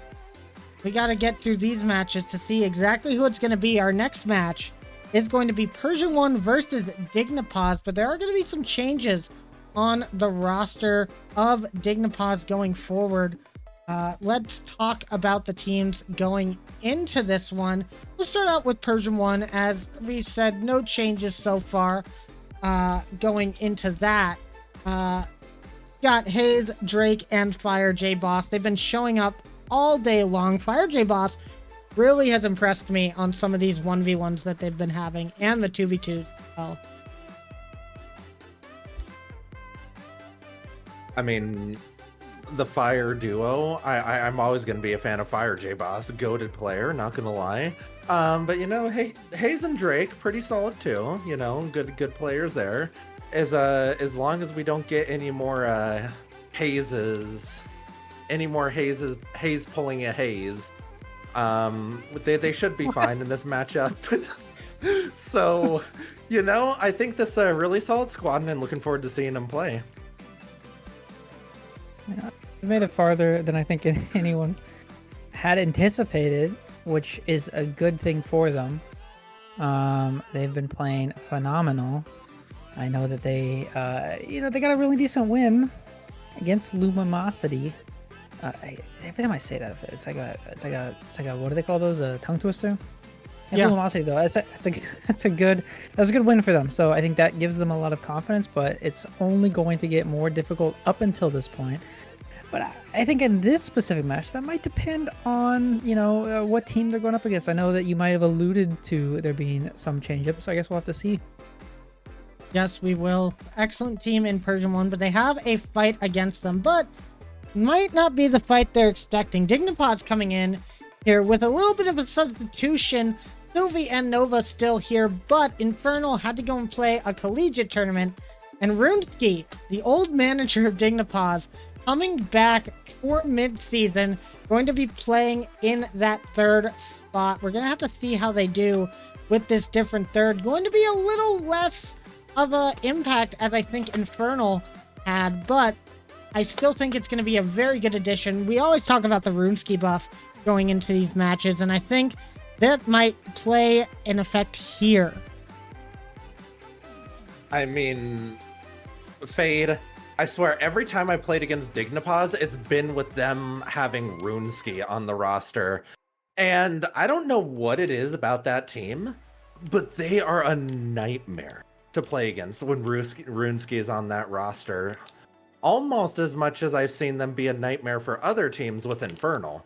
So, yeah, that's definitely a scary team to go against, and I'm looking forward to seeing how they're able to run it back, because they've ran with this roster before. While I hear you, Fire, that does add a little bit of a difficulty, I think, to their crew matches. That's going to make things a little bit more difficult. Runeski, not someone that I know to play a lot of ones. You know, if we had Snow Day in here as one of the crew battles, you know, then maybe Runeski would be an advantage here. But unfortunately, Infernal, who has kind of been carrying a lot of these twos matches, it's going to be difficult to fill those shoes. Obviously, Runeski is a fantastic player, but the amount of work they're going to have to do to kind of fill that gap is going to be a little bit difficult when you're kind of, you know, a lot of that pressure is put on you to play those twos and ones matches. So we'll have to see. I am excited. Obviously, Runeski is a great player, great person. I'm wishing them nothing but the best, but this is definitely going to be anything but easy. Yeah, I have to agree. I think that this is going to be a tough one, especially with just how the Dignipause roster usually operates, especially going into the best of 7. You're going to be forced to play ones at least once in this match. I think if you guys still had Infernal, it would be a bit of an easier run. That being said, though, Fire J Boss, Hayes, and Drake all going to have to play ones as well. depending on how the matchups show up, this could be very good or very bad for either team. And we're just going to have to see who plays their strategy the most efficient and gets the mind game on the other team. I think that's going to be the biggest thing you're going to be looking for if you're Dignipaz, is just trying to put Runesky and Nova in the best spot before having Sylvie play those ones as well, and try to make sure that your 2v2 game is going to be very well rounded. This is a long road for each team down here in the lower semifinals, as right after this the winner is going to have to play against BDS, and then if they win that match, they then have to go and try and win 2 series in a row against Black Money Gaming, which is going to be quite a fight. We're going to have to see if any team here has the mental to be able to do that. But we're about to get started, I believe. I'd like to ask Firestreak and Docky, what are your predictions for this? You know, it seems to me like Docky is bailing on the team he has been simping for this entire season. So you know what? Let me bring the hype for this Dignipaz roster. Runesky buff, it's real. Runesky, I'm calling it. Runesky's gonna have at least one game with like 1,500 plus points. He's about to pop off, and this Dignipaz squad is going to win it in 6. Oh, okay. Allow me to get a little bit righteously indignant here. First of all, how dare you accuse me of bailing on my favorite team? All right, we don't do that here. All right, we support the team no matter what. And you know, while it is going to be difficult, I'm also going to root for Dignipaz, or say root for that. I mean, I'm going to root for both these teams, but obviously I'm simping for Dignipaz, so that means I'm rooting for him. Can't not root for him. I mean, come on, the Runesky buff, gotta root for him. I do think this one's going to go all the way to 6, but I have a lot of faith in some of these crew battles, so I'm going to go Dignipaz, but I think they have this in 6. I'll give my prediction. I think this is going to be a very, very tough matchup. I think it could go either way. I think it's tough. I think it goes all the way to 7. And in 7, I think consistency is going to play the key here. And I think without Infernal, I think it's going to be a little bit rough for Dignipaz. So I'm going to give it to Persian 1 and 7. But we're going to have to see how that goes, guys. It's time for our lower bracket semifinal to come forward. Who's going to be playing against BDS in the lower final? We will find out here very, very soon. Persian 1 versus Dignipaz. Let's get this one going. Have fun, guys. And you know we will be having fun, Fade, as we head into this fantastic series. Dignipaz, Persian 1, Nova and Drake starting us off, and interesting matchup. Nova has showed up good in some of these 1v1s, but that is a task going up against Drake. Drake going for the reset and able to get it past Nova. Not sure if he used the reset there, it was hard to tell, but that's a good way to start. I like this play from Dignipaz. You kind of are in a rough spot here. I don't think you want to throw Sylvie out in this first 1v1. I don't want to play the long game. Runesky might also struggle, I think, against Drake in this 1v1. You can up Nova and give him a chance. Nova's played well in prior 1v1s, but obviously it's going to be a struggle here, like you mentioned. This is definitely not going to be an easy match for him. Now you got the card stacked against him. Kind of puts you at an advantage going into that 2v2, and you need to get as many wins as you can here in this best of 7. So far, I've seen Nova playing this pretty smart. Only down by the 1, has done a really good job of maintaining possession. Unfortunate misflick though might lead to an awkward situation. Does get a nice touch forward. This is an advantageous position for Nova. Drake's a little bit lower on boost. That's fortunate misflip though. Nova might make this go all the way around though. Drake not able to shoot that, but might have been shootable. I'm not sure what the plan there was. Maybe a little bit of trolling as this one goes all the way around. And I don't know, maybe a little bit nervous here. I'm not entirely certain what's happening in this 1v1 fire. Well, you wouldn't think that he would be nervous. He's done quite a few 1v1s already in this tournament, so you think he would be coming out pretty comfortable here, but Persian 1 has been sending him out first all tournament, so maybe we're getting a little bit of the effect that we've seen with that Sylvie had in one of the 1v1s where maybe taking their opponent a little bit lightly and not bringing a full 100%, but Drake will take advantage of that beat right there and put one in the net on Nova. But don't let Nova sit around. I've seen him come back once already in this tournament and create a game where there shouldn't have been one. So you can't take my guy Nova lightly, and I'm going to be looking to see if Drake can get a couple more goals here within the next minute or two. Yeah, it's interesting. Best of sevens, not the same as the best of fives we've seen earlier. You're going to have to play more matches than you played before. You really should not be underestimating, maybe not full try-harding.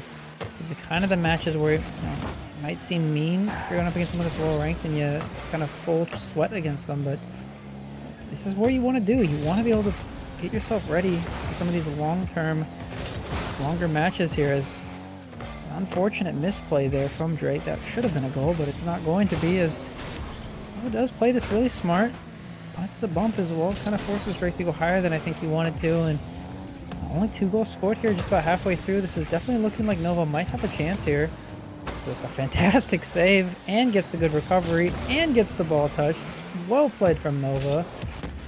I don't know. I'm seeing a lot of good stuff here from Nova. As Nova gets the goal, that one's a little bit too fast for Drake to get to, and we only have a 1-goal game. I mean, halfway through this game, only 1 goal down. This is exactly where Nova wants to find themselves in this game, and if they're able to pull an upset here, I think that will completely change the tide of this series, and I think this will be a, this may only go to 4 or 5 games if they're able to pull this one off, but Nova taking a shot on net. Drake able to get the save though. Fairly routine save for him. Nova committing into the corner with no boost. That's a bit dangerous there. Drake is going to need to put one on fast here, trying to get the double, and he's able to do so. Usually not a good idea to commit into the corner with no boost, and that gets proven once again right here. That's unfortunate. It's kind of the... something you learn, I think, is you start to go up the ranks, especially in ones, is to kind of know when to full send and when not to. And unfortunately for Nova, like you were saying, into that opponent's corner is definitely not the position you want to be in. But this is the position Nova wants to be in as a kickoff goal. Immediately counteracts that last goal. So just like that, we are back to a 1-goal game. This is kind of crazy fire. This is not what I expected here going into this 1v1. Drake, a player that beat me in ones, is only up 1 against Nova. Nova, a fantastic player in their own right here, but definitely outranked here on paper. So they've done a really good job here to keep this to a 1-goal game. And we've seen it time and time again where these higher ranked players struggle against some of the lower ranks, and maybe it's something about just the more chaotic play style that some of these lower ranked players have, and it's taking these upper ranks by surprise. But we see Nova getting a good clear. He might have an open net here if he's able to get the power. Unable to get the power on though, and Drake is able to save that. Drake trying to apply pressure. Nova needing to clear it off his own backboard, just staying behind it for the 50, and is able to get a decent 50 for himself. Oh no. Tries to get a hit right there, unable to do so though, but Drake is unable to get there fast enough. Drake going up for this one, maybe a little bit unnecessarily, as Nova is just going to catch this and try to take it out of his own half of the field. Nova with no boost is going to need to just opt for a 50 here. Oh, wow. And is able to get a good one. Trying to get the angle on that, unable to get the read though, and Drake is going to put that one home. I won the 50, but got a little bit greedy. Probably should have turned back at that point, but turned into the ball, maybe thinking they could get a touch forward. No boost though, not necessarily the best play there from Nova, but you have to give them credit. I think they smelled the tie. They could sense the tie was coming up, but fortunately their spidey sense is just not quite good enough. And it should have been a goal for Drake, as that's an unfortunate miss. If I had the soundboard, I would have hit the crossbar sound. Unfortunately, we do not have that for A stream, or B stream activity. I got 40 seconds though. You have a 2-goal game, not impossible here. I was doing a really good job though with that miss. This is probably going to end up in a goal. It is. That one he's not missing. That will make it 3. 40 seconds left, not impossible, but this might be a little bit too far out of reach. Yeah, especially when you're in the situation of a potentially lower ranked player playing against a higher ranked player. It's hard to really expect a whole lot, but time and time again, they've been showing up big, so shout out to our lower ranked players for doing so well in these 1v1s. Drake trying to freestyle a bit, unable to put that one on net, and Nova has an opportunity for an open net. Will he be able to capitalize? And he is. Hold on. Hold on, Ducky. Hold me back. This game is not over yet. Oh, love the hook shot coming out here from Nova. Such a good shot. Gets the nice defense. And Drake, again, a little bit too much there on offense. Goes for the reset. Probably didn't need to do that. And Nova takes advantage. It's a 2-goal game. That's 1 goal every 10 seconds. Of course, it's not impossible, but Nova's going to have to get some offense going ASAP. Cannot afford to get the ball lost. That's a huge clear out there from Drake in this 10-second game. And I don't know, Fire, this one might be out of reach. There's one more opportunity here for Nova, but that missed touch, Drake's going to just run this clock out, and unfortunately, Fire, this one is going to go. Version 1 will take game 1 here. This first 1v1. Yeah, well, it would have been fun to see Nova take that one, see the underdog story play itself out, but an honorable attempt by Nova, honestly. Drake doing what he needs to get that win, but not in quite the convincing fashion that we may have been expecting. So we'll need to see if that carries over momentum-wise for Dignipaz to be able to maybe get some momentum going into this 2v2, where it will be Runesky and Sylvie against, I believe it's going to be Fire J Boss and Hayes, which on paper should be a fairly straightforward game for Dignipaz. Yeah, one would think, but we've seen this Hayes and Fire J Boss duo do really good in 2s.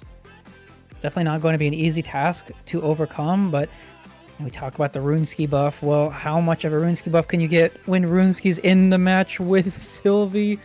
We'll have to see if it comes forth here. Obviously, in these best of 7s, I mean, it's not a must win here in the game 2, right? You're not going up against match point, but kind of feels like you need to win this one, right? You got Drake out in that first 1v1, which means he's not going to be here for the next 2v2. You kind of got to win this one, I feel, if you're Dignipaz. So Runesky buff for Dignipaz is going to have to be in full effect here, I think. Yes, it will need to be, and I can attest, Hayes and Fire J Boss, not a team to sleep on. They really took it to me and Silver earlier on in the day, and were able to take advantage of every mistake we seem to be making. So they're definitely not a duo to sleep on, and we'll see if they're able to pull out more of the underdog magic going up into this next game. But yeah, this really does feel like a must-win situation for Dignipaz. They don't want to go down 0-2 in this series. Yeah, definitely not. It just makes you have to play catch up the rest of the series, and you're always at fear of going against match point, especially now when you're kind of at a disadvantage with having the sub come in. So you kind of want the subs to get as many wins as possible. So it's a difficult position to be in if you're Dignipaz. Obviously, it is only game 2, so nothing has happened yet. Obviously, we still have a game to play. We'll get to that as soon as the players are ready. I'm sure the lobby's getting set up. I'm sure everyone is revving their engines, but I have another game to play. But I don't know. I'm excited to see. It's been a while since I've seen the Sylvie Runesky duo. I'm excited to see if they still have that kind of chemistry that we've seen them have during that first half of the season. And I'm sure it's still there to some extent, and I could really see that doing wonders for this team. But in the end, I think it's we got a little bit of a interesting question, and who do you think these teams are going to send out for the next 1v1s, depending on the results of this match? Like, if Dignipaz ends up taking this one, who do you think they'll send in the 1v1 versus if they're in the if they end up dropping this game? Yeah, it's tough because, like, I feel like if I leak my strats, they might steal my ideas. It might be a good idea for them too. I think we'll talk more about that after this game happens. I have some more to say there once we get closer to it. But for now, Fire, we do have the 2v2. We have Sylvie Runesky going against Fire J Boss and Hayes, and Sylvie already doing Sylvie things. This is such a good carry out of the corner. Gets the reset, gets the flip, gets the double. Oh my goodness. That's disgusting, Sylvie. Why'd you need to do my guy Fire J Boss like that? Come on now. But Yeah, that's just a great shot. I mean, how do you even defend against that? That's just bonkers. But Fire J Boss taking through the air, trying to show off some mechs of his own with the air dribble, unable to do so though, as it gets shut down. Sylvie trying to take this off of his backline. Both of them low on boost on the Dignipaw's side. Runesky needing to step up with about 30 boost to the tank. We see Runesky getting the beat on Fire Boss, but unable to continue that one forward as Sylvie is able to apply a bit more pressure. A 1v2 situation gets flicked high, but Runesky is not in position for that one. And Runesky's going to play this middle, try to get a bump, maybe clear out some space for Sylvie, but unable to get enough space for Sylvie to take a shot. Runesky playing this forward, Sylvie trying to get the follow-up. Hayes is there. Fire Boss taking his time with this one, no need to rush it, but Runesky is just going to end up stalling it. It's going to end up over the top of the Dignipaw's defense, and Fire J Boss is going to be there to put that one home.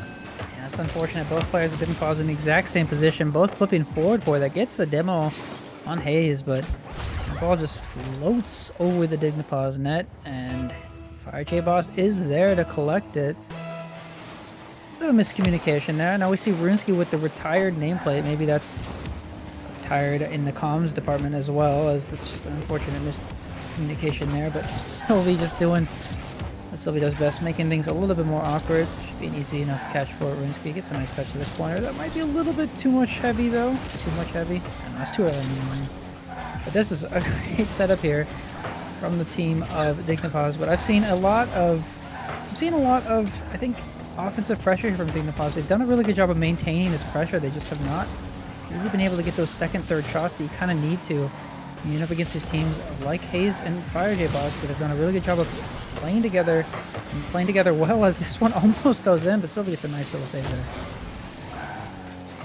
Yeah, Fire J Boss and Hayes seem to have some chemistry. I'm wondering if maybe they're a duo queue because they seem to synergize very well with each other. Hayes trying to get the mechanical play, unable to capitalize on it, while Dignipaws is going to pass it middle. Big long shot from Sylvie, but that's a good save by Hayes. Fairly routine for him though. Fire J Boss trying to catch this and play to the side. Wants the boost, but Runesky is going to be there. Fire J Boss passing it down to Hayes. Hayes, no boost though, is going to need to collect some, which is going to allow Sylvie to get the ball. Fire J Boss and Hayes kind of double committing a little bit there. That's not what they want to be doing if they want to keep up with this high-powered Dignipaws duo. While Sylvie almost slots it in, but that's a great save by Fire J Boss. We see Sylvie doing Sylvie things. That's off the back. Oh no! Runesky putting it off the post, and that's going to be a counter attack for Fire J Boss. And that's just. Where's the crossbar sound effect when you need it? Oh, it's so tragic. That was for sure a goal, just a little bit too heavy, goes off the crossbar, and in the worst case scenario, bounces all the way mid. No one there back to save that one. Unfortunate, that was almost an own goal.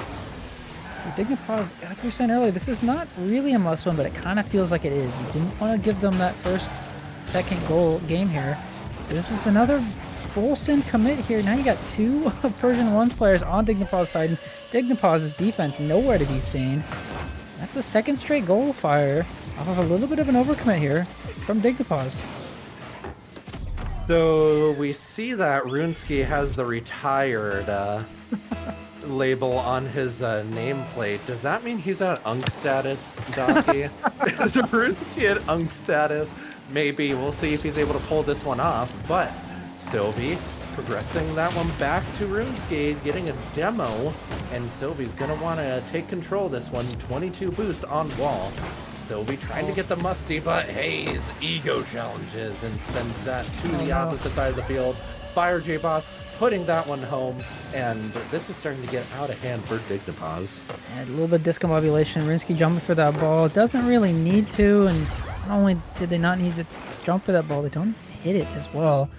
Which means, unfortunately, they just flew themselves out of the play, and I'm there to play defense, which is quite unfortunate here for the Dignipaws team, as we have just under a minute and a half left, which, again, as we've seen on the B stream, depending on what watch, we did see some crazy comebacks, and this is the start to it. Not a whole lot of time, but now it's only a 2-goal game here with just over a minute, and A fantastic setup from Sylvie, and that's a great shot. That one's definitely not hitting the crossbar. Beautiful play there from Dignipaz to cut it to a 2-goal game here. Yeah, and that's the thing. We have seen far bigger comebacks than what this one would require in this tournament alone. So they're definitely not out. And that's just that was something right there. But Sylvie is going to put that one on net. Hayes with the save. Runesky is going to need to collect this. Is trying to get the follow-up touch. Unable to do so, though. Version 1 very low on boost. But Runesky misses the boost, which is going to allow... I think it was Hayes to grab that one. Fire J-Boss getting a good 50. And Sylvie just getting the save, keeping them alive in this match. Fire J-Boss flicking it over the top. Runesky trying to get a defensive stand here, and he's able to do so. They're going to need to transfer into an offensive possession right here. Sylvie going through the air, taking it back to the ground, going for the shot, and Fire J-Boss is there. And it seems like Persian 1 has an answer for everything Dignipaz could throw at them. Yeah, it's so unfortunate. There's an initial first... Oh, no. Okay. There was an initial first kind of play there. I felt like Dignipaz should have scored. Sylvie had full boost. And the entirety of Persian 1 on 0. I missed touch there. Kind of led to some awkwardness. No one really sure who's going to take the shot there. But that one will hit the ground. And unfortunately for Dignipaz, Persian 1 has the 2-game advantage here in this best of 7. That's not, like I said, not drastic, but that is definitely not a position you want to be in, because now every game is a must-win, and if you do not want to be against match point, if you're Dignipaz, and that is not a position you want to be in now here, going into the remainder of these crew battles. The only thing about it is, in theory, Dignipaz still should have a significant advantage rank-wise in the 1v1s. So if they're able to take advantage of that, they should be able to be able to still stand a chance in this match. But they're going to need to pick up a game somewhere, and that's going to be hard to come by, especially with Drake being able to play in the other 2v2s. Question that I have for you, Fire. Here's a little bit of a fun one, right? If you put Sylvie in the next 1v1 where they have that rank advantage, then now you have a 2v2 with Drake and potentially either Hayes or Fire J against Runesky and Nova, which is difficult. Or do you put maybe do you put Runesky in the 1v1 and try to hope and pray for a win there so that you can save Sylvie for the remaining 2v2? Honestly, you're going to be... There's only one thing about that. They're going to need to win to grab a win without Sylvie in the 2v2 either way. Because they're going to need to do that in game 6 either way. So they desperately need some sort of momentum right now. And if I was them, I would be putting Sylvie in right now to be able to take care of business in a 1v1. That way they can get as much momentum as they can and maybe pull an upset in this next 2v2. Interesting. I don't hate that theory. I do think that you kind of gridlock yourself a little bit maybe if you do that, because then you have Runesky potentially playing that third 1v1, which might make things difficult. But again, though, Runesky, a great player. Again, not someone I've seen play a lot of ones before, so I'd have to see how they play in a 1v1 setting. Obviously, we want to see it happen. We don't want this ending anytime soon, so we want these to go to 7, as much as Fade, I'm sure, would like to be able to go to bed soon. But I don't know. I'd like to see it. I'd like to see that third 1v1 play itself out. But again, at this point, all we can do is sit back and watch and enjoy Rocket League. I mean, I do know that mice like to get their beauty sleep, so I'm sure Fades will be appreciating it when they are able to do that. But we'll need to see how it works out. Daki, what would you be doing in this situation in Dignipaz? Who are you sending into this 1v1? If I'm metagaming this, I am 100% putting out Runesky here. I'd love to just give Runesky the ability to play that 1v1. You know, maybe it goes against match point, and then you have the 2v2 and then the 1v1 Sylvie, but that's not what happens. We get Sylvie in the first game here against Fire J Boss. On paper, it should be a win here for Sylvie. And I mean, it's just, Again, every time I start to talk, as soon as the game's starting, Sylvie just does this. Like, what? Oh my god, that carry after reset is ridiculous.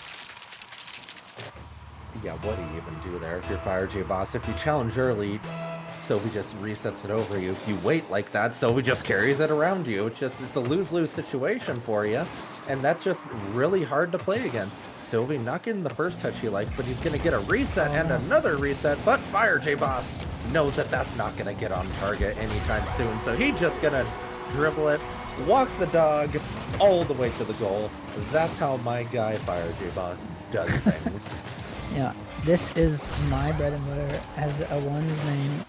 This is the way that I like to play ones. You let them kind of, do their fancy flips, do their fancy resets, and then as soon as they hit the ground, you just walk the ball all the way to the other side. Fire J Boss, putting on, that's exactly how you do that. But again, you do not want to give Sylvie any space when he has momentum, because he's going to do this. A fantastic read off of gets it around the corner, flips into that shot, and I mean, you have to either read that or challenge instantly, and both of those are so difficult. My goodness. I mean, as much as I got my guy Fire J Boss, let me tell you about my guy Sylvie. Sylvie, the mechanical genius, ex-freestyler. He just does it all. And now we're going to need to see how Fire J Boss responds to that. He responded well the first time, but is he going to be able to sneak another one in on Sylvie? We'll need to see.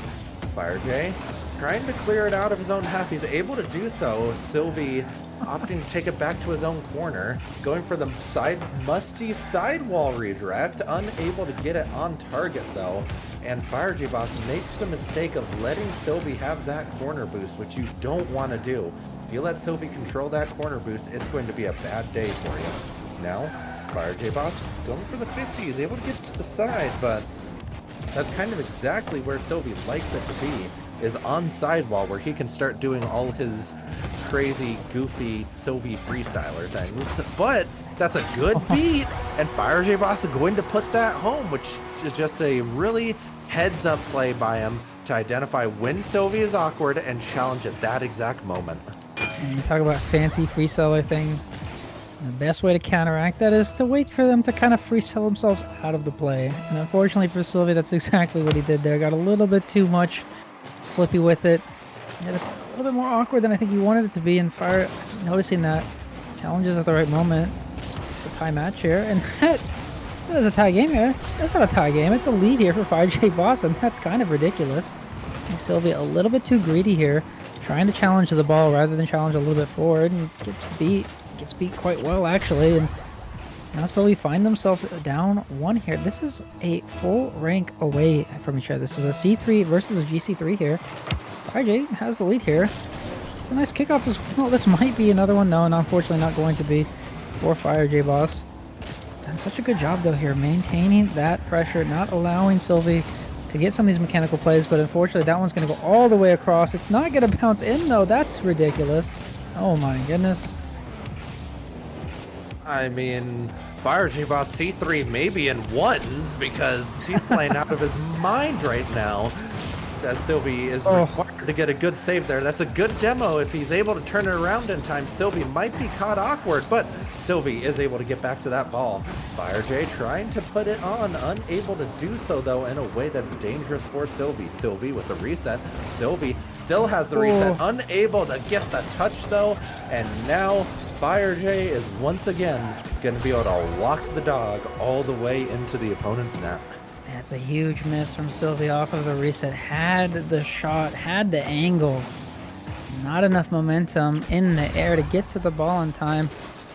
I don't think I recognize that. I'm sure Sylvie's saying to themselves in their solo VC of, man, I should have had that one. I don't know how that one doesn't get touched. And well, it doesn't matter now, as you find yourself down 2 here with just over 2 minutes. It's not a position I would have expected Sylvie to be in here in this 1v1. Again, Sylvie, not someone that I really know to play a lot of ones here. Someone that likes space, likes to have someone to kind of help them set up, give them someone else to respect them. And that's almost a goal there for Fire J. I was just about to say Fire J not respecting Sylvie. That's what you kind of have to do here when you're playing these ones. You don't want to give them the respect. You don't want to give them the space. And RJ has done a really good job of not allowing to be any space for Sylvie. That's another missed opportunity for Sylvie. It's got to be scoring these in this position here, but as I say, that Sylvie will score that one, and that does cut the lead to just one. Fire J Boss, you definitely don't want to be giving these 50s to Sylvie. That's an unfortunate miss 50 there, and not able to get back to that one in time. I mean, I'm starting to feel a little bit less bad about losing to Fire J. Now that he's taken it this close with Sylvie, I'm much more okay with this now. But Fire J playing fantastic right now, but Sylvie having the reset, and Fire J just without enough momentum to be able to stick with that one, and that's going to lead to Fire J losing his lead and Sylvie being able to tie it up with 134 left.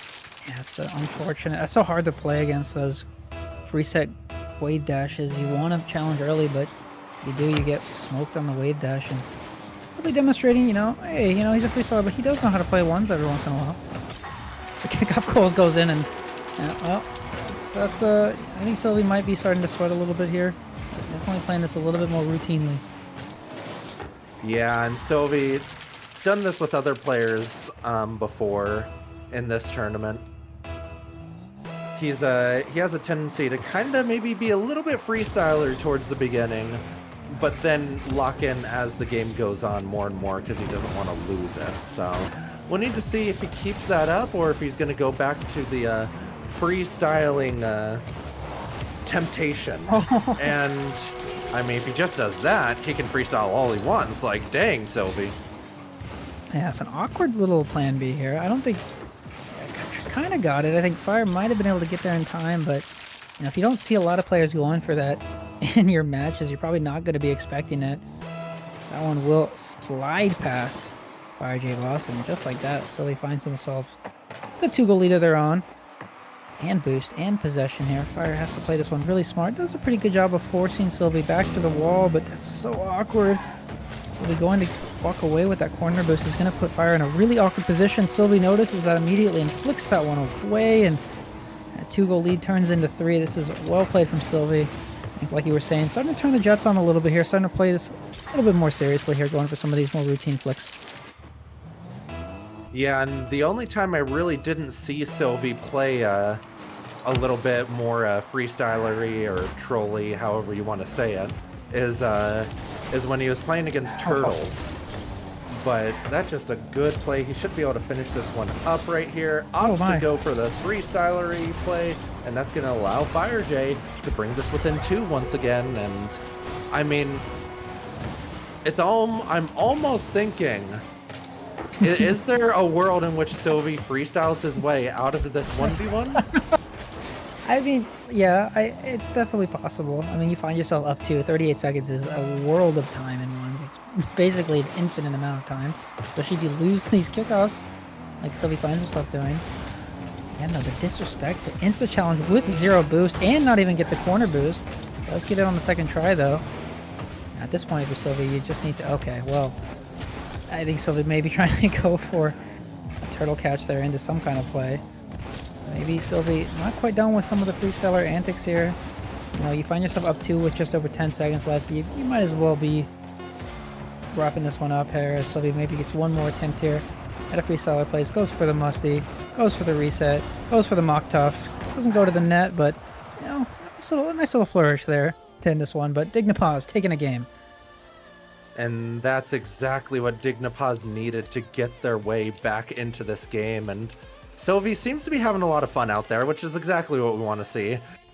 Sylvie is in his element, having a good time, probably laughing to himself, and just having a good time with the guys if he's freestyling like that in a 1v1. So, it's good to see, and that was a good game. Fire J Boss putting up one heck of an effort right there to try to take another game for his team, but ultimately Sylvie just having too much firepower, too many mechs for him to be able to handle easily. So well played to Sylvie, and well played to Fire J as well. And I have to wonder, this kind of goes forward to what we were talking about before this 1v1. This does put a little bit more pressure on Dignipaw's, even though Dignipaw's got the win here. Oh my goodness, I'm not gonna make that joke again. It's too early, it's too early in the morning. It's too early. you know, even though they did get the win in the 1v1, there still is a lot of pressure on Dignipaz, right? They have to win this. They kind of have to win this 2v2 now, because you do not want the series to be decided on a 1v1, because if they lose this, it will be. We're gonna have to see. It's gonna have to be Runesky and Nova here taking on the mantle of this 2v2, and they're gonna be going against Drake and Hayes. That's not gonna be an easy one for them. I assume that is who it is, right? No, it'll be Drake and Fire. I don't know who it is. No, it's Drake and Hayes. You got it Drake and right. Hayes. You got Yeah, it yeah. right. That's gonna be a tough one. That's all I know. That's not gonna be an easy one, an easy matchup for them.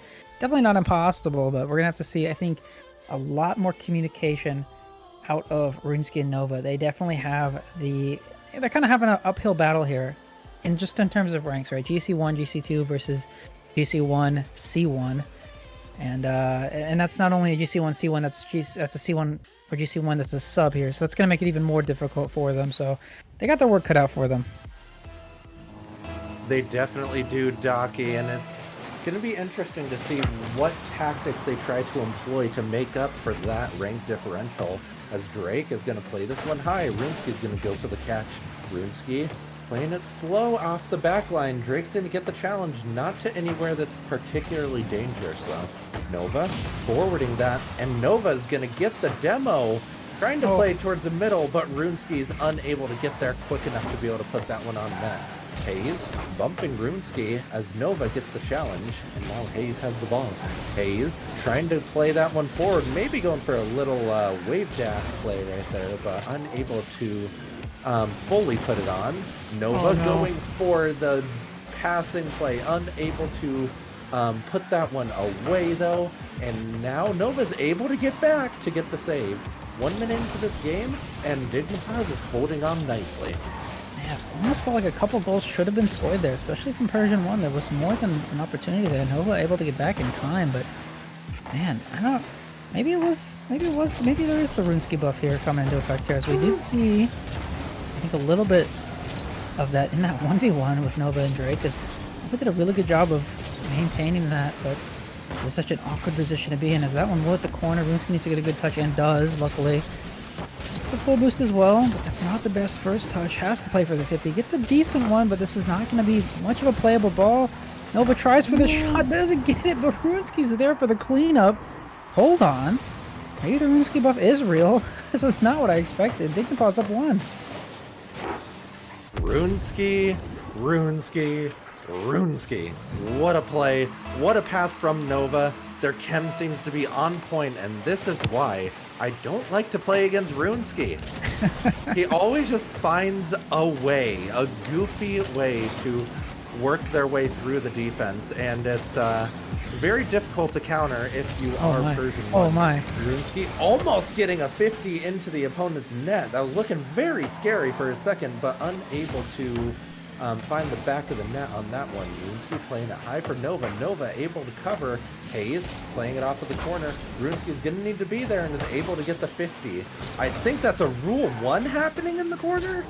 Potentially, no. No, unfortunate. No. It did look like it for a second, but that's a great save by Runesky. Nova's going to need to clear that out, and does. Drake opting to try to catch that one, but that's not going to do him too much good, as Nova goes for the bump. Runesky going to play this to the side, and is able to do so effectively. Now Drake trying to get the shot on net, but the crossbar ping strikes again. The best defender in the game. The crossbar is doing its thing once again. Now we see Runesky trying to get that mid. It's going to go a little bit too far and just going to go to the other side of the field. Now Hayes, with time and space, is going to go into the air. Nova unable to get the challenge, but Runesky is going to kill that, and that's going to be easy for Drake. He's going to hit that every day of the week. Unfortunate play for Dignipaz, and good play for Persian 1. Yeah, I can tell Runesky in that position, kind of praying that Nova might have gotten the touch on the ball there, that free jump, but that forced him to jump a little bit later than he wanted to. Unfortunately, caught the ball on his own backboard, and with no boost, you're not getting down to that one in time. Again, they find themselves tied here. They've done a really good job of maintaining possession. It seems like they seem to have a little bit more chemistry in this Drake and Hayes team. We've seen a little bit more miscommunication, some weird fights over the boost here that we've seen already from this Persian 1 team. I think it's come back to haunt them a little bit. I'm sure they would love to have the lead here, just under 2 minutes, but Dignitas has done a pretty good job of maintaining it. Director Cam wanted to stay on the demoed player there for a little bit longer than I was hoping for, as I did miss a little bit. That's a really good 50. Nova might be able to turn on this in time. Does get a nice one. This might be a little bit awkward. Doesn't get the touch, unfortunately, and Hayes will have this one away easily.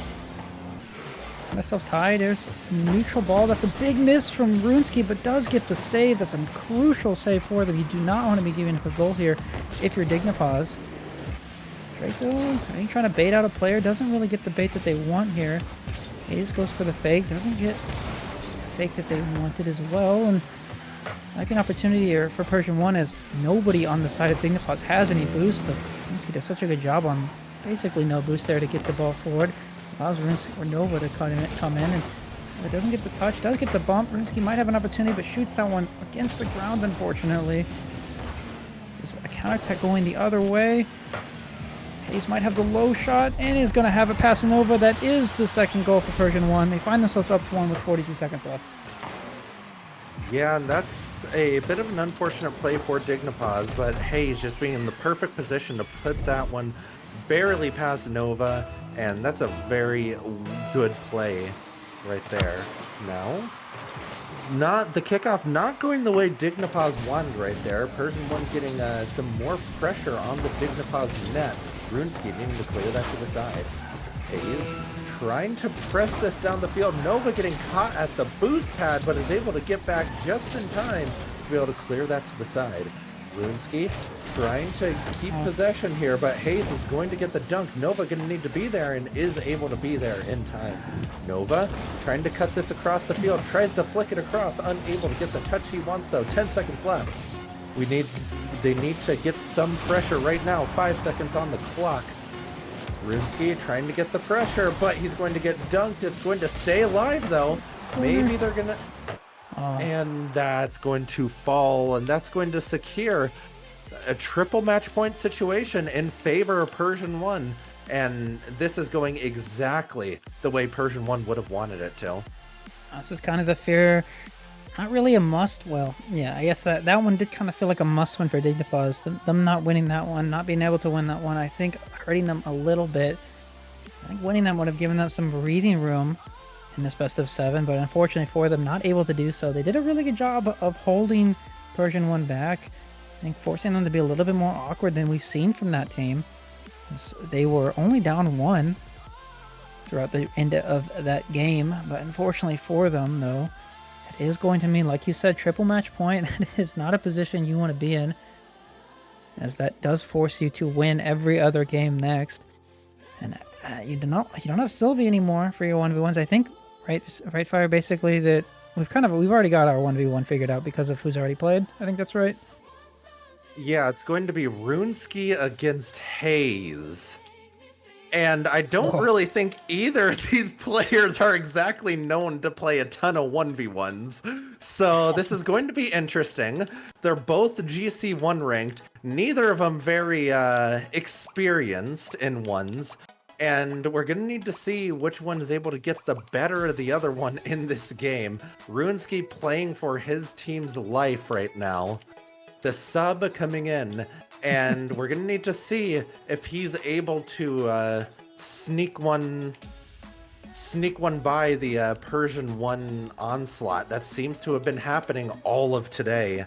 Persian 1's look so good all day, and now Dignipause has their back against the wall, and we got to see how they'll respond. Yeah, if you're rooting for Dignipause, you're chanting Runesky buff right now, because at this point you need the Runesky buff to come through to allow this team another life here. This will be the 1v1 of all 1v1s. There's nothing, I'll be honest with you, Fire, as someone that likes ones, as someone that plays a lot of ones, in my opinion, there's nothing better than a 1v1 with 2 players that don't play a lot of ones. It makes it really interesting because there's not really any strategy. There's no meta.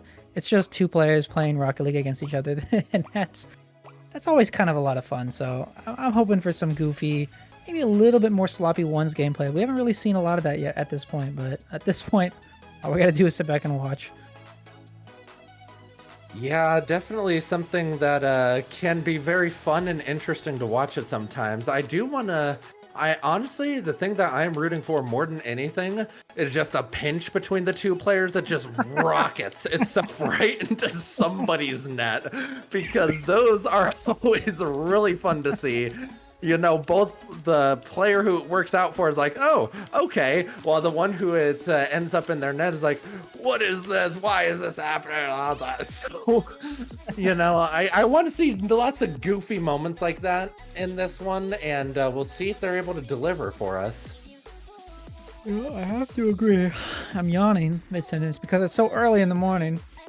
But yeah, I have to. I am excited. Obviously, as I've said before, ones is my favorite game mode. I love watching it. I love playing ones. You know, win or loss, it's always really fun. So I'm excited here. And how fitting here in our crew battles that this match could be decided here on a ones match. So, you know, a lot of people probably not a big fan of that. You know, obviously you don't want your entire mid-season tournament to come down to a single 1v1. But I mean, if you're me here, if you like ones and you like me, this is kind of awesome. I mean, these players have been playing for so long today. They've been playing this game all day. Who is less fatigued right here, because we need to get up so early in the morning to play today? But Hayes taking it down to his own net. Runesky with the demo. Runesky with the goal. What a shot. What a play. What a demo. You talk about, you know, fatigue here. You know, I start calling Runesky fresh legs. That's such a good demo play there. Just coming right behind to get the demo, get that first goal, kind of set the tone. You know, you definitely, in ones, obviously, you go up one, it basically means nothing. You don't want to allow yourself to get comfortable. But it's kind of nice to be able to get that first initial tone setter in. Runesky finds himself in a little bit awkward position. That's a massive misflip, though, as they kind of fake themselves out. I'm not sure what Runesky happened here. Kind of went in net, got a little bit nervous. Oh, there was a fake there, and just flips themselves past the ball that they had full control of. That's unfortunate for Runesky, but fortunate for Hayes as this is now 1-1. 30 seconds have gone by, and like I was saying, that one goal lead is basically nothing. Well, now it literally is, as no one has a lead. And I mean, we were talking about it before. Two players that don't really play a whole lot of ones, and we're already seeing a bunch of goofy situations, some overcommits, some just like goofy plays, and this is what we love to see. Hayes getting the save on that one, but a bit low on boost. Runesky with tons of boost, but Hayes is gonna run for mid boost right there, and that's going to allow Hayes to set up for a 50-50, but that's not gonna be the direction that he wants the 50 to go in, and Runesky is gonna have possession on the side of the field. Now, Runesky going for a demo, and Hayes is going to get the opportunity to clear this out. He tries to put it on net, but the open net is the hardest shot in the game, which is going to allow Runesky to get back and take control of this ball. Runesky, 100 boost. Hayes with the fake. Runesky trying to get tricky with it. Trying to get it over Hayes, but unable to do so. Hayes doing so good at just banging the ball back on Runesky's side of the field, and is able to put that one in the net this time. I mean, we talk about why these kind of one matches are so funny to me. I am a big fan, like you were saying, of the ones players that don't play a lot of ones. There's nothing funnier to me, and I still think about it. Hayes, like earlier on, trying to kind of play for ones, and you have in the background Runesky just not acknowledging it and just full rushing the ball. As Hayes, Runesky just not playing the mind games, not here for the mind games. Runesky just says, you know, hit ball, and you know, and that's a goal, and that's exactly why it's perfect. You don't gotta overthink it. You just hit the ball, and it works out in your favor about 50% of the time, and we're seeing that happen. As you know, we have a tie game here, so I'm a big fan of this. This is absolutely entertaining, pure content.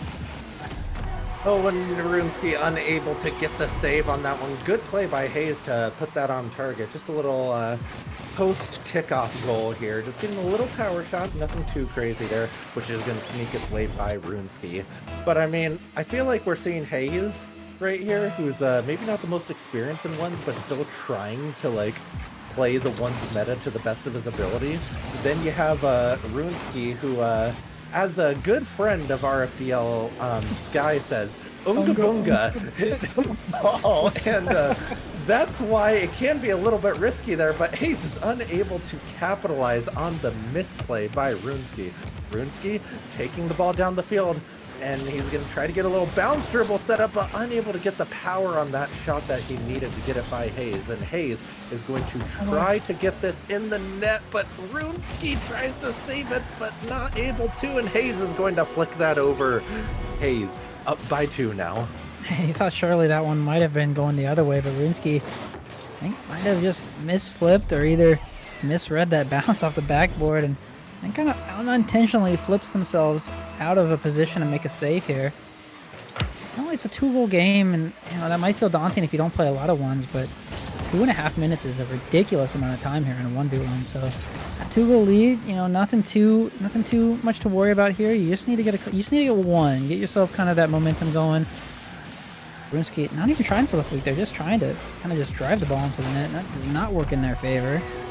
These will just take the ball at the top of their car, and fortunately for Runesky, just kind of drive into the goal. Unfortunately, drove themselves out of this way, not able to get back in time. Hayes finds themselves up 3 now. Still over 2 minutes, so that's quite a bit of time in one. It's definitely nothing, but you don't want to let this one get away from you. You definitely don't, and I mean, Oh no. if we've seen anything from this game, it's that anything can happen. We never know if Runesky is just going to start popping off, but I think Hayes wants me to say that he's popping off, because that's a great Doomsy dish there. Just able to wrap around the ball really nicely and get the angle to put that in the net. Yeah, it's Runesky, I think, trying for either a delayed kickoff or some sort of kickoff shenanigans. Fortunately for them, ends up entirely losing the kickoff. Gave Hayes the boost and possession, which is never a position you want to be in when you're broken out of a kickoff with 0 boost. But 2 minutes left. I've said 2 minutes so many times now because a lot of goals have been scored since the last time I said that. I think that goes to how ones goes, right? You can score a lot of goals really quickly, but you have to start by getting possession. And unfortunately for Runesky, I think we talk about Unga Hitball. I don't think that's working for Runesky here too well, as Runesky just absolutely smacks the air, finds themselves on the other side of the field, and it's a 7-2 5-goal lead with 1:45 left. It's not looking too good here for Dignipaws. No, it's not, but Runesky, he needs the Runesky buff to hit right now. We've seen it before. Will it come back again?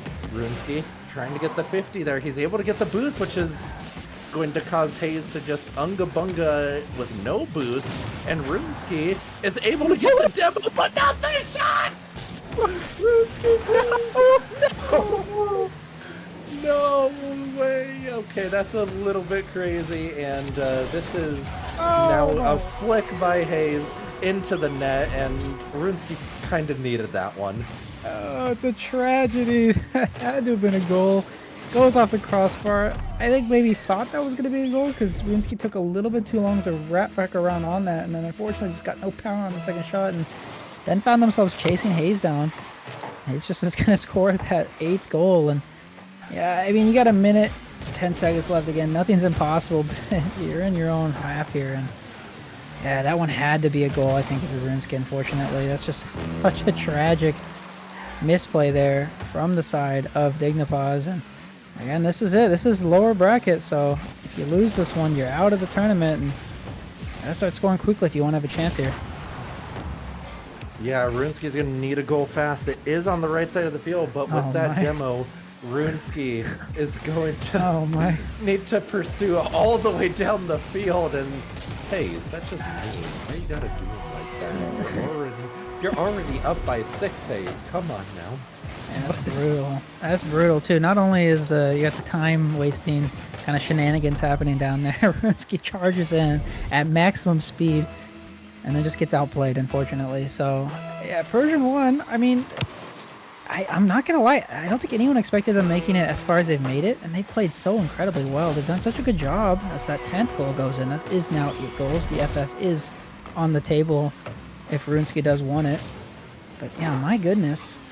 Persian 1 has been looking so good this entire tournament. Of course, they have a tough matchup ahead of them, but I think they're going to go into that with a lot of momentum coming up how well they played here in this lower semifinal. Yeah, there's only one thing about that though, Docky. They're needing to play against the powerhouse that is Big Dragon Squad. Not sponsored, by the way. They, I mean, there's another goal by Hayes, but I mean, honestly, hats off to Runesky. This game is pretty much over, and yet he is playing it out. He Do is you think I saw sticking an FF with go it. in? What's that? I think I did. Did I see? I thought I saw an FF go in. You know, fire. It's too early in the morning. Oh no, It no, is. we It definitely is. did. We definitely did. We definitely did see the FF go in. Yeah, Okay. there's the FF. Okay, so that goal Um, does not count. That goal does not count. Indeed. But still, hats off to NA Runesky. NA production, it do be like that. But hats off to Runesky for coming in and filling into the best of his ability for his team. But Persian 1, out of nowhere, becoming an unstoppable force. But they have their hardest task yet right ahead of them, and it's going to be coming up on this stream right after the break that's going to come up. But I mean, we're about to talk about Persian 1 a little bit more before the next matchup, but I mean, they seem to just be playing on their, not just their A game, but like their just like their best possible game, and they seem to be firing on all cylinders. So, do you think they're going to be able to take it to Big Dragon Squad in this one?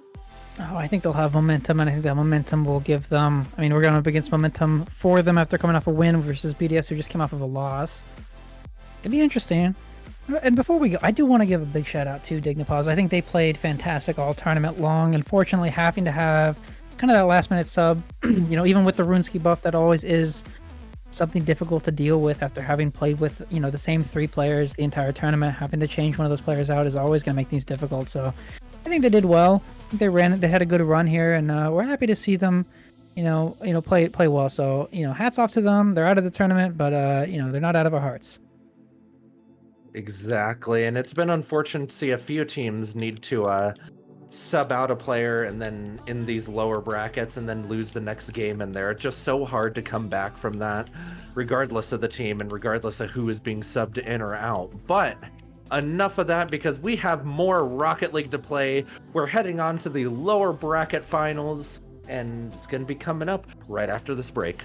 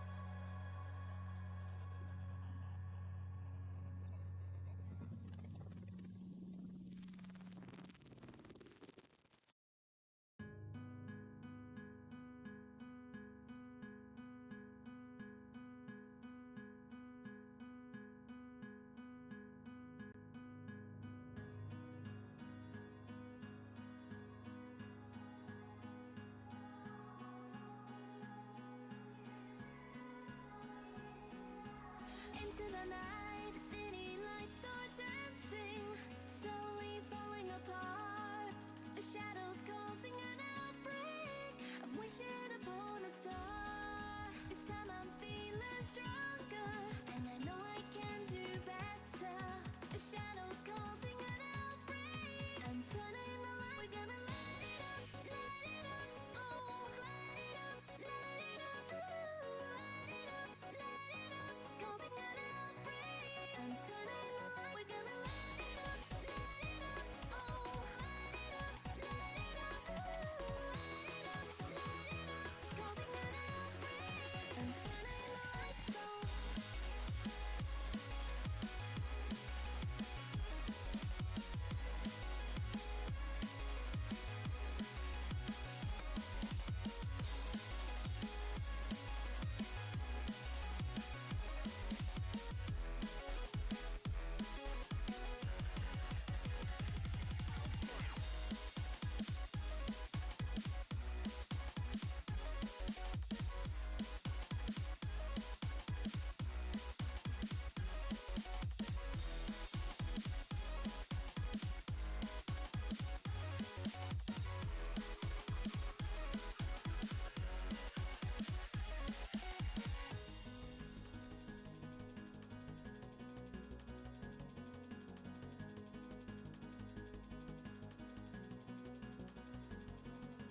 Open your eyes and see the people chanting, slowly falling apart. The silence causing an earthquake. I'm wishing upon a star. This time I'm feeling higher, and I know I can be taller. Shadows causing an outbreak. I'm turning the light. We're gonna light it up, oh, light it up, ooh, light it up, causing an outbreak. I'm turning the light. We're gonna light it up, oh, light it up, ooh, light it up, causing an outbreak. I'm turning the lights on.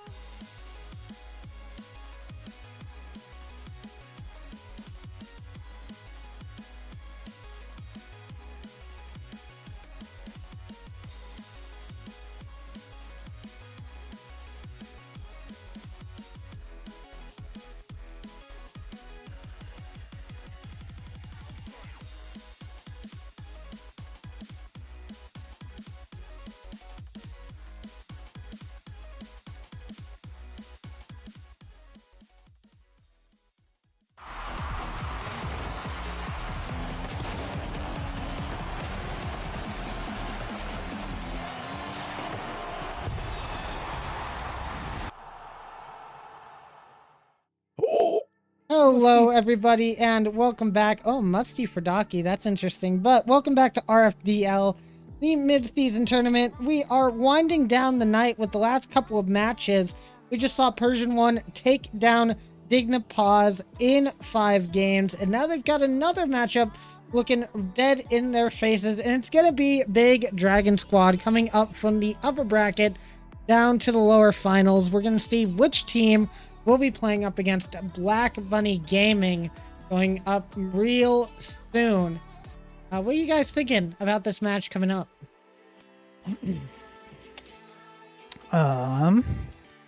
Yeah, I am excited. So this is like one of those things where it's kind of a we talk about this in RLCS sometimes, where you have a team that is coming off of a win versus a team that's coming off of a loss, and sometimes coming off of the win is actually a disadvantage, because when you have that loss, you kind of want that comeback. You want that revenge a little bit, and that might push you to play this a little bit more locked in than if you came off the win. Maybe you're a little bit not content, but you're a little bit happy, and you're not as seriously, worried about the next win as much.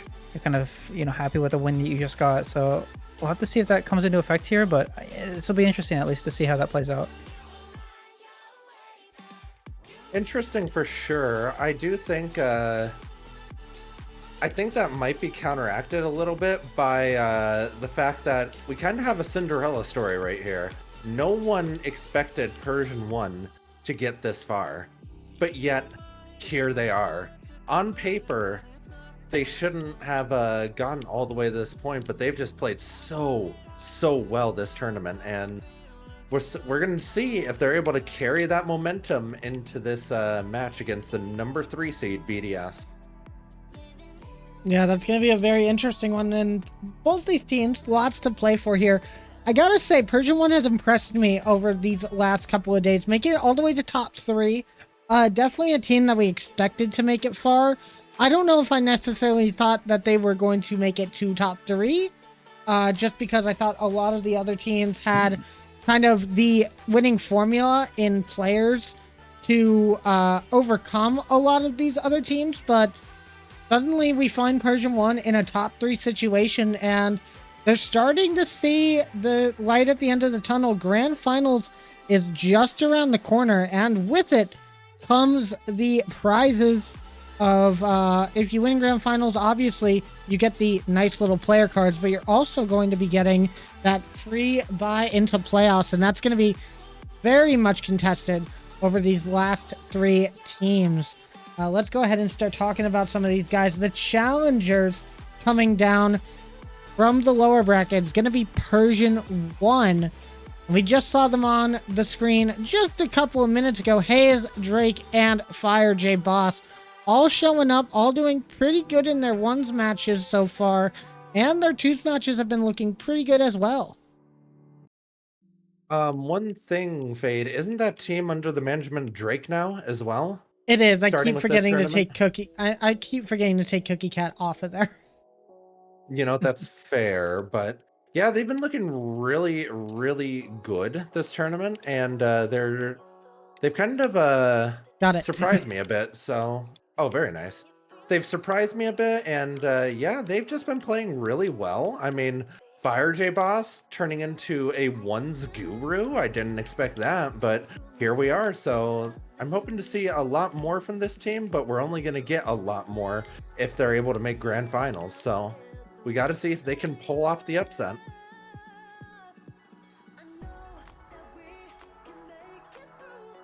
Docky, this is your turn to speak. It's too early in the morning to speak. Oh my god. My goodness. No, I mean, Yes, it is too early in the morning, but still. No, we just watched this team play very well against a strong Dignipause team. So I am excited to see them continue the momentum.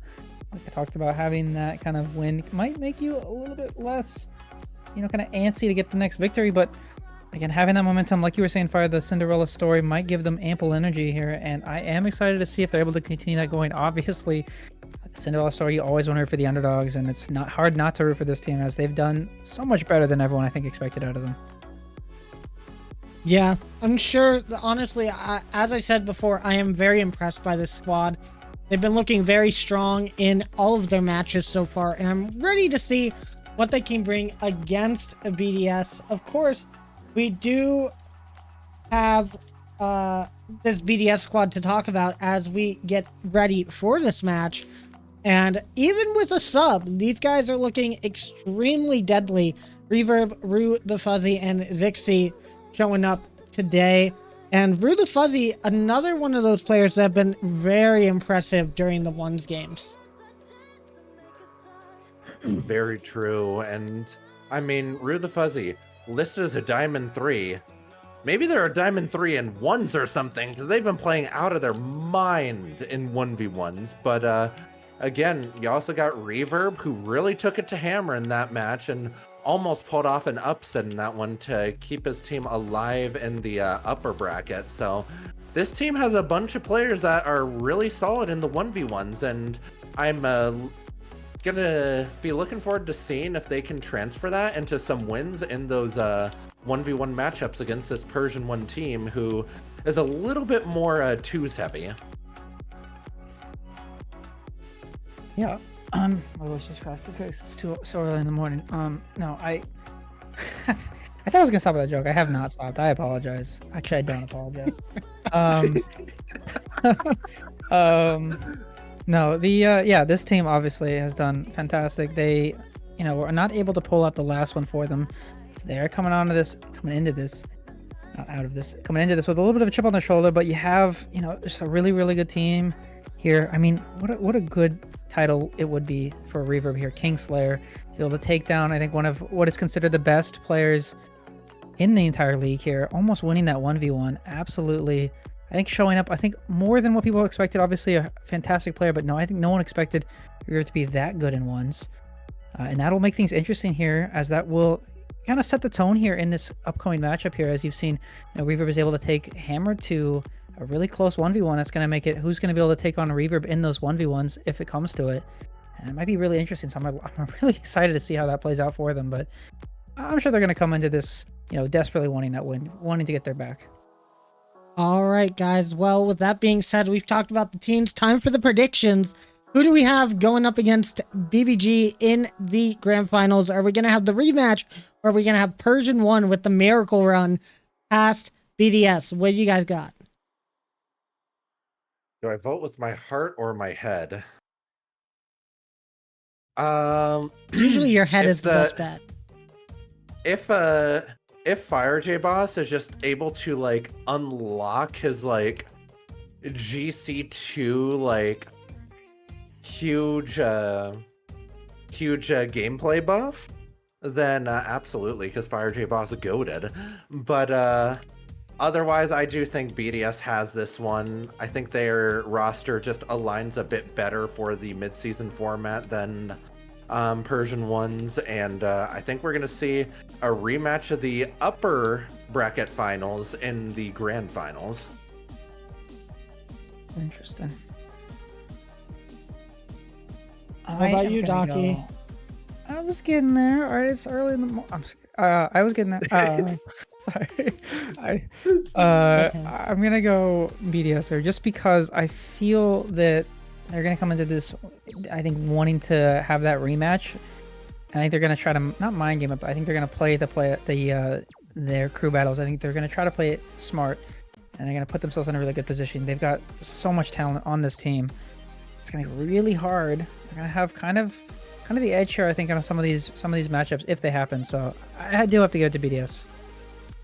Okay, so 2 of you for BDS. Well, question is, does the curse stay alive on the desk, or do we go ahead and say Persian 1? I don't know what to choose. Honestly, both of these teams have been looking so good going forward. I am just quickly doing some changes on the back end here because I'm realizing these colors are very similar, and I don't want to confuse the players at all. So I'm just making sure that some colors have been changed. That way there is no confusion while we're casting. But I will say, having to think about it, you gotta go with BDS here. They're looking strong. Zixi, we didn't even talk about them on the desk, but they are not to be underestimated. But it all depends. You could see a really good pop-off from Persian 1. I think if anybody has the ability to do it, it is going to be Persian 1. But we're going to have to see how the play goes. I'm going for BDS in 6. But it could go either way. But with that being said, guys, it is time to start our lower finals. So let's get this one going. Who is going to stay alive and go to the upper bracket final, the grand final, should I say, and whose lives end here? It's time for BDS versus Persian 1 for that spot against Black Bunny Gaming. And we have Persian 1 in the black side over here, just to make sure there's no confusion for anybody. And Drake is going to get off to a great start against Reverb here with the first goal. This is interesting. This on paper, as I saw Reverb go up against Hammer, able to get that. A lot of a closer matchup than some of us expected. We talked about this like nauseum already at this point, but definitely someone that you think would have the edge here in this 1v1. But Drake able to get that kickoff goal. Obviously, in one's a kickoff goal. Some I consider to be a little bit more on the luck side, but obviously, if you're Drake here, you're more than happy to have those goals go in. As you get a chance for some kind of shot there. That's going to be a little bit too high. This might actually work against him, as I don't think Drake Reaver's going to be able to get back to this. He's not. Drake's going to get this one, and that's going to be a 2-goal lead here for Drake here. 4 minutes, 34 seconds. 4 minutes, 34 seconds left on the clock. And Drake's going to have the advantage already. And this is exactly what Persian 1 fans want to see. Just Reverb getting such a close shot, but it's going to go off of that corner of the crossbar and the post. Bouncing out. Drake just in a really good spot to be able to take that. Another kickoff goal, maybe in the wings for Persian 1, but Reverb does get back to that one, recovers nicely off the kickoff, and it's just going to launch this towards net, trying to put Drake in an awkward spot. I left the party. You know what that means. We're going to have some connection issues showing up here momentarily as soon as a goal is scored, as Rocket League loves to do that at least once a day, and Reverb is going to get this goal off of a nice touch from himself, I guess. Yeah, I mean, it looked like it might have actually been unfortunate, as that looked like it should have been a demo, possibly. It ended up not being so. Obviously, though, Reverb getting that corner boost was able to get back in that time. But this is another kickoff mishap for Reverb, as that's another goal for Drake, or at least it should have been. That one goes a little bit too high. There's someone, as Yuki might have called that one, a sky goal there. But unfortunately for Reverb, as not able to put it back the other way, just not enough power on it. Seeing Reverb play a little bit more shaky than we've seen them play before, as the air dribble bump is not going to connect. It's a great dodge from Reverb. This should be an open net opportunity, but he takes it to the wall. This is going to delay the shot. Drake should be able to get back to this in time, and does. Reverb playing this a little bit weird. We saw Reverb play pretty straight up against Hammer, but he's been playing a little bit wonkier in this 1v1 here, in a game that you think he should have the advantage. I think maybe the nerves of this being the lower finals getting to him, as he goes for an air dribble bump, but not connecting at all, and Drake's going to have that off to the side, but that one's going to be off as well. 1v1 turning a little bit sloppier than I think we might have seen, or might have expected. We're seeing Reverb get a chance now on an open net. It's going to bounce off to the side. Drake just in time to get that save. And you might be right, Docky. Maybe a little bit of nerves plaguing Big Dragon Squad right now. And I will like to mention, I've said this time and time again, but in these tournaments where double elimination brackets are present, we've seen a lot of the time that the players that lose in the upper bracket final then go on to lose the lower bracket finals. So BDS kind of playing against, you know, the meta that we've seen evolve. But that's going to be an excellent flick from Reverb to tie this one up. Less than half the game remaining. Reverb notices that Drake is just giving a lot of space on that, waits for the exact moment that Drake comes out of the net to challenge, and flicks that perfect to the top left. That is something that you don't get to see very often in these 1v1s. There's not a lot of space usually given, and now a kickoff goal going immediately in the way of Big Dragon Squad. Suddenly, we've gone from a 1-goal deficit for BDS to a 1-goal deficit for Persian 1 with 2:22 left on the clock. Now Reverb doing exactly what we would have expected earlier on, getting those kickoff wins and taking advantage of space. It's something that he did a really good job of against Hammer, and we see maybe another kickoff opportunity. That is going to be a second straight kickoff goal. Man, that is always one of the more frustrating things when you're playing ones, is you give up the first kickoff goal and you go, okay, I'm going to get this next one, I'm going to get this next one, and then it's another kickoff goal. That can be really defeating in these 1v1s. You definitely don't want to be starting to lose some of these kickoffs consistently. But we've seen Drake, you know, get the kickoff goals as well, get some of those kickoff wins. So we know it's possible, but Reverb might be adapting to some of Drake's kickoffs. So this one might be a third kickoff goal. It is going to be the third straight kickoff goal, and that's not looking good here for Drake.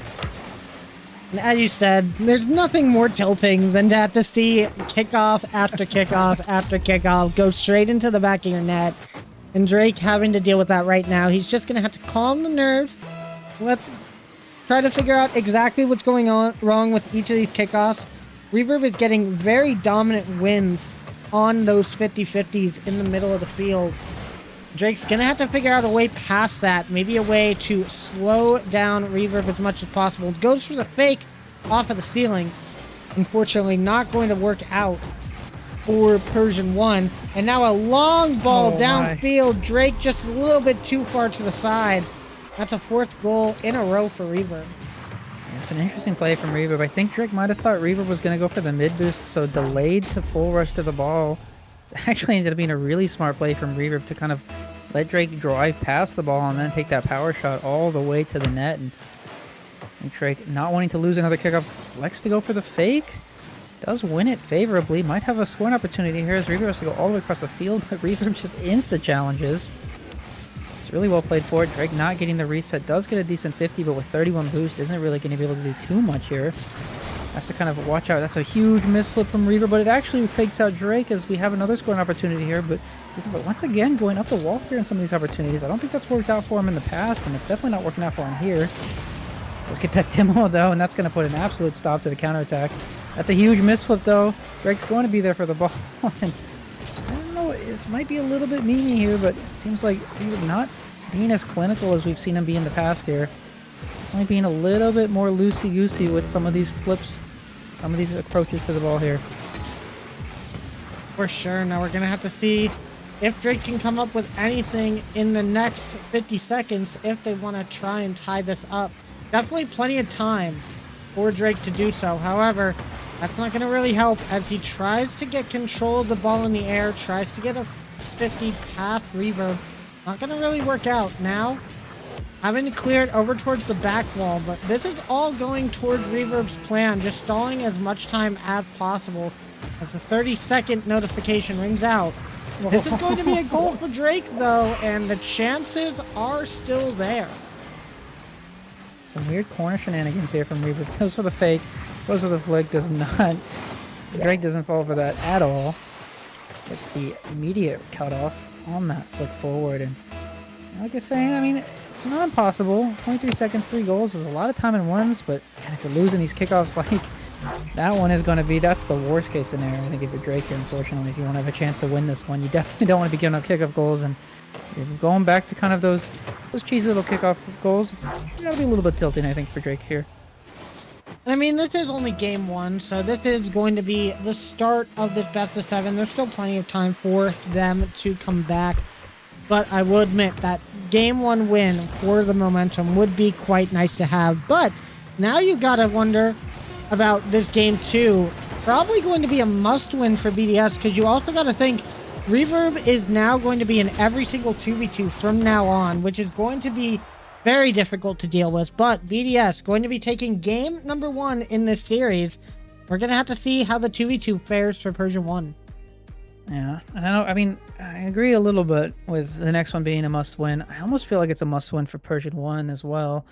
And the same factor is that you don't have Reverb for this 2v2. You're not going to have him for any of the other 1v1s, but you're not going to have Drake either for the next 2v2, and that is their best player. I put them in a little bit awkward position. They want to be able to get these wins when Drake's not there.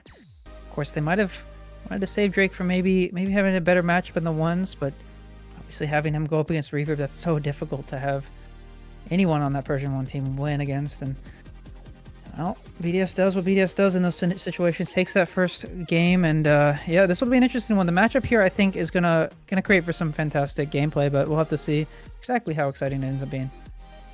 Yeah, we are going to have to see. And I totally forgot to invite you to the party, Docky, because I forgot I need you for the replays. Oops. So we're going to get that going as soon as possible. And I'll have to send you the replay that I just saved. But right. Trying to think, who am I missing here? Is Fire J. Oh, I need, that is correct. But anyway, going into game 2, as you said, I think it is going to be a bit of a must-win for this Persian 1 squad. They're definitely going to want to try and tie this up, get some momentum going into the next. Have to see exactly how. See if we are back on East with all these players. So we servers as we get ready for our next game here on Irvin Central. First 2v2 gonna have in this lower final.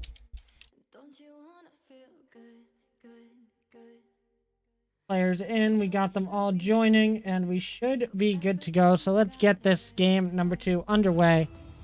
I'm gonna go ahead and send Docky that that replay real quick so we can get that uploaded to the scores. While Fade does that, we will get right into this 2v2. I'm already seeing a lot of pressure here from the side of Persia 1. That's a fantastic 50. That one just goes over the top of everybody. Finds itself going all the way down and into the net. If you're Persian 1, you're happy to see that one go in. If you're BDS, you're calling that one unlucky. But either way, it's a 1-goal lead here for Persian 1. 4:46 on the clock. Great start for Persian 1. Yes, it is indeed. That is a great start for Persian 1. Exactly what you want to see. We've seen Hayes and FireJ take down all sorts of teams this weekend. Will they be able to take down Rue the Fuzzy and Dixie? If I remember correctly, this is a matchup that we got early on in the upper rounds as well. Upper round 2, if I remember correctly. BDS did take that one, but game 2 was Reverb and Rue the Fuzzy versus Drake and FireJ, so definitely a bit of a different one. I will say in that game, actually looking back at the replays, we're looking at a 6-0 for BDS in this specific matchup. So already Persian 1 doing so much better than they did in that match in the upper round 2. And that's just great to see from them. We know that they've been improving as this weekend has gone on. And this is just showing directly how much that is. Now Hayes looking for an opportunity. It bounces down. Not going to be able to find it though. That's going to be Big Dragon Squad's ball to take. A bit of a flick mishap from FireJ. Going to send that over to Rue the Fuzzy. Puts it over wide. Still no goal though for BDS to be had. They're going to need to find something quick as time keeps ticking down. They still need to find one to at least cause an overtime. Yeah, you talked about that 6-0 victory for BDS earlier. I might think you have something close to that here. Had so many opportunities to score, they just have unfortunately been a little bit off the mark with the shooting. I think they might have wanted a couple of those to go in here. Definitely would have liked 2 of those to go in here as they find themselves down 2 with 2:55 left on the clock. That's a really nice outplay from the side of Persian 1, but at this point, if you're BDS, you definitely want to start putting some of this pressure on. They've done a really good job of creating opportunities. They just have not been able to connect. This one might find its way into dangerous territory, but Hayes will have that one off to the side. Fortunately, though, for the side of BDS, just no one really there to take that immediate second shot, allowing Persian 1 to kind of collect themselves, put themselves in a defensive position, which is making BDS's job so much harder. This one might be, that is going to be the 3rd goal. Just under half the game to go. I can speak. Just under half the game to go. Persian 1 finds itself up 3 now. Persian 1 really showing up in this game number 2, trying to tie this one up in the lower finals. Doing a really good job making sure that they keep all of the pressure, they keep all of the momentum going their way. Now Rue the Fuzzy over to the side of Persian 1. Zixi going up high on the ceiling to try and dunk this ball down. Not going to be enough, as we haven't seen any real huge opportunity in offense for BDS this entire game. Now you see FireJ Boss having a bit of an awkward bump attempt, and Hayes, I think they hit the ball and didn't think it was going into the net, ran off for boost without realizing that it was going into the back of their own net. That's going to be the first one for Big Dragon Squad. Hopefully that doesn't happen again. Yeah, I mean, unfortunately, there's just a little bit too much velocity. Tried to get the touch into a controllable position, but the ball just got away from him. I think after that point, I don't think there's really anything Hayes could have done, unfortunately. Now, this is a huge opportunity. That's the last man. If you're for Persian 1, they need to score this here now. Once again, just not able to connect. It's been quite the Achilles heel for BDS. They have not been able to score when they have the opportunity for them, and it's just been a little bit unfortunate. The shooting, once again, just not there. They just have not been able to. Like you mentioned earlier, just not enough, and that has kind of continued to be the case, as that one is going to be off to the side once again, and Hayes is going to get that corner boost, which means we'll to see retreat. That beat will put Rue in a really awkward position and in against the 2v1. Unfortunately not able to get the save. That's that 3-goal lead back in Persian 1's hand here, and they find themselves 1-4 with 110 left in the match here. Not impossible, but this is looking pretty bad here for BDS. Yeah, and we're probably going to be seeing a lot more of these mistakes happen for both of these teams. As you know, it is quite late here on the East Coast. We talked about how yesterday was late as the 5th goal for Persian 1 goes in. But it's even later now than we were finishing up yesterday. And we still got a whole nother series to go after this one, possibly 2. So these guys are all in for a late night. They've been playing Rocket League for probably at least the last 6 hours at this point, maybe even longer. That much Rocket League definitely does something to a person. I will say these guys are probably going to start looking a little sloppier as we continue on with the series, as we've seen a lot from BDS coming out in this game number 2. But it's all about the regain and just looking at each other and being like, okay, this game wasn't ours. We'll go next. We'll get this next 1v1, go in the lead in the series, and see what happens from there. With 30 seconds left, down by 4, it's looking like Persian 1 is roaring back into this series with another game win, or their first game win here in the lower finals, but to tie up the series, at least guaranteeing us a game 5 once again. And we talked about this is kind of a must-win here for Persian 1. Following that first one to go, you're not going to have Drake anymore. Or those 1s now, and you're not having it for this 2s. Which means you have a tied series, as you had mentioned, and if you're saying this does guarantee us that game 5, which I think, you talked about how it's a late night, and maybe some people are kind of being like, okay, well, come on, I want to go to bed, but I know you need your beauty rest. But alas, we do have more games to play, and I think this will cause for some more exciting 1v1s here. Obviously, though, if you're BDS, though, you're looking at that loss and you're saying, okay, definitely need to take the next one. Yeah, for sure. And we're going to have to wait to see who we are going to get for these next games. Now, I do know one of the 2 that we're going to get, but we need to know who we're getting from BDS. So, going to wait on Reverb to see exactly who it's going to be.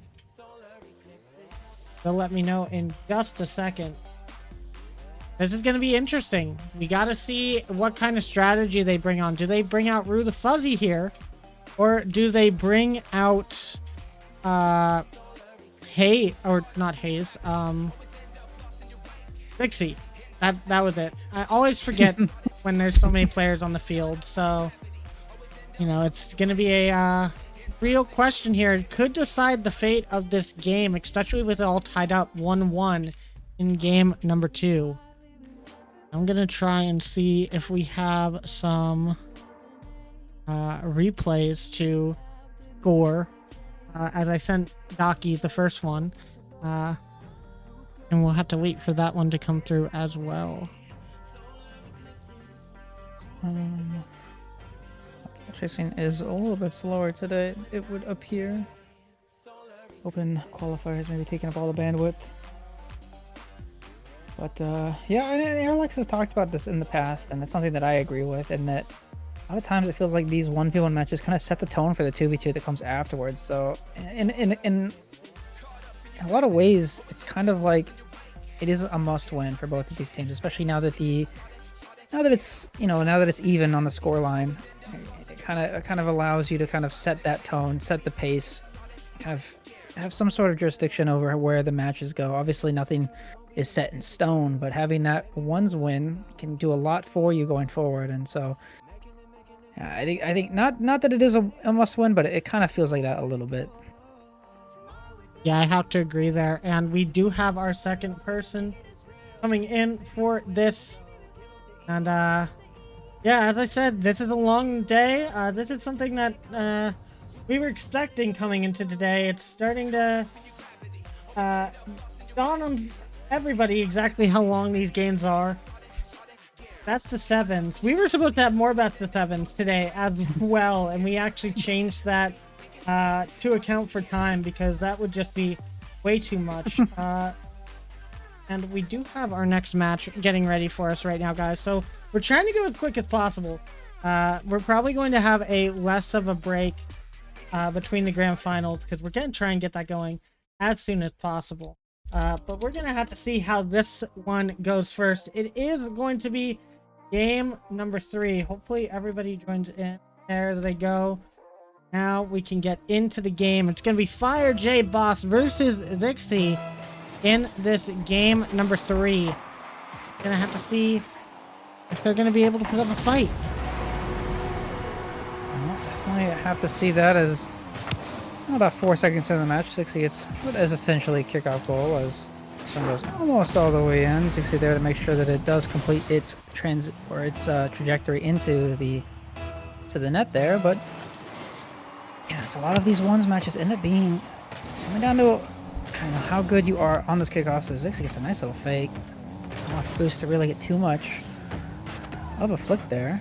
Able to do a really decent job of, with that low boost, maintaining possession, and even in that 50, getting it in a position where they're able to retreat and get that mid boost. It's going to make things a little bit more difficult for them, and that one's off. Zixi does jump for that though. That's an awkward touch. Gets the save though, and is probably going to get to the ball first. Does so. That should be a goal. It is going to be a goal. That's a second goal for Zixi. What a transition though. What a save to get that goal for themselves. And that looked really nice. That's a great goal for Zixi, starting off strong in this game number 3.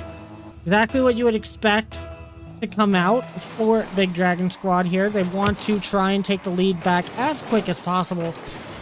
It's been a long night. These guys want to get done with these matches as soon as possible. But we also know that Rue the Fuzzy now going to be in the third 1v1 match against Hayes. And honestly, I think that's going to be an excellent match to see in game number 5.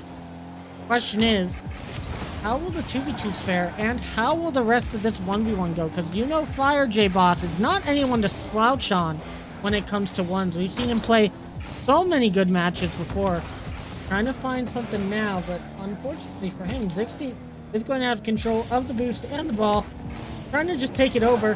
Fire J Boss with an excellent touch off of his own post, but unfortunately not going to get back to the ball in time.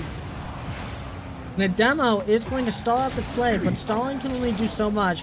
He is going to have to find at least 2 goals in a row to get back into this game. I do like the air dribble bump there attempt from Zixi.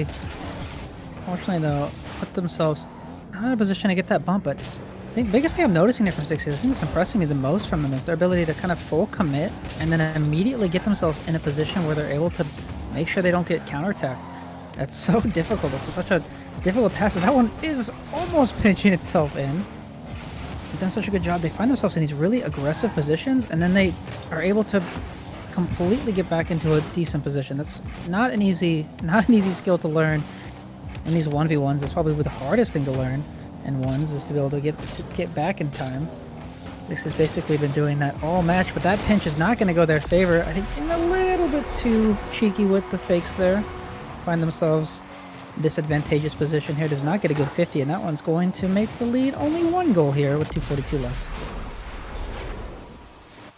Yeah, and taking the lead just by a little bit, but not doing too much here. 5J Boss getting that goal there, though, is going to be huge for him, knowing that there's a chance. That's all it takes. Just getting that momentum. It means so much, and a chance might show up right here, except Zixi getting a really good touch over the side. I think. In here. Slower play from FireJ, trying to find an angle. It's not going to work out. Zixi will be able to get a straight-on shot. That is going to be the 3rd goal for Big Dragon Squad, as they take more of a lead going back into this game 3. Bit of a slow and low-scoring game, to be fair. I think that is to be expected a little bit. As we said, FireJ has some incredible defensive skills as well, able to clear this ball out pretty easily from his side. Not being caught out by too much. However, that demo is brutal, as the 4th goal is going to go in for BDS here.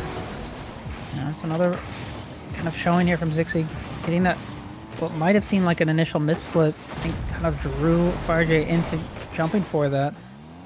Zixi doing such a good job of making sure that they're not out of position. Able to get to that kind of advantageous position, as this one might be another kickoff goal. It is going to be another kickoff goal. That's the 5th one for Zixi, and it's a minute 48. I don't know how to read numbers, but minute 48 is a lot of time in ones, but how much momentum Zixi has in this is it's gonna have to be a huge swing of momentum here if FireJ wants to have a chance in this one.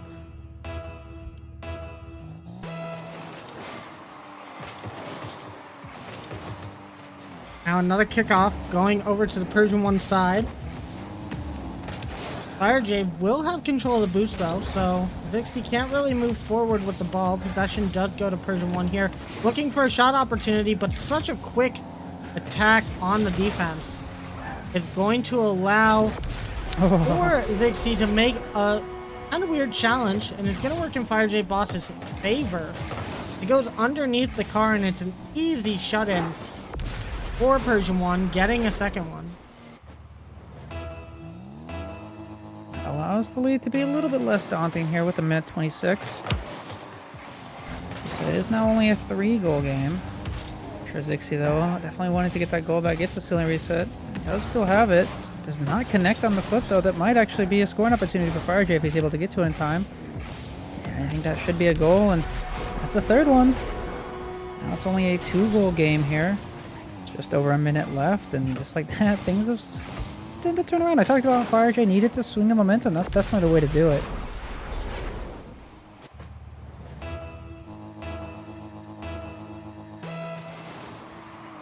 Another kickoff. Minute 09 remaining.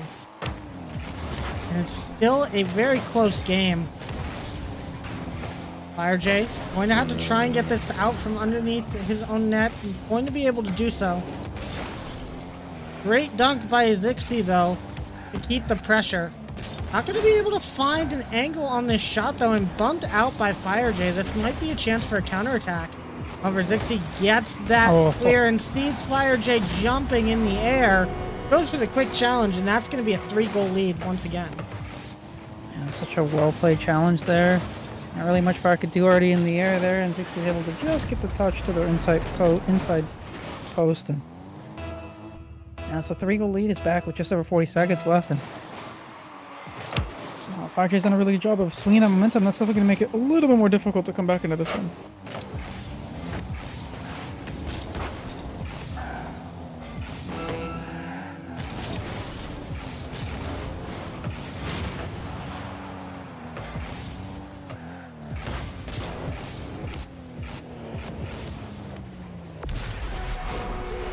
That's a great touch by FireJ Boss. Sorry, I was typing something just for a second. As I think there was a demo on the field. No one able to get back in time. Or no, actually, Zixi was just on the other side of the field, just out of the play. So we'll have to see if FireJ has a chance to come back here. It's looking less and less likely though, as that's going to be on the Persian 1 side. Big touch coming out from Zixi though. Gonna have to get this save. That's gonna be up and off of the back wall, and that's going to be the final chance for FireJ. He's going to put in this next one, and not unfortunately going to be able to take this game. Persian 1 making a really good fight though. A 1-goal game to end it off from FireJ Boss. You can see just how good he is at ones, but unfortunately just not enough, as Big Dragon Squad is going to take this next game. Yeah, and that game win and these best of 7s is kind of a little bit of a big deal, as that does put them 1 game off of match point. That does make things a little bit less nerve-wracking for themselves. But yeah, it's those 1v1s at this point at this stage in the game feel like a must-win, and Zixi making sure that they did walk away with that one with a victory. FireJ putting on a valiant effort, but just not able to get that final push there to push them into the victory, unfortunately for them, but still played very, very, very well. Again, though, that is a match for BDS, as they only need 2 now in order to get themselves into that grand final. We'll have to see, though, how this next one goes, if they end up on match point, or if we do have a match that's tied 2-2 series. Yeah, we will have to see, and I'm sure everybody in the chat is wanting this to go as quick as possible, because we are seeing Sure. a lot of people talking about how tired we all are, and not just the players. I'm sure that Docky, you must be feeling it after a long day as well. So am I. I'm sure Hammer's feeling pretty tired, just waiting for this next game to continue. And we're just waiting for one more member here, and once they're in, we will get this next game started. Try and get this going. Might come up with a way to make the grand finals a little bit easier for everybody. We're gonna wait to see what the result is for that before we have a talk with the players about it. But just so you guys know, we are trying to get this going as quick as possible. We're trying our best, you know? Unfortunately, tech issues do happen, and these games do end up taking a long time. I didn't expect it to take this long. It probably wouldn't have if we ended up doing the 2 games we were supposed to last night, but a lot of the people were calling for them to be pushed towards today, which kind of just made everything go that much longer. So, you guys have any thing to say about that? I mean, talk to some of the people that wanted the games from yesterday to be moved to today, because kind of just made everything take that much longer. And you know what else is taking long? Getting these people in the lobby. Hurry up, guys! We need you. I'm gonna start spam inviting any second now. We want to get this going as soon as possible.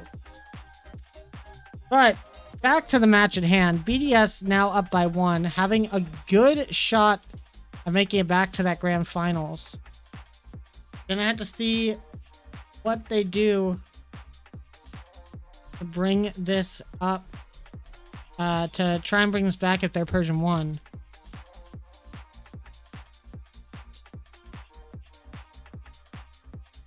Yep. I'm about to start asking. Yeah, I cut the FF timer to 1.5 minutes. Yeah, exactly. As I said, we're trying to get this going as soon as, Yep. but we just gotta wait for one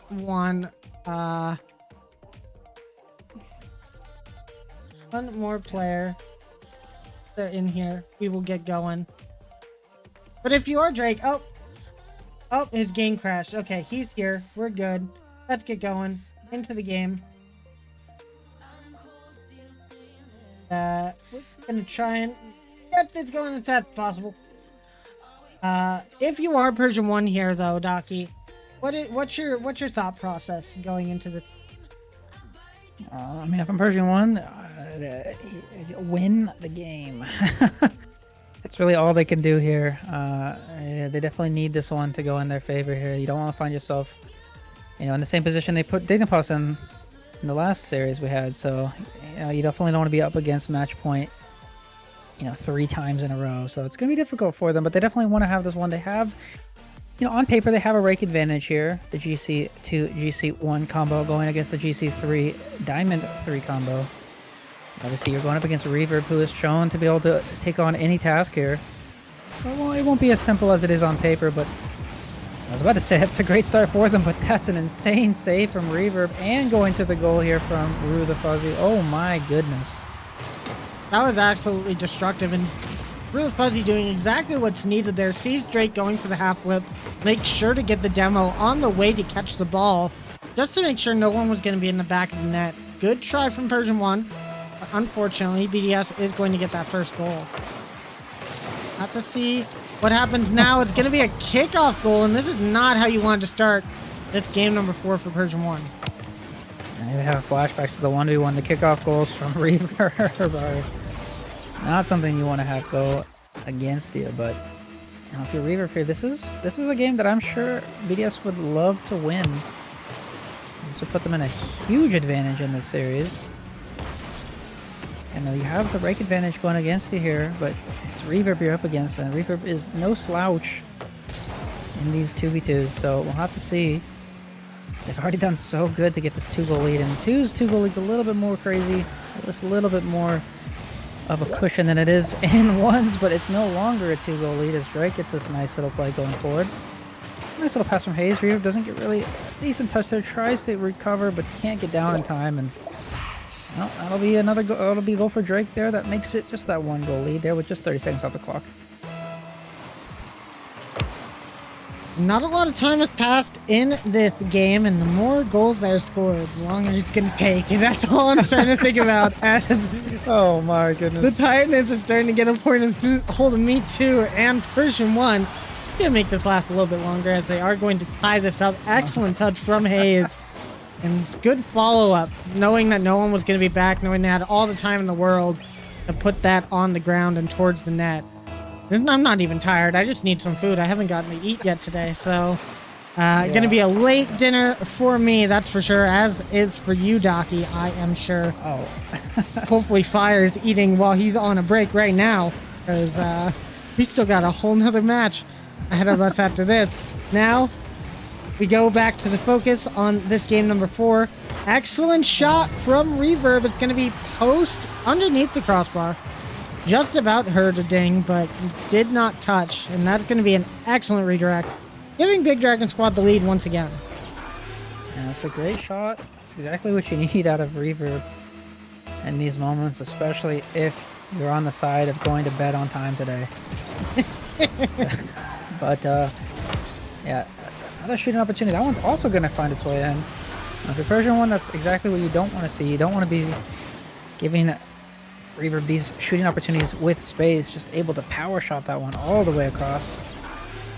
And that's a 2-goal lead. They get that lead right back. They lost it pretty quickly, but got it back just as quick. So 3:45 left. Somehow there's still so much time on the clock. I don't know how this is possible. But that will be an advantage for BDS. That's a huge miss from Drake. This might be a scoring opportunity if Root can get to it in time. Does get the flick past, and that's a 3-goal lead now. Well played. It's a huge miss. Unfortunate whiff there from Drake, and then going back quite enough in time to get to that one. Really Fuzzy really showing up in this game number 4. It's the second goal, I believe, that they have had in this game. Really putting their team on their back a little bit. Of course, you have Reverb on your team, which means you get to play with so much confidence. Just knowing that no matter what, you're always going to have somebody that can get back to the ball in time, always going to be able to make one of those last-second saves, going to be able to deal with any touch that you might make. And that's just got to do wonders for their confidence. However, when you get put in situations like this, it's a little bit harder. As Hayes notices that Drake wins this 50, and Hayes puts it in the perfect spot. Rue the Fuzzy almost gets to that one, but that slight turn that they have to make makes all the difference. Allows another goal into the back of the net. 3-5. Oh my. And now it's going to be another kickoff goal as PTSD for Drake is going to set in. That's just a rough kickoff, and Hayes pushing a little bit too far forward. Going to allow for an open net. Reverb always going to be putting those in the back of the net if you give him the chance. You know, it's funny, Fade. It's like work, right? You don't mention the clock until you start bringing it up, and it's 6-3, and there is just under 3 minutes still left on the clock in this game. That is an insane amount of time. If you're a lot of goals. BDS, if you're BDS, you're not liking that. You know, you definitely want this one to be over. You want this win, but if you're Persian 1, you got to be thinking, okay, this more than enough time to get a comeback here. This might be the start here, but Drake's just not in a position to take advantage. This might be going the other way. It might be a demo here. No. Demo on Drake, actually. Reaver will have possession here. Gets it past nobody. This one will put a stall here. We're taking some time off the clock, Fade. I'm just not looking at the clock anymore. I'm just gonna let the game end when it ends. But Reverb heard you talking about it. He said, you want the clock to pause for a little bit? Here you go, buddy. Excellent pass from Rue the Fuzzy. Drake just doesn't have enough boost, and Reverb notices, shoots that all the way over to the left. And that's going to be a really awkward one if you are Persian 1 to try and save that. goodness. Yeah. Well, might be another goal. Drake does get one on the side of Persian 1. That makes it a 3-goal game once again. No, honestly, every time I talk about the clock ticking, I feel like they just, like you said, they can hear me. I don't think they want me to have dinner tonight. No, not at all. It's totally fine. See, for you, it's like 3 hours early, so it's okay. It's almost midnight for me, so. Hey, I've been on this desk since 10 in the morning. You know, it's been a long day. But we're having fun. We're having fun.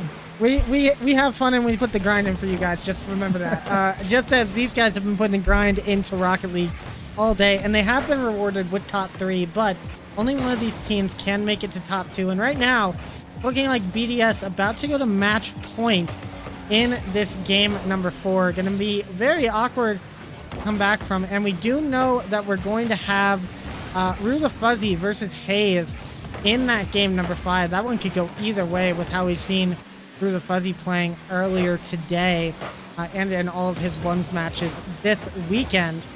Oh. Now another shot possible, but Rue the Fuzzy, as I speak about them, they come into existence. Excellent save, keeping that ball out, letting that clock run a little bit more. Less than a minute remaining.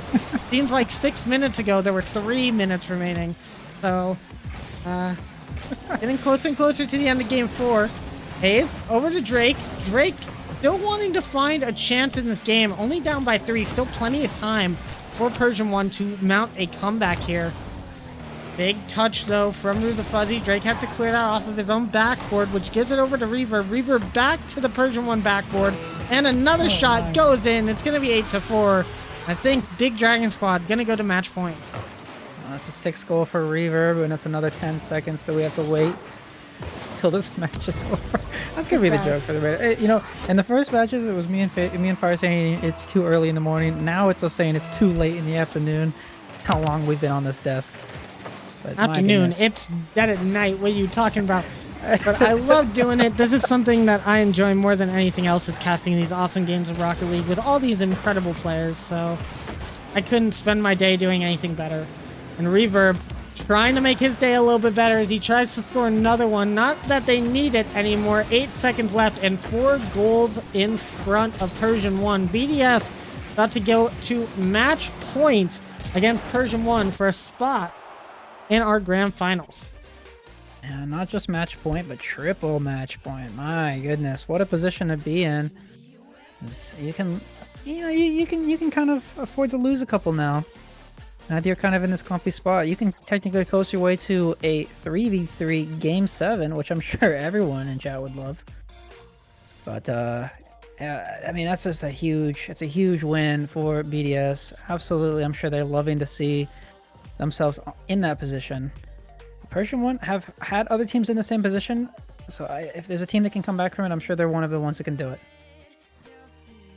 Yeah, for sure. Now we have our next match ready to start here immediately. Gonna get going on. You've got Hayes versus Rue the Fuzzy for game number 5.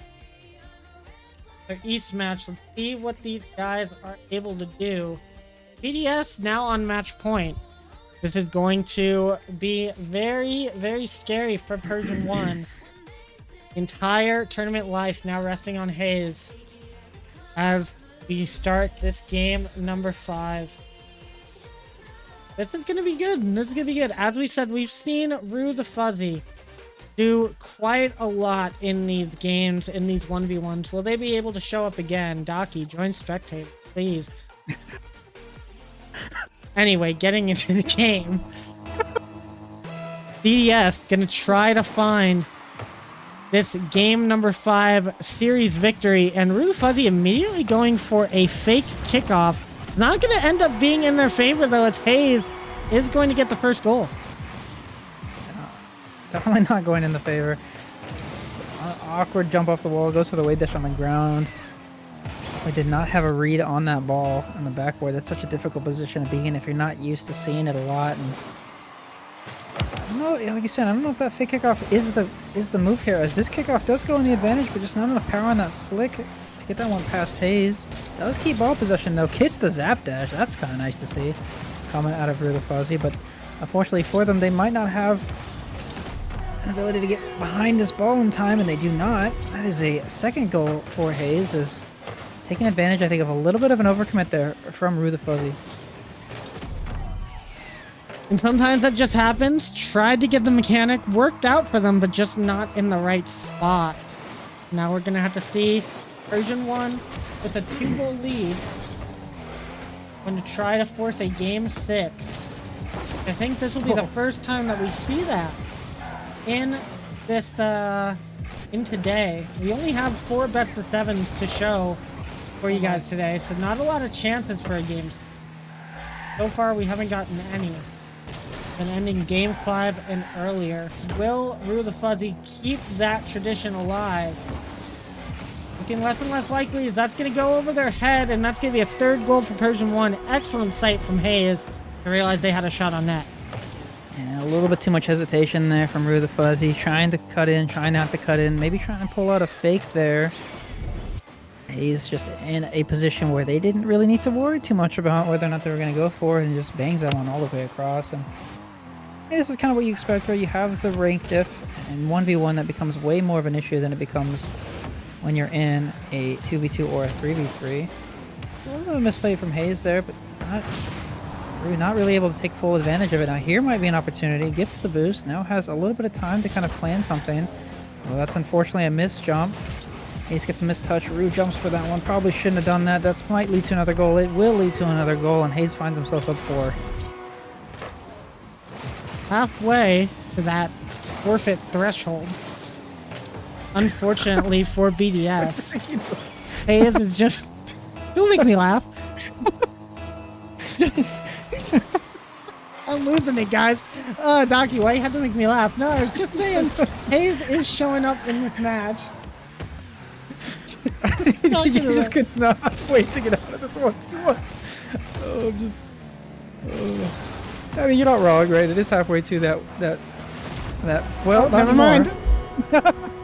Cursed it. Captain cursed it. They heard you. Rue the Fuzzy heard you, and able to get a nice little flip there to push that one all the way forward. Able to get in the way of Hayes, and I don't think Rue wants this one to go to a forfeit. I think Rue wants you to stay up as late as possible. It's only a 3-goal game now. 3 minutes and 20 seconds is a ridiculously large amount of time in 1v1, so anything can happen, but it's a good way to start the comeback. Yeah, 3 minutes in a 1v1 usually equates to about 6. So we're going to see that right here as Hayes going to grab this one. A really good touch over to the side, noticing that Rue the Fuzzy jumps up for that 50. Not going to be able to get a touch on the ball, and that's just going to allow a lot of time for Hayes to just put that into the back of the net. Now a kickoff going in Rue the Fuzzy's favor. Once again, a 4-goal lead for Hayes. Big clear downfield, but it's not going to be very threatening, as Rue the Fuzzy will take that. But a demo coming out immediately, and the touch coming off of that goes into the back of the net. That is fortuitous if you're Hayes there. Yeah, that's kind of ridiculous. Definitely not intentional, as the demo comes through and getting the little booty shot. Make that a 5-goal lead. Now you only need 3 more, technically, if you want that to happen. I'm not telling people to forfeit. All I'm saying is that there's a possibility that it happens sometime for the next one. Either way, Hayes is showing up very well, but that is not the best shot. Luckily for them, Rue the Fuzzy not able to get back in time. And that is all that really matters. Brazil in game number 5. We knew it was going to happen eventually. Just didn't know exactly when. We've seen a lot of Brazils this weekend, Docky. Yeah, there has actually been a ridiculously large amount of them. I mean, granted, you have a lot of 1v1s, a little bit of rank mismatches, so it's bound to happen, and that's going to be the 8th goal for Hayes. Is just kind of waiting for Rue. I think Rue's trying to maybe get a little bit more aggressive, tries to go with the wall there, has to come back down though, because there's no angle there, unfortunately, for them, and Hayes is going to put that one away, and, well... just over, well, no, I say just over, it's exactly 2.5 minutes. 2.5 minutes, it's a 7-goal game. No, we might see that FF come through here. If the other goal goes in, we find ourselves in that position, as looks like another goal is going to go in. That one is off, and the ball comes through. This might be going the other way. gets the zap dash as well. That's going to be a goal. And, well, they hold your horses. That's only a 6-goal game now. That was really nice from Rue the Fuzzy to see that the ball wasn't going straight into the net and plays it accordingly. I think just a little bit too much confidence from Hayes there. Thinking that that ball was just going to go straight in. Now another fake kickoff. This didn't work the first time for Rue the Fuzzy. Oh my god, excuse me. But it's going to work out this time. Oh my goodness. This is the most scuffed cast ever. Is this going to be another goal this time, though? No, it's going to be Hayes with the save. And a minute 50 left. Are we going to see another goal? We will. 2-9, 7-goal lead for Hayes. Just going to have to see what happens next. Edge lump is nice. Almost gets around it, just not quite. Hayes gets just the edge of Rue's car, and fortunately for them, that is going to be that 7th goal. This one might be a kickoff goal that... No, that's a fantastic save. I said no there. It wasn't that not goal going in. It's just a not go. Now that is going to be the 8th goal. So now the FF is on the table. We will have to see if that FF is taken here. Time for me to start spamming the chat. Let them know. Not for any reason in particular. No, I think Rue the Fuzzy definitely come back here if we gave them the time and the kickouts go in the right way. We've seen that they play these 1v1s so well. So he just needs the right sort of situations to come along. Now, a minute and a half left though. Time's dwindling down. Another demo coming out, but Rue Fuzzy gonna spawn in the perfect place, but just to get bumped. Hayes just doing circles around this ball.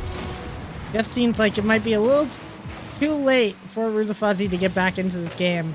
Hayes just can do all these circles and still get a shot on net. A little bit of ring around the posy. Still finds the shot. That's so unfortunate.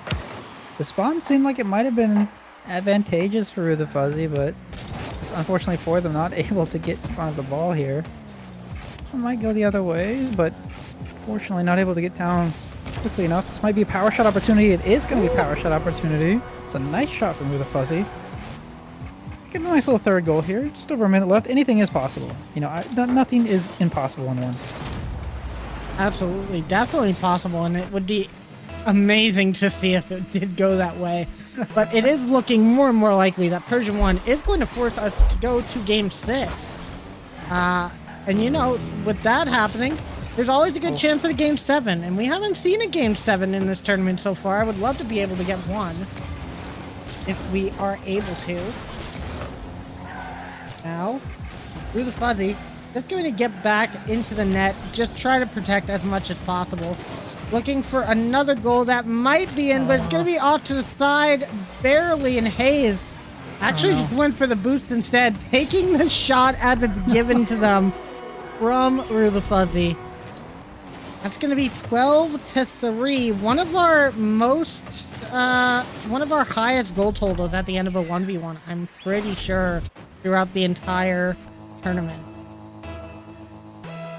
Close to it, if not. And you know, shout out to them for knowing that, you know, you wanted this one to end quickly, and knowing that the best way to make sure that doesn't happen is to score a lot of goals.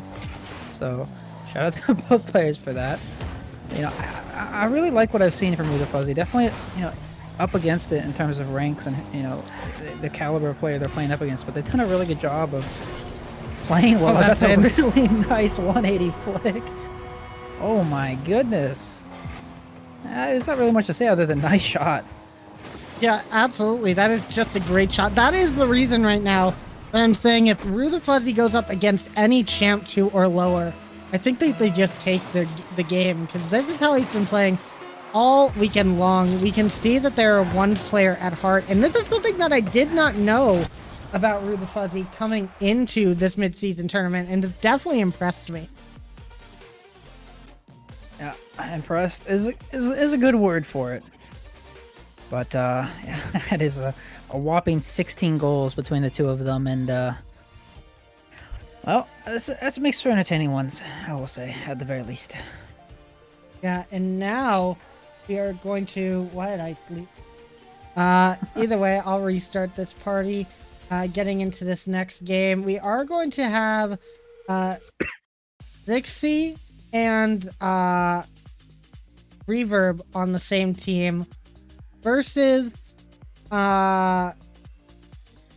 Drake, and you see how it is. Not Hayes. Who? RJ. See, you see exactly how tired I'm getting. I see it's too early in the morning, Fade. Come on. Too late at night. Now we just need. But these guys are playing great so far, and why can't I find Reverb on here? That's probably appearing offline. Bugged. Not appearing offline. Somebody invite Reverb, please. I did. I don't know if he's gonna join because he probably doesn't know I'm here. Well, either way, we're gonna have to wait for him. Oh, there we go.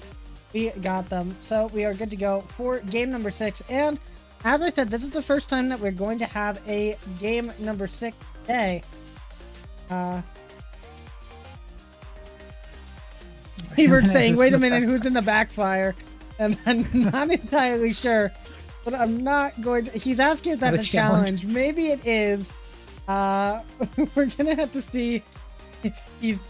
I'm just gonna say yes. It's a challenge. We'll see if he changes to the backfire on time. That might actually be Vixie. In that. So. We're gonna get straight into game number 6 if I don't get any complaints from these guys.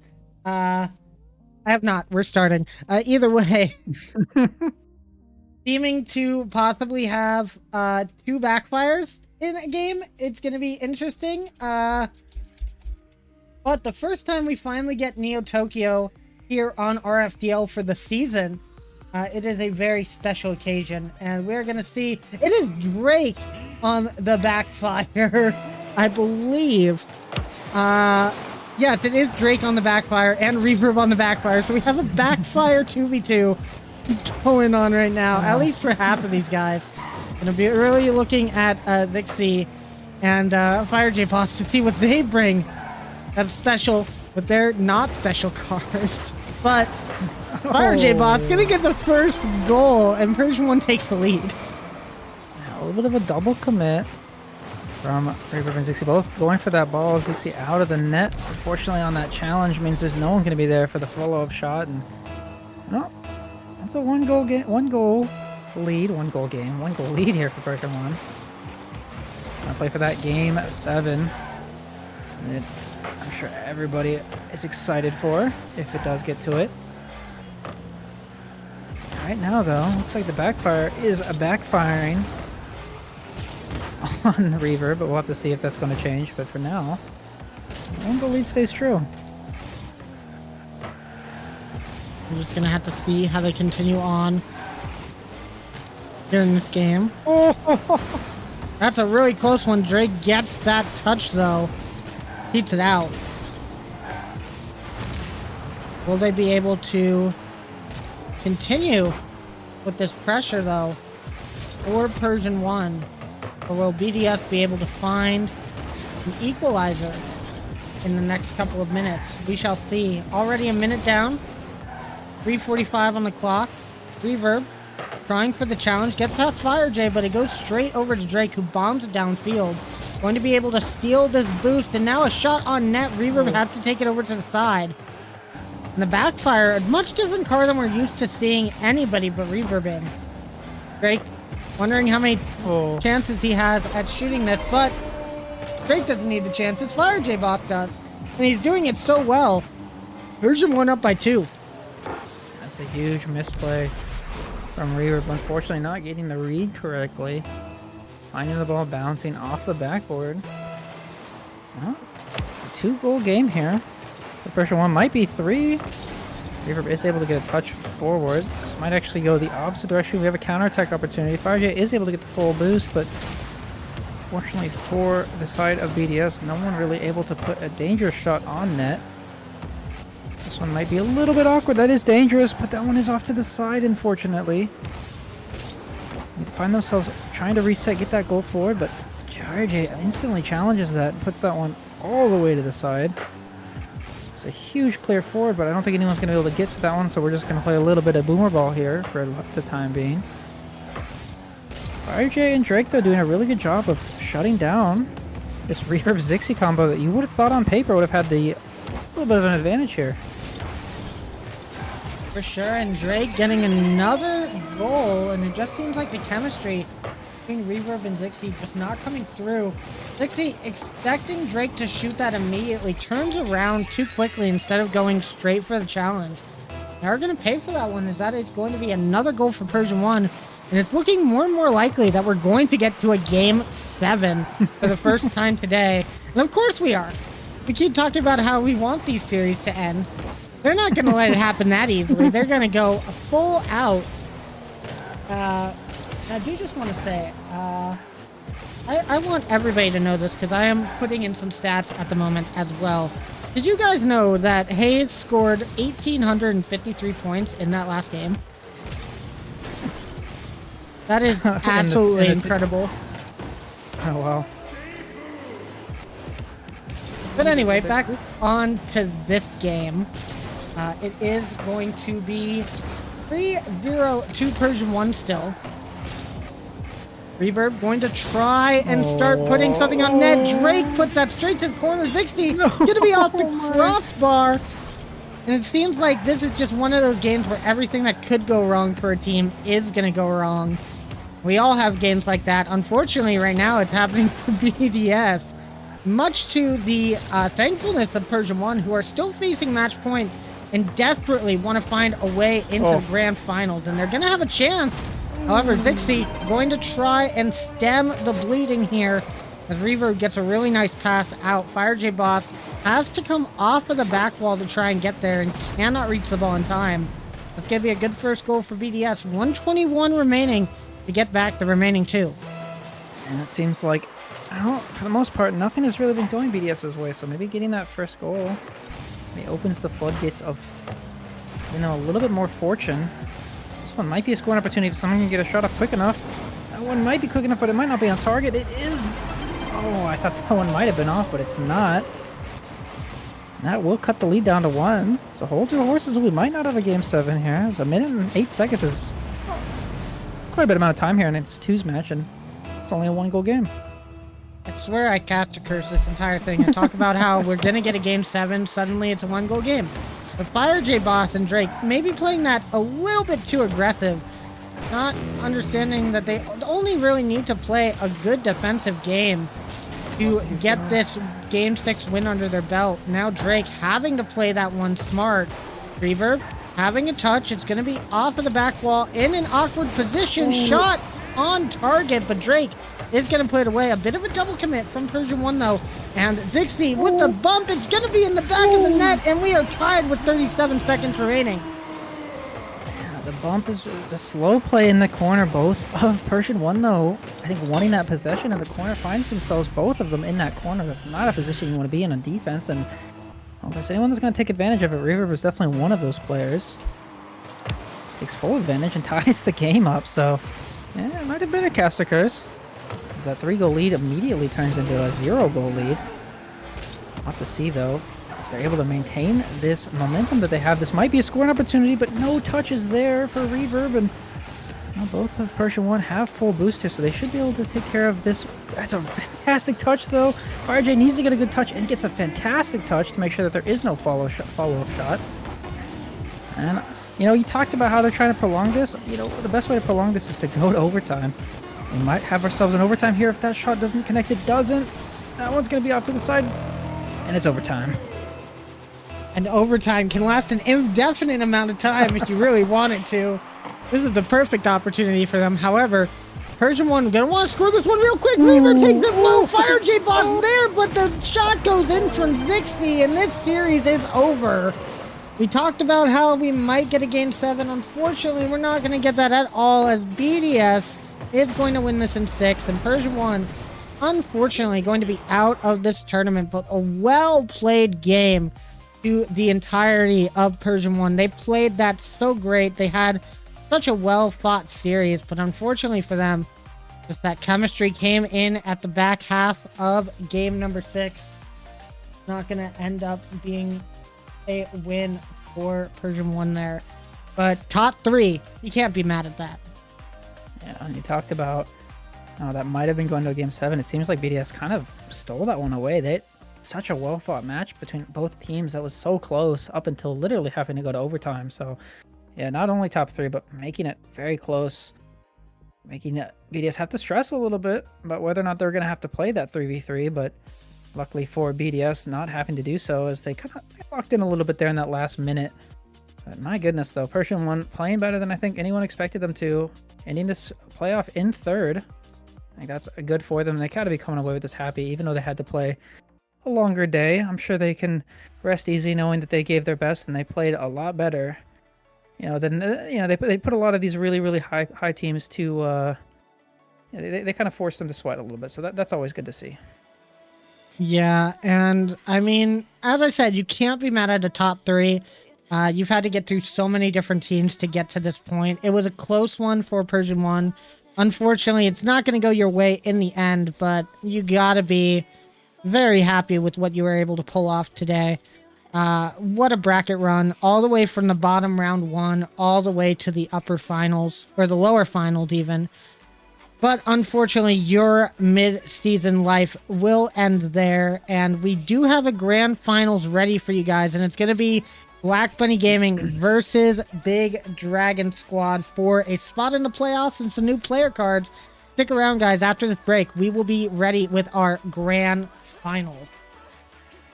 I'm gonna use my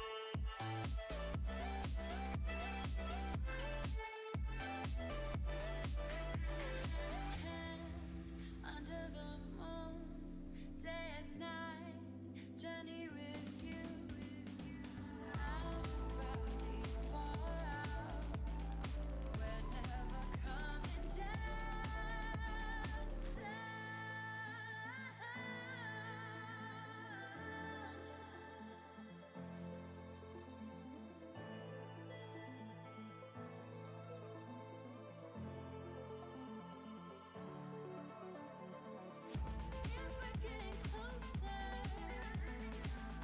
if we're getting closer, if we're getting closer, if we're getting closer.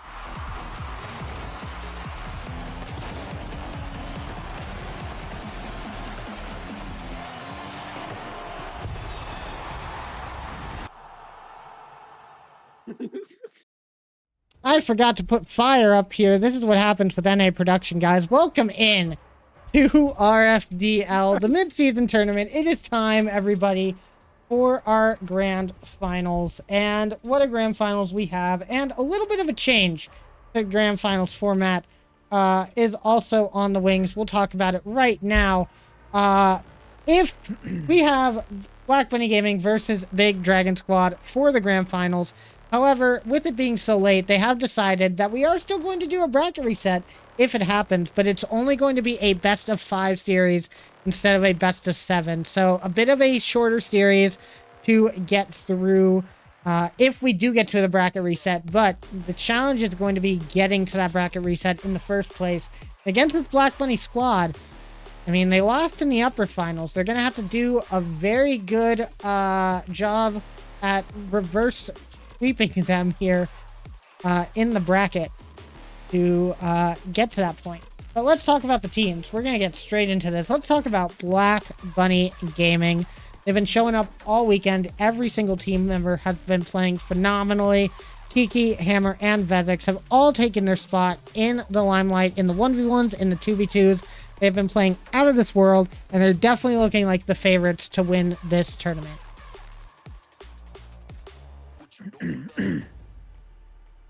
Somebody else say something. We're just delaying so that it takes even longer. Yeah, I mean, what else can I say other than what you just said, right? They've been playing really well. They've done a very good job of kind of controlling and kind of playing the matchup smart. So we'll have to see if that continues to be the case. But we did see a little bit of vulnerability in them the last time they played BDS. We'll have to see if BDS learned from that. But as it stands, obviously BBG, they're a good team. I have my input on this with one word. Hammer. You are right. We call it the Hammer Show for good reason, but I can say I'm very confident in the fact that it's been way more than just Hammer in these games this weekend. Everybody on that Black Bunny Gaming squad has been showing up in a phenomenal way. Vezix has been doing really good in the 1v1s he's been in, and also has been clutching up a couple of these 2v2s. And Kiki, every time Hammer and Kiki get into a 2v2 together, they just showcase how dominant of a squad they are. And it's a very scary sight to see. You're going to have to play really quickly and get into a lead very fast if you are BDS here. But let's go ahead and talk about BDS. The challengers coming in from the lower bracket. And we're going to have to see how these guys do. Reverb, Zixi, and Rue the Fuzzy going to be playing in this match. It's been a long day of Rocket League for them. A lot of games to have been played. We're going to have to see if they can do a little bit more to get past this Black Bunny Gaming squad.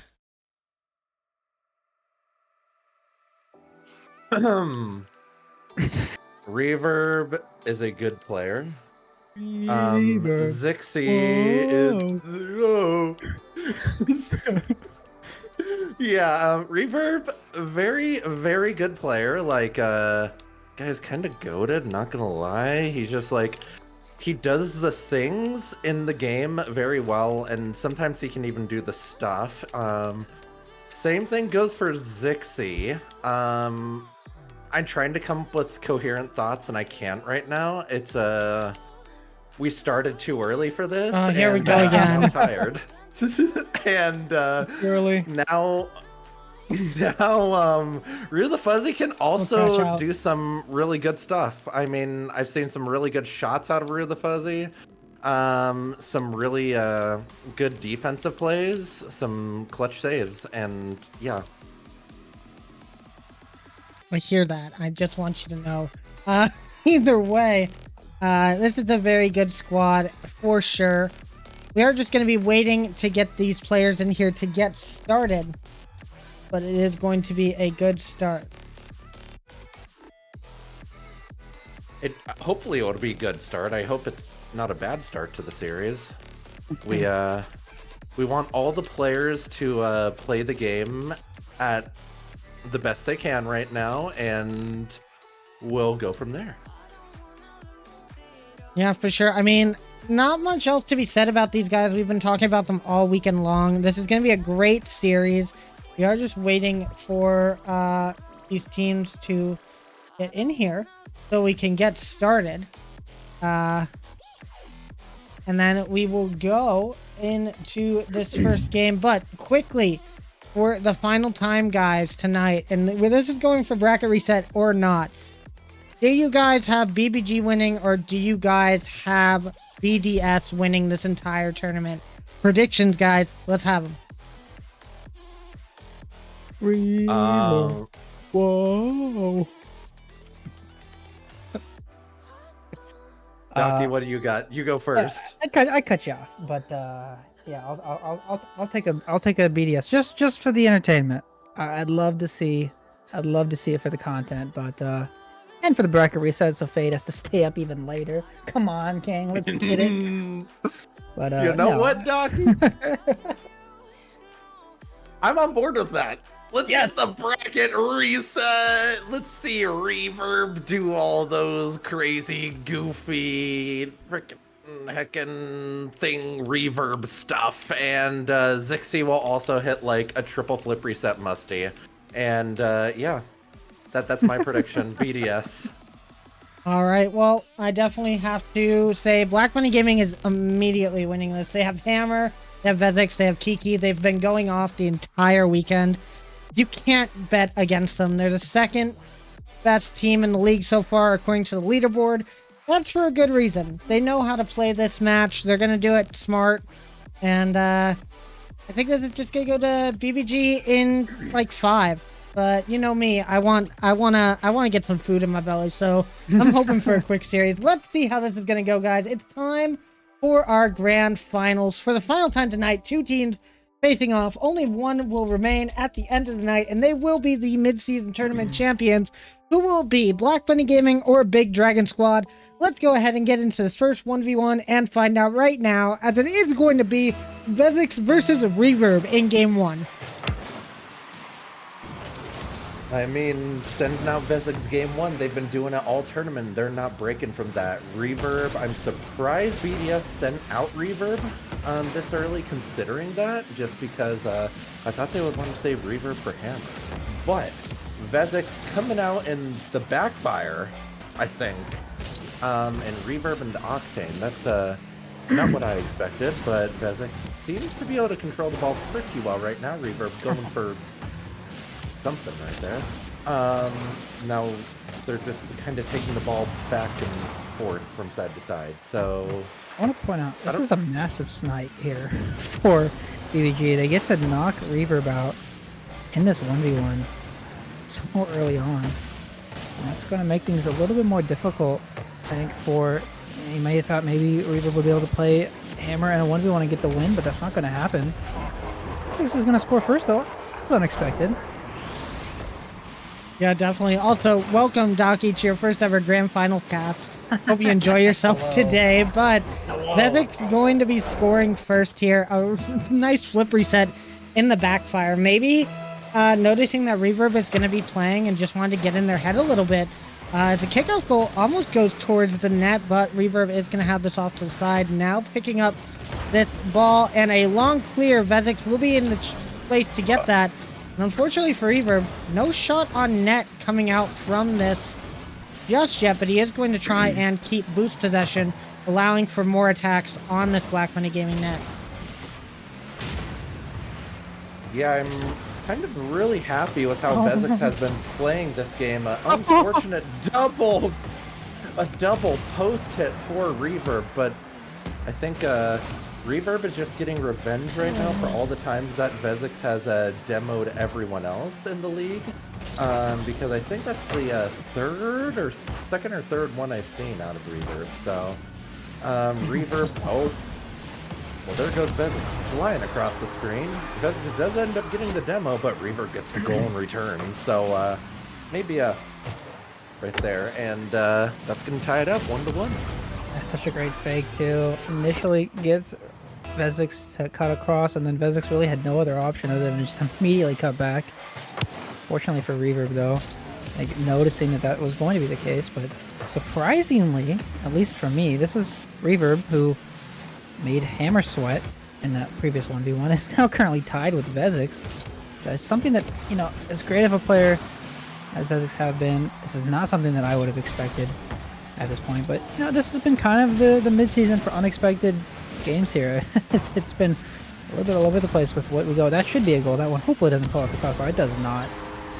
We were having the post be kind of the enemy here. But that's a goal lead there for Reverb. And quickly, it seems like Big Dragon Squad has taken the lead. You expect that to happen in this sort of matchup. Reverb just needed to get a goal on net, and suddenly the momentum will shift into his favor. Now, getting a good kickoff, but Vezix going straight for a bump. Not the best touch off the backfire. That's going to be an awkward hitbox for Vezix to be working with. Now, Reverb keeping this in the corner. We are going to try and see if Vezix can find any other goal. That's going to be an awkward miss, though. Will he have the momentum to make it back to it in time? He will, as Reverb kind of just left the play, and Vezix, playing the ego challenge, almost finds another goal. But this should be a goal for Reverb, as Vezix finds himself lost in the Big Dragon Squad net. Yeah, that's a really good counter by Reverb right there, just identifying that Vezix wasn't going to get that on net and then just letting it bounce off the backboard and going for the long shot. So, well played by Reverb there. It's exactly what he wanted to happen, what he expected to happen, and it worked out for him. So, really a good read on the play there. Reverb getting an advantageous kickoff, and he's going to end up with a goal because of it. So, I mean, Reverb seems to finally be finding his tempo in this game, and he's really taking advantage of some awkward positions. And that's an unfortunate little misplay there from Vezix, but you're going against someone like Reverb who's going to be putting shots on your net constantly as another kickoff goal goes in. I saw Drake having to deal with Reverb's kickoff shenanigans, the kickoff goals. If you're a ones player, you know how tilted that can be. Just to see those go in, and hopefully you definitely don't want to let Reverb get a string of those, because Reverb has been known to get multiple of those back-to-back, as this one might be an advantageous kickoff. Oh, Vezix does actually do a pretty good job of dealing with it, but okay, well, you can only do so well against a player like Reverb. Vezix gets a nice initial cut here, but Reverb not biting to that at all and gets that one forward. That is a 6th goal for Reverb, and I think Reverb might be back in his form. As I was talking to some people before, we did discuss with both of these teams. Excellent shot by Reverb off of the kickoff once again. But we were discussing with both of the teams how to counteract this late night that everybody's been having. We had suggested giving Game 1 to Black Bunny Gaming and just having one series, no bracket reset being offered, but Big Dragon Squad didn't want to go for that one, wanted to go for the best of 5 bracket reset instead, if they win this best of 7. And I think we're seeing why right now. I think they had the idea to bring Reverb into game number 1, and they want to take the lead early, and I think they knew that Vezix was going to be that pick, because Black Bunny Gaming has always put Vezix in as the first 1v1 in each of their matches, just allowing Hammer to take more time to get the 2v2s in and try to take the early series victory, because Hammer can now be in up to the next 4 games that they decide to take the 1v1 in game 3, and then they could also take I guess they'd take game 4 off as well. But what I'm trying to say is put Hammer in the 2v2s, leave him for the 1v1 last. Usually that's equal to a good series win if Kiki can pop off. It just depends on who Big Dragon Squad will bring out for that game number 3, but we're still quite a way away from that. We do have a Brazil in game number 1, though, for Big Dragon Squad, and they are more than likely guaranteed to take this game number 1 and start off with a little bit of momentum in this grand finals. And what a cut on Vezix for a goal number 8 from Reverb. I mean, how do you defend against that? That's just a beautiful cut by Reverb. Very well done. And I mean, this is more or less what would be expected, given the rank differential of these two players. So Reverb is finally finding his groove in this game, and he's getting to have a little bit of fun towards the end here. Being able to slot that one home with a nice little double tap just to put a little exclamation point on this series. It's early in the It's morning. too late for me to talk. It's too late in the day. It was too early this morning, and now it's too late, okay? That's how long of a day it's been, Fire. We've been here for the whole time, and well, this is going to be a victory here for BDS, although that was not expected, but kind of on paper, the outcome that we kind of foresaw happening, as Reverb is, a fantastic once player, as we saw him go against Hammer previously, but, well played. I want to give a shout out to Vezix. They've kind of thrown Vezix out in these first 1v1s consistently throughout this entire midseason, forcing, I think, Vezix to play the best player on most of the teams, which is kind of, as someone who plays all the ones, it's got to be a little bit frustrating to just constantly play people that are so far above you in ranks, but Vezix continuing to do it, and not giving up. So shout out to them, but Reverb will make sure that BS has that first win. Yeah, and as I've said, that is, we talked about it before, they're kind of the team player, kind of sacrificing their 1v1 that way. Hammer and Kiki get to play that 2v2, and we've seen Hammer and Kiki play in this before, and we know what to expect from them. They're going to be a very tough team to beat in a 2v2. However, they're not going to have the easiest game here, as they are going to be playing against Rue the Fuzzy and Zixi in this game number 2. So we're going to have to wait to see Kiki join the lobby, and then once they are, we will get started with this game number 2. I will say, it's very interesting to see how the rest of this series is going to go down. We're going to have to see exactly who steps up, whether it's going to be Black Bunny here, or if it's going to be BDS for the rest of the series. But we're going to go ahead and get into game number 2. You can tell it's a long day, because I don't even know what to say about these teams anymore. I've already said everything I can about them. They're just so good. Kiki and Hammer are going to play. It's going to be the Hammer and Kiki show for a game, but Rue the Fuzzy and Zixi, not going to try and let that happen so easily. We're going to US East for this match on Urban Central. Let's get game 2 underway, guys. All right. And in a position where you've kind of been metagamed a little bit, or you've kind of had, them pull out your best player early on in the 1v1 to try to force a 2v2 victory. This is kind of one that you'd love to get a victory with if you're BDS. This is one that you would absolutely, I think, take advantage of, as maybe some shenanigans happening in the pregame lobby, but for BBGA, this is exactly what they planned for. They wanted the Kiki Hammer 2v2, and we'll have to see how this one goes. Yeah, and the interesting thing about this matchup is, in the minds of Zixi and Milo here, it's they kind of have nothing to lose in this game, because they are definitely on paper the underdogs in this game, and if they are able to pick off a win here, this would be huge for BDS, but it's also not exactly expected to happen, so we need to see how they approach a game where they don't have anything to lose, and I don't know what all that was, but it seems to be working out for Black Bunny as they get the ball onto the big Dragon Squad side of the field with a big clear from Zixi. Gets cleared off to the side, and a minute into this game, no scoring yet. So far, can I point out that I think Kiki has the atrocious wagon wheels equipped? Yeah, that's gross.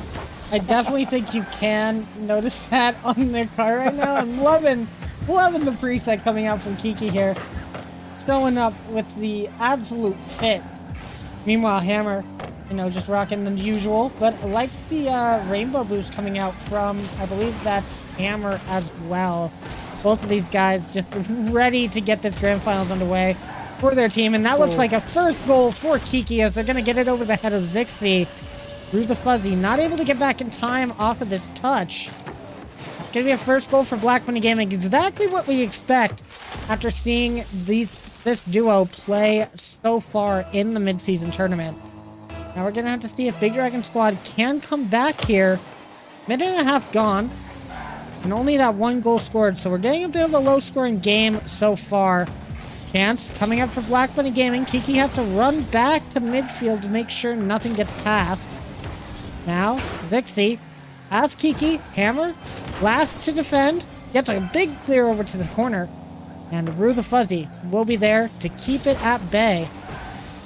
Not out of harm's way for Big Dragon Squad as they clear it midfield, and Hammer is waiting once again. Pixel over to the side, big flick, but no one challenges on Black Money Gaming, and about half the game left, still just a one-goal lead. And, yeah, I mean, it seems to be a fairly uneventful game so far. Hammer going for the sidewall redirect, that would have been a bit crazy for most players if he was to hit that, but that's just typical Hammer things happening. He bails out of that double tap, opting to save some boost, go to the ground instead, going for the Doomsday dish, but Kiki unable to finish that one off, and I think if the flag on their car counted as a part of the hitbox, that one would have been slotted, but no such luck. And close for Big Dragon. No luck for them though so far. Milo gets beat on the backline by Kiki, and that's going to put Black Bunny up by 2. And you mentioned it earlier, uneventful. If you're BDS here, you want this game to be uneventful. You got Hammer and Kiki on the other side, and they can definitely score a lot of goals really quickly. That's definitely what you don't want to happen.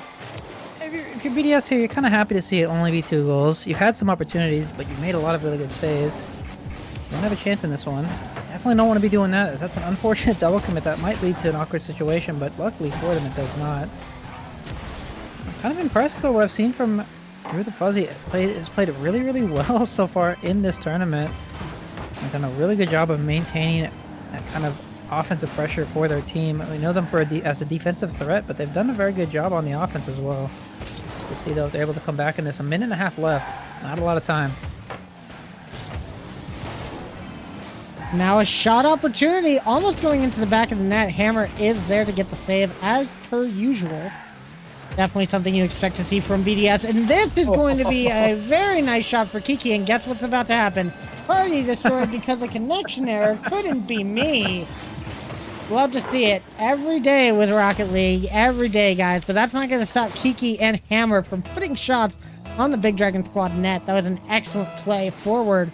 And it's looking more and more likely that this is going to be a tied series. And this is exactly where Black Bunny Gaming have been thriving. Usually that game 1 will end in a defeat for Vezix. But game 2 and almost everyone thereafter has been going the way of Black Bunny Gaming. We're going to have to see if the trend reigns true once again.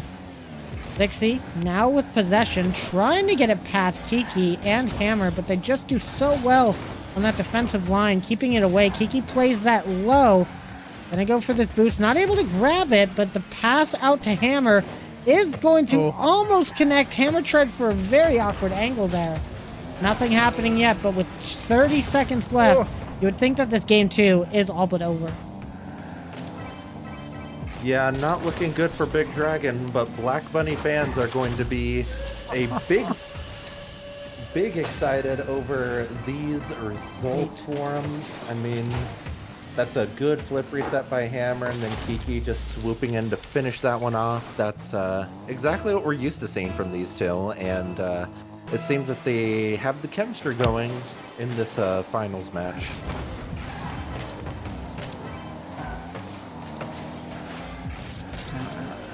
I've been kind of impressed here. Like I said, this was one of those ones. This is the matchup that Hammer wants.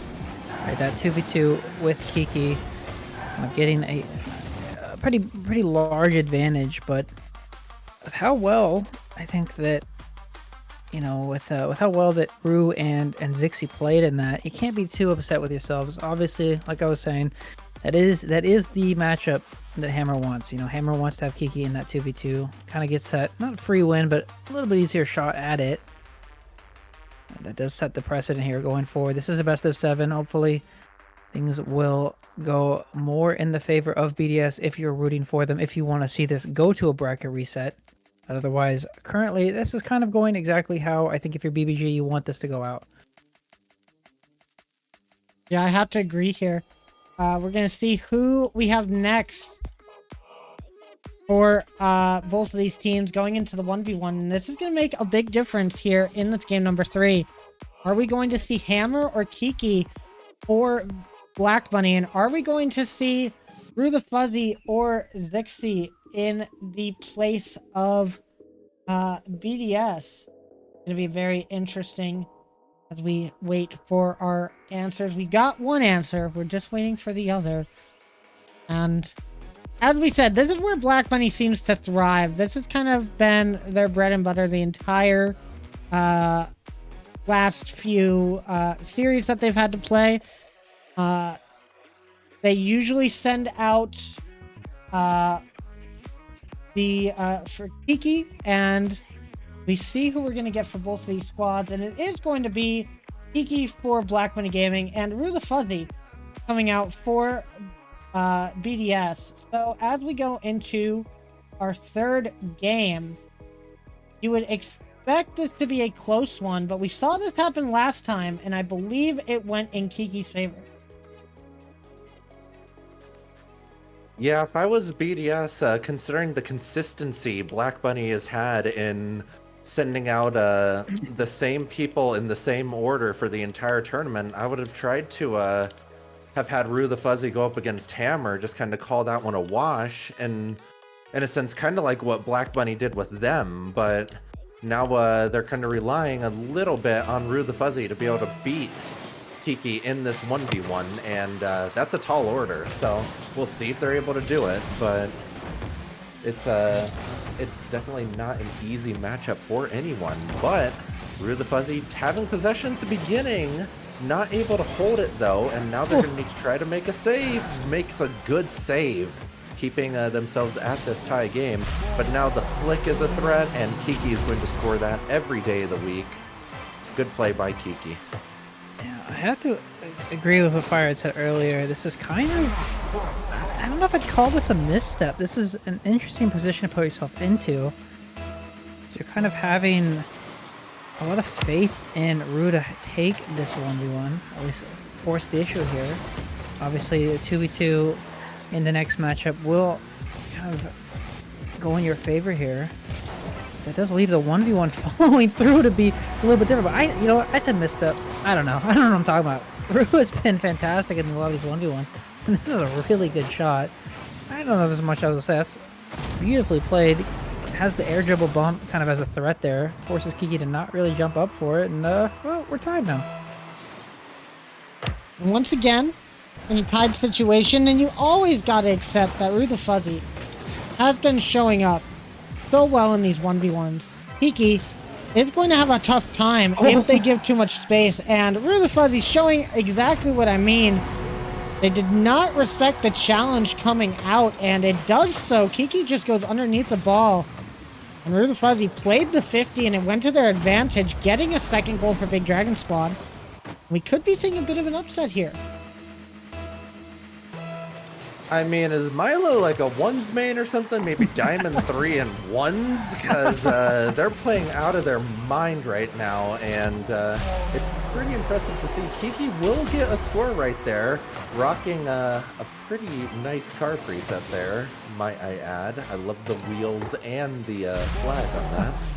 But very... you know, Rue the Fuzzy has been playing really well in this series and or in this tournament so far, and you can never quite count them out. But now we see Rue trying to get possession on the sidewall, unable to do so though. They're going to need to clear to their own corner. Kiki trying to work it around, but isn't able to do so. Kiki just kind of dribbling it around, waiting for Rue the Fuzzy to challenge, and the challenge comes out in Rue the Fuzzy's favor. That might be an open net, and that's a huge play by Milo. God, I love this. This is such a good play. Waits for the miss flip from Kiki and just shoots on target afterwards. And you talk about, is Rue the Fuzzy a ones mate? I have to believe that they play a decent amount of ones. That's such a ones play right there, to just let your teammate or let your opponent kind of make the first dive. And yeah, they find themselves in the lead, as we see. Now, we've seen Rue make some of these more mechanical plays. That's another fantastic save. This might end up in a counterattack. That one's on target. That is going to be another goal for Rue. And oh my goodness. We have a David versus Goliath here. They kind of, the ones main here that plays maybe more ones than their higher ranked opponent. And that's definitely showing itself here as a really good save. Turns itself into a counterattack. Rue the Fuzzy absolutely playing lights out here in this 1v1. You gotta imagine, all of these players have been playing almost 8 hours of Rocket League at this point. And the fact that Rue the Fuzzy, Kiki, first off, excellent goal to bring this back to a 1-goal game. But that being said, you gotta think tiredness is getting the best of these players at this point. But the fact that Rue the Fuzzy has come in here and played these 1v1 matches so consistently against some of the higher level players in this league is astounding, to say the least. They really have shown off a new level of skill, but unfortunately for them, this is where that game sense is going to be a little bit lacking. Trying to get this touch, it's a very awkward one off of their own crossbar, and Kiki, noticing the opportunity, just comes in straight for the dunk, and we are at a tied game again with 3:03 on the clock. I mean, this game is basically just now a 3-minute 1v1, but Rue the Fuzzy, Milo getting the kickoff goal, and this is potentially something special happening right now. I mean, still 3 minutes left on the clock, and Rue the Fuzzy is up by 1. This would be a fantastic upset for BDS if Rue the Fuzzy is able to pull it off. Now, the same thing happened for Kiki, just almost an identical goal, and we're back to all tied. Yeah, this is so unfortunate. You get that nice kickoff goal in your favor, and then you immediately have it happen directly back to you. Just to reiterate, this is kind of ridiculous from Rue. That's such a good fake into the, not even a 50, a fake 50 into, I just want to watch it. Oh my gosh, that's so good. Yeah, okay, I think it's official. I think Rue plays ones consistently, because no one other than a ones man is doing something like that on a kickoff. That is crazy. And Rue back in the lead. I can't believe what I'm seeing. And you know how I said I want this to end quick? Well, they are figuring out the method against it, and it's to score every 4 seconds, because that's exactly what's going on. Rue the Fuzzy gets the mid boost from Kiki, and Kiki just can't get back to the ball in time. Extra placement from Rue the Fuzzy to go up by 2 again. It's been 15 seconds since the 3-minute mark, and we've scored like 4 goals since then. I'm astounded by this, and here comes another one, as Kiki is going to get an easy goal off the kickoff. I'm going to go insane here. I mean, I think we've all been in those 1v1 lobbies where it's just kickoff goal after kickoff goal, and this is exactly what we're seeing here. I mean, Milo's kickoffs have been very strong overall, but so have Kiki's, and we'll just need to see who's able to actually hold some possession, maybe play a little bit of Rocket League that isn't just a kickoff first, but they might be settling into something here if Milo's able to get a save, but they're not. And Kiki is going to tie that back up, and once again, now we're at 2 minutes 30 seconds. It's basically just a shortened 1v1 game now. Oh, you find yourself. First of all, okay. I was gonna talk about this goal. It's a great goal by Kiki. It's an unfortunate position, low boost for the Fuzzy. We are halfway through this game, and it is 7-7. We are on pace for a 24-goal game here, which is ridiculous. But I just want to point out, Rue the Fuzzy, the Diamond 3 coming into this league, An absolute Rue, if you're not on my friends list as a ones main, all right, get on there. All right, I love ones mains. You've been playing fantastic.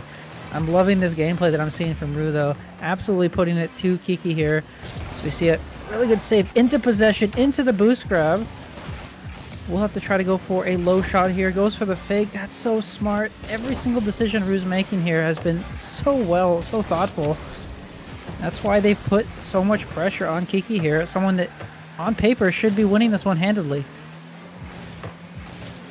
Now in the corner, we're actually getting some time ticking off the clock here. As it looks like a good shot from the Fuzzy. That's going to go straight top corner.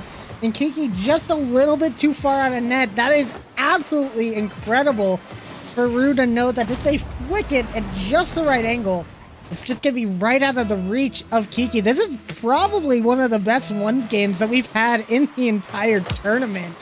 And now it looks like an goal is going to go the way of Kiki. Low was almost kept out, but it's going to go in the back of the net, and we're tied at 8 goals apiece. Are we going to get both of these guys at 10 goals or more in one game? Honestly, I think it would be more of a surprise if we didn't have them both at 10 goals in this game at this point, because, I mean, this is basically kickoff simulator at this point, because that's all they've been doing for the past 10 minutes. But, Rue the Fuzzy, trying to get a boost spawn there, not going to get it though. Kiki just took that boost, but Rue the Fuzzy settling back on defense. Kiki going off the ceiling, a little bit awkward in the corner, but Milo is not there to take advantage. Now, on the baseline defense, Kiki's going to get it over Milo, and that's going to put Kiki up by 1 for the first time in what I can remember in this match. It's a huge kind of domino effect there. Grabbed that corner boost early on, which gave them so many options there. Plays that well. That is, you know, when you're dealing with ranked diffs, that's kind of the mechanics and consistency tend to be a large factor here. Well, that's done nothing for Rue in order of dealing with it, but that's an unfortunate huge miss from Rue the Fuzzy. Will allow Kiki to score that 10th goal. I do gotta say though, that's unfortunate, that miss there. Kiki does able to get underneath of it. I got kicked from the party, that's crazy. I do want to say though, in any other 1v1, if one of them had 10 goals, I'd say it's over, chalk it up, but somehow this one's not over. It's 10-8. What is going on? Doomsy Dish. It doesn't happen for Rue the Fuzzy there. Time dwindling down, about 30 seconds left. Still plenty of time to make a comeback, although this is going to go over to the side. It's going to be off the post and out. However, Kiki has more boost. Now, Rue the Fuzzy gets the save. Are they going to be able to commit on this with only 17 boost in the tank? Turn from Kiki. It's going to send it over to the corner. We need a goal right now if we want the series to continue on for Rue the Fuzzy, if this game is going to continue happening.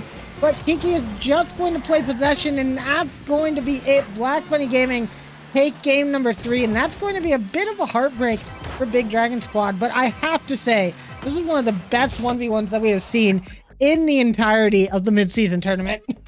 I just want to say, as someone that loves ones, to reiterate, this is Diamond 3 versus GC1 in a 1v1. Alright, I'll reiterate, I said it before. Rue, if you're not on my friends list, get on there. We love ones mains here in the Docky Zone. Alright, ones is the best game mode. If you agree with me, you know, hands up. But, wow, my goodness, what a game.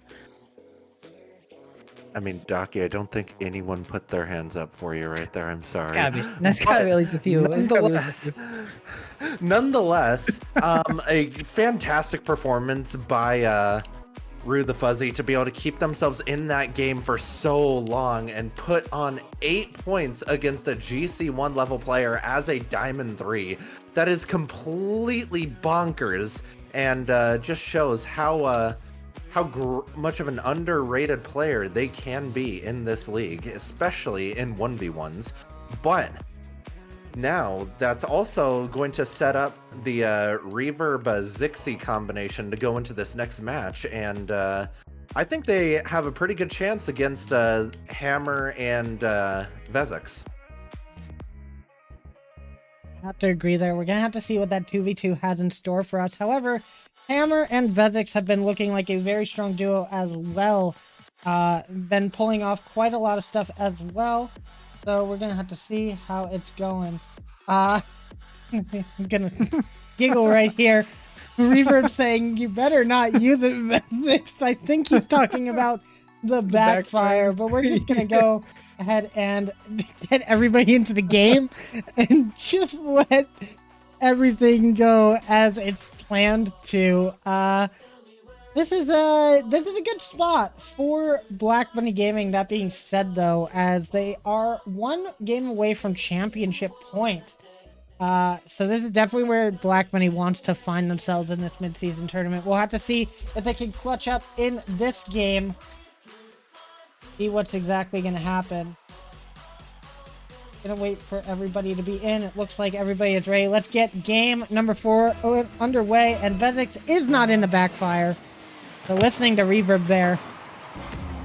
Gonna see if that's fortuitous for this 2v2 on the side of Black Bunny Gaming. But we gotta see who's gonna score this first goal. Momentum is going to mean so much in this game. And Vezix going straight for the demo. I think he was mad that Reverb didn't want to play backfire. So funny. This is the same team that we saw win it for BDS, as they seemed a little bit lackluster early on in that version 1 match. Been able to bring it back. Of course, now this matchup's going to be a little bit more difficult. Unfortunately, though, Vezix hits that one a little bit too high. We might have a counterattack. That one's off to the side a little bit. Almost an own goal. Might as well have been, but that's an insane save from Hammer. Make sure that that one does not go inside of the net, and well, it's 0-0. Yeah, still 0-0, 1 minute in, and this has just been fairly chaotic Rocket League so far. But as soon as we say that 0-0, Zixie's gonna have something to say about that, and they're just gonna take a big old long arcing shot all the way to the opponent's net after a very aggressive play by Black Bunny. We're getting some Reverb messages in the chat. I don't know exactly what that's all about. I was implementing some scores here for a second. Maybe a demo ringing out. But BDS gonna be happy with a 1-goal lead here. See if they can continue on and keep that going in this next few minutes.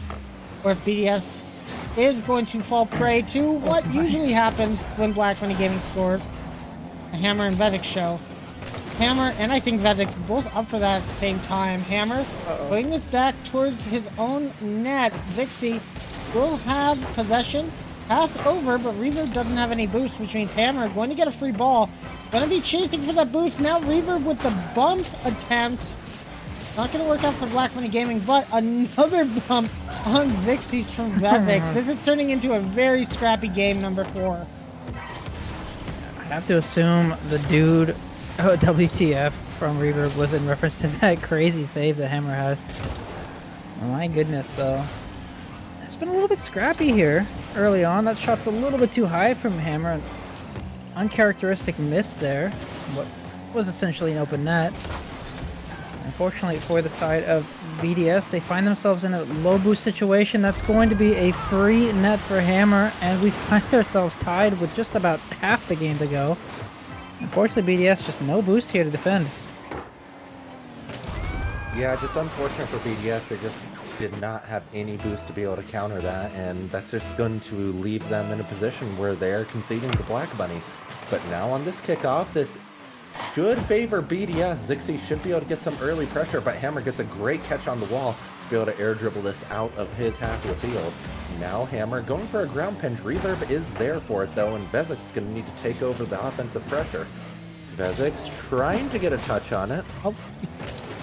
And Zixie doing something with Vezix over there. Not sure what's going on, but Reverb is going to take this off onto the wall, and everyone just kind of jumping around a bit, but nothing too dangerous yet. Vezix going for a long shot, but Zixie is going to be there for the save. No boost for Zixie. Got to watch out for Vezix, and Vezix is not able to get the demo on that one. But Reverb is already up for it, taking a big shot, but unable to convert on it, and that's going to leave this game at 1-1 with a minute 43 left. Now Reverb with the touch, gonna put this all the way over to the corner, trying to find an angle. Vezix has to put it off his own back wall. That's very dangerous for Black Money Gaming. As time keeps ticking down, this is a very low-scoring affair. Hammer might have this in the back of the net, though, excellently placed to the top left corner.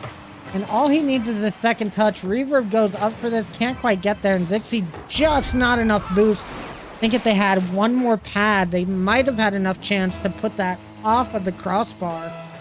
Unfortunate for Big Dragon Squad, and this is going to be a very awkward position they find themselves in if they lose this game, because we all know who's coming out in this next 1v1. It's going to be Zixi versus Hammer, and you never want to see Hammer in a tournament point situation with a 1v1 being the only thing that separates him and a trophy.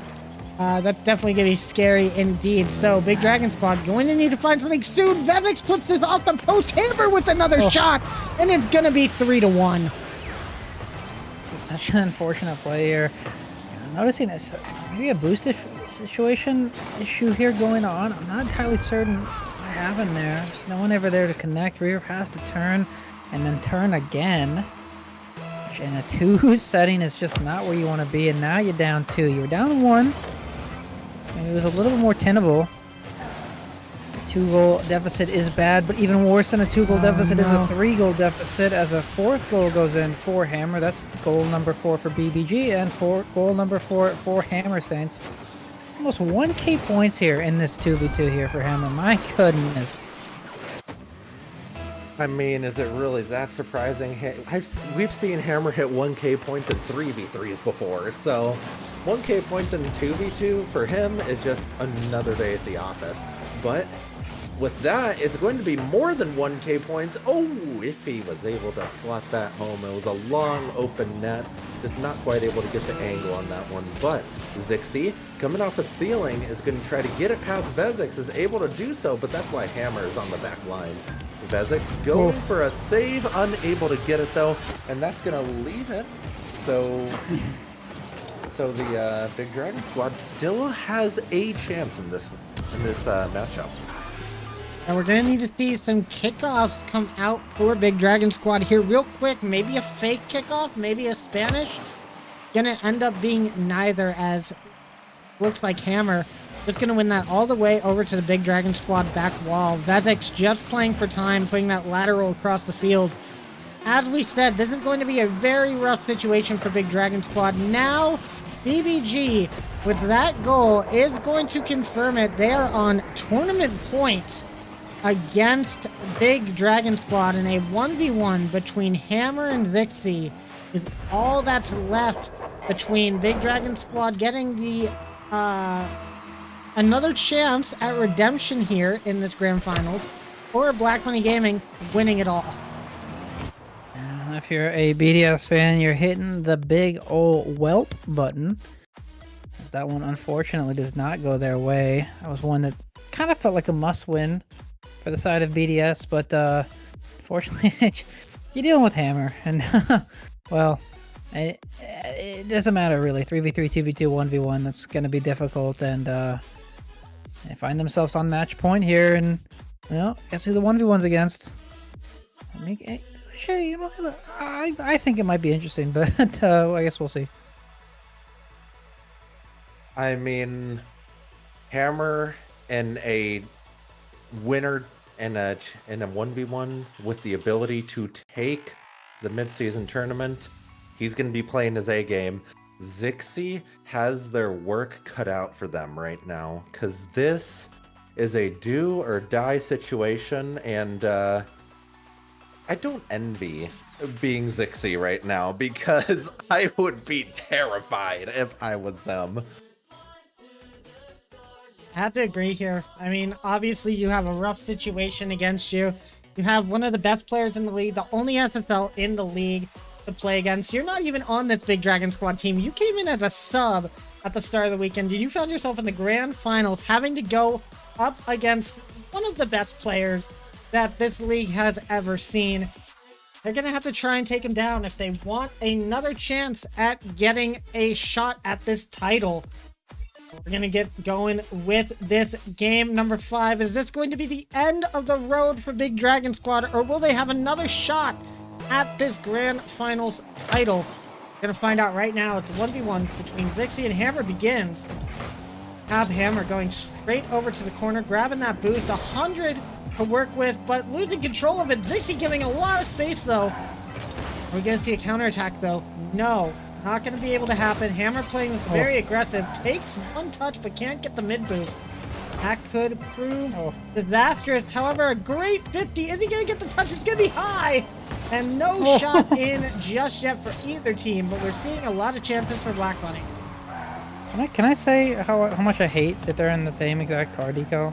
That is incredibly confusing. A lot of BDS on the field. It's a really good 50. Gets the bump, but is not able to get the shot forward. He's gonna play a little bit more reserved than I would have kind of expected here. Kind of letting Zixi make those mistakes, and well, there's the first one.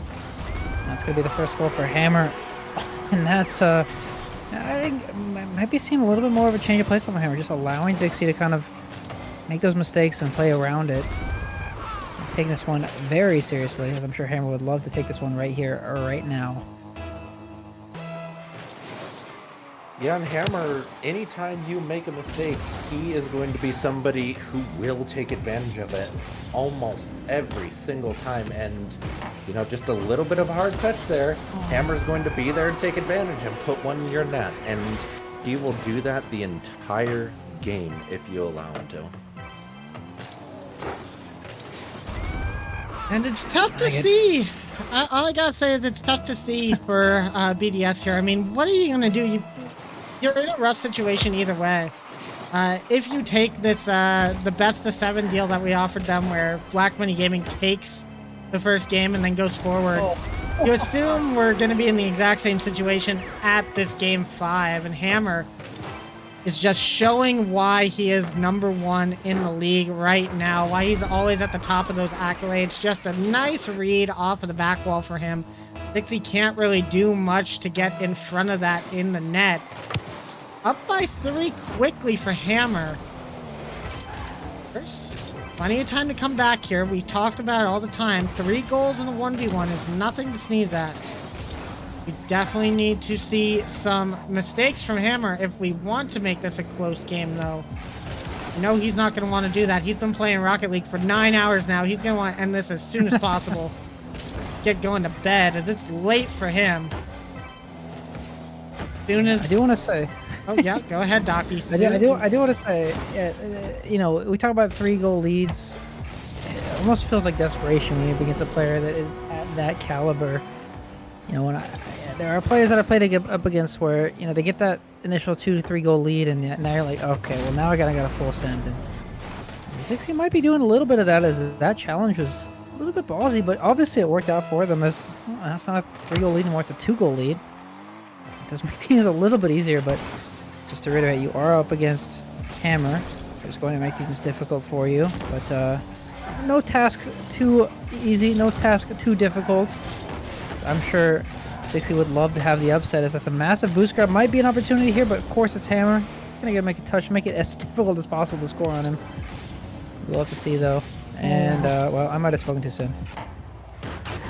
Oh, it's a close play there, just not able to put it into the back of the net, as we see Zixi just desperately trying to keep the ball out of their own net. No boost to speak of until then, where they're able to pick up a crucial pad. Hammer almost losing it, but the recovery is insane right there by Hammer. Hammer's now going to have that save, and this should be a routine goal for him. Oh, there we go. Fade can smell the chicken nuggies already on their way. This one might be over. 2 minutes is a lot of time. 2 minutes is a lot of time, but yeah, each one of these goals is going to be so difficult to get. Like I said, in most 1v1s, right? 2 minutes is a ton of time, but it's not a ton of time if you have to struggle and fight for each single one of them. And of course, you can't get scored on basically at all anymore. And well, that's a tough task to go against when you're up against someone that's going to insta challenge you every time and put you on the sweat, and also maybe score this one. Yes, score this one. That's no longer a 4-goal lead now. We're no longer a 3-goal lead. Now it's a 4-goal lead. And I mean, what can you do? I mean, Hammer is just Hammer. He's just everywhere on the ball. Every single touch he makes is just with the sole purpose of making it harder on you to score or save or do anything in this game. Like you're playing Magic the Gathering and he plays specifically blue. He just doesn't want you to have a fun time. That's exactly what we're seeing right now. A 6th goal for Hammer, as this is basically his victory lap. He said, that trophy's already been in my hands since this game number 5 was announced. I'm just taking my time with it. I mean, he is Hammer. He just plays his game and it works out for him pretty much every time. And that's why he's so terrifying to play against. Like, it seems like he is everywhere at once, and there we go. We got to get one more for the Brazil, naturally. Great challenge, and just finding the angle on that. I mean, it looks routine, but we've all been there where we haven't been able to get that angle, and that's just insane. And he just makes that look so easy.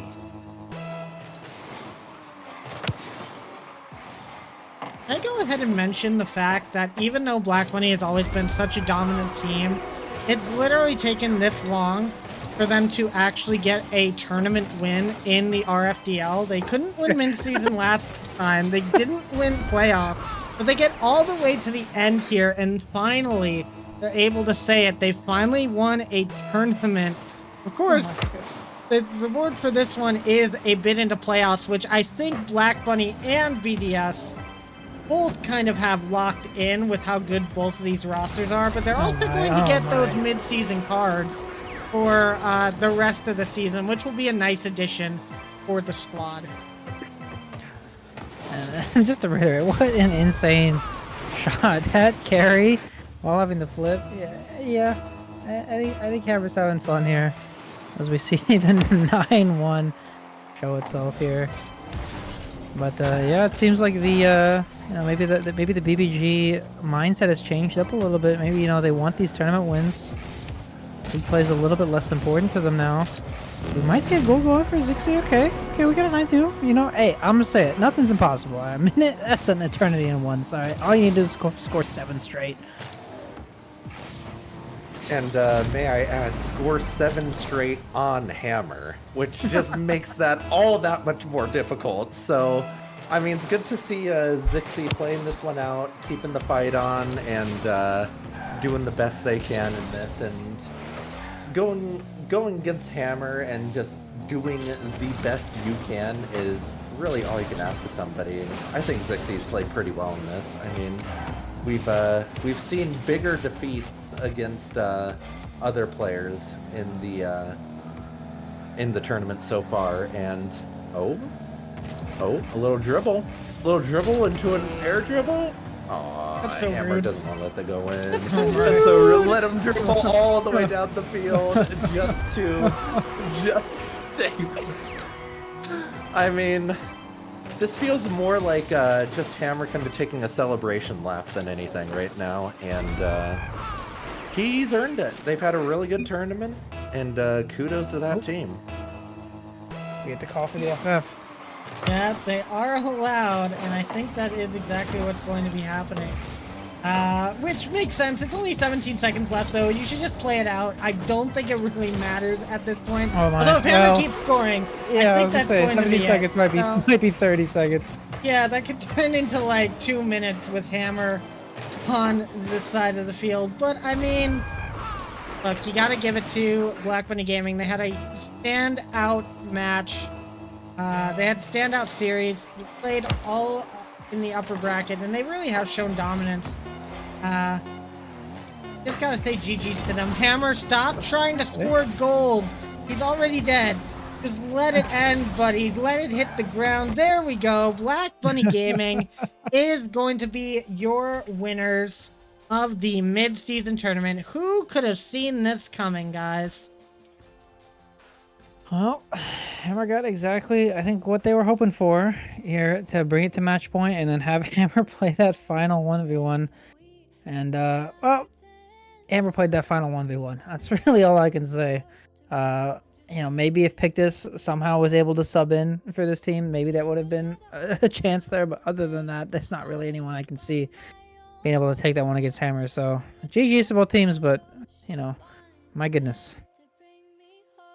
Ducky, we gotta GG's, stop that's saying right. that. Otherwise, Hammer's gonna be asking me to set up a 1v1 show match with. I want to see it. I want to see it. Not gonna lie. I mean, we got to get that going sometime then, Ducky. We'll Yeah, get it going. We'll get it going. Please, But, please. But yeah, ultimately, congratulations to Black Bunny for taking care of business, taking the games that they knew they could, and just playing their game to the best that they can. So, I mean, they did what they do, and they earned the win. So, well played to them. All I'm going to say is in that last game, Hammer scored 2,103 points. We keep talking about how Hammer is the best in the league. This showcases exactly why that is. He's basically carrying his team to a victory here. As much as I say that, we know that Vezix and Kiki did a extremely good job at keeping the entire squad together in these 1v1s, in these 2v2s. This win could not have happened without them. I think that this is really good for their mental going into the second half of league play.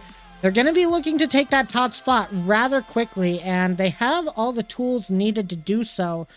But this also means that a lot of these fights for the lower half of the leaderboard are going to be continuing on, as Black Bunny Gaming was basically guaranteed a playoffs performance no matter what.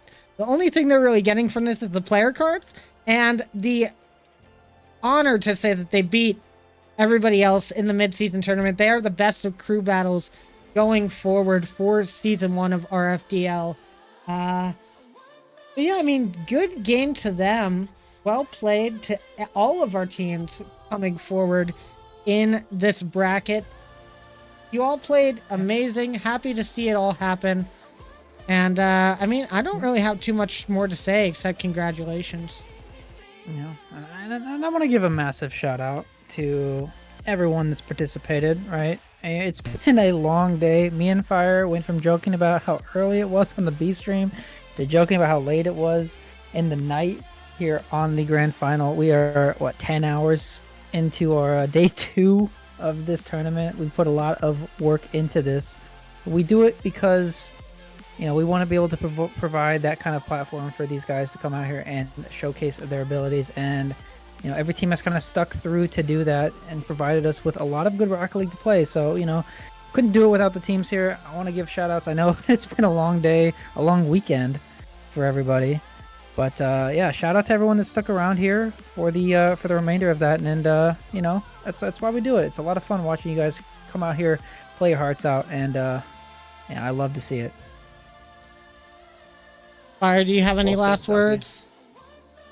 I mean, Docky basically said it better than I could right now. It's too early in the morning. It's too early, Fade. It's too early. I think it's RFDL After Dark time. Oh my God, I joke. Don't worry.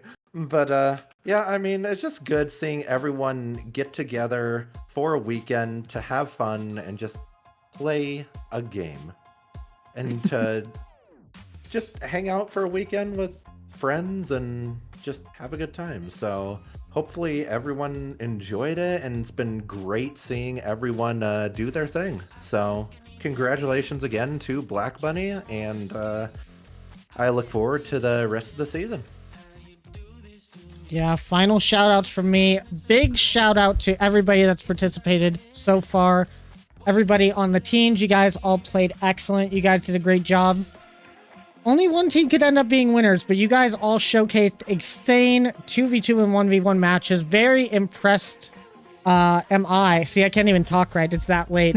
No, I'm so impressed by seeing all of the skill that you guys have in all these modes other than 3v3. You guys all kind of left me shocked with how much skill there was from the higher ranked players to even the lower ranked players. Really Fuzzy, you know, Fire J. I could name all of these guys. They've been doing so well in this tournament that seemed like it was made for them. And last but not least, obviously, shout out to Black Money Gaming for winning, but big shout out to everyone that helped here on the desk. I'm talking Docky, Aerolax, Firestreak, Cobalt, Attacking Toads, Shy, Nova Fox, anybody that I might have missed, Crush 50 for coming in for that one game as well. All of your casting and all of your support has been monumental, helping us get through these breaks, trying to set up these games as fast as possible, getting all these scores implemented in the master sheet with pinpoint accuracy to make sure that everybody could follow the bracket at the entire time. This is a huge production for us to pull off. It's also the first time we've ever done a B stream here for RFDL, and it was quite a monumental task for not just me, but everyone else here that has been here the entire day. And biggest shout out to Firestreak and Docky, who have been sitting here since so early in the morning on their West time zones, all the way till late at night here. We've been going for over 10 hours on the day just to bring you guys all of this action. Huge shout out to them. We couldn't do it without you guys. But that's going to be it for now. We're going to have a week break as FWA is going on, and a lot of teams are going to be out of members for league play. But in 2 weeks, we will be back for the start of the second half of league play. Can't believe that we're still only halfway through the season, guys. We got a lot more Rocket League to cast. Okay, they're not saying anything. Definitely do. It's a long season. We knew that it was going to be a long season, and I mean, we knew it was going to be a long weekend, and it's finally coming to a close. So, I mean, it's been a great weekend. It's been fun. So, Yeah. I will be posting the reward cards for Black Bunny in the server momentarily. So, you guys can go and check those out. I'll see what channel Fade wants me to put them in. That's all good. Just put them in the general chat. But that is it for now, guys. It's late. We want to get some rest here. We've been going forever. It's time for some dinner for me. Once again, big shout out to BBG. Congratulations on your first tournament win here in RFDL. Hopefully, we can see you guys fight for the playoffs here in a little while, but we got a bit of time to go before then. Make sure to come back in a couple of weeks for the start of the second half of league play. I've been Ecliptic Fades. I'm with Firestreak and Docky, and this has been RFDL, the mid-season tournament. Good night, guys. Have a great one. GG.